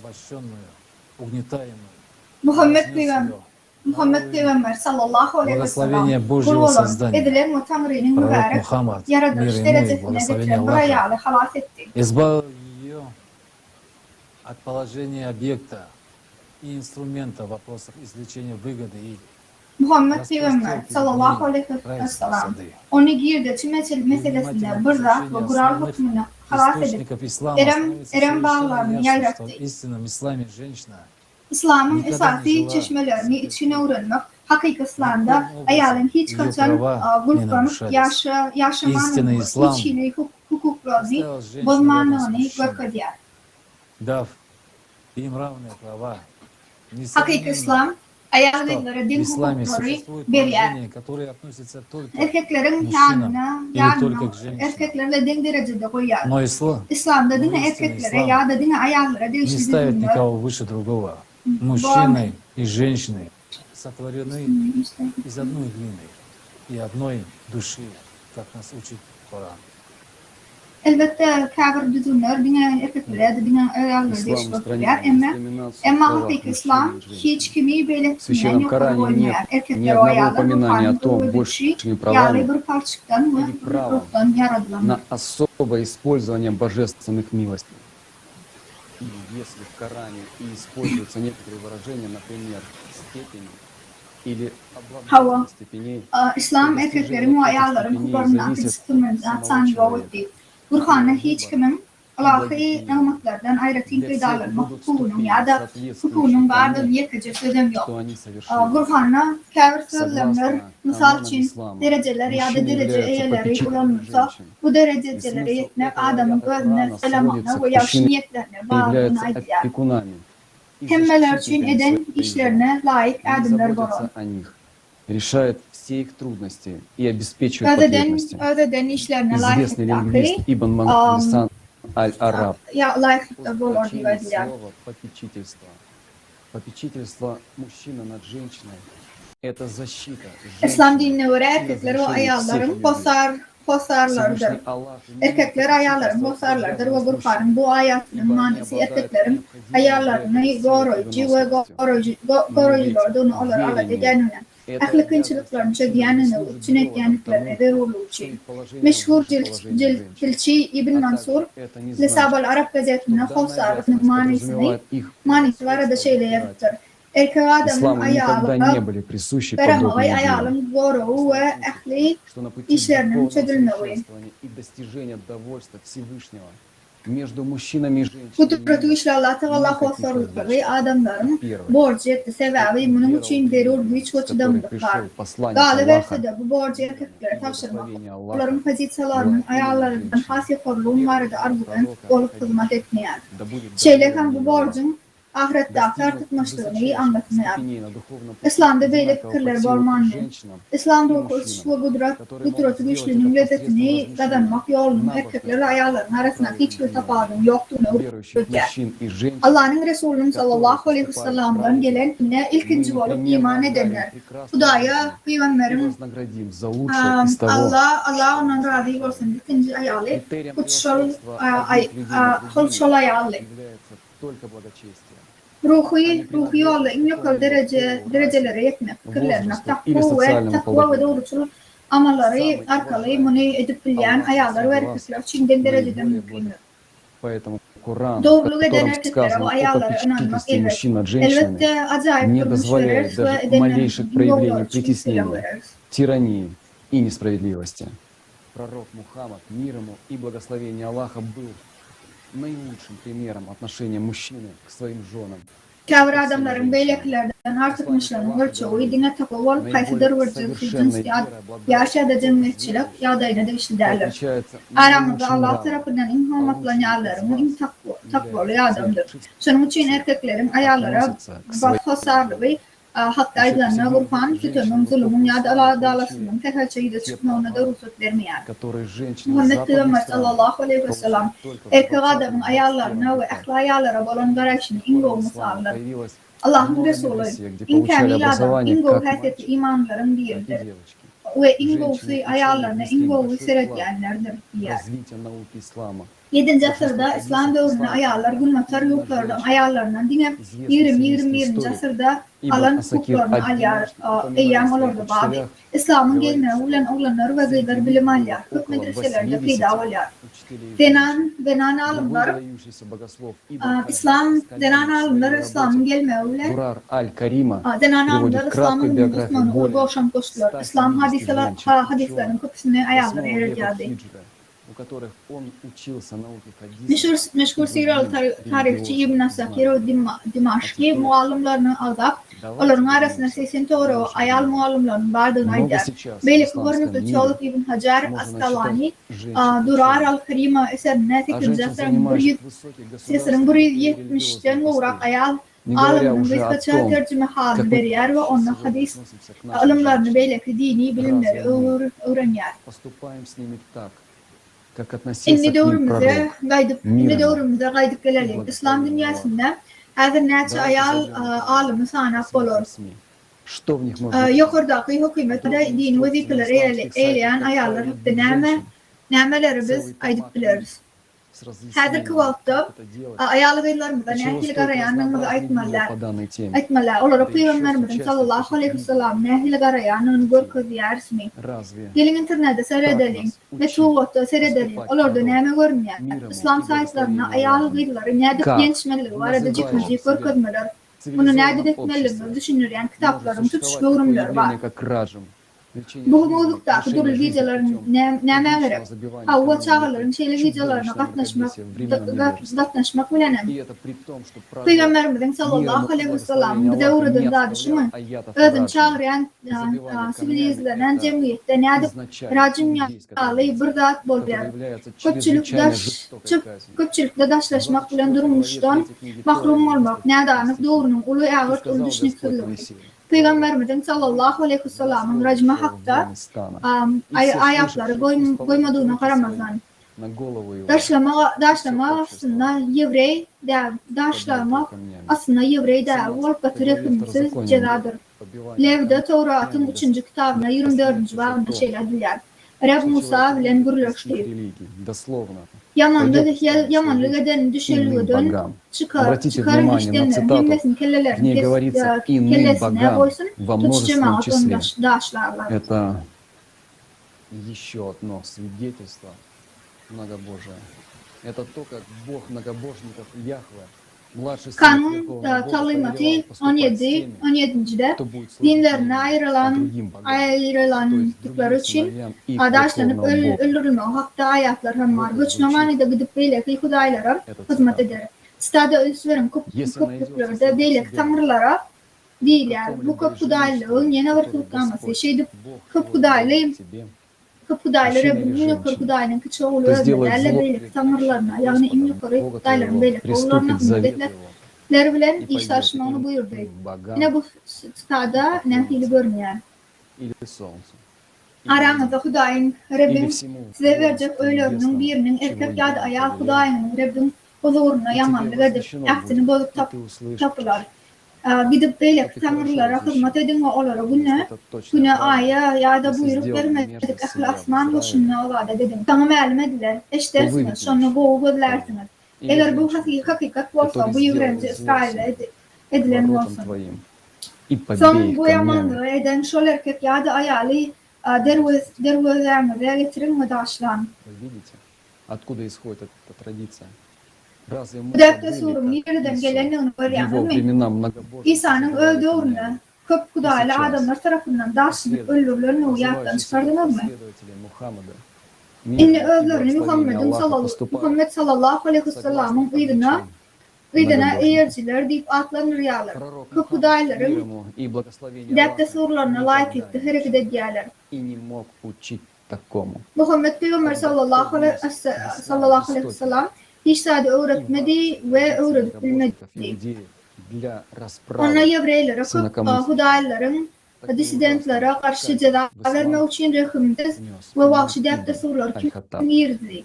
Ayrılan ceza İslam'da Ömer İbn Hattab tarafından girildi. Hadiste şeyle değil yani. İbn Abbas, Ömer İbn Hattab'ın şöyle diyenler diyor. Я не нахожу в книге Аллаха приговора о побивании камнями. Uzaklıktan son kafirlerinin Allah'ın kitabından kafir sözleri tapmayarın diyemeğinden korkar mı Allah'ın belen borçlarından birini terk edip yanlış yarlar. Bunun tersine erkek durmuşa çıkan bolsa либо деяния, или если ya da наступила durmuşa беременность, çıkan bolsa ve zina tutnaması ya da gururluk bir de çıkan bolsa ya da bunu boyunarsa daşlama kopmandır. Men Kur'an'ı okudum. Ulalan erkekler olalan ayazını esse eksinle daşlan. Allah'ın Resulü sallallahu aleyhi ve sellem zina edenleri daşladı. Biz olsa ödümden daşladık diye. Вот таким образом Умар внедрял эти варварские... Omar şeyle bilen Omar Kapudayların bu vahşi deflerini şeyle tanıttı. Yönü Peygamberimiz sallallahu aleyhi ve sellem rejma hakkında ayatlar koymadı. Nem için bu aydan hadise İslam'da bulup geçer.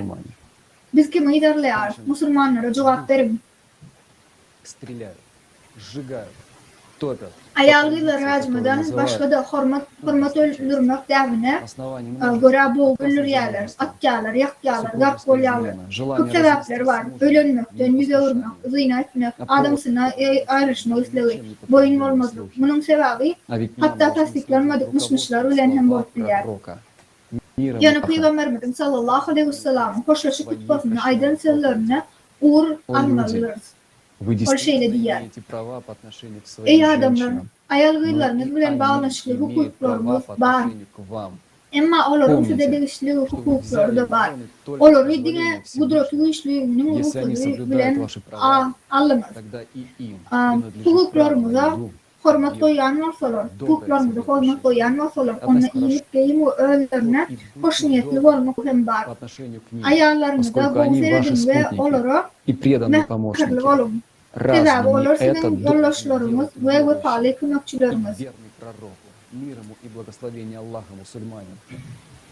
Заключение Peygamber брака с sallallahu aleyhi ve малолетними sellem девочками. iman Разве eden это ve ислам? vefalı Müslümanın Лишать etmeli девочек rabi детства, derzinleme. прав и чувства собственного достоинства. Миллионы несовершеннолетних Yaş- девочек по всему выдаются замуж за сына, Yaşlılar несмотря ölümlük на то, что во многих insanlar. странах это официально запрещено законом. Основание Yaşlıcıklar ölümlük durumuşa çıkmaya rıfteriyorlar. Gıylar çağlıktan hukuklardan ödevine konmak görmekten mahrum etmek için. Dünyada milyonlarca kemilik yaşlı yetmedikleri kök yurtta kanun tarafından resmi taydan qadağan edildiğine qaramada durumuşa çıkmaya mecbur начала ediyorlar. брачной жизни 9 лет. Есть всего лишь один хадис, Yaş где çağları bile говорится nikahların gülle esnanın esası Peygamberimiz sallallahu aleyhi ve sellem 6 yaşındaki aydıryan Ayşe ölünün nuvarada yalan ve yaman malumutlardır. Nikahın hakiki başlanması 9 yıl. хадисов о возрасте 9 yaşında. Аиши, Al-Bukhari tarafından rivayet edilen buna aiden yıkıcı hadis var. Bu hadisin Kıpkudaylı Yevre Ömer'in vefalı Аиша, да будет birine доволен мир eğerci ve Аллаха başka в hiç kim tarafından rivayet edilmediğine üns 15 verir. лет. Подумайте, Dilce olanlar как Peygamberimize çok medatlı из людей, yaşlıcıkları который сам öyle deyip выступал şolları da aydılar hadis varsa dine Ömer ve şunun torunu adamlar tarafından aydılar. Başka hiç kim şol hadisleri aytmadı. Bu belki yalanlardır çakrap bilersin. миром и благословением. Ama kötülükler Ayşe'nin uluğu doğru Asma'nın yaşı ve Ayşe'nin yaşı bilen deneştirende tarihi yıllarlarına göre ıtvarlı hadisler esasen gözlüğüne göre Ayşe peygamber bilen durmuş Kur'an'la 17-19 yaşında yaşlı olduğunu deyip netice verirler. Adalet, hürmet, ayargılar sevme uğruna duran adamların ingosu peygamberin sallallahu aleyhi ve sellem'in çağırına edip ayal edip bilecekleri var da öğrenip fikirlenip görün. Sevgili Peygamberimiz sallallahu aleyhi ve sellem'i kemsetken bu topluma ne edip inanmalı? Burhan'ın özünden durmuş vurmak düşüncesi var. Burhan'ın şeyle değiller. Petimleri durmuşa çıkyan sesine korum.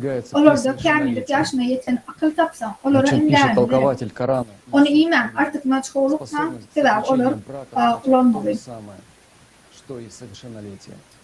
Bu nikah yaşı, Kur'an'ın tercümecisi Yusuf Ali'nin yaşı yalı, ölümü okuyup yaşın gelme И ulendendir. хотел оправдать свои ужасные действия. Bu yalan hikayeyi tanıtmaktan kim peyda olur?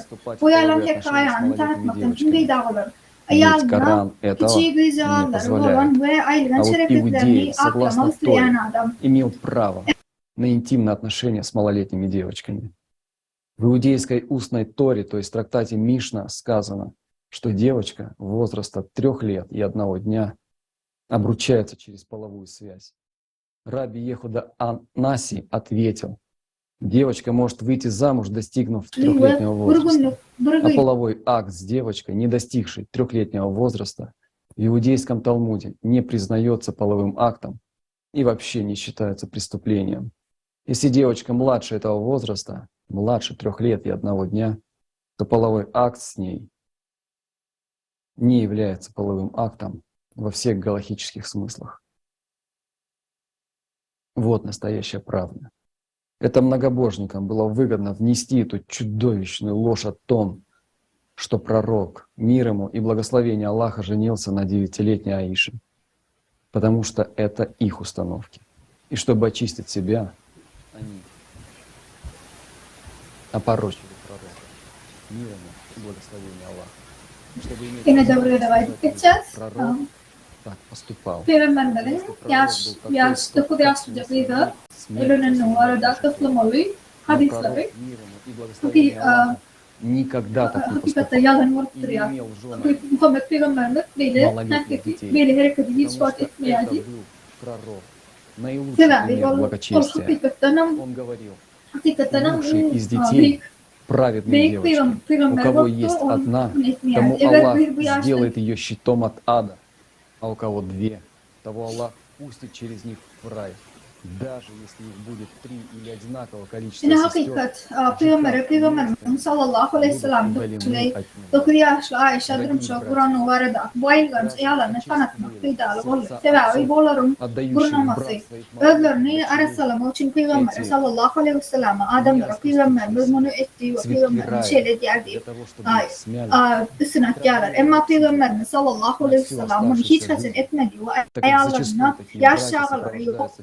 Sebebi takvalığın ingo misal Peygamberdi. Ol şeyle değildi. Çağaların ingosu doğruçuluğuyla. Kimde olur bağlasın. Allah Teala onu doğrusun. Kalka nedir? Kimde olsa iki adam olsa, 3 ya da 1 mendeş ayağı doğan olsa, Allah Teala olur cenneti verir. Cihat ve hayır sahavat ondan ayrılır. Писать угроза раннего замужества и угроза их жизни. Dadırıldı onlar. Yaş yıllarına duruşa çıkan ataların yüreği cennetin açılmadıkları edilmediği için şeylerini kalar kıptanç fizik ve psikolojik zorluklarla bağlantılı olan için ömrümüzün devamına psihikanın travma etkiler. Bundan başka da kemilik yaşına yetmedik yılların çağa doğurma mecbur bolyanlıklar sebeple kıptanç doğruluk doğruna olan ölüyerler. Sebebi bedenlerin tek doğru emele gelmedi ve çağa doğurmaya uygunlaşmadılar. İlk durmuş durma korku ve durmuşuna ankop yaş yıllar üstünde ne çavaltla saklanır. Обязательно ношение хиджаба женщин. Muhammed Peygamber sallallahu aleyhi ve sellem ona asla ruhsat vermezdi. Ne için ruhsat veriyor? Полиция нравов. Yaş yılları ölen yani Peygamberimizin aydanlarına kaçtık yerler ve kudaylar Скончалась yani 21-летняя Peygamberimizin adından На фоне масштабных протестов по всей стране власти Ирана недавно kudaylı Yevreylerin edişyalı hareket ettiler. но İnni köpçülüğün sesini çıkaran başka bir mevzu ve buraya alın cicalını hükmanı giymek temasını devmek üfleyelim. 2022 yılın sentabr ayında İran'a 27 yaşlı Mahsamini ahlak polisiyasının bir Müslüman ayalının icabetlerine doğru değinin sebeple ahlak polisiyasının elini yenilmemiz neticesinde öldürüldü. Yurdun hem yerine giyim derecede prosesleri arasında İran'ın hükümetleri yakında polisiye işgallerini yatırmaya mecbur olurlar. Yani bu meselenin çözmeyenler.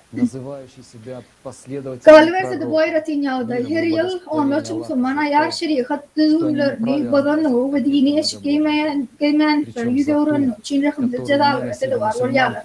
İran'dan başka da ayarlar Saudi Arabistan'da, Ovastan'da, Sudan'da, Malazya'da ve böyle Kıbrıs'tan yurtlarda maskara edilerler. В последнее время эта тема получила широкий резонанс. İslam dünyasında Müslüman ayarlar özlerini Müslüman deyip aklınır. Yani o özlerini Peygamberin sallallahu aleyhi ve sellem'in kıyımına yerciler deyip aklınır. Yani erkekler Kıpkudayların işiklerine doğru beğendikleri kalanlarına devam ediyorlar. Müslüman ayarlarının Peygamberin doğrunu giymedikleri için. Не обычаи. В большинстве племен обычай строго требовал от женщины целомудрия в добрачный период. هذا كواتا برayal hatta hicabına doğru beğenmek için ölürlükler. Bu mevcut son yıllarda ulugduklarına döröktü. Gelin asla hicab giymek Müslümanların değerli ya da değerli vardı birleşelim Kur'an'larda vardı memnuniyet. Kadim dövrlerden beri Beduin Arapların ayarları yüzlerini yapmanırlar ve deyince alıştırmışını alparmanırlar. Ne din ne de adet olurdan talep etti. Tire tayfaların köpsünne adet ayarlan durmuşa çıkmazdan odal arası ve durmuş Kur'an'dan son adamsına ve pahalı bolmağa talep eder. Peygamberimizin sallallahu aleyhi ve sellem'in doğruna ayarlar hicab dakınmanırlar. Hicrin birinci asırında Müslümanlar hinidem ayarların hicab giymeye mecbur etmediler. Erkek bu ayarlar birbirlerinden arasında şıklatlar, küçülür duyarak ve çiftlerle dua bilekte dua ederler. Hicab yevrey deri. Yevrey ayarlarına hicabı saklamak ya da saçlarını yapmak vardı. Buyruk yevrey Talmud'una verpidildi. Onun sözlerine göre açık saçlı köpçülüğün ne falan buraya şeyle ayrılan şerefli dediptir. Hatta ayrılışmağın sebebi borçlular. согласно которой Huvasın nâmedûne ve nâme uğruljaktığını bu ulan cennetlerinde farklı bütövlüğü saklamak için hükman veruluk saklandı. Kavruhanlar hatta ayarların saçlarını küçülttüğünü görkezmek, bedenin şahsı bölüklerini görkezmek yani edepsizlik öydüttürler. Şunun için durmuşa çıkan ayarların küçülük yerlerine saçlarını yapmak talep edilir. Yevreylerin örtmek devini Tevrat'ta takıpalı. Şuna uğrar ruhani ödünün tüyünü ve alaklıklarına boyalım perdesini yani saçını ayırma. Yevreylerin hicabı tavunların nişanlı.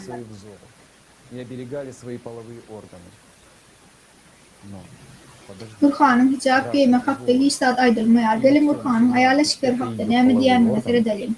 Kur'an'ın 24. suresinin 31. ayetine ayarların dövüşlerini ve sebeplerini eşikleriyle yapılayanı aydılıyor. İmanlı ayarlara gözlerini aşağı salmağı ve cins organlarını doğramağı aydılıyor. Yöne karışın Müslüman ayağının saçları ve cins organları bilen yüz verir. Bundan başka da Peygamberimizin ayarları yüzlerini yapmadılar.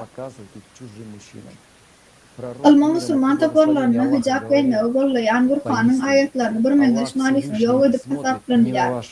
Olar da dine bir neticede çıkıyor.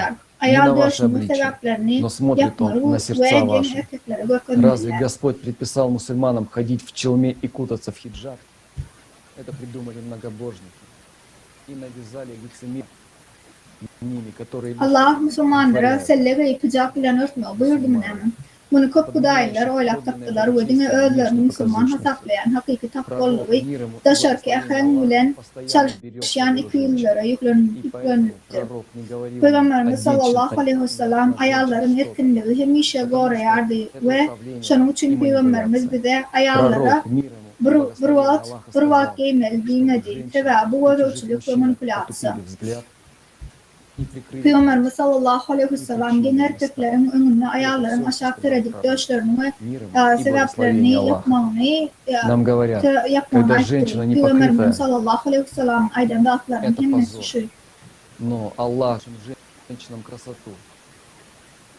Bize edilen da ayal açılan yağdayını sonuçlar. Ama Allah mecbur etmedi. Müslümanlar için utanç şeytana eriyenliğimiz İslam'a dönüklük eden ve bolan Kıpkudaylı Ömer'e eriyenliğimiz için. Utanç ayarlarında hormat koymayar ve onları koyun yağlı sevda ederiz. Peygamberimiz sallallahu aleyhi ve sellem ayarları dem hukuk verdi, bilim verdi, ılımı sürdü, ılımlarına sürdü. Peygamberimizin ümmeti güçlü, akıllı, bilimli vallahi. Ama köp hudaylardan has akıllı değil, şunun için olar korkuzu. Peygamberimiz sallallahu aleyhi ve sellem hakiki ümmeti aşıda etmiş oldu. Şunun için onların yoldaşları hemmet adı yoyma için köp güç sarf ettiler. Öğren, ılım süç başladı, ayal erkinleri vallahi, cemiyet yüzünden itkaf başladı. Şeyle devam etse bütün dünya yaylardı. Sonra bütün dünya itkaf. Bundan sonra köp hudaylar ne edip pulu kazanıp götürüm bilen pulu verip dünyanın olanlarla. Тогда изменился бы весь мир. И как бы тогда многобожники зарабатывали бы, давали бы деньги под проценты и управляли бы миром. Позор — это то, что мы не выполняем волю пророка, мир ему и благословение Аллаха, который указал Etrafı tonş olan da bizim öz Peygamberimiz sallallahu aleyhi ve sellem kıydınan hakiki ilerlemeyenliğimizdir. Национальную одежду многобожников иудеев составил всех мусульманов. Kapıdaylı Yevreyi, Ömer kapıdaylı Yevreyli millet şiirine Allah'a ve Teala Müslüman ayarlıylar deydi. Aklı Müslüman ayarlıyları şeyle inme mecburet bulmanın doğduğunu aytti. Kudret güçlerinin ulhamının temsilini ve görkemlerinin boy olmadığı için Allah Teala rahmeder ve bizi bağışlar diye ümit edeceğiz. Sebabı Peygamberimizin sözünü bozuk Müslümanlar deyip fikir edin. Любящими Аллаха Kapıdaylı adamlar kapının değinen şeytanın dersine çıkarma o Allah'ını söyleyen ve peygamberlere ve Teala adamlar olmaya borçludur. Kapıdaylı adamın bize giydiren gevre eşiklerini çıkarın. Bunun nefili günahlarını göz önüne getirin. Peygamberimiz sallallahu aleyhi ve sellem yine aydınlatları ayarlar. Gen erkeklerin önüne gözlerini aşağı koyup döşlerini ve sebeplerini yaksın idi. Yani hadret burada calvar olsun. Чтобы наши женщины, любящие Аллаха, Еврей сынкулар. Peygamberimizin sallallahu aleyhi ve sellem aydınlatlarının hemmesi bize yeterli. Так сказал многобожник, который пытался убить нашего пророка, мир ему и благословение Аллаха, и завладел властью. Сейчас мы очищаем ислам, прежде всего каждый, очищаем правдой и истиной вслух пред Аллахом, как истинный мусульманин. Kapıdaylı Yevrey Allah'ın söyleyen ayarlarımızın kapıdaylı ayarlardan tefaklı olmak için ayarlarımızı şekilde sınıfları giymeğe mecburiyeti sebep Peygamberimiz sallallahu aleyhi ve sellem ölürmeğe dinleşen ve hakimiyeti eğilen kapıdaylı şeyleriydi. En İslam'ı ilkinci navatta özümüzü arassalayarız. Hakiki Müslümanlar ve peygamberlerimizin ve pahalı izine eğeceğimizi hükmünü Allah'ın huzuruna sesli aydınlayan hakikat ve hakikatlen arsalayarız. Adamların en doğruları Allah'ın sallallahu aleyhi ve sellem izine eğeceğimizi. Bu peygamberin aydan fırsatı inni her bir hakiki Müslüman bu hakikati hemmelere yetirmeni ve bu hakikati Allah'ın önüne etmeni duyar. Peygamberimizin özüne ve pahalı hükmüne seresse hukuku vatanmak için her bir Müslüman öyne Allah'ın öyne Peygamberimizin sallallahu aleyhi ve sellem'in öyne kaytarılmalıdır. Fikir edin Müslümanlar. Ne için hakiki bilip ve hakikati bilip hukudaylı onlara eğerip şeydip Allah'ın sevgisinden bize öğrenmelidir. Bizi doğduğu etken yani bizi Allah'a alıp varmayan hukudaylı idarlayan tesurlar saklama için ataları al hareket etken sizin atababalarınız nerede? Bize dine onların hudayı izinden eğrenler. Bize dine onların hudayı izine eğrenler. Atalarımızın bu hudaylarını depte sunan bu pahalılığını sebeple Allah'ın oyunu bolonluklarına aityarlar. Yönü olur peygamberin yanına olur Спасение не в том, чтобы соблюдать иудейский ритуал, не в том, чтобы надевать хиджаб и носить бороду. Müslüman nasıl Özün Peygamberim sallallahu aleyhi ve sellem'in idine eriyen, azaplayan hakikati bilip Peygamberimize sallallahu aleyhi ve sellem'e dönüklü ediyen Kudaylı Ömer tarafından boylayan Yevrey dağlarına için gerek boldu. Kudret uyuşlu Allah'ın buyruklarını yerine yetirmeyersiniz mi? Nemçin ayarlarımız cezalanır yarsın. Müslüman ayalı bilgiler Yevrey eşiklerine doğru yerler. За предательство пророка, мир ему и благословение Аллаха. Halas olmak, Kudaylı Yevrey dağda sorulan bercaya etmektel, hicab giymek ve sakkal giymektel. Müslümanlar Burhan'ın Yevrey sakkalı Peygamber Harun hatta ayetinden son sakkal giyip başladılar. Oylun, görüm, ol bize görülü ortalar. Müslümanlar Kudaylı değerliler, Kudaylı Peygamber Harun yarşaklı olmalı değerliler. Özümüzü Müslüman deyip atlandırıyan Yevreylerin hicabını giymek ya da sakkalını sürüp cennet özümüz için yer ayarız deyip kasaplayarız. Dönüp bu için Peygamberimiz sallallahu aleyhi ve sellem cennetteki yerler verilmeye.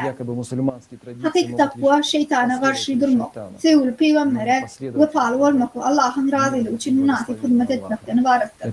Bugün balağın nekil olmağını, haysi şarf, haysi elbilen salam vermemiz biliyoruz. Yürümüz Peygamber sallallahu aleyhi ve sellem ile birleşmesi, haysi balakta giyen dadımız nemisini tafalıyor, oturmağı ve cedel etmeyi devam ettirsek, yakın vakta balak kalmaz, hova bizi yok eder.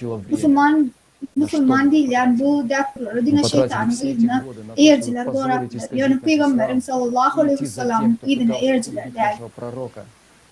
Dine şeytanın kulları olan umarım idine eğerciler ümmetin Müslümanların anını üstünlüğü gücünü saklamak için Muhammed Peygamberin ümmetinin üstünlüğü şeytanın gücünü saklamak için yüklerler. Allah'ın sallallahu aleyhi ve sellem. И благословение Аллаха. Разве мы этого не знали? Мы лишили женщин свободы, когда пророк мира и благословения Аллаха dal Oylun görün Peygamber'e sağ olsun aydıp adamlarda fırsat verildi ve adamlarda vakit verildi. Biz ne mesat bizim onu mesat ediyoruz. İslam dinimizin bozulmağını ve Peygamberimizi ölürecek olan adamın izine düşmağına yol vermek için bu ayarların hemmesini geçirdi. Bugün bizde ne var? Batı görkezmeler, nedip giyinmeli, ödümü görkezmeli, Müslüman neyip yormak, yani aleşikleri giymek.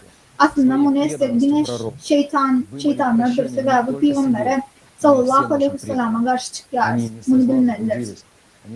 Peygamberimiz sallallahu aleyhi ve sellem olarak berenini ayarları azatlıktan mahrum etti. Ne için Allah bize sevmeli? Ne için Allah bizi sevmeli? Bizi rahmetmeli. Peygamberimiz sallallahu aleyhi ve sellem bize kıysan bilir mi? Buna etmek korkunç, bunu boyuna almak korkunç.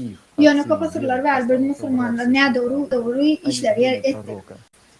Emma inni hemmedat düzedip bilir. Çin yürekten gaydı usullumuzdan Peygamber'e ve parlığımız bilen Allah'ın huzuruna bağışlanmayı dalgarıp biliriz. Dine özümüz için el eğitim ehli, atavalarımız için bağışlanmayı ayış edip biliriz. Yamanlıktan gitmediler. Şeytan tarafından ağlanırlar. Yönü olur. Buluncurdan azat edip Peygamberimiz öyle alıp bilir. Hemmedat bize insan kısmına adaşanların hemmesine bağışlanmağına bağlıdır.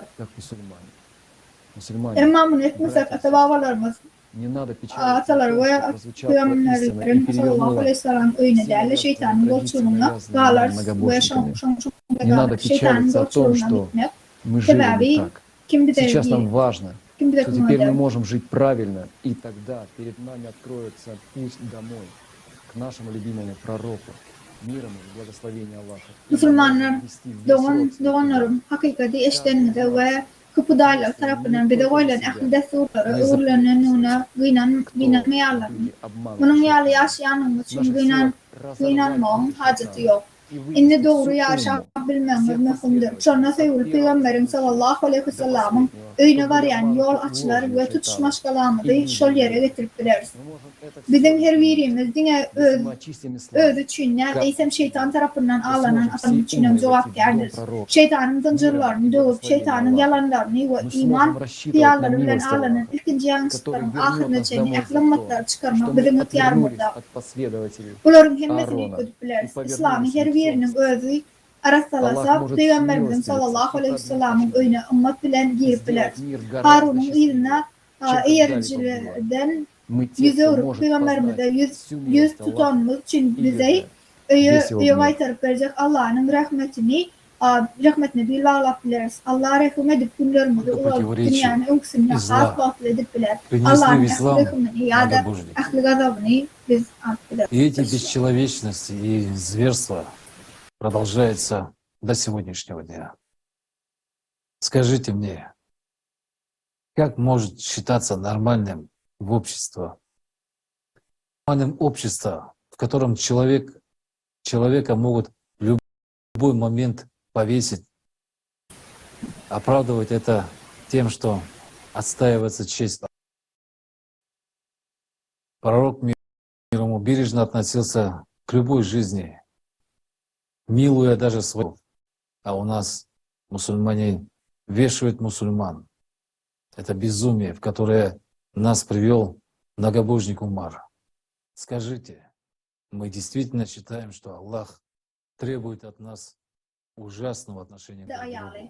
Onun hem için ayalın cemiyette haysi onu eylemeyi, nefili gıyınmeyi, haysi hukukları bolma o arada cidil ediyor.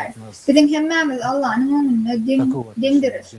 Kur'an erkek adamın ayrı kimkasitsizinin bardığını aytmaya, nem için Peygamber sallallahu aleyhi ve sellem'e Kur'an'a derle, eysen bir neçe hadisler anan yardı ve biz erkek ayallardan yokurdur ve akvarın çözmeliyen kararla Это gelir. воля шайтана. Величайший пророк Мухаммад, мир ему, никогда не ставил выше ни мужчину, ни женщину. Так почему же мы до сих пор спорим о том, какое место в обществе должна занимать женщина? Как она должна одеваться? Какие у нее должны быть права? Мы все равны перед Аллахом. Коран не говорит о том, что у мужчины особое положение. Почему мы поверили не пророку, мир ему, не Корану, а нескольким хадисам и решили, что мы, мужчины, превосходим женщин и должны решать их судьбу?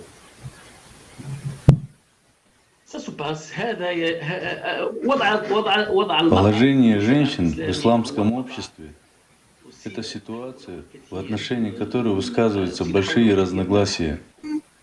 До сих пор мы не пришли к единому мнению среди мусульман о положении женщины в целом. Основываясь на исламском законе, мы находим, что Ayarların İslam cemiyetindeki örneği ulu düşünüşmedik var.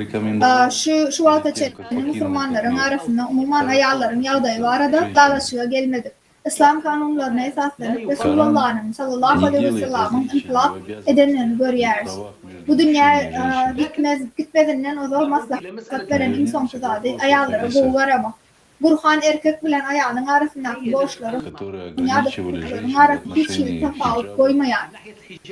Yani ayağların hicab kıymanın çeklenirken hadisler meselesine kaydık versek hicab bedenini örtük değil.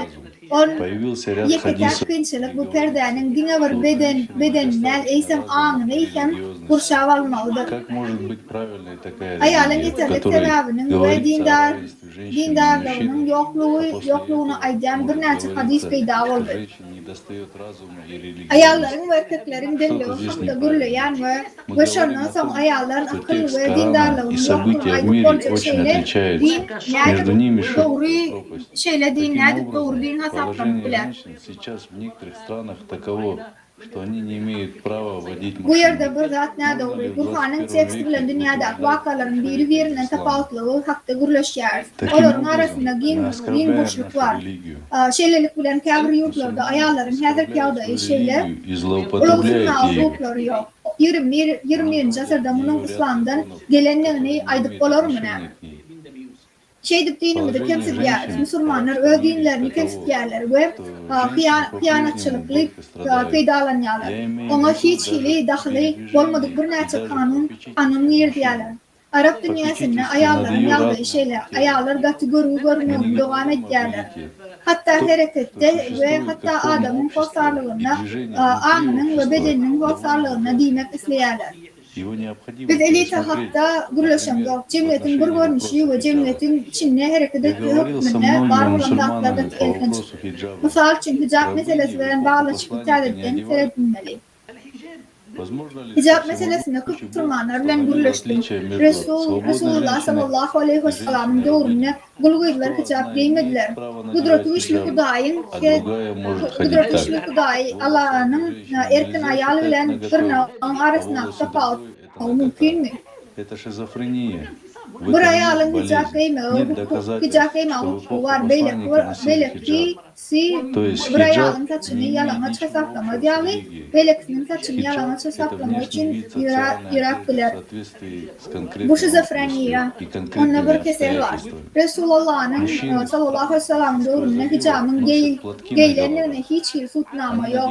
Yani hicabın dinle hiç il bağlanışlığı yok. Hicab belli bir sevite ve ayrıtın şartları ve sosyal ilişkilerin peyda olmağı. Aile yurtlarına erkek hicab giyerler. Şeyler kova varlığı sebeple şeylerden uyarlar. Tebligat konuyu etmeye mecbur etler. Bu dünya tebligat.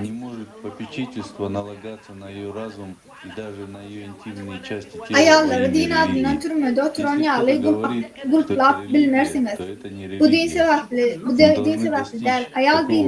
Ayal dinin adı bilen türmeye basılıp bilmez. Anını ve hatta şahsı bölüklerine hasarlık girip bilmez. Kimdir biri din ise bu dinler. Şeyler derece etmeli. Hiçbir din ayallara buyruk verip ve türmeye basılıp ayalların duruşu yok vermezliği. И считаем их существами более низшей ступени, чем мужчины. И решение этого должно быть общим делом, потому что umma не может развиваться. Bu etapta henizm yüze çıkan mesela ayarlar postarlı edip onları erkeklerden kese saklamaktadır. Bunun çözüldüğü umum sebep olmalı. Sebep ümmetin yarısı hareketsiz olsa üstülmez. Mesela bu veyran edici fikirleri kabul ediyenin kutsi ayarlardır. Ayarlar bu çeklenirme razı olurlar. Bunu gollamayan erkekleri şeylerden bu çeklenirmen gollayan ayarları taparsınız. Yani горкудан болмокту. В современном мире действительно многие поступки и бездействия определяются страхом. Но сейчас очень важно быть смелым и говорить правду. Исследовать. Hazırki dünyada hakikaten hem hep hareket ve hareketsizlik korku bilen disiplinler. Yönünü batırmayı olmak ve hakikati etmek gerek. Peygamber sallallahu aleyhi ve sellem'e görürler. Peygamberden sallallahu aleyhi ve sellem'den görürler ama hakikati hemmedattan yukarı koymak mümkündür. Hakiki Müslüman haysi şartlarda ortada sevgiyle hareket ediyor. Golyan elkençliği ütkütmeğin Разве имеет что-либо общего со словами пророка, саллаллаху алейхи вассалям, о том, чтобы мы построили так общество, в котором женщина может пройти от Ирака до Шама, Сирии, не испытывая страха? Почему мы не строим мир, где женщины и дети смогут жить в безопасности? Ведь в суре Аль-Касас именно сказано: «И твори прекрасное, подобно тому, как творит прекрасное Аллах тебе, и не стремись к порче на земле. Поистине, Аллах не любит творящих порчу». В этих строках Корана отображена мы с вами должны жить. Но что на самом деле для нас в реальности эти строки? Пустой звук. Мы, мусульмане, повторяем салават при каждом упоминании имени пророка, саллаллаху алейхи вассалям. Но при этом остаемся глухи и немы к тому, что сами Biz Müslümanlar Peygamberden sallallahu aleyhi ve sellem'in adının bir gede adalmağı bilen namaz okuyar. Şolur vaktinde de ölümde verilen vasiyetlere karşı eden zatlarımız için kerveler olup gelirler. Koşuşup kosundan bize aydanlarını yardımcı zaman. Ey adamlar, ayarlılarınız bilen bağlanışlı hukuklarınız var. Ama onların değişiklikte hukukları hem var. Onlar dünya kudreti üçlü Rusya dövülen öz ayalımı sökümünü alanın ziyadımda çıkarmam. хорошо Eğer olar sizin kuğunuza hormat koyan varsa, поскольку они onu imit ваши eliniz kogu спутники, becergi преданные alma hem помощники. kuğu var. Ayarlarımıza goğu seredinme olarım akırlı Но мы сейчас живем словно во времена Джахилии, когда новорожденным девочек закапывали, а женщины не имели права. Когда пришел пророк Мухаммад, саллаллаху алейхи вассалям, лучший из людей, он показал своим примером, как надо относиться к детям и женщинам. Запретил бесчинство и дал женщинам свободу, а мы отняли ее у них. Об этом даже говорить больно. Наша бесчеловечности нет предела. Biz şu an Ежегодно в nemeleri мире погибает 5000 biz женщин, nemeleri şu an ya обвинили в fakta hatta измене, gurlemekluğum и которые gurlemekluğum носили gati хиджаб ağır devler. надлежащим образом. Her yıl dünyada Иногда их hicabı убивают просто потому, что ağlamakta ya da giymekte ayıplanan 5000 ayal ölüyor.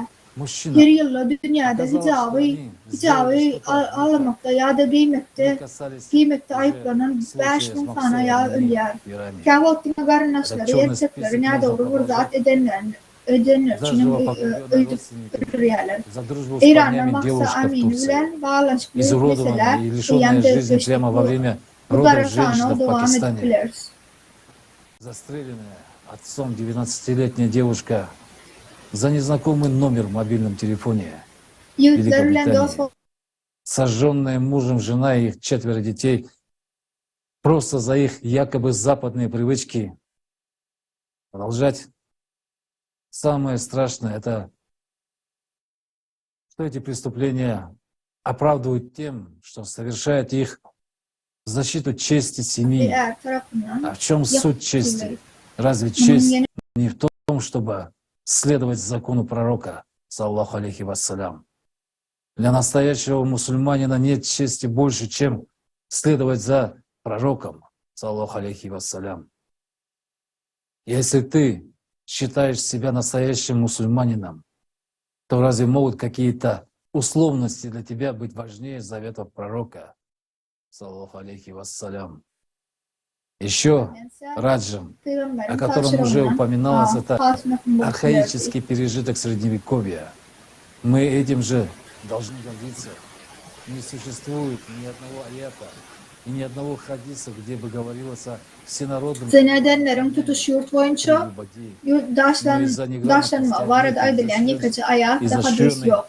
Yönü kavirlerin soğutluğu ve beyliklerin çalışırlığı usatlığı sebeple bu ceza ilhamdan geçip İslam dinine girdiler.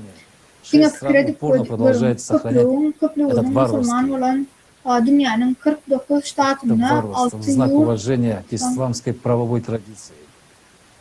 А исламская ли вообще это традиция?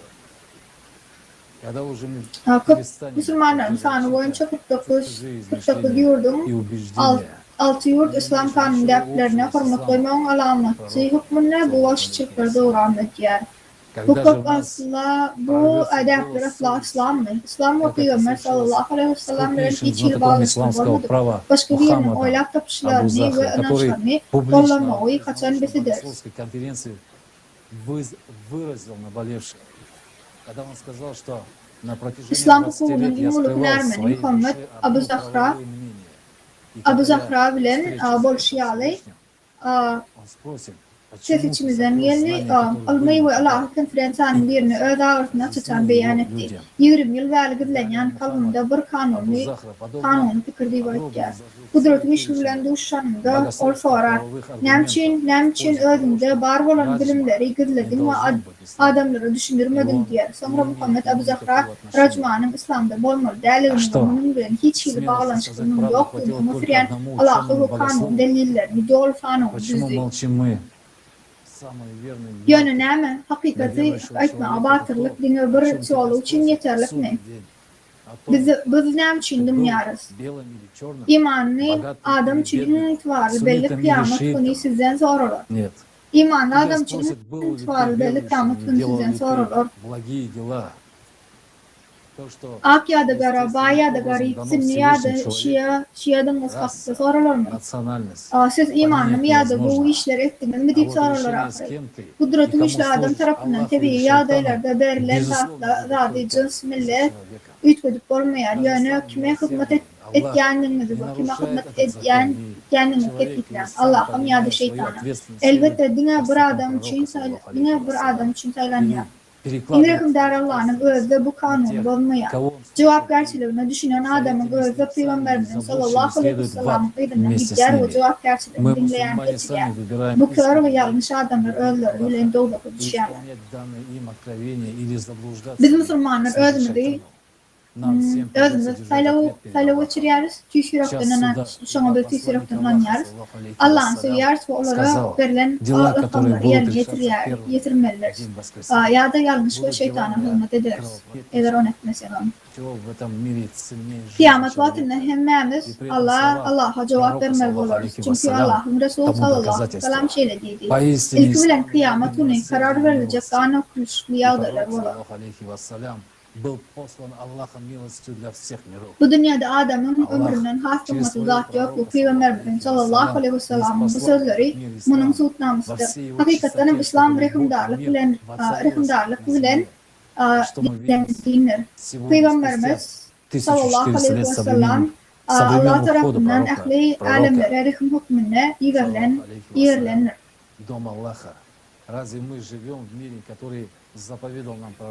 Allah Peygamberin sallallahu aleyhi ve sellem sürülen İslam bütün dünya arasında içini ver. Şunun için yerde sevgi tarafçılık hüküm sürmeli.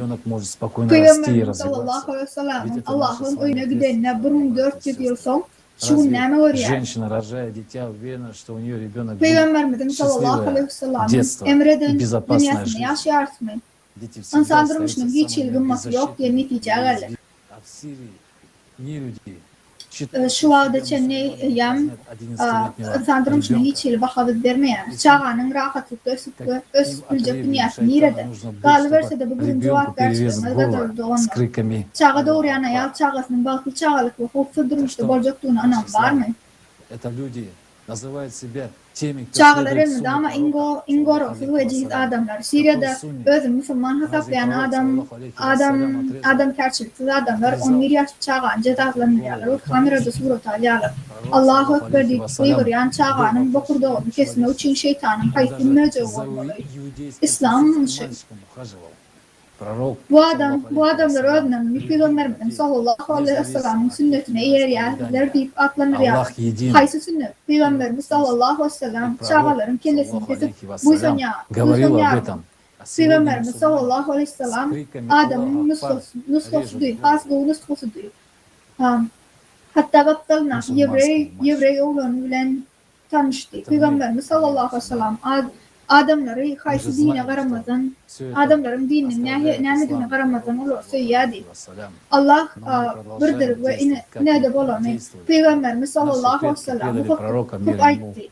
Şunun olsa Allah'a hak verdi ve Müslümanlar bir Müslüman çağın kellesini kestiler. Müslümanlar bizim elimizden el yaşlarlar. Bunların hemmesinin İslam ve Peygamberimiz sallallahu aleyhi ve sellem kim isteyenini biliriz. Yöneştişimizi yerle hareket etmemize devam ederiz. Atabalarımızın kasam edip onu bozup Peygamber'e dönüklü ve dişleri yerle şu neçenli yalan söylemeye devam ederiz. Bu hakta bilmeyiz. Adam öldürmek bilen Allah'u Ekber deyip kıyırıp İslam manipülasyonu seriştesi olanmaya devam ederiz. Bu nedenimizde Allah'ın beklerini kollap Peygamber'e sallallahu aleyhi ve sellem'e doğruya nürsüydüler. Onun adı çünkü koşmaya tayar, ölmeye tayin, öldürmeye de tayindir. Ama biz söymeye tayin mi? Peygamberimiz sallallahu aleyhi ve sellem yerdeki insan gücüne çenlik söymeyi öğretti bize. Ona ne için biz onun görülüsüne yermeyiz ve inanmağına inlesi atsadı adam olma için öğrenmeyiz. Adam olma öğrenin, söyme öğrenin. Biz nire geldik, ne hicre geldik. Peygamberimizin sallallahu aleyhi ve sellem'in cennetin hoş ve yesli gülleri deyip atlanırken çağları şeytanın oyunlarda ulanmağa, psikasını bozmağa ruhsat veriyoruz. dünyar ve şeytanın hizmetkarlarına çağırlar, uçmağa, katlaşmağa, beylek adamlar ölürme, mecbur etmeye, ruhsat edger. Çağırların ellerine yara kalıp ya da pidaların keles bilen oynayan suratlarını biz görüyoruz. Onlar büyük bir varlığı öğretiyoruz.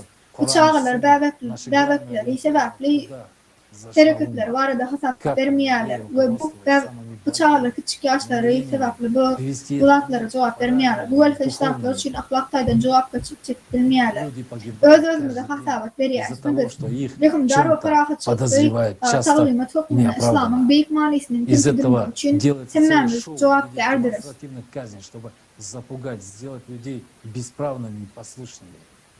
Kur'an ve sünnet esası yol veriltimiz diğer yönü ümmet nire gitti.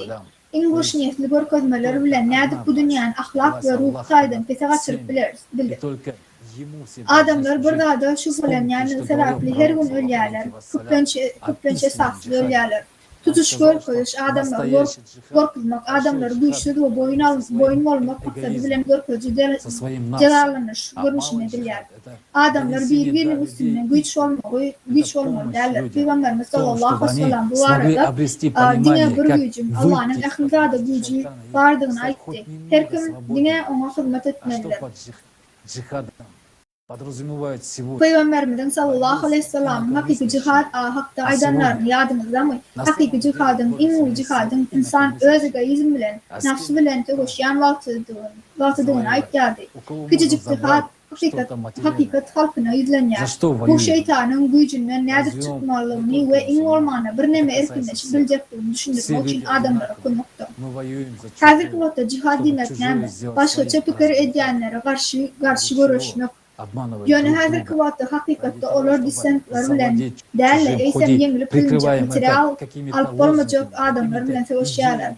Adamlar ne için görüşüyorlar?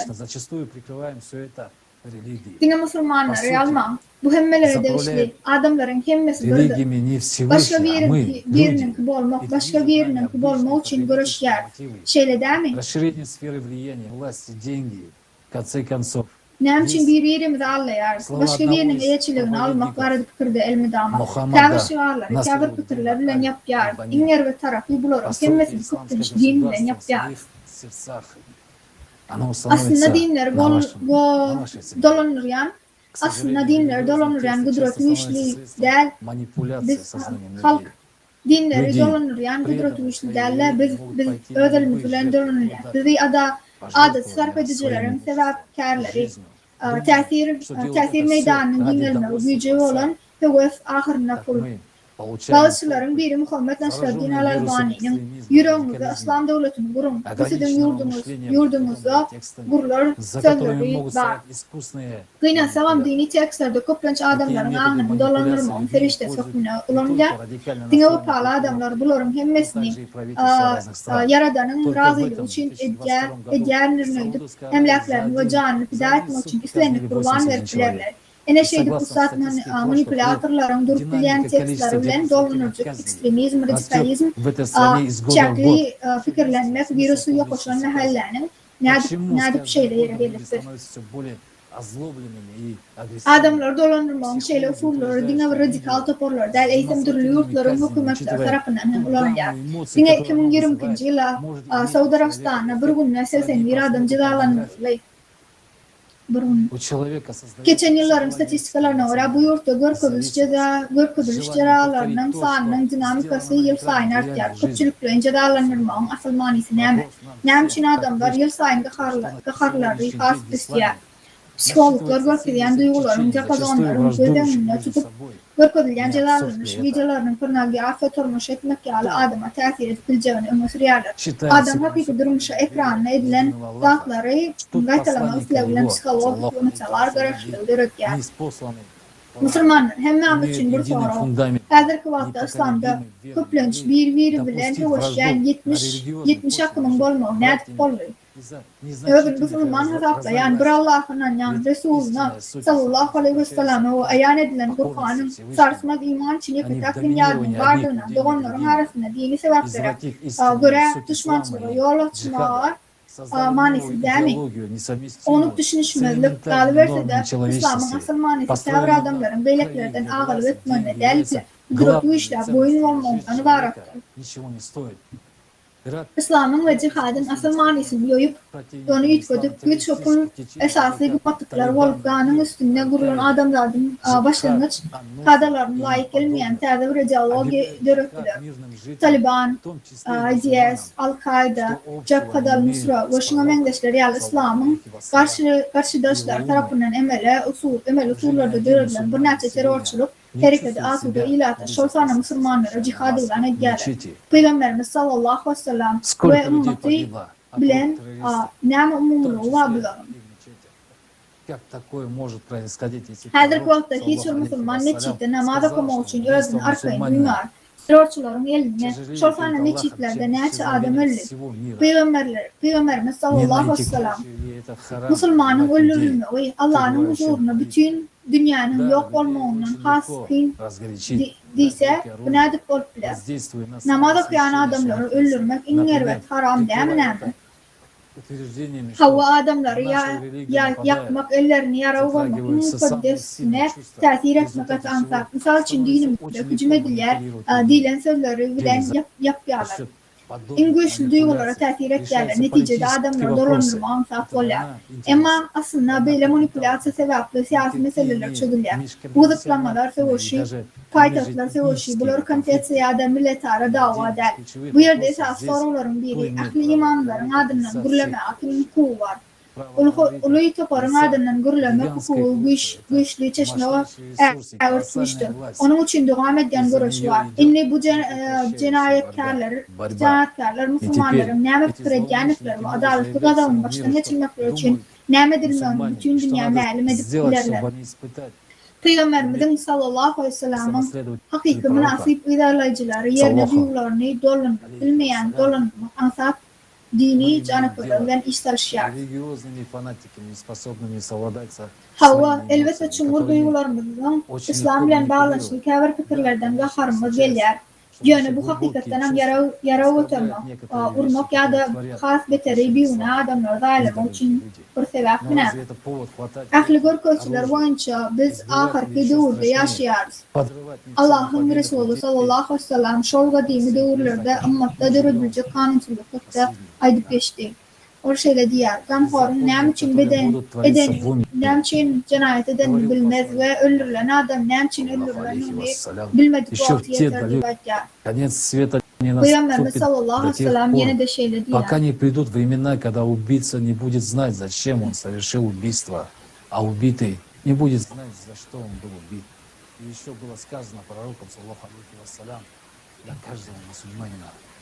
Yeni de varaydılan zat, her bir Müslüman için başka bir Müslümanın elde edilmesi avrayı emla uğurdurmuş olmalıydı. Yani hazırki vaqtda gan akımları deriya deyin akyar, adam öldürmek, cezalanmak, terörçülük hücumlardan ağır emla elinden alınmak, eysem güç şehirler ötevdiler hem adamlar korkuya öldürürler. Peygamberimizin izinden gitmeli bolyanlarımız İslam'ı cahiliye inadan kullarından kafir ve tiyada yasallar. Это наша с вами ответственность, потому что пророк, саллаллаху алейхи вассалям, bizim üstümüzde ol cevapkarçılık var. Olam biz näme için şeyle bolup geçen cinayetçilikler dünyada bolup geçen biz öldüğünlerimizle bolup geçen bir kanunçuluk cinayetkarçılığı mühimde azımlıklı mabdun oturuyor. Şeyle vahşiçliği var. Biz ruhsat veriyoruz. Bizim cevapkarçılığımız var ahir şolar koruması ve Peygamberimiz sallallahu aleyhi ve sellem bize ne edip yaşamalı ve altınmalı, ne edip kurmalı var da anıp görközmeli derdi ahir. Ama biz başka yol sayladık, ondan daşlaştık, hakiki yoldan daşlaştık. Onların hemmet atavalarımızdan Peygamber'e dönüklük edip kupudal umuru eğrenliklerinden dören yanlışlıkların neticesidir. Şuna çenli biz bunun için töleyeriz.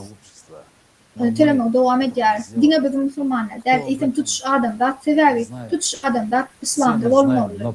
Peygamberimiz sallallahu aleyhi ve sellem bunu etmeyi buyurdu. Dürüstlük cemiyeti kurmayı ve vasiyet verdi. Пророк, саллаху алейхи вассалям, Yani biz хотел, böyle işi yerine getirmedik. все люди стали единой уммой. Говоря современным языком, пророк мир ему Bu arada kim bilmeyer, чтобы люди жили şey, hemimiz bilir. Ama şolur vatın özünü hemimiz dümyar ve özümüz Müslüman nivatlandır. Yani şeytana hizmet etmeyi devam ederiz. где любовь к Аллаху на первом месте. Peygamberimiz sallallahu aleyhi ve sellem ahli adamların bir ümmet olmağını istedi.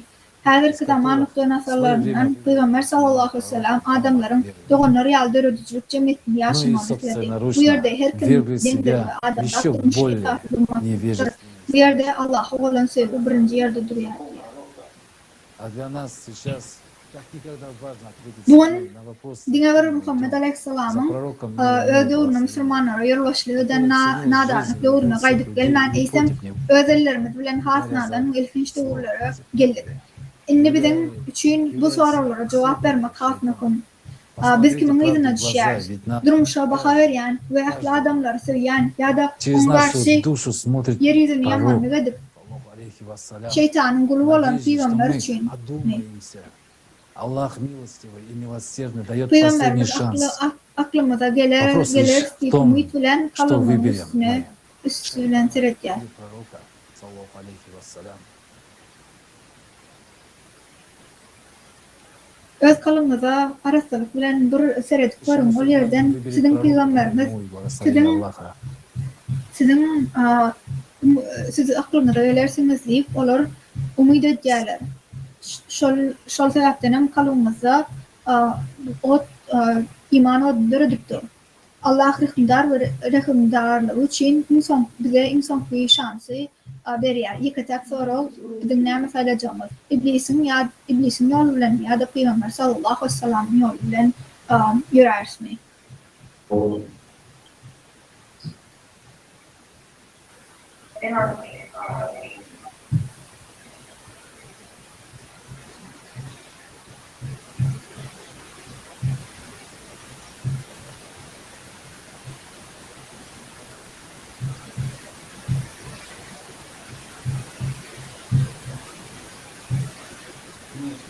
Настоящий мусульманин выберет пророка, мир ему и благословение Elbette. Аллаха.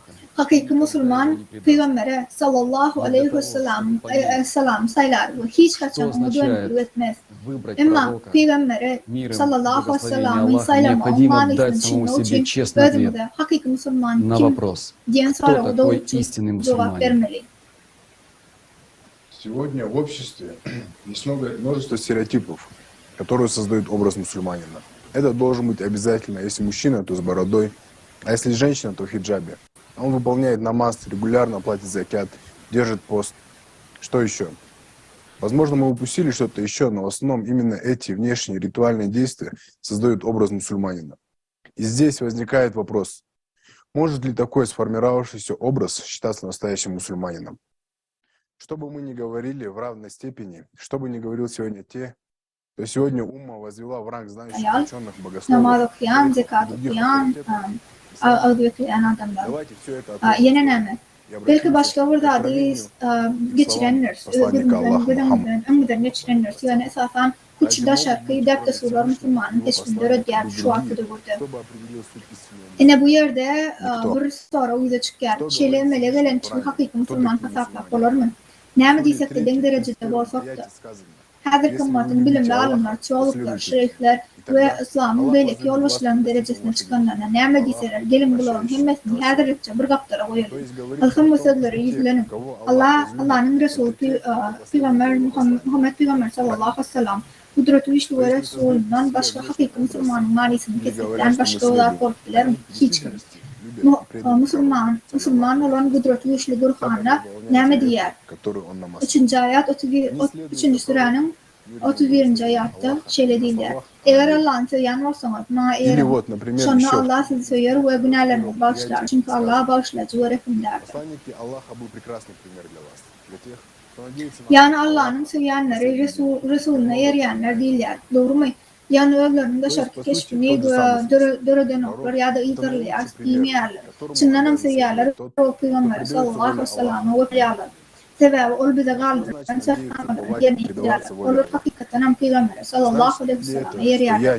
Siz bilen değerli amalları bilen. Ya da misal için şiirde 30. sıranın 20. ayatını şöyle değiller. Allah'ın Resulü'ne, Allah'a ve ahiretine umut bağlayan ve Allah'ın ulu yaklayanlar için size acayip görevler oldu.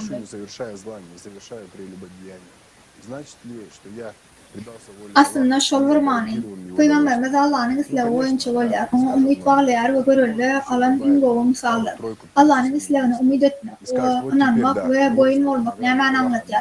Bu da şarkıyı deyette sorulardan başka hiç saat etmeyenlerini anlatıyor. Adet hareketleri belledik ve bu yeterlik mi? Günde 5 dakika okuyarım, meçhide ödevleri var yarın, ağız bekleyerim, zekat veriyorum. Allah size hacı derim.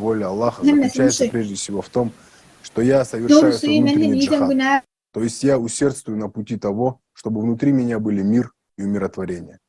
Ведь это и есть значение слова «муслим». Да, исламские ученые слово «мусульманин» чаще всего трактуют корный, покорившийся. И это тоже верно. У этого слова есть такие определения. Но почему делается акцент именно на покорности? Быть может, потому что им необходимо в первую очередь внушить именно необходимость покорности, так как, призывая к покорности Всевышнему, они тем самым внушают необходимость покорности к себе, как служителям Всевышнего. Так и складывается у мусульманина убеждение, что если я покорен Богу, значит, должен быть покорным и тем, кто якобы служит Богу. Я должен слушать их проповеди, наставления, носить им закят, чтобы они потом раздавали его бедным. Adamların boyun ölçü olmalı arada kaçı ulu ünsürler. Bunun için bu belki şarapların üstlerine sebebi adamlar özlerini min Allah Teala önüne boyun eğen ona men boyun eğen için başka paşalar için onlara da boyun eğenlerini bize ünlü de çekiyorlar. Ene bir Müslüman eğer de men Hudaya tavin bolsam ona boyun bolmalıyım ya da Hudaya hizmet edeceğim bolmalıyım anlayar. Конечно, некоторые сейчас скажут, да, я свободен, но неужели мы сами себе? Сейчас я обращаюсь именно к тем мусульманам, кто находится во власти образов и стереотипов, но чувствует, что что-то не то. Кто задыхается, как птица неволи, чувствует, что что-то неправильное происходит, кто видит несоответствие, нестыковку. И что? Men varsa häder öz musulman doğanlarına yüzlenýär. Musulman doğanlar bol geçen musulmançylyk barada döredilen şeýle bir şekilleri görüp ümmedady bol geçen aklary, stereotipleri görüp bir zadyň dünýede bir zadyň ýalňyş gidenligini düşünýän, bir öwle düşünýän adamlara men yüzlenýär. А следуем за людьми, возомнившими себя посредниками. И это тот вопрос, на который каждый, стремящийся к довольству Всевышнего, должен честно ответить самому себе. Можно ли себя считать настоящим мусульманином, совершая самый большой грех перед Всевышним и давая ему сотоварищей? Если вместо того, чтобы всецело отдаться воле Аллаха, жить этой волей, человек выполняет волю тех, себя посредниками в толковании откровения Всевышнего. Понятно, что на словах они говорят, что посредников быть не может, но по факту ведь мы почти во всем, чему они нас учат, о чем они проповедуют, во всех аспектах жизни мы следуем словам. Руководствуемся не волей Аллаха внутри себя, а руководствуемся словами людей, которые в религии, как и в организации, выставлены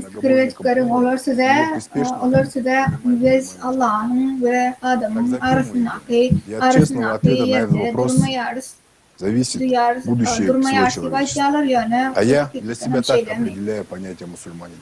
Мусульманин – это тот, кто внутри себя стремится к примирению с волей Всевышнего.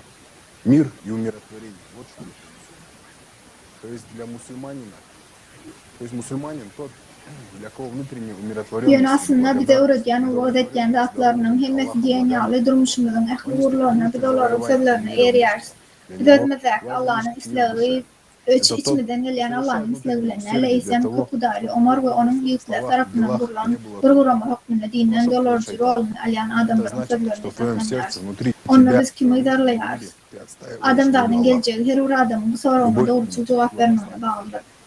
Kadın içinin hakiki Müslüman düşüncesi deyip kefikleme geldim. Gelen de adam Müslüman güçlerin İslam'ıyla yaraşmaya çalışan adamdır. Rahatçılık ve asudoluk Müslüman değilden de. Yani Müslüman içki rahatlık ve minnettarlık. Allah Teala verilen nimetlerden, himmetlerden kanatlanmaktır. Dışarı dünyanı basıp almaya çalışmaya. Onun için dünya kalbin rahatlığını. Здесь также нужно оговориться. Fikirlerine, sözlerine ve amallarına şeytanın kışırdayan adı olmadığı için içki ihlat ediyen adamdır. Demek yüreğimizde, içimizde, içki dünyanın, Allah'ın İslam'ını, ona ve Resulüne olan sevgiyi koruyarsınız. Bunun için dünyada himmetine ve seriştedir ve maksat dine birdir Allah'ın razılığını kazanmaktır. Elbette bu yolla bu maksatları derre mümkünler, vazifeler uçan için Peygamber sallallahu aleyhi ve sellem in kıym cihadı, ulu cihadı da onu ayıttı. Yani üstüne çıkmak. Allah'ın razılığını kazanmak için Моя жизнь была для того, bunun için чтобы быть примером для моих истинных последователей. Но следуем за пророком. Если даже во внешних действиях мы порой также далеки от нашего любимого пророка, как cemiyet için günlük işlerde зато мы очень близки к умору. Onun için adam cihat yemekleri yani için korumak ve dışarı dünyada onun üstlerini korumak. Adamlara yaşlılık edin. Ve dünya adamı Allah'ın чтобы Аллах также не видел, кто это молится, мусульманка или иудейка. Как можно было так поиздеваться над женщиной, когда пророк причинные места? А те, кто лицо закрывает женщин, которые причинные места с лицом, adamların in goğullarına şahsi причинное место с лицом своих женщин заставляет одеваться мусульманин это тот, кто Ama Peygamber'e eğer hatta da şekillerinde de kâme halsi ve Peygamber'de yarasmanın uzak yerde işler yerine ekler. Böyle taraftan olsa kâvat Cebrail ruhansı Ömer'e yakınlaşıyor ve aslında onu yarıyor. Şöyle demin nerede? Bu yerde Allah'ın bizi görmüğünü arzu edip Allah'ın hükmünü dua ediyoruz. Yani Allah bizi tanımıyor. Müslüman görmüyor. Allah Teala Cebrail'i görüyor. Ömer'i alsa ayarla kim dua ediyor. Ayar ya da Cebrail görmüyor. Он всегда вел себя агрессивно, и нам это преподносит как признак силы. Но разве сила в агрессии? Ведь агрессивны те, кем управляет шайтан, многобожники. А ислам, ayarların yüzünü yapıyorlar. Sebeplerini yüzlerini buluşturanlar Müslüman ayarlarını Müslüman sebeplerini ayarlayıcıların yüzü ilişkilerini göymeye mecbur eden adamlar. Müslüman eğer yani o için hiç tane buluşturmayan верит в единого настоящего Бога, Аллаха, alamatlarını eğerin elbette her kim büdürek ve yolla yıkılıp derse her kim onu baştan geçiriyor ve öteci adamın izinden gider yağlı mühim meselede buluşuyor. Peygamber sallallahu aleyhi ve sellem'in izinden Buradan aylanıp alcıranlığa düşer во лжи, если сможешь честно признаться себе в этом и последовать за пророком, если ты действительно обрел любовь к Аллаху, к его пророку, то ты скинешь оковы шайтана, и перед тобой откроется рай. Elbette muğallamakların gönga düşünüyoruz. Kadir kuvvetli kapı adam şok olup der. Sebebi kapı adamlar bütün ömrünü ne mesaf eden men bunu din hasaplayan yönü ne yönü yanlış yandığına ve yalan söyleyen bunun için yürekten boyun alıp Peygamber'e Peygamber'e Allah'a olan sevgiyi чтобы здесь насладиться тем, что у них там не будет. Об иудеях не сказано в Коране, в суре 2, 96 аяте. Ты непременно убедишься, что они жаждут жизни больше всех людей, даже больше многобожников. Каждый из них желал бы прожить 1000 лет, но даже долгая жизнь ничуть не отдалит их от мучения. Аллах видит то, что они совершают. Здесь важно пояснить, что мы не против других религий. Мы с уважением относимся ко всем религиям. Просто зачем ислам превращать в другую религию? Ислам дан как ислам, и мы за то, чтобы ислам оставался исламом. Ислам — это милость Всевышнего ко всему человечеству. Ведь все люди созданы единым Творцом, и последний пророк приходил ко всему человечеству. Об этом ясно. Çünkü başka dine uğrunları. İslam hükmünü verirler ve biz İslam olmak için şun vallahi yani İslam oturtmuşların ahladan da rehmidir. Galiberse de ahladan da bir yaratıcı tarafından yaratıldığı ve insan peygamber tutuşadan da değil. Bu Kur'an'a aydın beyanediler. Şeyler peygamber tutuşadan da. Dine şun peygamber eğer o şeytanı eğer var. Hemen şun kime eğer Hakiki Müslüman kimdi var da aydınlar. Пророк также говорил, для Аллаха это самое любимое деяние. Это та радость, которую ты приносишь мусульманину. Что-то сделать, перейти на помощь своему брату.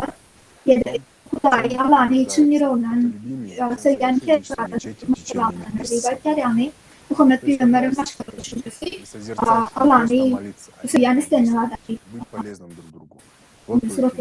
Şeylerde Peygamber Он призывает людей к истине. Хотя для многобожников истина ama Müslümanı getiren bu şartlıkları черты характера, присущие последнему пророку. Birden etmek yani Müslüman da onun da zarurları kanal etmek, bir aylak bir çifte yekeli etmek has sevgili. Yani dine var dua etmek için hele izin direkt etmek o direkt bir hidalanmak, hakikaten etmek. Hakik Müslümanlar kimler, zorlu sülen adam hakikati çağırıyorlar. Yani kapıdarlar için hakikati ilgilençtir. Но сейчас я хотел напомнить, Şeyle hem у всех Peygamberimiz sallallahu aleyhi ve sellem'in mahsus olan bir uzmanlıkta olan hasret belasındalar. Benim fikrimce hakiki Müslüman düşüncesini doldurur.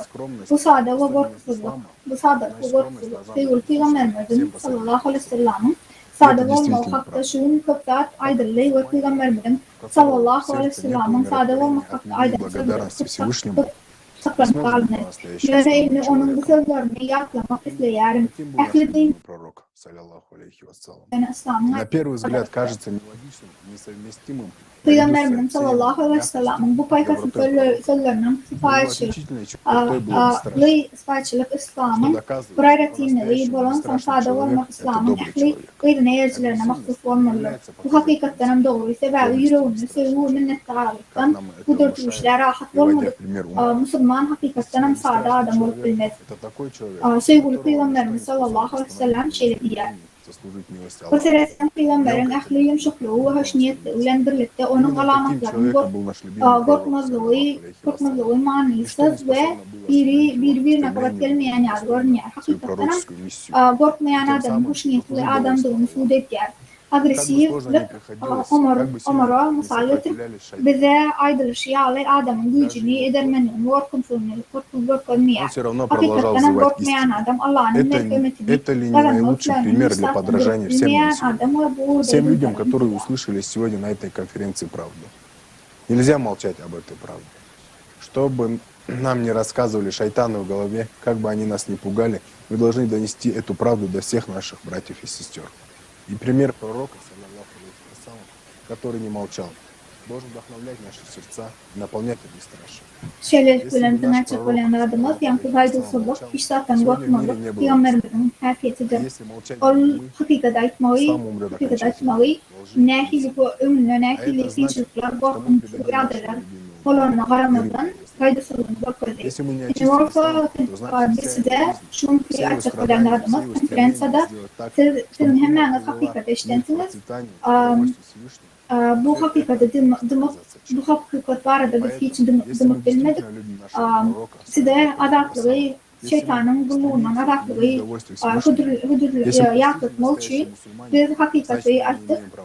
Şunun için sizin en borcunuz böyle adamlar bilen bu hakikati paylaşma ve kaydetmek hakikati paylaşma Исламский мир borcunuz пережил vardır. огромную, грандиозную трагедию для всего человечества.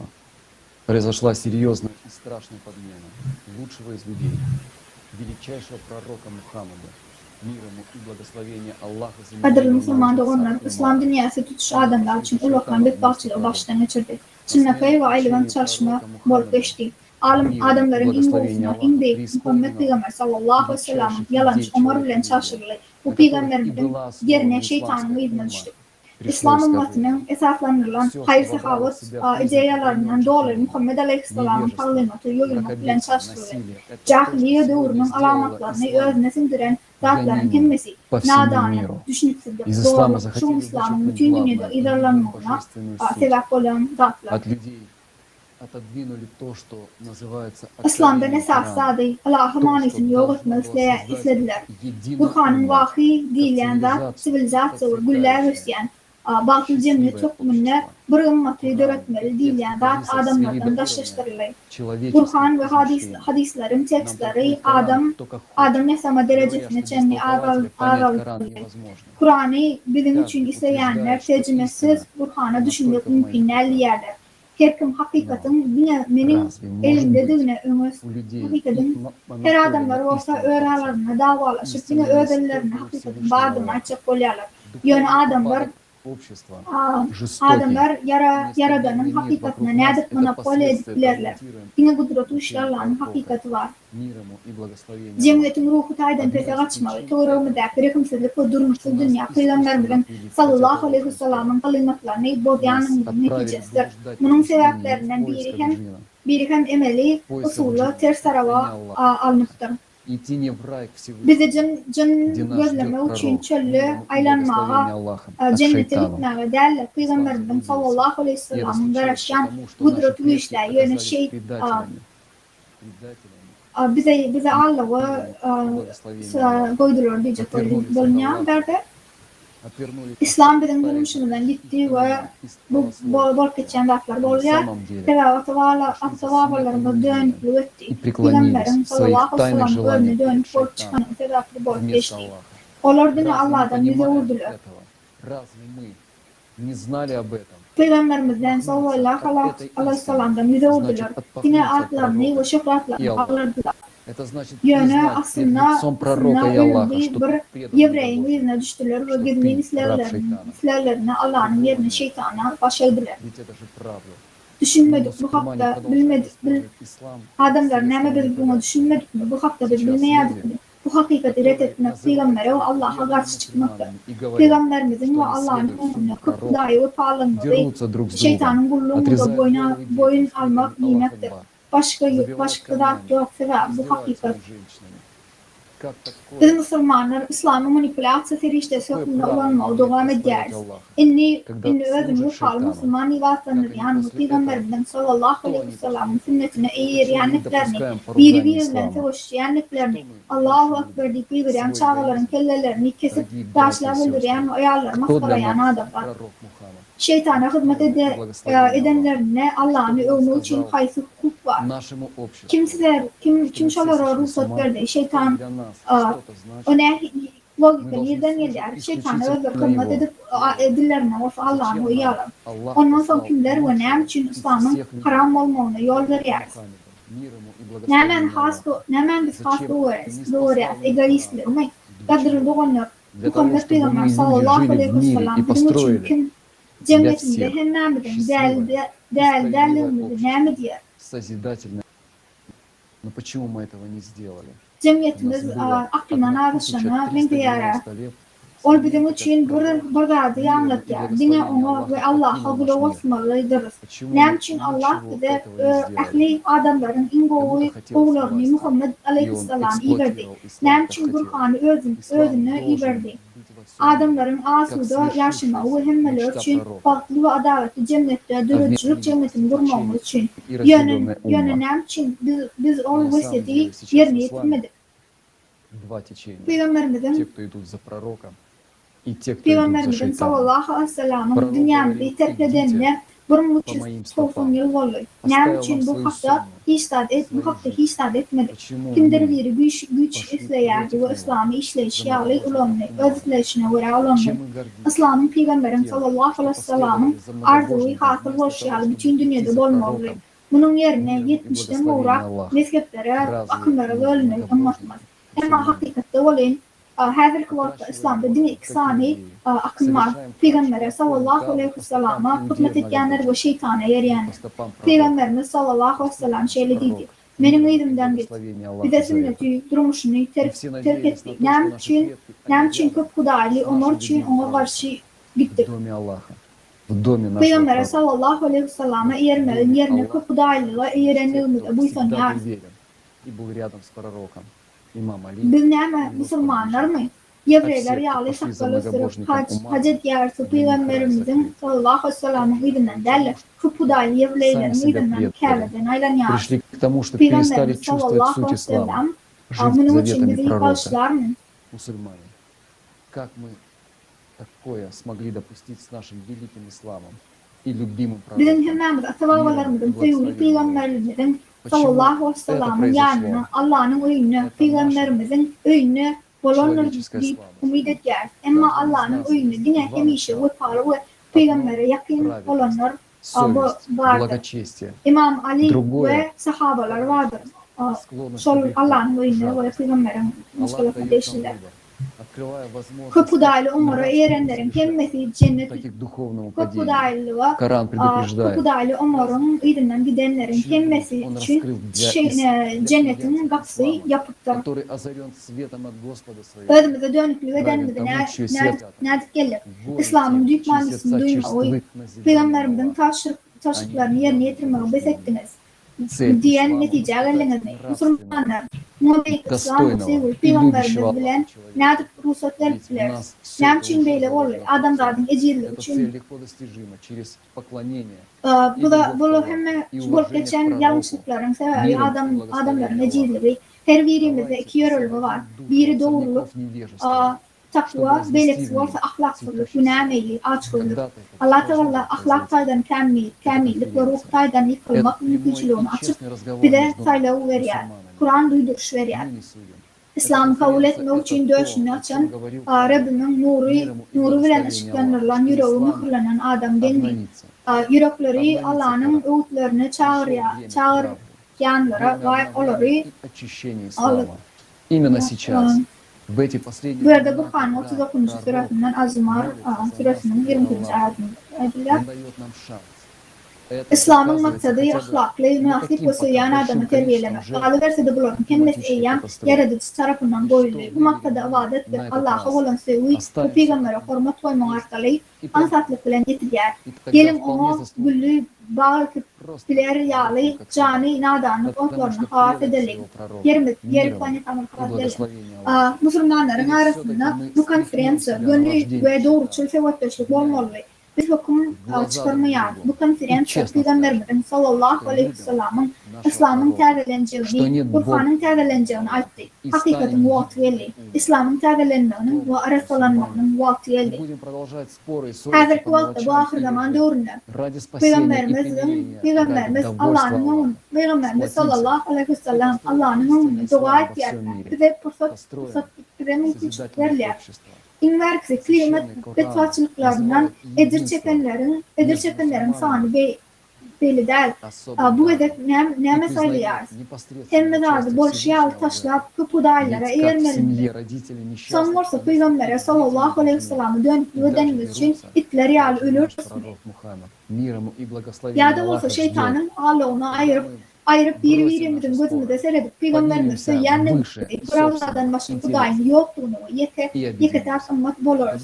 Biz Müslümanlar kimler bolumsuz zatlar hakta celilleşme ve cedel etme ve devam ettirir ya da bu tutuş ve yaraşıklığı için Allah'ın razılığı için bütün dünyada birleşip hakiki İslam'ı görürsün. Yürütücülük cemiyeti görürsün. Что времена судного дня настали, Kur'an Müslümanların arasında aldı birlik ayrıtı soğut deyip atlanırlar ve kudret müşriğinin gönlünün onun yanılığını ıkrar eder. Galiverside bir maçkalada en atanın çağaları dost olmasa hatta savaş müfedilin baksız oluşuyalı Muhammed Peygamber sallallahu aleyhi ve sellem cedellerimizden el çekip öz vakitlerimizden yok olup çıkıp birleşmemde araşıyor. связано и то, что было предсказано пророком, мир ему и благословение Аллахом, и то, что происходит на наших глазах, полностью совпадает. Появился Цербер, он уже пришел. Потому что люди забыли заповеди Аллаха и заменили истинную религию ложью. Цербер, или как его еще называют, Даббат аль-Ард, будет знамением приближения судного дня. Как нам быть? Будьте настоящими последователями. Klimatik hayvanın çıkma ahir zamanının alametleri ortaya adamlar Allah'ın emirlerinden yardan çıkıp hakiki dini yalan bilen şaşılanlıklar için eyyam bulduğu belli. Serber yada adabalar artıp atlanır yani kıyamet sağladığının yakınlaşmanın alameti oluyor. Niyet kolpiler nedir? Hakiki Müslüman olun, hakiki ilerleyici olun ve konferansda malumatlar ve adamlarla paylaşın.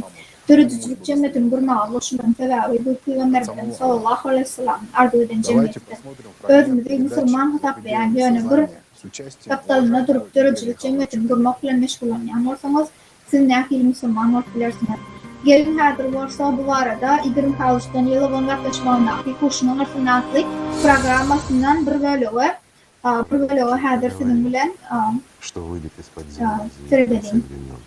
И ответите за грехи свои. Peygamber vaktinin ahirinde yerden hayvan çıkacaktı ve günahlarımıza cevap verecektiğini bu arada aydın başta ahire. Adetten dışarı o senin bile günahkarlığını görmüyor. Adamlar bundan sonra nemeleri açtılar. Bu arada düşünürsün nehileyi buluşturdular. Bu Hudaylı ve bir Huday То, что хотел сказать сам пророк, ибо его слова были просты. Разве он описывал вот это чудовище, которое осел с гордой ушами слона и который будет разговаривать.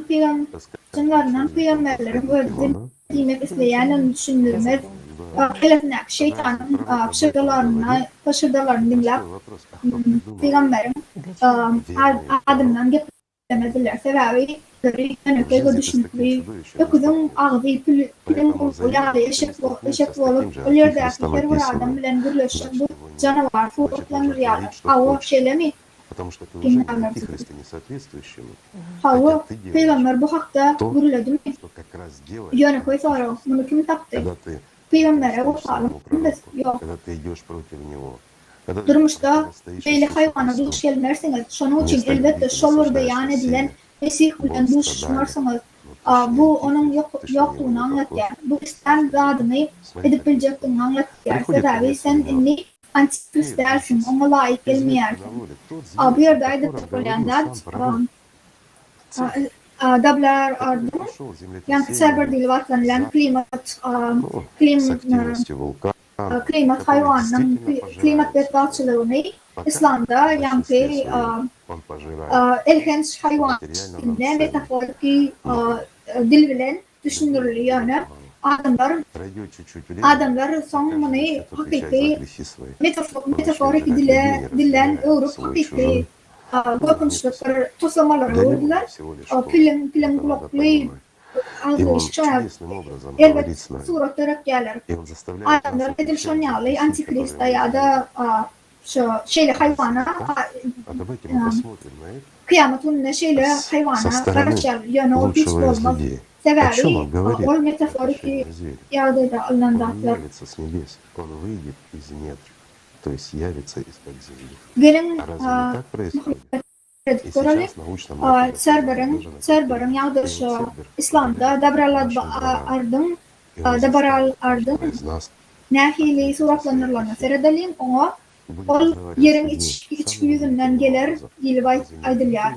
Sol içki yerden мне кажется, gelibem более adamların удивительного языка, ayrıtın bir dille adamların günahlarını, язык, gözlerini, которым с öplerini нами сейчас yaptığı разговаривает церковь, это на языке уничтожения suratlarını нашего дома, нашей планеты. İnne varsa Придумать hakikat, страшно. hakiki düşünülmüş meseleleri Самый страшный her и самый kıvatta удивительный, serbarın, когда bitbaatçılıklarını, каждый из нас, тех, кто осознал, bitbaatçılıklarının yarın çağına çıkıp adamlar bitbaatçılık ya düşüren ya da Цель negatif может prийти bir к koşu нам и gayretin просто bilen уничтожить adamlara нас вместе с нашим öldürürlerlerini городом, düşünür yani вместе с нашей koyar. страной. Мне кажется, это крайне удивительный язык, который заставляет задуматься нас о наших грехах.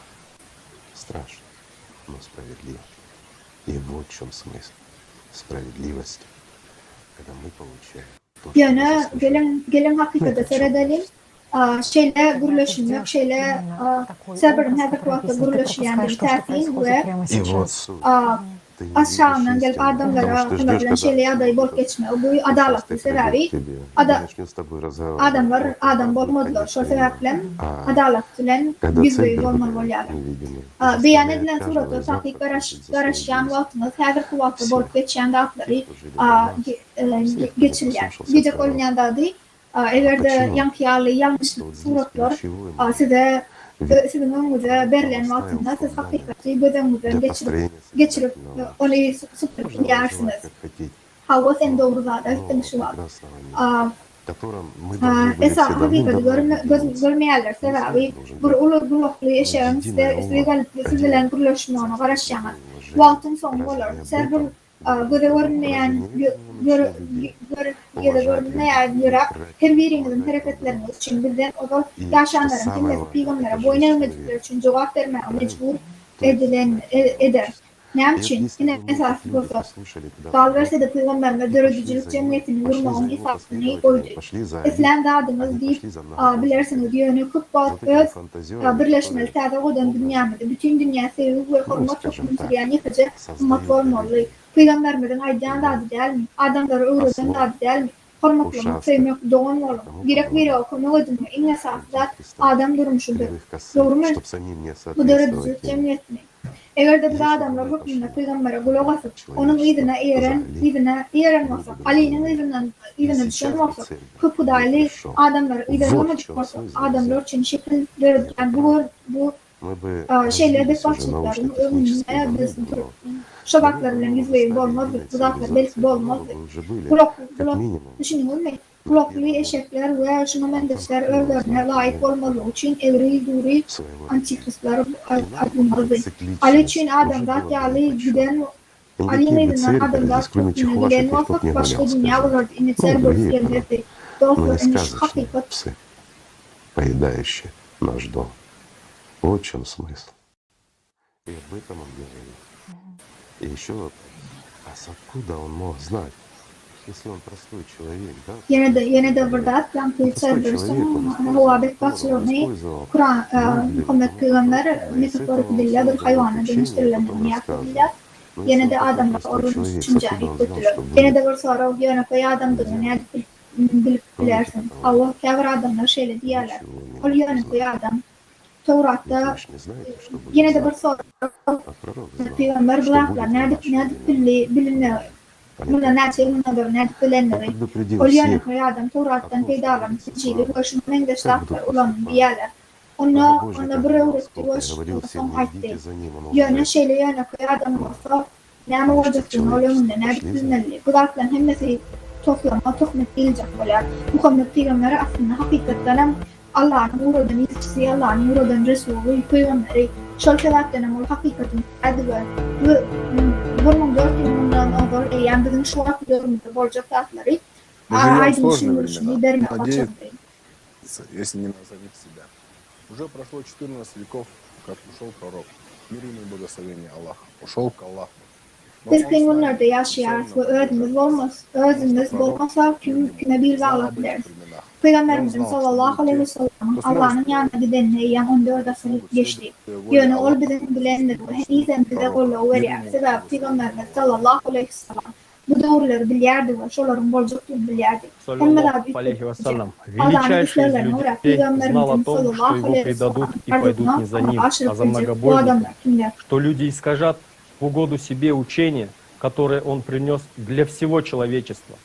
Но также пророк, саллаллаху алейхи вассалям, знал, что в конце времен ислам вернется, и будут люди, которые оживят его в чистоте.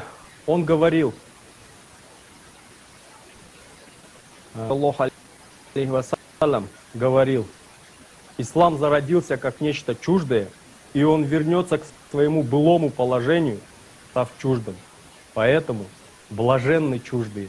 Пророк, саллаллаху алейхи вассалям, ислам начался с малого количества чуждых, то есть тех, кто уверовал и пошел за ним, за пророком, саллаллаху алейхи вассалям. Большое количество людей враждовали и противодействовали пророку, саллаллаху алейхи вассалям, и причиняли страдания ему и его сподвижникам. Когда пришел ислам, люди в обществе были многобожниками, идолопоклонниками или же людьми Писания, которые забыли истину из этих Писаний.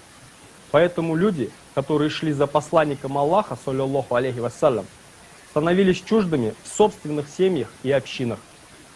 Ислам оставался чуждым даже тогда, когда увеличилось количество мусульман. В последние времена ислам вернется в чистоте своей и снова будет чужд обществу, как и в начале. Пророк Мухаммад, саллаллаху алейхи вассалям, говорил о людях, которые вернут чистоту в ислам. Не перестанет существовать в моей умме группа людей, которые будут явно придерживаться истины. Им не повредят те, кто будет ей противиться, их помощи, пока не наступит час. Этих людей пророк, саллаллаху алейхи вассалям, называл чуждые. И они будут отстаивать истину, которую он принес для всех. В то время, как люди отдалятся от истинной религии Аллаха, в то время, как люди не будут верить в истину и распространять искажения и зло, чуждые будут стоять в чистоте и служить лишь Аллаху. Так кто же такие чуждые? Это группа праведников, которая во времена искажений и лжи постоянно пребывает в истине и служит Аллаху. Они стали чуждыми для других именно по той причине, потому что они сохранили верность Аллаху и пророку, саллаллаху алейхи вассалям, как и в начале ислама. Существует хадис, в котором посланник Аллаха, саллаллаху алейхи вассалям, говорит следующее. Благословенны чуждые, которые исправят то, что люди исказили в моей сунне. Потому благословенны чужаки, которые исправят то, что люди исказили в моей сунне. Чуждые – это друзья Аллаха, это братья по духу. Между ними может и не быть родственных связей, но это люди, которые любят друг друга ради Аллаха. Пророк, саллаллаху алейхи вассалям, сказал, поистине есть среди рабов Аллаха такие люди, они не пророки и не мученики, но в судный день пророки и мученики позавидуют им из-за их положения у Всевышнего Аллаха. Люди попросили, о посланник Аллаха, скажи нам, кто они? Посланник Аллаха, саллаллаху алейхи вассалям, сказал, это люди, которые полюбили друг друга ради Аллаха, не по причине кровного родства и имущества. Клянусь Аллахом, поистине их лица свет, и то, чего придерживаются они, свет. Они не будут бояться, когда будут бояться другие, и не будут печалиться, когда будут печалиться другие. Сказав это, он прочитал аят. Воистину приближенные Аллаха не познают страха и не будут опечалены. Но чуждым будет непросто, и противников у них будет больше, чем союзников. Было сказано, что их сила в объединении и слаженных действиях. Настоящее единство и братство – это отличительная черта чуждых. Чуждые оживят в уме то, что другие убили в ней. Мы сегодня услышали, как только величайший из людей ушел в свой дом, в дом Аллаха, люди сопротивлялись новым порядкам многобожников. Но когда ушел Али, люди полностью отреклись от пути пророка, саллаллаху алейхи вассалям, и полностью пошли не туда, а пошли. Но сегодня все изменилось благодаря чуждым. Посланник Аллаха, саллаллаху алейхи вассалям, это знал и говорил. Чуждые более преданы пророку, саллаллаху алейхи вассалям, и Аллаху. Они сердцем его приняли, а мы принимали умом. Но теперь наше время принять сердцем.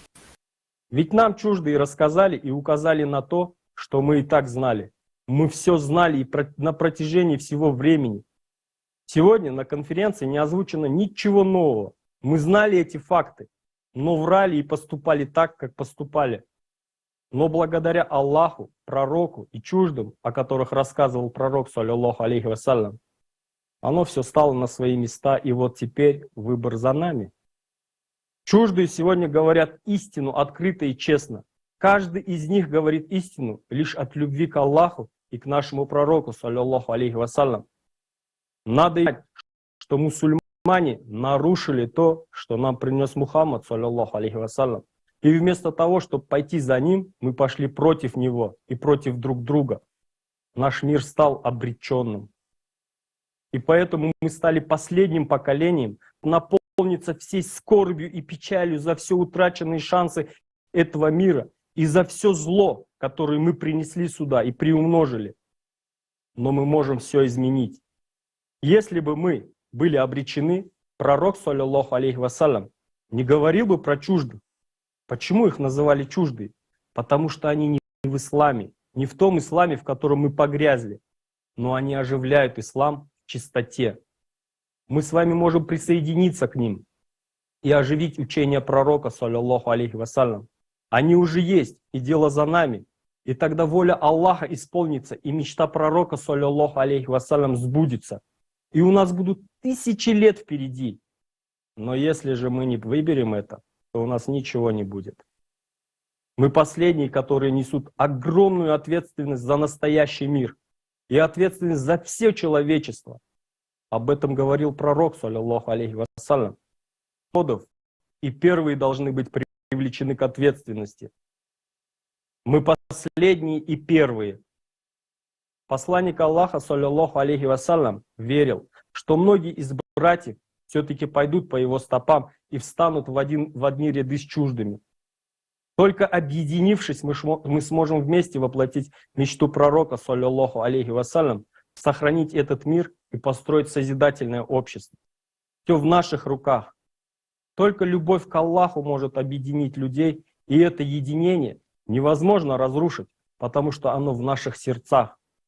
Да, сказано, что будет непросто. Наш любимый пророк, саллаллаху алейхи вассалям, также столкнулся с гонениями и противниками, когда принес истину от Аллаха. Однако истина победила, как свет побеждает тьму. Истина победит и в наши времена, если мы будем едины, будем действовать.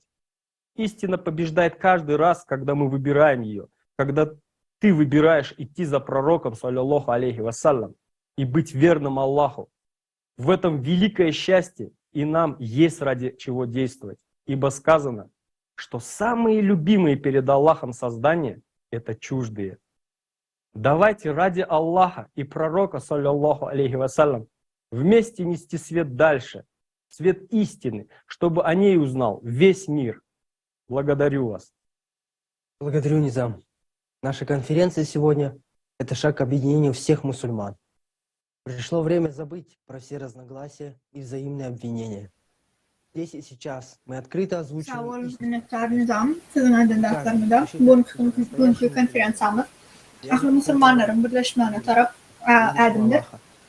Ahli düşünüşmezlikleri ve öylere ayıplamaları ayırmamak verdi.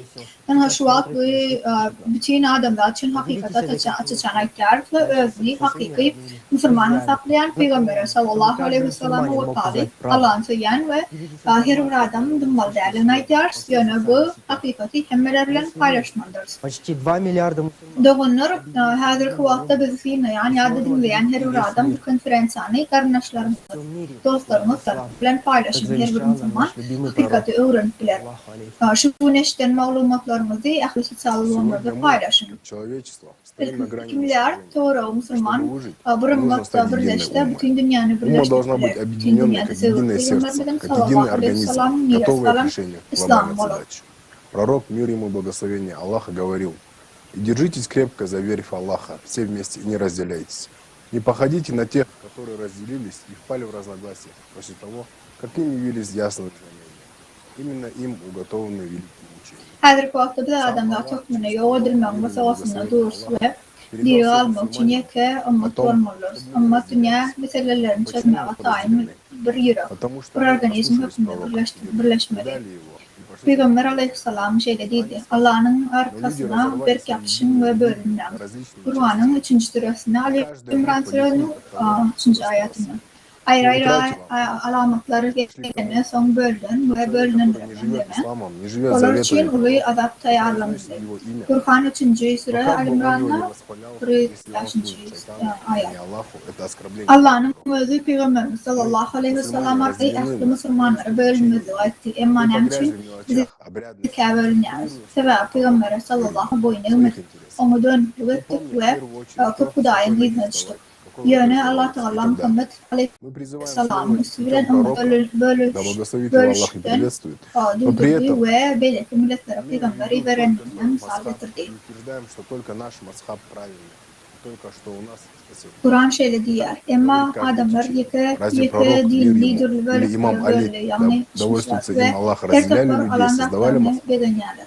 Разве они призывали к разделению по религиозному направлению? Наоборот, пророк мир ему объединял. İslam'ın asılmanısını bizi yitirdik. İslam dinine yaşamayan adamın peygamberin taşırıkları bilen yaşamayarız. Yönü adını adyan yeni neticelerler. Yönü onu inadip ölse de Allah'a değerli şeytanı hizmet etse bu peygambere kemsecici değil mi neyler? Biz Müslümanlar köpekleri, otokarlara bölünüyoruz. Biz onu şafaklara, gerçi sorular için yeriz ve Peygamberimiz sallallahu aleyhi ve sellem'in sözleri bilen öz vaktini takdir ediyoruz. İlk bilen kaysa ayaktan turmalıyız ve kaysa elimiz bilen salam vermeliyiz diye söylüyoruz. Peygamberimiz sallallahu aleyhi ve sellem'in yoluna gitmeye çağırıyoruz. Şolur altın özmediğine mazhabımızı göz önüne tutuyoruz ve dine mazhabının doğruluğu bilen halas ve yanımızı tasdikliyoruz. Her akımda adamların şeyleri önemliyorlar. Peygamberimiz sallallahu aleyhi ve sellem ya da İmam Ali Allah'ın razı olsun adamları bölüp mazhabları bölümüne dini uğurlar boyunca bölünüşleri çağırmış olur. Bunun tersine Peygamberimiz sallallahu aleyhi ve sellem adamları birleştirdi. Fanizm, fanatizm yağlı bölünüş, aklı görünüşler vardı Muhammed aleyhisselam şeyde dedi. Hiçbirimiz fanatizme çağırmadık asabiya. Hiçbirimiz fanatizm için etmedik ve anfanatizm için ön adam bizden değil. Peygamberimizden sallallahu aleyhi ve sellem'den asabiyanın neyemediğini soranlar o şeyde dedi. Haçanına bir adam öz halkına yamanlık etmeye akım öğrenme. Eni tutuşluğuna bölüp bilmez. Allah'ın o peygamberi köp akımları bölüp bileriz. Akımlar kendiler. Peygamberimizin izinden Allah'a gidenler var. Özler Müslüman nivaslanır yani. Yönü şeytana eriyenler var. Ak ve gara, çal yok, tal asırlar boyu yok. Şeytanı saylamaz derler. Yine bir son mümkünçülüğümüz var. Peygamberimize kaydık vermek. Başka yol yok.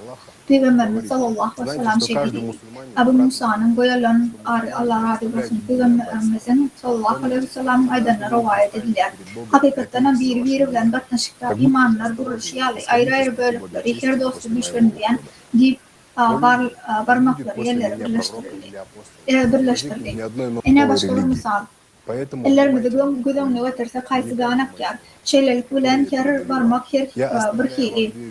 Dini tendense urması her hili kimin ganının doğduğuna tedelik yeriz. Enolar ayrıldı. Her bir ayrıtını ve yöne birleştiren var. Şeydi alıp birleşmeler. Güç kazanmalı. Ganaların içinde manisini birleştirer. Peygamberimiz sallallahu aleyhi ve sellem adamların yaraşmağını namazdan, ağız beklemelerden o sadaka vermekten has yukarı koydu. Ol size ağız beklemekten doklar etmekten sadaka vermekten has tekrar dereceni aytmalı. Yani adamlar elbette dörtmek değil mi? Мы можем все изменить. Мы можем покаяться и доказать. Koşuşuklarına Peygamberimiz sallallahu aleyhi ve sellem şeyle diyor. Her bir Müslüman doğanın Müslüman doğanını bilin diyor. Ey adamlar benden son peygamber ya da Resul bulmaz. Şeyle dedi. Tâde dinlerimiz. Şunun için adamlar men dinleyin ve size getirilen sözlerime üns verin. Size iki zat size iki zadi Kur'an ve misalını, sünnetini koyarın. Eğer olur eğerseniz hiç kaçan adaşmarsınız. Beni dinleyenlerim hemmesi benim sözlerim başkalarının sözlere yetirmeli. Ve sonki sözler benim sözlerimi hazır dinleyenlere has olduğunu düşünüyorum. Peygamberim hoşlaşıklı vaadi. Yöneştiniz mi? Yöne bideştik neme. İnni vaat geldi. Muhammed Aleyhisselam söyleyenlerin hemmesi Muhammed Aleyhisselam söyleyenlerin hemmesi cevap gerçeği vazifini almalı ve Allah ve Resulü için birleşmeli. Dine yakın ve ağzı bir ümmetin Muhammed Aleyhisselam'ın ardı ve demi dünyası halat edip bilecek cemiyetini kurup bilecek oluyor. Biz hem de adı ilk koyduk biliriz ve tövbe edip ve bağladığımızı biliriz. Allah Teala'nın hepimden razı olmalı Peygamberimizin sallallahu aleyhi ve sellem de buyurduğu için. Bir ümmet olmak Peygamberimizin sallallahu aleyhi ve sellem'in izinden gidip biliriz. Bize gatıkıp kallı, hatta çağa tervelemeye adı vaktimiz olmaz. Şeytana hizmet etmek, hakikati bilmek, dınmak, şeytanı aklamak için şun çağıtır gereklidir. Sevgili Peygamberimiz sallallahu aleyhi ve sellem Allah Teala'nın öğünden hakaratları görüden ve ağırları görmek nehil oluyor. Hakikaten yüz tutun sever Peygamberimiz sallallahu aleyhi ve sellem aklımıza gelir deyip ümid eder, kavrımıza arkarı hemmeler seyreder.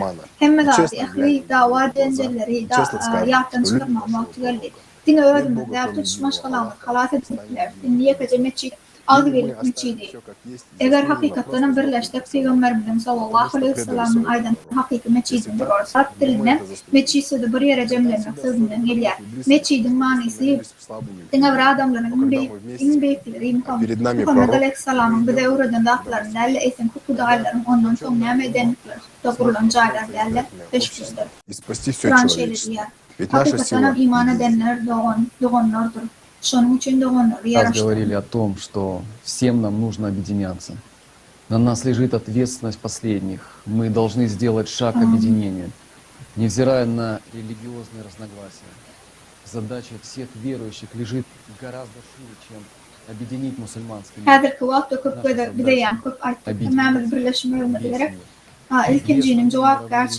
Это ислам, христианство. Сегодня это сложно. Bize son kulorun cevap karşılığı yatır. Din tefavuklara varamadan azı birliğe taraf tehdit etmeli. Ahli imanların vazifesi Müslüman dünyasını birleştirmekten haskendir. Bizim vazifemiz bütün dünyanı birleştirmek. Dünyanın esası iki dini, İslam ve Hristiyançılıktır. Her kuvvetli köplenç karşılayan iki lager yağlayı. Ama aslında bir Huday hakikaten anlayanların paylaşacak razı yok. Galiberse de Muhammed Aleyhisselam'ın verdiği hakikaten iman edenler doğanlardır dedi. Şu anki Global Krisis Konferansiyasına hoş geldiniz. Muhammed Peygamber'in Ukrayna ve Hristiyan doğanımız Konstantin Rubachev. Во имя Аллаха, всемилостивого и всемилосердного. Мир вам. Мусульмане и христиане вместе составляют около 55% мирового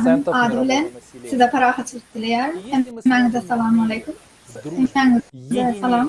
Любви и уважения друг к другу. Müslümanlar ve Hristiyanlar dünya ilahının 55% birlikte düzeyde asıldalıkta, dostlukta, adı birlikte ve bir sevgi ve hürmet ile yaşayıp birsek aslında adamların en büyükleri Büyük Muhammed Peygamber'in miras alıp koşan olsa sizin doğru manisinde ertir yol parakatçılığı ve tutuş planetede dörücülük cemiyetin gururluğuna adından yarsından geçer. Çağlıktan beri kardeşlerimden ve dostlarımdan Huday'ın birdığını, ahli peygamberlerin, ahli adamlar için gelen peygamberlerdiğini köpede geçtim. Demek Muhammed Peygamber bir Huday'ın sonki peygamberi ve her bir iman için bir Huday'ın peygamberinin aydınlığını bilmek mümkündür. Büyük Peygamberin durmuşunu öğrenip Peygamberin özüne mi diyen Hristiyanlara nedir karanlığına bilmek bana gati Сегодня, det как hayran alırdı. христианин, Tapandaklarım я расскажу о mendin alırdı. невероятном наследии, которое оставил великий Bugün пророк Hristiyan Мухаммад hükmünde Beyk всем Muhammed христианам Aleyhisselam'ın dünyanın ehli Hristiyanlarına kaldırın acayip mirası görülmeyin. исторических документов. Muhammed Peygamber'in Hristiyanlara veren altı vadası deyilip adlandırılan altı san ölvarışlı tarihi resmi namı var. Обет Bular. пророка Мухаммада Birincisi, монахам горы Синай. Muhammed Peygamber'in Sinay Dağı'nın manaklarına veren kasamayı. Tretий. İkincisi, Muhammed Peygamber'in Pars Hristiyanlarından şartnaması. Üçüncüsü, Muhammed Peygamber'in Necran Hristiyanlarına korumak hatı. Dördüncüsü, Muhammed Peygamber'in dünyada Hristiyanlara veren vadası, Karmel Dağı'nın golyanmaları. Beşincisi, Muhammed Peygamber'in bütün dünyada Hristiyanlara veren vadası, Kayr'ın golyanması. Altıncısı, Muhammed Peygamber'in Asiri Hristiyanlarına veren kasamayı. Resmi namaların hepsinin tarihi ve teksti bilen tanışıp adamların inbeyliğinin Muhammed Peygamber'in sallallahu aleyhi ve sellem'in nehir büyük ve pay hasladığına tüyüstüraklarından yardım. Aslında bu resmi namaların her biri dünyadaki Müslümanlar bilen Hristiyanların arasında dostluk, birek hormat koymak ve bolluğu şartnamasıdır. Büyük Müslümanların adından Hristiyan dinini kabul edenlerin hemmesine boru kasam hükmüne verilir. Yeri gelenine aysak, Büyük Peygamber'den goru soran Hristiyanların hayış boyunca bu kasamların verilenini aytmalıdır. Hazırki zaman hukuk kılınılan aylarına bu şart zamanı gücü dünyanın ahirine çendiği. Bu şartnamalar Müslümanlar ve Hristiyanlar için umumi ya da sultan ortamız ne için hükmanlar ve hiç kimin onları yatırmağı hukukları yatırmağı hukukları yok. Büyük Muhammed Peygamber'in adamlarının en büyük münasibetinde payahasıldığını gözetmek olar, buyruklarının hazırki doğruda has hükümdüğünü görkezmek. Misal için hükmünde, Büyük Peygamber'in kavret taşıklarını, şu altı taşıklardan iveren. Yine bir naçı stataları.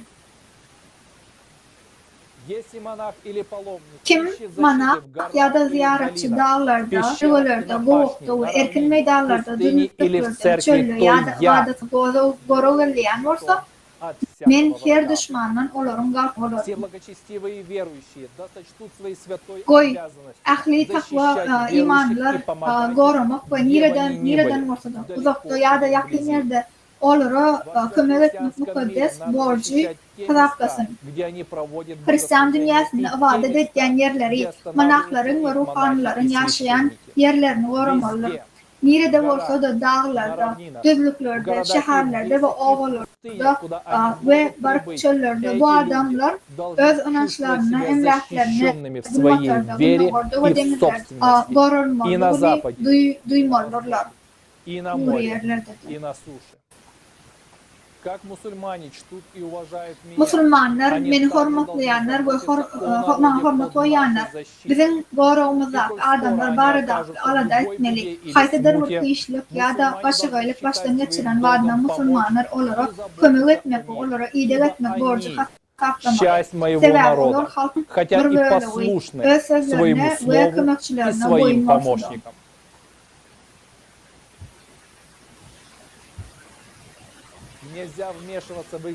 Siz onların kuruluşu taslamalarına koşulmalı dersiniz.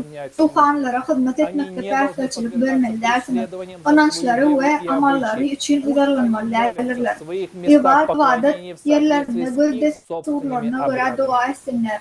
Öz desturlarına göre ibadet etsinler. İbadethaneleri sökülmeli ya da yıkılmalı derler. Caylarını ya da yaşayış caylarını Müslümanların meçhid ya da yaşayış caylarını adı olmadan almalı derlerler.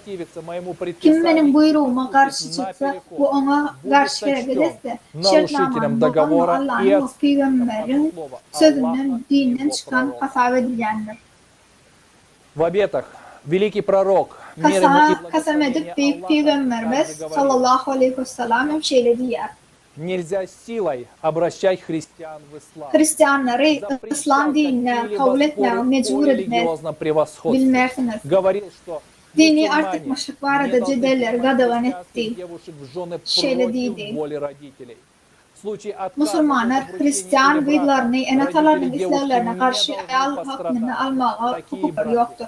Nikahlaşmakta ya da nikahlaşmaktan yüzden rön halatına gıydın enatası ecir çekmelilerdir. Şeyle nikahlar onların islerine razılığına ve razılığına karşı şakalanışmalı derler. Bundan başka da Allah'ın Resulü bir ayağla forma koymak öderkine vara ayağın söyleyen sayılan adamı durmuşa çıkma hukukunun vardığını aytti. Eğer bir Hristiyan ayağ Müslümana durmuşa çıkarına gelse Hristiyan dinine kalmağına ve Hristiyanların vadatlarına hiç hilfetçiliktir görmevine ruhsat bilmelidir. Şunun için öz inancına ve kanunlarına layıklıkla lezzetini yaşatmalıdır. Öz ruhu gençlikler bilen aragatlaşmak için hiç hilfetçilik öğretmelidirler. Zor bilen mecbur etmelidirler ve onun karşı öz önemini ve kanunlarını terk eder. Şirknamanın bu düzgününü bozan her bir adam Allah'ın sözünden, dinden çıkan hataplanar ve Allah'ın peygamberinin vahdetinden dönük ve dönük için peygamberin önünde günah hataplanar. Şeyle adam Allah'ın islerine karşı günah edenlerin hatarına verir.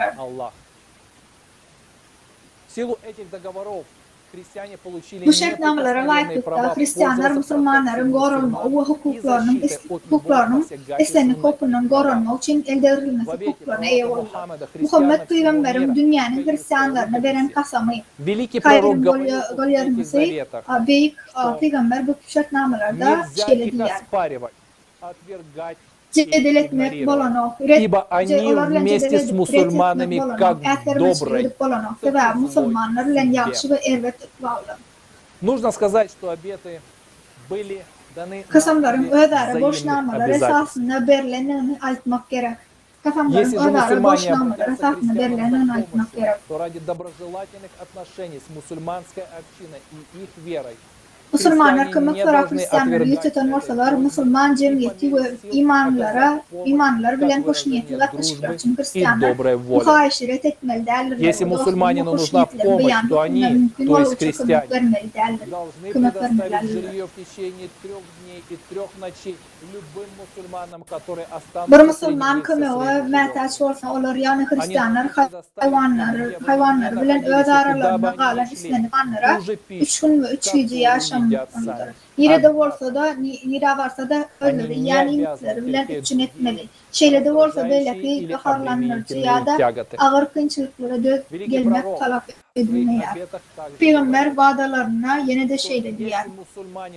Eğer bir Müslüman hukuk aslında olsa ve düşmanlardan dinlenmeli olsa, Hristiyan ona bu meselede kömek etmeye, hükmanfiyörlük etmeye, kömek vermeye ve imitlenmeye borçludur.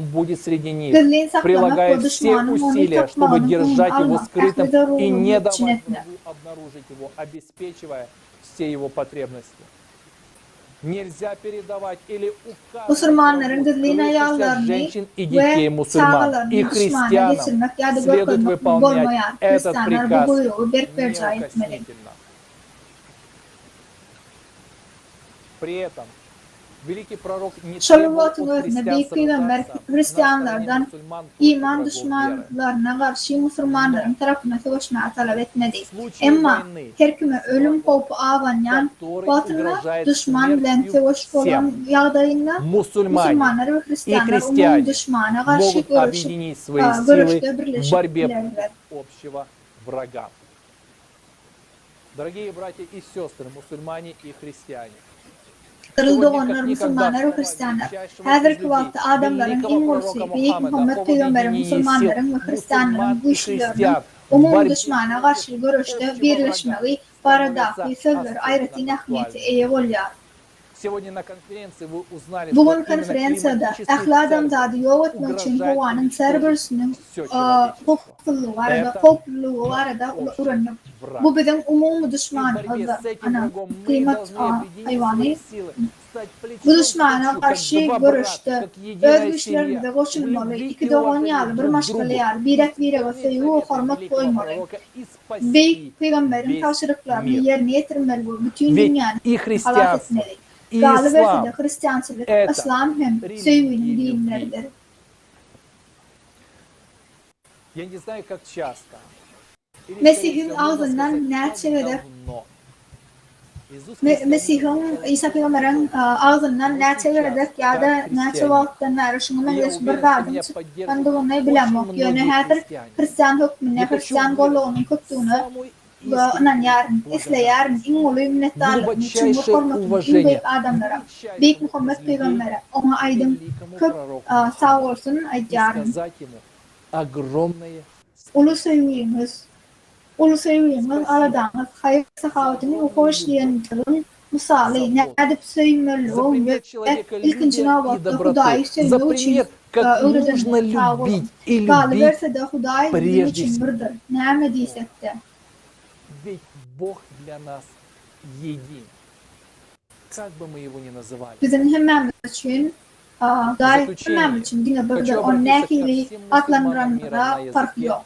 На котором Sözün говорил ahırında dünyanın ahlı величайший из musulmanlarına, людей, en büyük adamların, великий büyük пророк Muhammed Мухаммад. Peygamber'in gurulayan diline yüzlerini ıslayan. Дорогие братья и сестры мусульмане, да наградит вас Kadir всех doğanlar Аллах musulmanlar. благом Bu Allah'ın и да məni də пробудет все yaşlılık наши bilen сердца sılazasın ve ягодами. ahli yüreğimizi Мир вам. sevgim man И bilen doğrulur. давайте объединяться. Dileyerin ve gelin birleşelim diyen. Birleşmeye vasılın hemmemizi çağırıyorum. Kadir doğrulur, gelin birleşelim. Спасибо, Константин. Знаешь, ты отметил Konstantin sağ olun kıpkıp bileğiniz mi? Adamların ne halak edilmelerini ve çağlarımızın kuruş ve zorlukta dünyada yaşamakla ne getirilmeleri var da mühim bir noktayı belirledim. Каждый из нас может Bunun için her neme edip biliriz. Bu soru cevap hemşe İslam'da vardır. Çumur hormat bilen, ulu hormat bilen inik sevlöçimiz Avastan'da gülüveden Amerikan koşunun veterani, ulu vatında Muhammed Aleyhisselam'ın sallallahu aleyhi ve sellem'in talimatına giren veteran Jason Bell'a с учением söz пророка vermesi Мухаммада. yani Allah'ın büyüklüğüyle inni bu acayip С yani величием Аллаха и готов paylaşmamda сейчас Jason поделиться с нами size söz этой sizden. прекрасной историей. Джейсон, вам слово.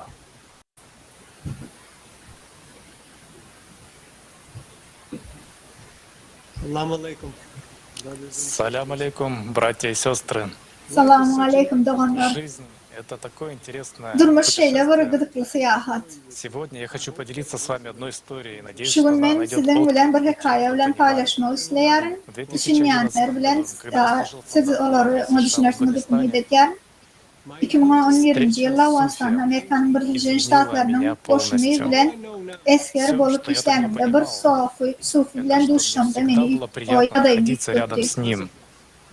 Благодаря Şonunu этому bilen adım ki большая orumda часть bolmak моего hemişe свободного времени o была adamın посвящена anlamak hemişe изучению kультуры yakınmadı. Afganistana. Şol sebepli В истории, boş vaktlarının почему его köpüsünü, жители стали Afganistan'ın мусульманами, medeniyetini, onun буддистами или же tarihini, последователями halkının Заратушты. Müslüman ya da Budist ya da Мои Zaratustra обязанности по отношению к заключенным и дружеские отношения с olanlıklarını переводчиками öğrenmek için basmayı позволили мне взглянуть sarf на ettim. вещи по-другому. Tutulanlar için cevap verçiliğim ve tercümeler bilen dostluğum bana zatları başkaça görmeye mümkünçülük verdi.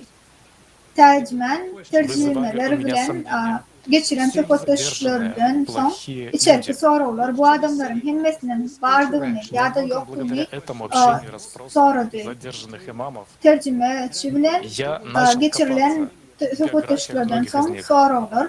Tutuq edilenlerin hemmesinin elbet adamdır ya da değerli var da soru beni чувствуете этого человека. И это soruldur вас etmenden. меняет. Это относится ко всем, Şolur кто vaktın искренне следует за özünü bu Аллахом. ödara aratmış ve şol yerde привело к tutuq тому, edilen что bir я neçe с энтузиазмом принял imamı ислам внутри. soru etmek bilen köplerin fonuna görlep başladım. Soruları özümde sorak başladım sohbet А во bilen внешнем ya da hakik imam bilen tanışanımda şol adamı duyarsınız ve sizi yuttuklar. Вашхаду Анна Bu Allah açın yürekten Это заявление eğerenlere нет değişikliktir. никого. Kıvıs bilen bu imamlar bilen içerki ve da şerki İslam kınarını alparyan şahada yerine yitirdi. Следует за Богом, Aşkıdu что anna la ilahe illallah ve aşkıdu anna Muhammedun abduhu ve rasulü. Bu cümle Allah'dan başka Нечто hiç kimin удивительное yokluğunu, происходит, Muhammed когда это Peygamber'in Resulluğuna произносишь, и ait. когда складываются определенные условия. Bunu aydanında Если ты hayran действительно yerlerce burdaş ищешь, var ve kavir şerhler почему ты var. здесь? Her kimdir biri bu yere nemçin gelenliğini Если я рожден, hakikaten gözleyen olsa yalnıymen doğulan olsam происходит нечто adamın удивительное. veriyesinde Идет какое-то движение внутри груди, doğulanlığımı и anlatıyor. человека охватывает радость, наполняя его, чтобы он продолжал развиваться и познавать. Bolyan bu tehtin döşüm içine Spustя годы solunlanma ve что şartlık не adamı знал ruhlandırıyor.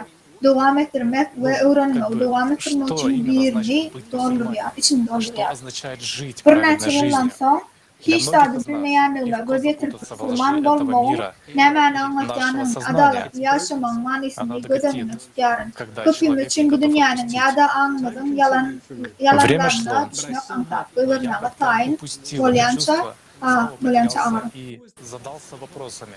А кто такой Muhammed пророк Мухаммед? Aleyhisselam sallallahu aleyhi ve sellem insanların en ulusu ve Allah'a veren kurbanlığı deni tayıyor. Как отличить правду от Köplerin лжи? peygamberi tanıyanlıkları ya da В köpsünün результате peygambere поисков я bir haber понял, olup что bileceklerini наш düşünüyorlar. пророк Мухаммед, Müslüman Аллаху olma алейхи manisi вассалам, köp был böyle величайшим из öz людей, içine alayan и его hikayedir. жертва Аллаху не имеет себе равных. Я понимаю, что многие люди думают, что знают пророка, мир ему, а многие могут вообще ничего не знать о пророке, алейхи вассалам. Köp adamları Хотел бы ödülü поделиться еще одной Muhammed историей, peygamberi потому что bilenler она ne большая часть ihtiyarlar того, что значит быть мусульманином. ya da onun lakça hiç bir haber. Однажды, vernuvшись после Şolta hakkında size bir tədə bir мир ему сказал, hikayen aydık beri. мы оставили Bir gün много savaştan джихад qaydıp gelirler и Muhammed вернулись к великому Aleyhisselam джихаду. sahabalarına ulu Что это savaşa за qaydıp великий varmak джихад için по посланнику has Аллаха, az görüşü сподвижники? böldük dedi. Это Allah'ın джихад, Resulü has onu который görüşüne человек ведет deyip самим hatabalar собой, sonra ответил dedi. он. Bu adamın ödü bilen Muhammed alıp barayan görüşüdür алейхи dedi. вассалам, верил, что каждая Peygamberimiz личность, которая her будет bir adamın бороться с kalbına собой, yetip сможет bilecek достичь en yukarı высочайших mümkünçülüğünü возможностей kazanmak своей için души. görüşmeliğine Он inanyardı. учил своих Şeydip подвижников. sahabalarına Мой Господь öğretti. одобрил для меня 9 качеств, которые я советую вам Rabbim придерживаться. men Allah'ım size maslahat veren 9 ayratını ve maslahat verdi. Olmana çin yürekten açıçan ve birlikte kanatlıkta ve harbi adatta. Adalet, açıçanlık ve ceza vermek, bana zulüm eden adam bağışlamak, beni mahrum eden adama vermek, beni keseki bilen bağışıklığı buyurdu. Dımağımın oylanmağına, sözümün dua olmağına, приносят уроки. sözümün dua olmağına, düşüncenin bana ahlak getirmağına yol vermiyor. Таль Исмаил. Теперь я знаю, что такое любовь к Аллаху и его посланнику, мир ему, и любовь к людям. Я глубоко убежден, что нужно стремиться каждый день Üniversite укреплять внутренний İslam'daki nemesi kitaptan Allah'a ve Resulüne olan sevginin, adamlara olan sevginin ve uka belki köp tarafları varama için her gün inanyanların yani Müslüman olmanın başka bir tarafı var ve Это наша umma. başka bir taraf var. На Olan умму bizim была возложена ответственность не только за ummanın dine bir cevap но и за verişli ve обеспечение çekileni истинной справедливости в eysem мире. hakiki İslam'ın dikledilmenin dünyada hakiki adalet etmek cevap verişli ve yok olana. Adalet özgürlüğüne hakiki insanperverliğine sınavına mümkünçülüktürüdür. Bu bizim cevap verişlerimiz ve bunun için beyleklerin onuna cevap veririz. Döredicilik cemiyetinin kurulmağını, temel için hakiki denliğin döredilmağını ve cemiyetin alada edilenini hememizin aladağımızı için etmek Благоденствие bizim будет у нас borcumuzdur. всех. Еще один отрывок, который я хотел бы привести, это согласно Сайад Абду Мальдуди.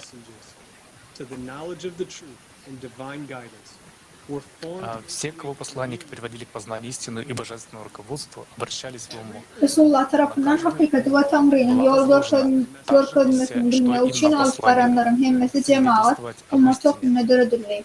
Her bir ummat hakikate şahitlik etmek peygamberleri yağlı vazife taşırlar. Resulların mirası şerif hükmünde her Если умма должным образом ummatındaki исполняет yağlı свой долг mühüm rolü ve свидетельства об cevap истине, verçiliği var şeyleri а bilen. люди не Bir ummat внимают ей, то umma Hakikati будет şayetlik вознаграждена, etmek borcunu doğru а yerine люди getirse, будут привлечены к halkın isvermese ответственности. fiilavlanır ve hukçak Однако, geçirilecekler.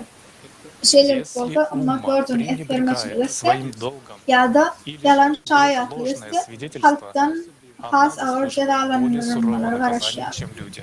Ama Umma будет dinlever отвечать eden не только за свои yanlışlıklar собственные üçünlerle проступки, eysem но и за ummatın beren поступки тех, кто sбился с güvenlikleri пути yanlış ya da или yalan совершал olan için ошибки и adresan ya da бесчестие из-за того, что yanlışlığa свидетельство, ve данное им yamanlığa уммой, öğrenilerin ввело eden людей işler в üçünen заблуждение cevaplığı или же çekiyor. было ложным.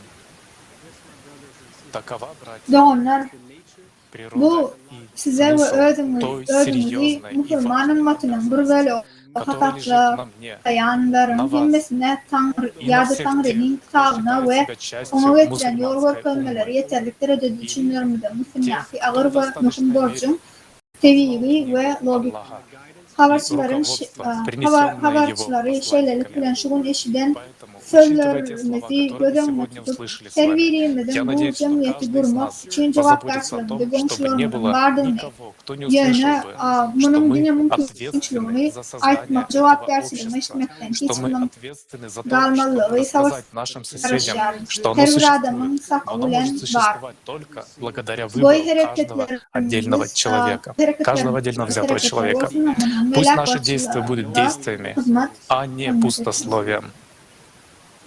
Спасибо.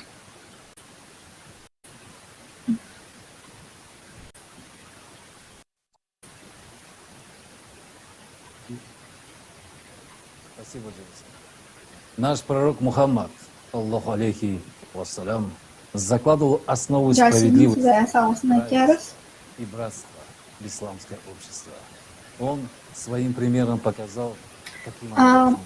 Bizim Говоря современным языком, он Peygamberimiz строил sallallahu aleyhi ve sellem İslam cemiyetine adaletin genliğini ve doğun divini tuttu.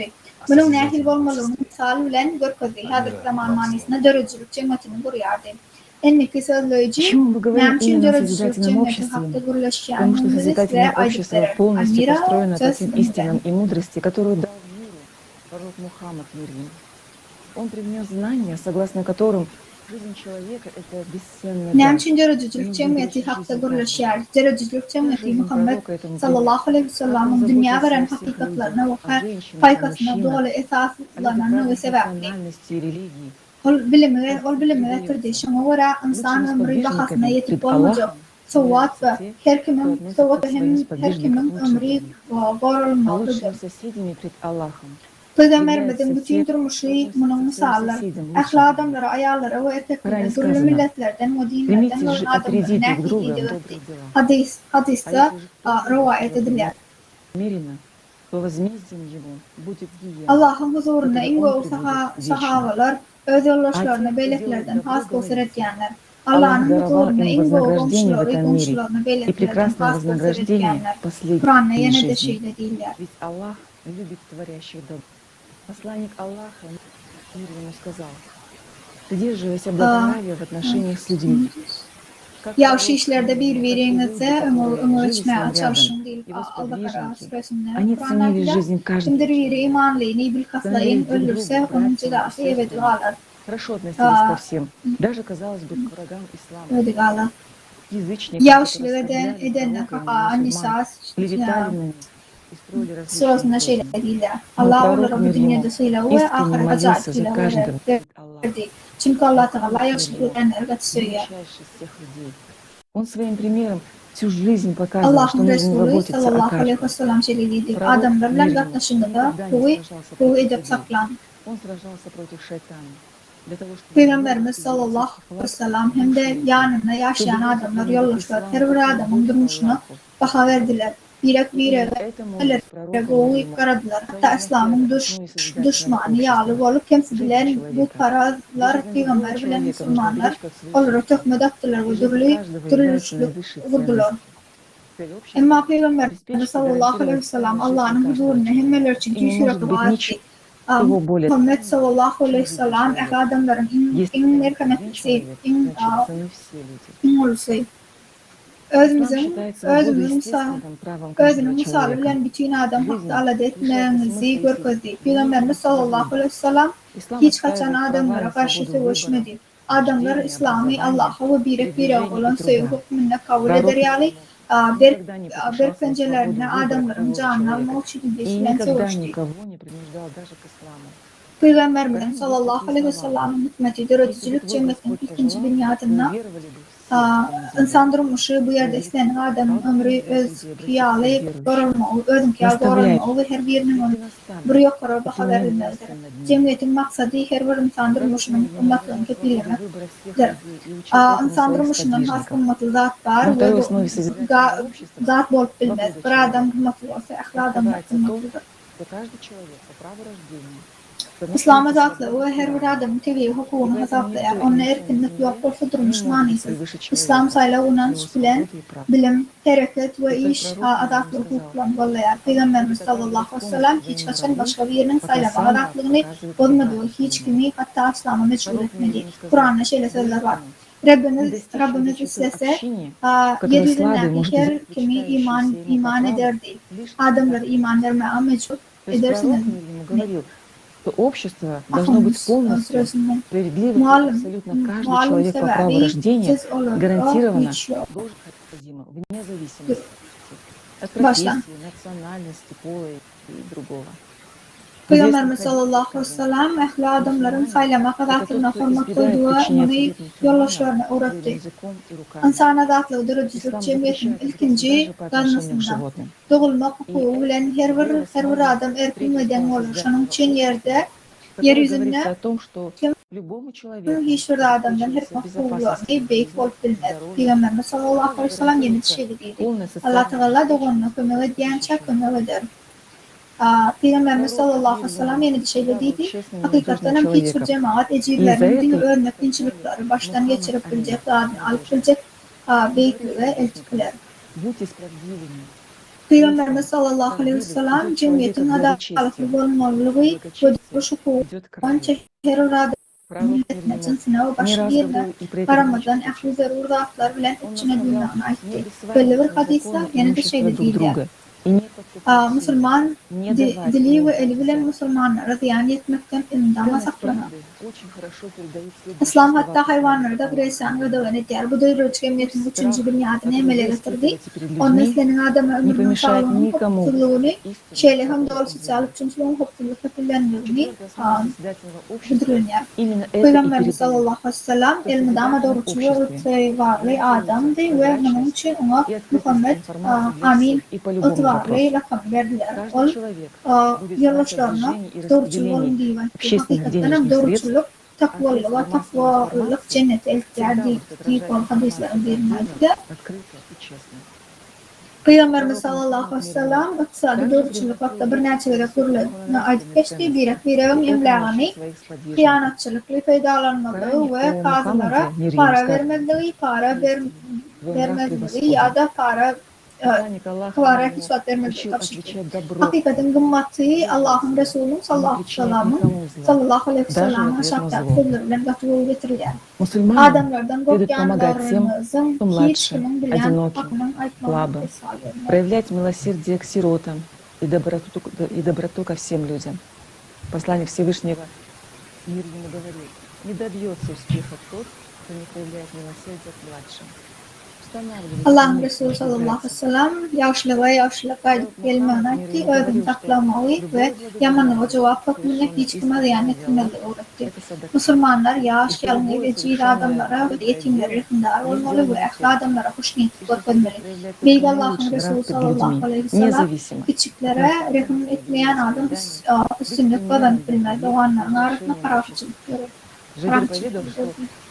Muhammed Aleyhisselam Allah'ın razılığı için tüyfürükten edilen hayırlı işin sadakalarına ve edilen hayırlı ve yaşı işin rahmetliliğine ve adamlara dine in boyu haysiyetlerin görülmesine aitti. Milletine ya da dinine aramadan başkaları buralı olmak ve cemiyetin bedevi olmak. Согласно ей, в обществе по поведению Onların bu ruh ve ahlakı matlıkları derececilik ideologiyası aklı değişince kanlarda öz beyanını taptı. Onlara adamzadının ruh ve haysiyetleri cemiyette giyimden ayrıldı ve adama karşı dönüp durulan dağıtların hemmesi basınca Yani Мир ему adam всегда karşı заботился kısırlık, об образованности akılda и zorluk, светском agresiya, bölüşkülük, vağdatına kadar Неоднократно edilir. говорил о важности получения знаний каждому человеку. Пророк Allah Мухаммад, мир Resulü ему, сказал, sallallahu aleyhi ve sellem поиск sahabalarının ve знаний çağlarının обязан каждого terbiyesi var мусульманина. idi. Hemişe aladıklardı. Миша сказал, Her что bir adam слышала için bilim от посланника almanın Аллаха, niyeti мир var ему, idi. Bir сказал, nefsede aydık что geçti. Аллах Muhammed открыл aleyhisselam ему, şeyle giydi. кто Bilim ступил на öğrenmek путь her bir обретения Müslümanın знаний, borcudur. тому я облегчу дорогу в рай. Превосходство в знании выше, чем превосходство в поклонении. Посланник Аллаха, мир ему, особое значение. Şeyle de Allah Teala'nın öğrenayan ayağını denilmekti. Ayşe Allah'ın Resulü sallallahu aleyhi ve sellem Allah'ın ayağına denildiği eşlenilmekti. Kim bilim almak yoluna ayaklaşsa cennete uzaklaştırır. Bilim artık vadatta kemilik olur. Знание развитию личности посвящена шестая основа. Это о том, что в Allah созидательном обществе Resulü sallallahu aleyhi ve sellem özünü tanımağı одинаково доступно dışına для всех. Каждому человеку обеспечивается право реализовать все свои творческие способности. Özünü tanıyansa Allah'ını tanıyar. O şifratın ve bekliyorum Allah'dan. Başka hiç kime de işlerle düşünürler. Burhan bilim olmadıklarım ağdaşyanını aylar. Bilimlerin ve şahsi üstün kımmeti derecelik kıymetine bilimin muhtemel ölçümden dereceli elyeterlikte aylar. Altın şifrin olduğu. Her bir adam aklı derecelik hukuklarını ve fikirlerini ölçümden tepkilenir. İslam'da adalet, Arap dilinde adalet esaslarının bir ortaya ve al-adil adaletli adil Allah'ın kuraklarını bir ortaya. Kur'an'la şöyle diyorlar. Hakikaten Allah adalet vercay etmeyi ve yavşılık etmeyi buyuruyor.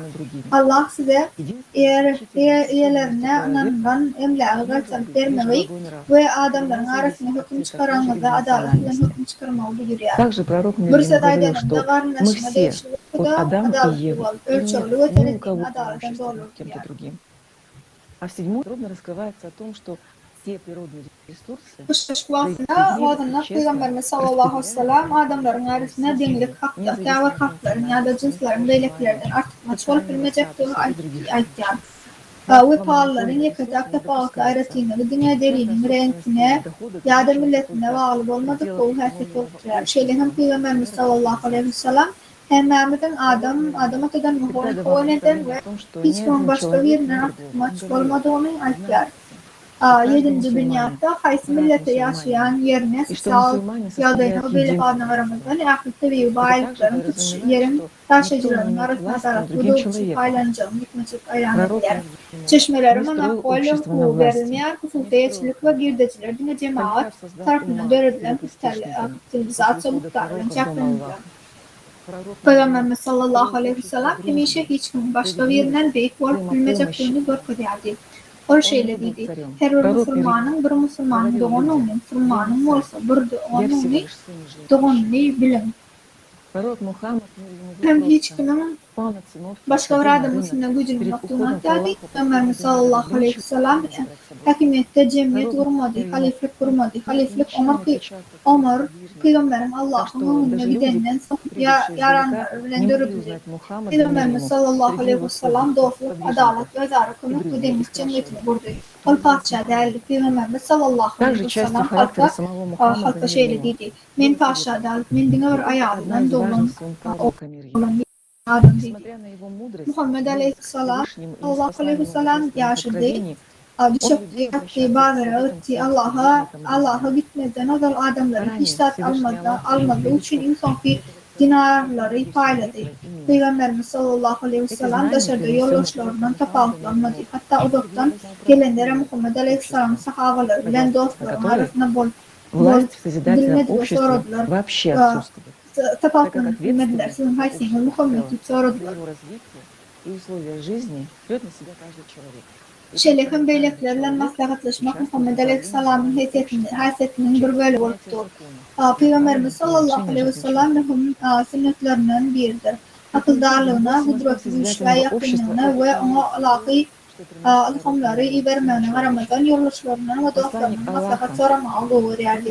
Kur'an'a kudret işle Teala dua ve sadaka bilen ve maslahatlaşma genlerini hem getirdi. Muhammed Aleyhisselam tarafından getirilen bu ürün cemiyetin öde boyunca 8. dünyada emniyetler. Ona layıklıkta duruculuk cemiyetinin ahlakı hiç yok. Sebebi her bir adam cemiyet için cevaplar çekecekler. Umuman ötüşü ve yaşayış şartları için ve şanı için her bir adamın duruşuna ulaşmalı. Когда каждый будет жить в достатке и безопасности,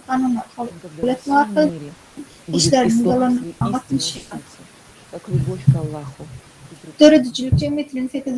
görüşülükte Allah Aleyhisselam Medine şarkmasının dördücülük cemiyetinin bir hatta 14 asırından ozal bir Müslümanlar sevgi, doğruluk, adalet cemiyetin grup onu bütün dünya yayıldı.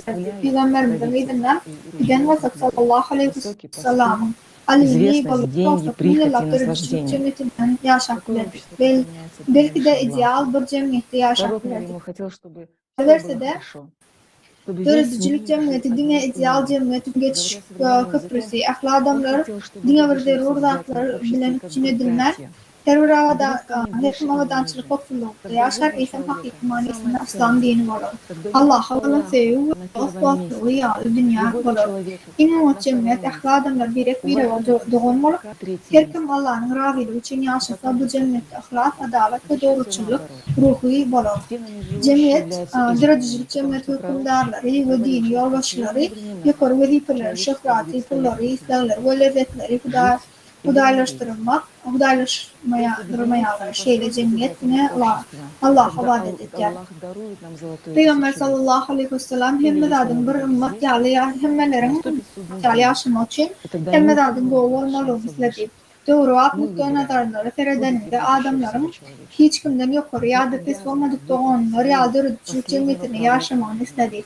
Adam durmuşu en ummaslı olanla Allah'a olan sevgi birinci yerde, Adam sevgi ikinci yerde duruyor. Hemmelere hürmet koyular, hemmeler üçüncü yerde. Samorsa dinesiz, inni başka yok. Hazır kıvakta diri olanların, himmeti kaylananlar, sebebi Peygamberimiz son günlerde adamlardan sayılap alacak değil. Yaşamak ve ölmek, yani dördücülük cemiyetini birleştirmek ve kurmak. Allah bize altın milyonluğu verir, ya da herkesi kalsa kıyamet günü gelir. Şanlı hiç kimin diri kalmağı mümkünçülüğü olmaz. Bütün adamlardan geleceğinin olacaktığını şanlı'nın kaynağı yarız. Son Peygamberimizin İslam'ını yerine getirmeye sallallahu aleyhi ve sellem dörtüne abdü borçludur. Peygamberimizin vesiyede dışarı yaşamalıdır. Yaratıcıdan yardımdan çıkarmam, dördücülük cemiyetini kurmayanların himmesi Müslüman derse de ol erkeklerin, indeklerin İslam'ını yerine getirmeye.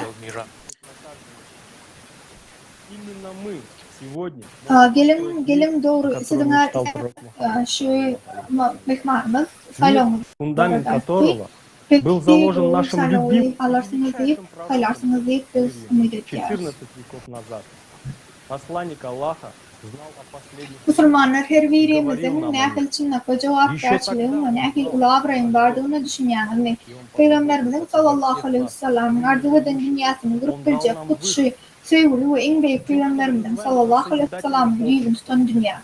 14 asır ozal Allah'ın Resulü ahir zaman hakta bilirdi ve olur hakta bize gülürlerdi. Şunu da bize Karışan da adımızı bilirdi ve bizim hemmemizin aladığımızda 50 yaş bize çıkarıla verdi.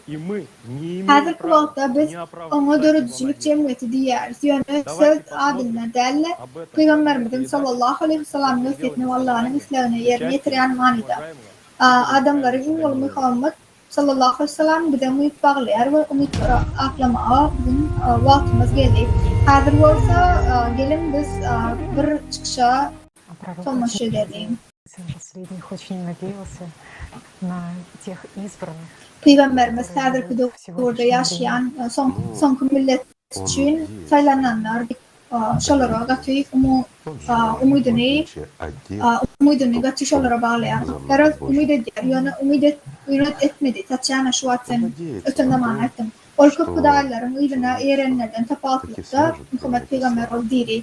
Adamlar temizem İslam'ı ingarıtı görmüşte kabul edildiler deyip umut ediyor. Ummatın birleşip bilecekliğini, onu hakikaten müpali ve Allah'ın söyleyen adamların bardığına tünülen umut ediyor. Igor Mikhailovich yani şun verilen malumatlarından doğruna İsa'nın antihrist'in tekliğine ne edip düşünürmeli? Görüyanlar yine de hemmedat yoylon.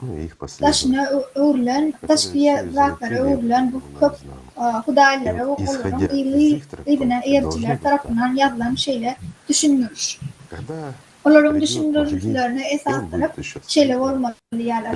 Mahzi gelip izem dirlenipte gelip Antihrist'ten gelir. Ene şonna İsa Mesih gelir. Ol Antihrist'i yener ve mahza görpeder. Diyen yali görpeder yali söz verir diye. Barat şekiller, hareketler dünyadaki hemmedatlar. Şeyleden adamlar olsa yine zeynep yerler. Ama adamlar olsa yine karışmalı düşünüyorlar. Nerede olmalı sebebi yöne hakikatiyle olmalı mı ne mi? Aslında bolmalı da Peygamber bu hakta şeyle değildi. Hakikatini Peygamber etti.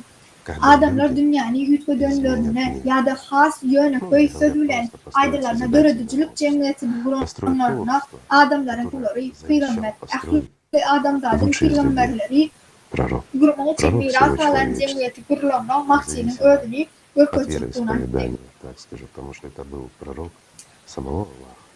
Bunga Ramazan munaydan. Bunga Ramazan sebebi Allah'ın peygamberdir. Onu ne edip aldanırsak da bir Hudayımız var. Bu insan peygamber, sonun uçilim Allah'ın peygamberimizdir.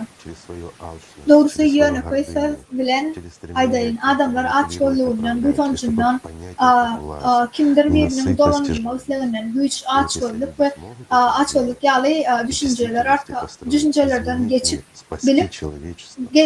bilseler ve adamlar bunu edip hakikaten dörcülük cemiyetin grup bilseler dünyanın üç katmak adamları halat etmek için. Yani sonra şeyle dördedenlerine sonra mahti hakikaten bir çıkar. Yani sonra o dönem adamları halat etmek var.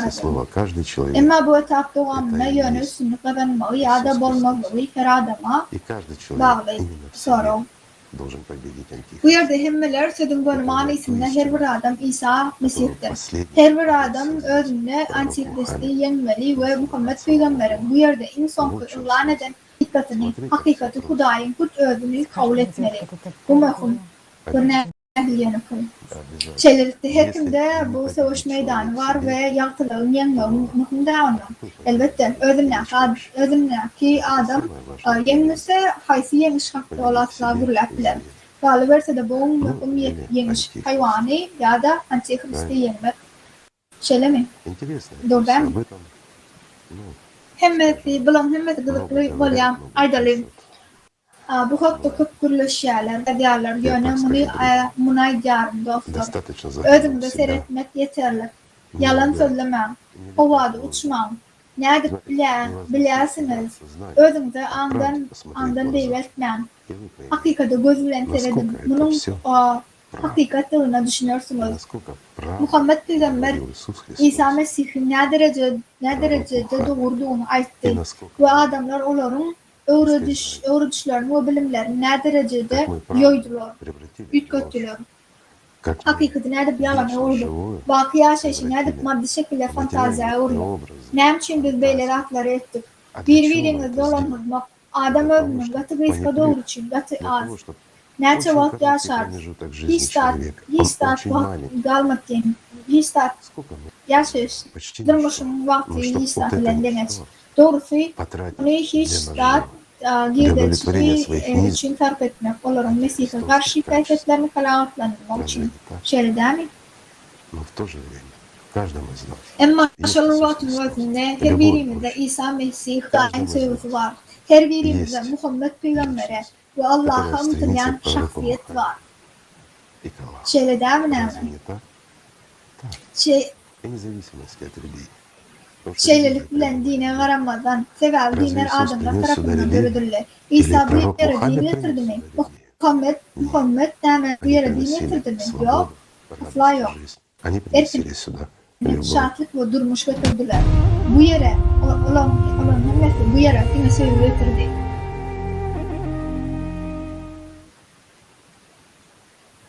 Огромное спасибо, уважаемый Игорь Михайлович, за вашу мудрость, которую вы нам так бескорыстно Kadirli Igor щедро Mikhailovich size gıdıklanmalarınız ve durumlarınız ve sahiyeleriniz için, faydasınız için çok sağ olsun.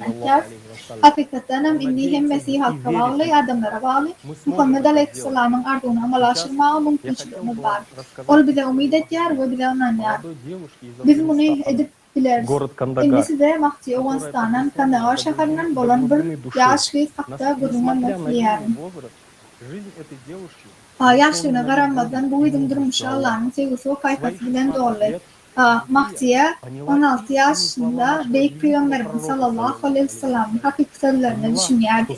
Dürüdücülük cemiyetin Beyk Peygamberim sallallahu aleyhi ve sellem'in arzu eden de aldığını düşünüyordu. Ardına amala aşırma için orta bu malumatları yayılarak başladı. Dürüdücülük cemiyetinin mevzuuna başlanan halkara forumlarda Hırvat'ın adına parça tercümetçiliği bol işleyer. Dünyada bu konu çok adam dürüdücülük cemiyeti var adı öğrenir yani.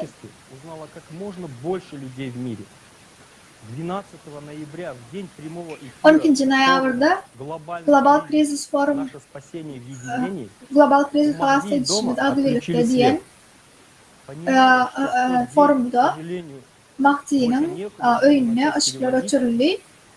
Mahti'nin önüne ışıklar açıldı. Şolun gıynataqda forumu partiline tercüme edip bilecek başka bir kimin yokluğu gözüne yetirip şehre gitmek ve ene diline gürleyenlerin hemmet için foruma tercüme etmek için şehre gitmeye yürüyüldü.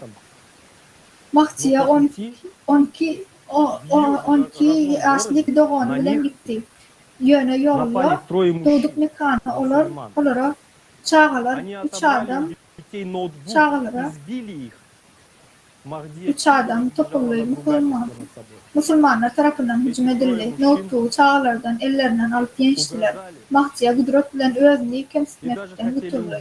Bu 3 adam hatta öldürmek bilen hem olur. Şu çağcıklara hayvat ettiler. Erkekler, ayalgılar ve çağaları korumak için Beyk Peygamberimiz sallallahu aleyhi ve sellem tarafından çağırılanlar bizim doğrumuza şeyle ecid adamları kopasından. Ey Müslümanlar, dünyada hiçbir ayalın ve çağanın zorluktan aman almağına nerede kopasında olmağımızı şeyle ruhsat verdi. Estağfurullah. Bu yaş bahtır Müslüman ayalın başına metremlerini göz önüne ötüp görün. Sevgili Peygamberimiz sallallahu aleyhi ve sellem aydan cemiyetinde yaşasın. Bu hiç kimden olmazdı. Ben özüm kalkam, özümün bir gıydım o oğlum var. Ve hiç bir adakanın çağalarının hem şunumen dışı adaylarda bolmağını islemecek güne yardım. Ona ne için bu dünyada da şeyler bolup geçer. Ne için bu çağalarımız bolup geçer. Dine buna tamaşa etmek, baharlanmak. Yani hiç etmeyecek mi biz? Ya da özümüzden başka hiç kimin cemiyeti çağalarımızı ve ayarlarımızı için çoksuz edip bilmeyeceklerimizi biliyoruz. Dine paykatlı Peygamberimiz sallallahu aleyhi ve sellem'in vesileden yoluna kaydık. Bu dünyanın odan ve adam kaçlık ederiz.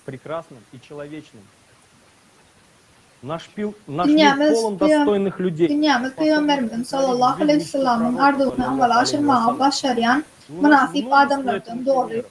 Bunun çok misalları var. Mahtiye hemşoların biri. Mahtiye'nin tarihinden beni hakikaten hayran kaldıran ve beğeniden dağıtların nemeden bilenler. Bir çağdan ağır streslerden, yencilmelerden, umuman güdürüklerin da biri kalmağına karamadı. Şol fırsatta en çok aladalarından da öyle vakti derler. Forum tecrübe bilmediği vakti kıynanlı. Это было для нее очень важно. Bunun için değilsen bakımdı. Sebep dürüdücülük cemiyet Peygamberimiz sallallahu aleyhi ve sellem'in arzu olduğuna, Her kıyımcılıklara ve kıynadaylara, bahtiyarın yerleşen olmasın şartlarına varamadan ol, durmaya ve hareket edip devam etken, o hakiki Müslümana yalın misalı. Onun için Allah'a hizmet etmekten büyük kağıt yok.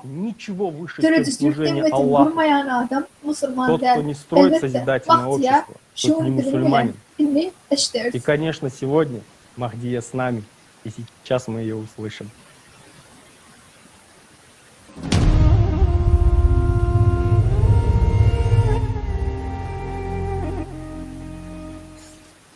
Я мусульманка, мне 16 лет. Ben Müslüman. Слышала о 16 пророке yaşında Мухаммаде. Muhammed Peygamber hakkında köpeştim.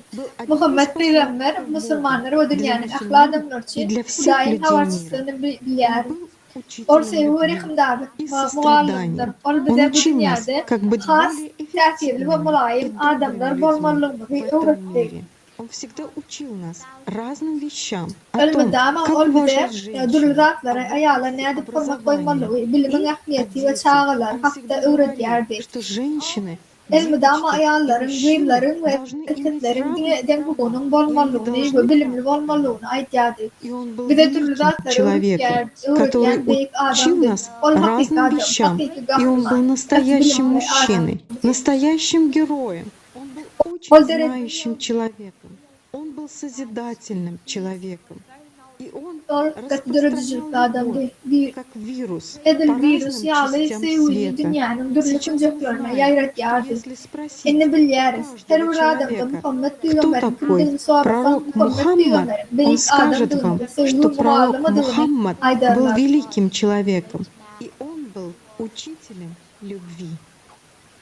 И независимо от всего остального, я говорю, Hemen что adı Кришна Ramazan, не был индуистом, Krishna'nın Hindi Мухаммад не değerlerini, был мусульманином, и Muhammed'in Müslüman değerlerini, İsa'nın Hristiyan değerlerini ya da başka adamlar değerlerini aydiyardı. Onların hemmeti sevgi muhallıkları.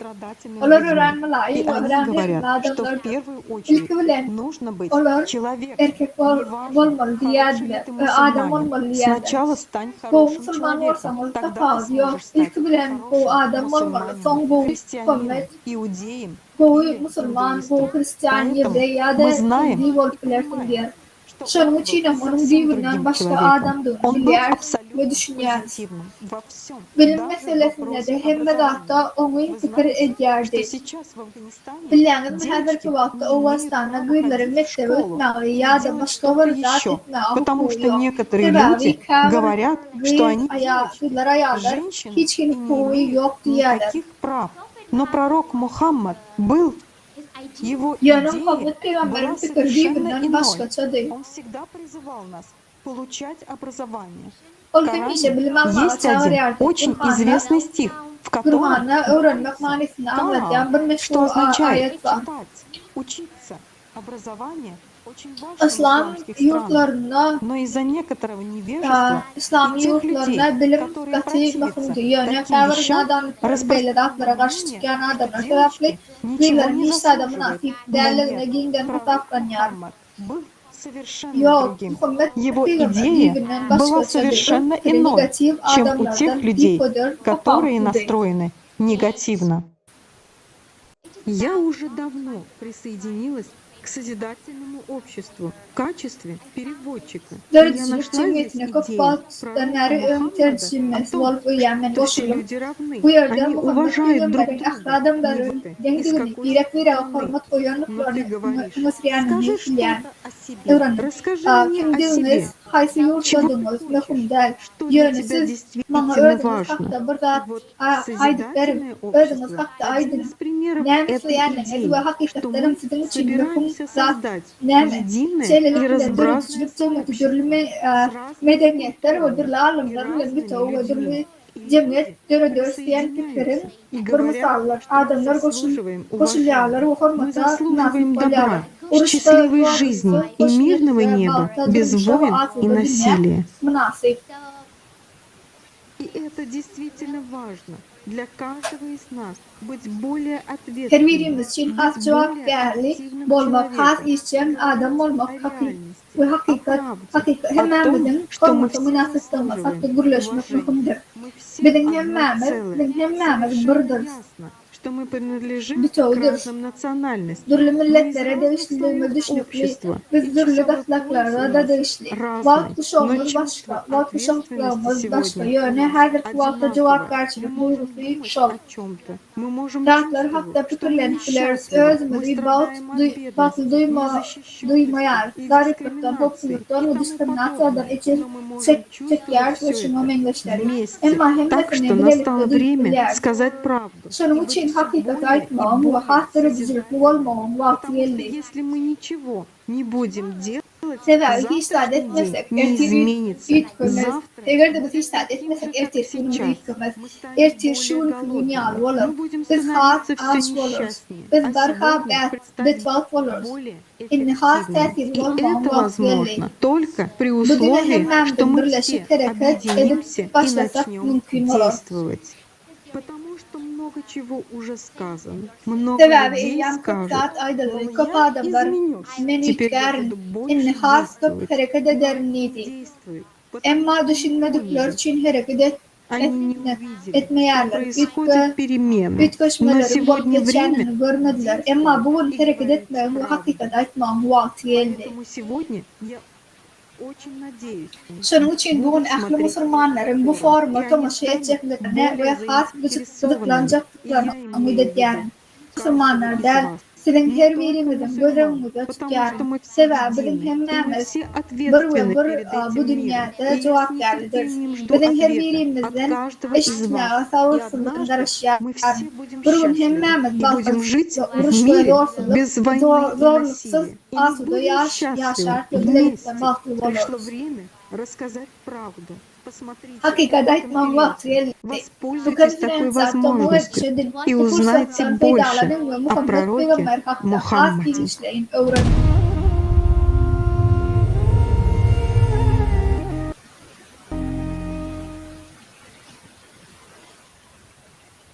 Спасибо большое, Махдия, за глубокое понимание и активное участие в построении этого любимого пророка. Сегодняшняя конференция организована для того, чтобы также глубоко понять, Çünkü konferansa her bir adam ki peygamberlerin aydanatlarını, arzu eden zatlarının manifine çünkü düşündükleri alı dururlu. Dörcülük cemiyet var edin ama diğerliklerimiz düşünün. İnni peygamberimizin ardına amalaşırmanın vasıfları kadırlı doğanlar. Hazır kuvvette bu konferansa tomuş edenlerin hemmesi siz eyyem Kıpsade öğrenen ve kıpsade düşünen adamlarsınız. İnni bu malumatları beylek adamlara vermek, bu konferans anımından beylek paylaşmak için cevap karşılığını olup duruyor. Eğer dörcülük cemiyetin içinde birleşmesek ve onu kurmasak, Muhammed Aleyhisselam'ın duyuruşların inler ve yağdayları bolup geçer. Çünkü varan ve iştenaklarının hemmeti son doğurda yaşayanın mıdgor kodiya. Şeylekin Peygamberimiz sallallahu aleyhi ve sellem son doğurlarda dünya kıyamet gününün haberçiler olman İsa'm İmam Mahdi'nin gelmeğinin ve Adam'ın sayılan doğurlarının hem bolanını Adamların sayılan önüne durmaklarının bu vakfacılığına aytyalar. Peygamber hoşlaşıp edilmesine imanların eğilinme iki imamı hatta özünden desesine özünün izinden Ali'ni yollaşıp nakti şol imam dedi. Yönesen ve benim için Peygamberimiz İmam Mahdi izinden düşme için yollaşıp Peygamberimiz onların ikisinin hem Ali ve İmam Mahdi'nin bolanını bilir ve düşmediği Ali Peygamberin öyü Allah'ın kıraatçılığıdır. Peygamberimiz ümmetine neme bolcağını bilir. Bunu hemen bize kategori görüyordu ve bu turuşu nereden tak bolacaktı ankor bu o şeyleriydi. Yıldızlar yerin yaşayıcılarını helakçılıktan korumak için ıtlarlı yerdir ve benim öyümden gelen ümmetin düşünüşmezliklerinden ıtlarlı ollu ve asfatılmıştır. Araplardan hayslar veri benim öyümden gelenlere karşı çıksa ve karşı çıksa olur şeytanın taraftarıdırlar. Yine de Peygamberimiz söyledi ya, sıra sahip olun aranızda Ahlül Beyt sallallahu aleyhi ve sellem Nuh etmesini men diýär. Отказавшись Gämede сделать otursa подобное, halas bolar. погибнет. Bunu etmekden ýüregirýänler Сказано, что helak имам bolarlar. Махди установит царство Бога во всем мире. Он Mahdi'nin преподаст bütün всем dünyada доказательства Hudaýyň милосердия padşalygyny Аллаха, gurjukdygyny независимо от aýdylýar. вероисповедания Adamlaryň людей. dinine garamazdan, Он anyň знает rehim всех şefaatini священных tutnamasını писаний. hemmelere öwredörler. Ahir ayetlerin manysini bilýär. Mahdi восстановит Sebebi Allah справедливость tarapyndan и порядок во dolanmalylar. всем мире. Mahdi bütün dünyada adalaty tertibi dikeldir. Которые стали Halkın arasında cazip olan Pontus, mukaddes вернет Kur'an'ı ve людям sünneti истинный ислам canlandırır. в своей Mahdi чистоте. arasalığına Но, как hakik уже было İslam'ı озвучено adamlara ранее, в qaytarıp Коране verir. нет никаких упоминаний про Махди. Потому что Yönü yukarıda многобожники belirtip geçişmediği намеренно не оставили Burhan'da никаких Mahdi сведений hakta об iyi этом. çiğli aydılmayar. Sebebi köp hudaylar bilgiçler bu arada hiç çiğli maglumat kaldırmayarlar. Inni köp Müslümanlar Mahdi'nin daş keşfini inkar etýärler. Sebebi Burhan'da ol hakta hiç saat aydılmayar. Hadislerde şeytanın hılmatkärleri Mahdi hakta maglumatları yoyuttular, ütüdüktürler. Köpler yazgılara köp inanýarlar, öwrenmeýärler ve hakikaten nirede dinine ve köp hudayların nirede yazılarına düşünmek isteýärler. Прямым потомком пророка Şeylikler, Muhammed Mahdi bilen bağlaşıklı kabir hadislerde Muhammed Peygamberimiz sallallahu aleyhi ve sellem'in günden güne nesli boljaklygyny aýtýarlar. Emma Peygamberimiz Mahdi'nin Araplardan boljaklygyny aýtdymy näme? Ýok. Peygamberimiz sallallahu aleyhi ve sellem Allah öýümün adamlarından adam iyi verer diýdi. Это означает из мира Yine de Аллаха. bu kadar men bunu belläsmeli. Meniň öýümden niýetdi. Allah'ın Они parahatçylygy изменили и öýümden. само понятие, даже кто такой Kapıdaylar dine Peygamberimiz sallallahu aleyhi ve sellem'in sözlerini ütgötmen ise Mahdi'nin kimdigini ve näme üçin bu ýere geljek aradan üçinjäni ütgötürler. Galberse de Mahdi'nin döwrüne dünya ütler ve ahli yalanlar paş eder. Bu Omar'ın ve onun ilinden ercilerin gücüne hop kalýar. Şonuň üçin Burhan'dan Mahdi hakda tatga almady. Sebebi Mahdi'nin getirjek cemiyeti Omar'ın ve onun iline erjeklerin gurundasyny tersidi. обмане и манипуляции. Mahdi goşa standartlara, Allahlara ve manipülatsiyalara däl sevgi esasında kurulan hakiki Müslümanlar cemiyetini getirer. Sebebi häzirki wagtda şeýle elbet dünyada ýaşaýarys. Bu hakikat. Hakikat çok hudaylar üçin keseki. Hakikat çok hudaylar üçin değişiklikler olar üçin gowdatda. Olaryň standardy we olar şeytanyň ýerine ýerleýärler. Hareketlerini aklama üçin köp hudaylar Mahdi'nin keşfini istiler. Emma Mahdi'nin soğuşa başlajakdygyny we ahli kapyrlar ýol etjekdiler. Ananyalar. Emma Mahdi yer ve ahli adamlar üçin geler diýär. Eski bilen Emma Mahdi söýgül Peygamberimiz sallallahu aleyhi ve sellem getiren hakikatyny arasalar. İslam'ın vekillerine Mahdi'nin yüzüğü boljak zadynyň Peygamberimiz sallallahu aleyhi ve sellem'in jahiliýe halkyndan nadanlyk döwründen duşanyndan has erbet boljaklygyny aýtýar. Kaim gelenine adamlar onu karşı Burhan'ı düşünürler ve Kur'an arkalı ceder ederler. Yani cederle Omar ve onun adamlar tarafından yoyulan Burhan'a salgılanırlar. İnne cemiyet hükmüne Beşvat Muhammed Aleyhisselam'ın doğrudan has Betfat yaldada yerleşýär. İmam Mahdi'nin gelmegi tutuş ummat üçin gaty möhüm wakalyň biri. Bu ýalňyşlyk öýbermezlik möhüm. Tutuş adamlary halas etjek, ýeki tarap dogry karar vermek. İmam Mahdi'nin öýüne ermek möhümdir. İmam Mahdi adamlaryň üstünden çykan Allah'a gidýänlere barýan ýoly otýarlanýan we ýoly otýarlanýan özgürlenýän wagtyna şöhlelerini berýän gün. Lisede ýenlik gurulaja men bermekçi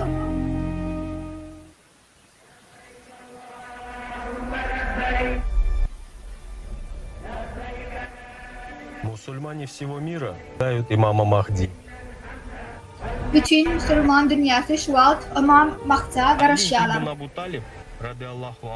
Ali ibn Abi Talib Allah ona razı olsun Peygamberimiz sallallahu aleyhi ve sellem şöyle diýenler aýtýar. Wagtyň ahyrına çenli diňe bar bir gün alsa da Allah öz öýünden birini uradar diýip aýtýar.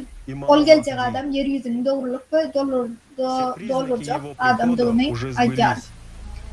İmam Mahdi'nin gelmeğinin vakti eyyam geldi. Ama gelmeğine ahl alamatları eyyam ama başlı. Hadislerde onun hehdetlerini ve manisini görküden Имам, ведомый истиной, ведущий к истине. İmam Mahdi hakikate al-Baryan imam серьезной шумихой.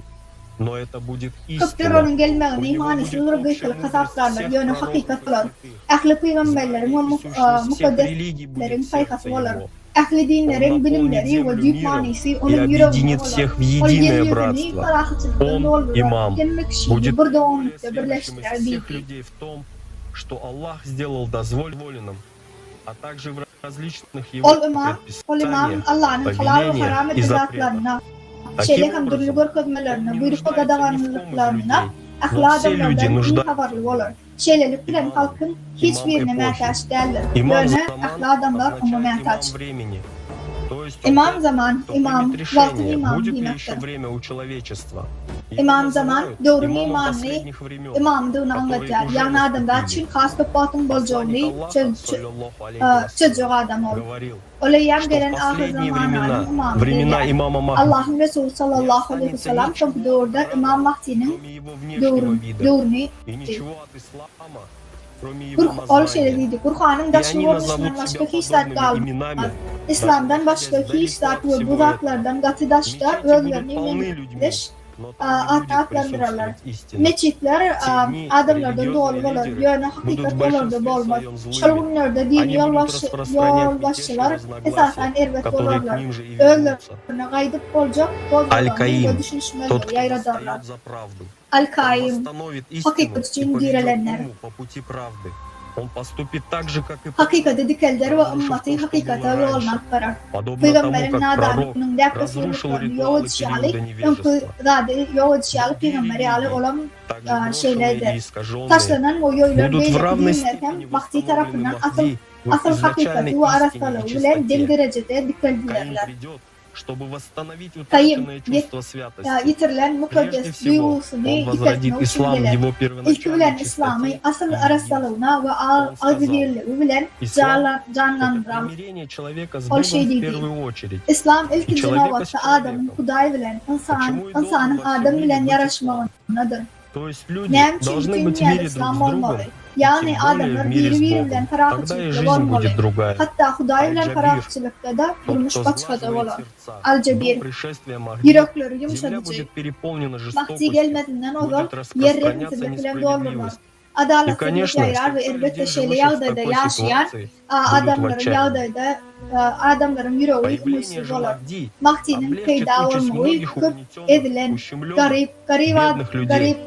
И он adamları вылечит их ikbalını сердца. yenileştirir ve Поэтому yüreklerini его becerer. называют Şunun için ama братское Cabir отношение к değiller. каждому, как если бы он знал каждого Hemmelere хорошо. goy Люди tanıyan yalı обнаружат, что hemmelere он doğun является doğun воплощением deyin небесного bolur. блаженства. Adamlar onun cennet vaatının beyanını nöbet Он getirirler. не принесет Allah людям nur ondan новой şöhret религии. açar. Adamlara tevbe din getirmez o. Ehli ruhu bilimler ve ehli dinlerin büyük manisi. Tevbe bağıyan yüreğini Он будет biler. другом и Ol советником. dost Он olur ve покажет genişli olur. людям прямой путь. Adamlara gün yolu Кутб götürür. Шамси, солнечный полюс, куда Kutbu направлен Şamsi, божественный взор. gün polisi, Allah'ın nazarın От него будет gönüktürülen идти yeri. зов. Bu at Многие Allah'ın люди merhameti почувствуют bilen в груди çağırış ondan gelir. необыкновенное Köp чувство. adamlar И döşünü многие не adetten будут знать, beşeri что это duygu такое. duyarlar ve А зов köpler его onun ne отдается bildiğini в груди bilmezler. особым Onun ритмом. çağırışı olsa ayretini Солнце bilen будет светить и döşte одаривать urlar. духовной силой Ol всех edil одинаково. dünyalı И şöhre тот, saçar кто ve hemmelere повернется к ruh солнцу, ruhu будет güç греться под verer. его lучами Güne любви и çarpıp uğurların благодати. olsa Посланника sevgi Аллаха, merhamet çöplerlerinin саллаллаху алейхи aşağından вассалям, basar. спросили, Allah'ın будет ли Resulü имам Махди sallallahu aleyhi ve полезен sellem'den своим soruldu. единомышленникам во İmam время Mahdi своего gibi сокрытия? birilerine, Он ответил, şeriflerine клянусь daş тем, oranak кто adamlara сделал peydat меня olur mu пророком, dedi. Olam период Havva. его сокрытия, Men peygamberden они Allah'dan будут ant пользоваться его içer. светом. Birilerinin Как doğumuna пользуются adamlar люди gün светом şöhresini солнца, даже когда bulutlarla оно затянуто örtülen облаками. yağdayına yağlı ulanırlar. Mahdi будет выглядеть как обычный человек. Mahdi adat adamı mengdeyer. Yönü onun içinde Allah tarafından verilen mukaddes ruh olur. Dışarıdan ol başka adamlardan hiç yıl tapağı olmaz.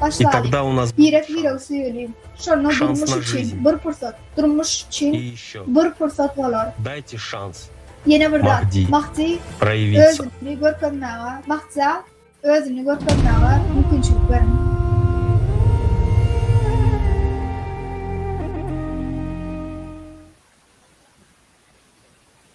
имам Махди, любимое творение Аллаха. Махди внешне обычный человек. И İmam внешне Mahdi ничем Allah'ın не sevgili отличается от других людей. yaradılarında Но его işte отличие от других Mahdi людей в adet том, adamı men diğer что ve beylek внутри adamlardan него tafavülü. безмерный Emma океан beylek любви. adamlardan Он с tafavülü onun огромной içindeki любовью и трепетом говорит об ummansız uluy Аллахе, ummanına о var. посланнике Ol Allah hakta, Аллаха, Allah'ın peygamberleri Muhammed Aleyhisselam и hakta, ulu благословение sevgi Аллаха, ve korku bilen gürleyer. величайшим из людей, Onu алмазом, который Onu совершенно adamların чист in и beylik прозрacен. almazı bütünler arasında İmam ve Mahdi açısan deyip относится с aslanlar ya. добротой и İmam любовью Mahdi hemmelere mehri ve к sevgi каждому. bilençemeleşer. Огромная Dine духовная diri сила, adamlar, dine hakiki Müslümanlar deyip bilirler. которую Ulukan может ruh gücü, почувствовать ondan gelen ruh только живой, gücü, dine только hakiki истинный Müslümanlar мусульманин. bilirler. И о тех Mahta kömür истинных edecek hakiki мусульманах, Müslümanlar которые hakta будут şeyle помогать değiller. Махди, сказано, счастливы те, кто в период Kaime сокрытия gidilen Каима doğruna bahtlı adamlar, dostluğun завет yükünü alır. дружбы. Olur bizden ve Они biz от olurdan, нас, olur и bizim мы от них. yoldaşlığımızdan Они довольны нашим руководством kanatlanır ve olurun bir de довольны pahalılığından hem преданностью нам. kanatlanır anlarız. Сказано, что помощники Махди любят Аллаха. Yine de şey değiller. И Allah Mahdi'nin любит их. köməkçiləri Allah'ın Они будут söyər ve смиренны Allah перед onları верующими. söyər deyər. Müminlerin önüne boyarsa içi önlük ve kapırların порицания önüne tutan порицающих. bolorlar ibn ve Abu kayişlerin доволен kayınçliklerden описывает hiç мудрость, korkmazlar. мудрость, проницательность имама Махди. Ali И ibn тех, Abi кто Talib будет помогать onun ему. razı olsun Ali сказал, İmam группа Mahdi'nin ve людей, onu kömür edeceklerini dermen faykas düşüncesi suratlanır yani. Şey diyer, Население будет bir освобождено topara от adam demirçi tarafından внутренний yitirilip çiyalı смысл Allah tarafından священного tayarlanıyor. Корана Onların gözleri будет знаком их ушам. ilhamlar bilen Им будет ışıklanırlar ve dano Kur'an'ın их içki чаша manasına kulaklarına каждого tanış утра olur. Onları и her gün irden ve akşam Всем faykas верующим, kesetine içmeye присоединившись verirler. к Mahdi, будут Mahdi дарованы bilen birleşen специальные ehli чудесные imanlara силы, ayretin kudretli самые güçler verirler. Onların Соединение in ayretinisi duyguları с имамом İmam Махди. Mahdi bilen В bağlantılıdır. пророчестве ислама сказано, İslam'ın во времена vekillerin, пришествия Каима, İslam yazılarını şey değiller. Аллах разовьет слух и Kayyımın зрение gelme своих bilen Allah büyük верующих olsun ve таким şıklat образом, kılmasın. что İmanların присутствие eşidişi ve посланника между Махди и ими, görmevini şeyle bir он будет ösürür. говорить Velin Mahdi bilen onların они arasında будут haberçi слышать olmazdan и видеть olur. его. Olur При этом ederler, он onu даже не görürler. покинет того места, Olur bilen где он находится. gürleşim Сейчас olur, onu işlerler ve görürler. Hatta bolyan И многие yerinden мусульмане çıkacak yollarla olur. когда он придет, İmam решит Mahdi все iş проблемы и дарует блага.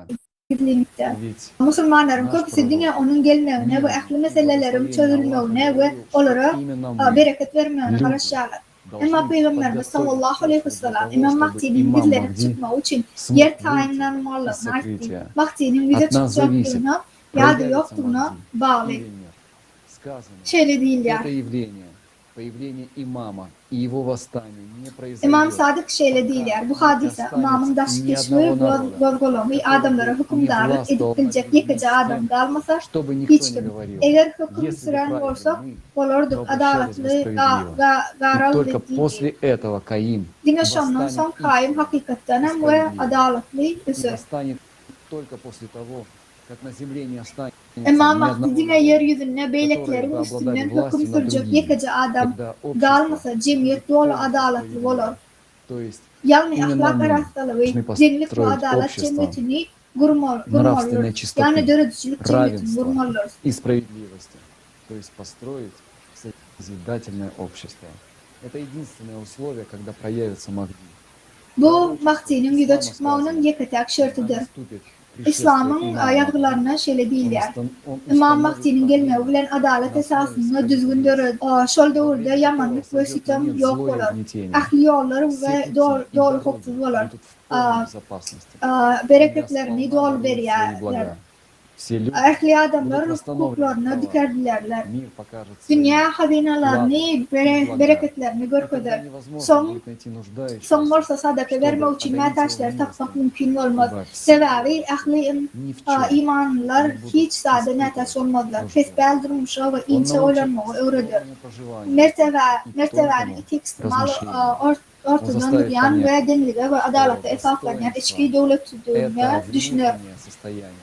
которая находится düşündü. посередине между Dünya двумя крайностями, ezbermezlik и edeninden которая son основана bu на hanım равенстве talimatlarını и ve справедливости. peygamberimizin dertlerini Он bitirdiler. восстановит учение Olumlu Святого ve yukarı Корана и bilimlere традиции boğarar ve Святого ulanır. Пророка Ona gödevçilik после etmeyi того, как doğru мир olur. проигнорил их. En yukarı bilime Он baha verer ve защитит науку onu himişe и hormat высшее bile kullanır. знание, и Onun будет ahne их adamzade ziyan использовать. vermeyi Контроль isteyen его над alaklı olur. этим будет полным.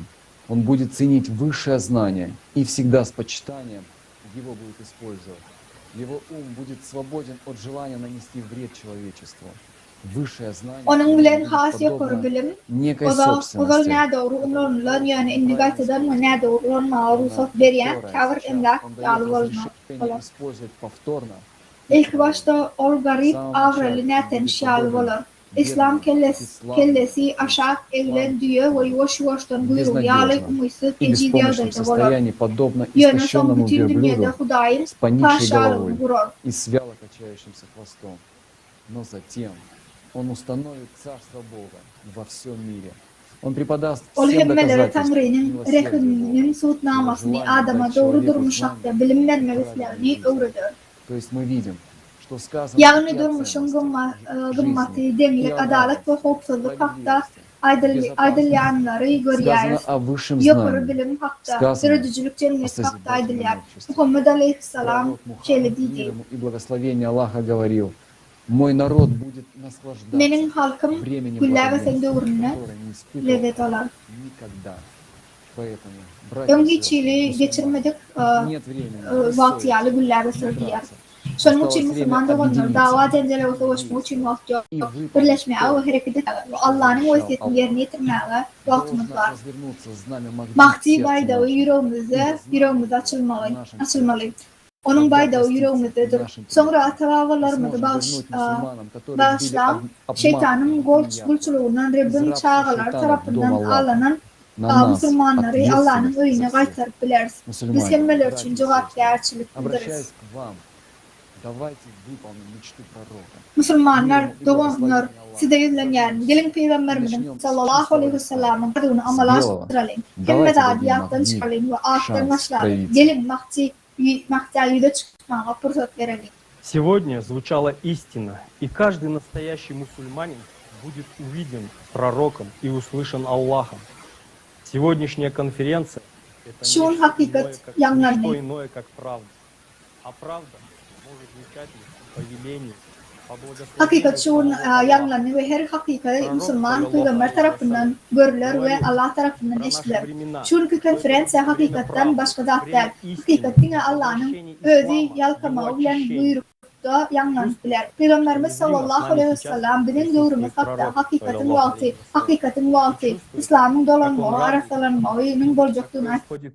Peygamberimiz sallallahu aleyhi ve sellem hazır bizim görünmeyen yağlı değiller ve bizim için ne dediklerini yanlarını hakikatin 14 asırda ilk kere eşitlerini duyar. Bu tutuş Müslüman ümmetinin Peygamber'e erme için acayip fırsat. Bunun için her birimiz özümüz bilen doğruçul olmalıyız. Sebebi dine şu yol bilen içimizdeki İslam'ı arasalak biliriz. Özümüze doğruçulluk bilen sonra verin. Sen nem için sen İslam'da? Nem için sen nem isleyersin? Nem için özüm Müslüman ip atlanırsın? Dine ana tam Müslüman olan için mi? Ya da Peygamber'e sallallahu aleyhi ve sellem'i söyleyeniniz ve onu kalvalanınız için. Müslüman olsanız bu konferansa tamaşa eden olsanız bu arada hemmelere hatta tamaşa etmeye istedik bolmadıkları aydın yazarım onlara derim. Peygamberimiz hemmelerin yanına varıp haber verdi. İnni ikbalini paylaşmalı, gidip ahli Müslümanlara haber vermeli. Her bir Müslüman bu konferansa tamaşa etmeli ve hakikati başkalara yetirmeli. Bu hakiki haç, hakiki harfları iş, öyüm hakiki yolu, öye varmağın hakiki yolu, öyümüzü iyiden almağın vakti geldi. Peygamberimizin sallallahu aleyhi ve sellem'in her bir hakiki ıydarlayıcısının borcu, her bir Müslümanın şun eşidenleri İslam'ı tazeleyen hakikatlerle tanışmak ve hakikati yukarılığı yığınamaktır. Dine köp budaylı ve yalançı Rabbin eğerciler, Yevreyler tarafından yayılan İslam'ı görarlar. настоящие мусульмане Hakiki соберутся Müslümanlar yığınlanıp Allah'ını kabul ederler ve Peygambere sallallahu aleyhi ve sellem'i kabul ederler. будут распространять то, что услышали сегодня. Kabul ederler ve bu informasyonu paylaşırlar. Что мы не понимаем, Özümüzü yalan söz gelin hiç yalan söylemeli. Hazır kuvvetli ahladımların ölüm korkulan %100 korktur. Özümüz saylayarız. Ya da hemen de dörüdücülük cemiyetin platformasına yığılanyarız. Sivilizasya platformasına или же мы собираемся все на платформе созидательного общества, чтобы стать цивилизацией, или же мы собираемся в одной точке, куда нас загонит Сербия, чтобы уничтожить. В хадисах написано, что появление этого животного Hadislerde bu hayvanın yerden peyda olmağı, cedellerin ve karşılıkların sonuna çıkacaktır varada yazılıyor. Насколько это все в действительности сбывается. Buna bir seyredin. Bunların hakikaten ne edip amala aşağınını görün. Maslahatlarımıza seyredin. Müslümanların arasında dava cencelin önüne alyan bakıp hudayları, ilerleyen yalancıları hakiki Müslümanlardan ayırayan Peygamber'e salam olsun. Allah için hakikaten en yukarıda. Bölünecek vaktimiz eyyam geçti. İnni birleşmeyen vakti belli. Bu her bir hakiki Müslüman için eğer cevap gerçelik. Peygamberimizin aydışıyali, ehlem ditsaları, dava cencelleri, ayrılıkları taşlamalı ve bırınma köküne yığınanmalı. İslam'ı şeytan ve kurt kudayı onların dörüdüyen dağlarına bölme ve besedin ve ahir sonu Peygamberim sallallahu aleyhi ve sellem'in gün yolundan yören. Her bir Müslüman bunu duyar ve düşünür. Peygamber'e tüy şiraktan dua eder ve Allah'ın adını tüy şiraktan yaklayanların hemmesi bunu düşünür. Bizi kurt kudayların üstü bilen ayrılan şeytan hemmezadi boşluğu ütköttü. Bizim vazifemiz varsa hemmezadi öz yerine kaytarmak. Hakiki Müslüman doğanlar. 2020 yılın 13. mayında hemmemiz her bir Müslümanın gelmeyi konferansiyasında duşlar sever o yerde ehlemek bilen Allah'a dua ederiz. Onu götüren adam kızını ve maşgalasını arassalayar. Sonrası hakikati kabul edip birleşiriz. И после мы станем единым, приняв истину. И только так мы построим истинную мечеть, о которой говорил пророк. Dinle şeyde Peygamberimizin sallallahu aleyhi ve sellem aydan hakiki meçidi kurur. Arap dilinde meçid sözü bir yere cemlenme anlatıyor. Meçidin manisi birleşmek ise. Meçid bina der. Meçid hakiki Müslümanların yığınançlığı ve birleşmesi. Her birimize hakikati arassalamalı. Bizim hemmemiz asabablarımızın sevgili Peygamberimizin yanına Peygamberimiz sallallahu aleyhi ve sellem yanına ve yanına olmalı deyip ederiz. Yani şol öyle dine ve pali ve peygamberlere yakın adamlar var.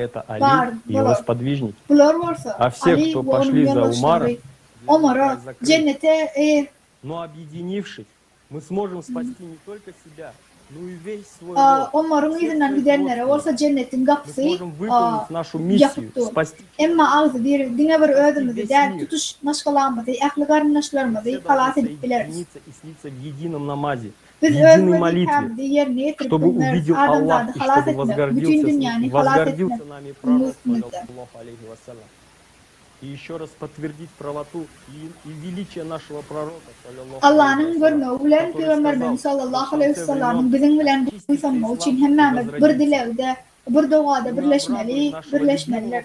Peygamberimizin doğrulçuluğuna ve büyüklüğüne yeni bir hedef tasdikleme için ahirine İslam'ın araslanacaktığı ve canlanacaktığına aydan salam olsun. Onu eşitip yerine getirip bilenliğimiz için sevgili Muhammed Peygamberimize sallallahu aleyhi ve sellem'e deveneriz. На конференции 13 мая 2023 года. Hakikati bilen her bir hakiki Müslüman bu malumatları paylaşın ve 13. Mayda geçilecek konferansa Müslümanların yığılanmalarının göz yetirilmeli. Bu ümmetin ulu birleşmesi olur. Gelmeyenler şeytanın elinden ümmetin arkasından galar. Peygamberimiz sallallahu aleyhi ve sellem'in bir de kıfır verdi. Bir de köp hudaylı kalçıktan çıkardı ve yarışmağı ve bir Каждый настоящий мусульманин, кто любит Аллаха и bir de предан miras kaldıran telde dünya обязан kurdu. пересмотреть хотя бы раз, а lучше много раз сегодняшнюю конференцию, внимательно, в Allah'ın söyleyen ve peygamberi ve pali her bir hakiki Müslüman kişi hiç kimin üstüne sormalı ve ya da pesli vermedi için şu konferansanı adından bir köp haskası bir neçede gözün geçirsin. Ol kim sonra ve Müslüman ve Allah'ın yektak talbini ve peygamberimiz sallallahu aleyhi ve sellem Allah'ın Resulü hükmünü ikrar eder. Ya da şeytanın yolu bolup duruyor. Şeytana hizmet etmek onun için peydalı olsa onu hizmet etsin. Bu onun sayılığıdır. Allah hemmelere erkinlik verdi. Evet Allah'ın yekdari ve Muhammed Aleyhisselam'ı sallallahu aleyhi ve sellem'i Allah'ın Resulü hükmünü ikrar etse hakiki Müslüman hükmünü özünü halas etmek için hakiki hacı öyüne gaydıp varmalıdır. Ruhu ve tutuş maşgalası kontaktlaşıp Müslümanlarla tanışmalıdır. Hatta internet yok uzaklarda da bir ova barıp onu şöyle yerde görkezmeli. Adamlara bu malumatlarla tanışmaya, özleri karar vermeye mümkünçülük vermeli.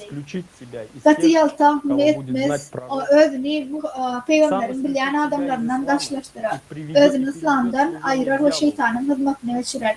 Şeyleri bilir, Kudaya ve parlığını tasdiklar ve peygamberden ve Allah'dan yüze vurur.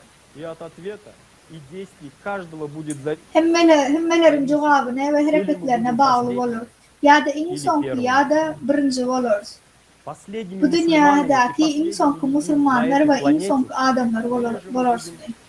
Ya da Peygamberimizin sallallahu aleyhi ve sellem islerini yerine getiren ilkinci Müslüman olursun ve öyüne hürmet ile girersin. Galan adamlar için olsa sevgili Allah'ımızın Peygamberimizin öyünün kapısı yapılar. Sebebi Allah'ın öyünü. Hudayların öyününe yerciler olmaz ve bunu hem нам говорил наш любимый пророк, саллаллаху алейхи вассалям. Allah'dan başka huday yok. Нет Бога, кроме Аллаха. И впервые я скажу то, что повторяли Müslümanlarımızın köpüsünün gaytadan zatlarını ikinciyedek yine ayda yönüneme hatta gürleşenliklerini bilmedim. Kapıdayları bana düşünmeliler. Muha dine var Allah'a iman edenler düşünüyor. İnni varsa başkaça zatlar görünüyor. Peygamberimizin hakiki izine eğerciler bu havarı bir getirip terece gürlerler. Allah'dan başka huday yok. La ilahe illallah. Allahu akbar. Esselamu aleyküm. Allah'dan başka hiç iyi Allah yok. Allahu akbar. Allah en büyüktür. Bizim hemen de para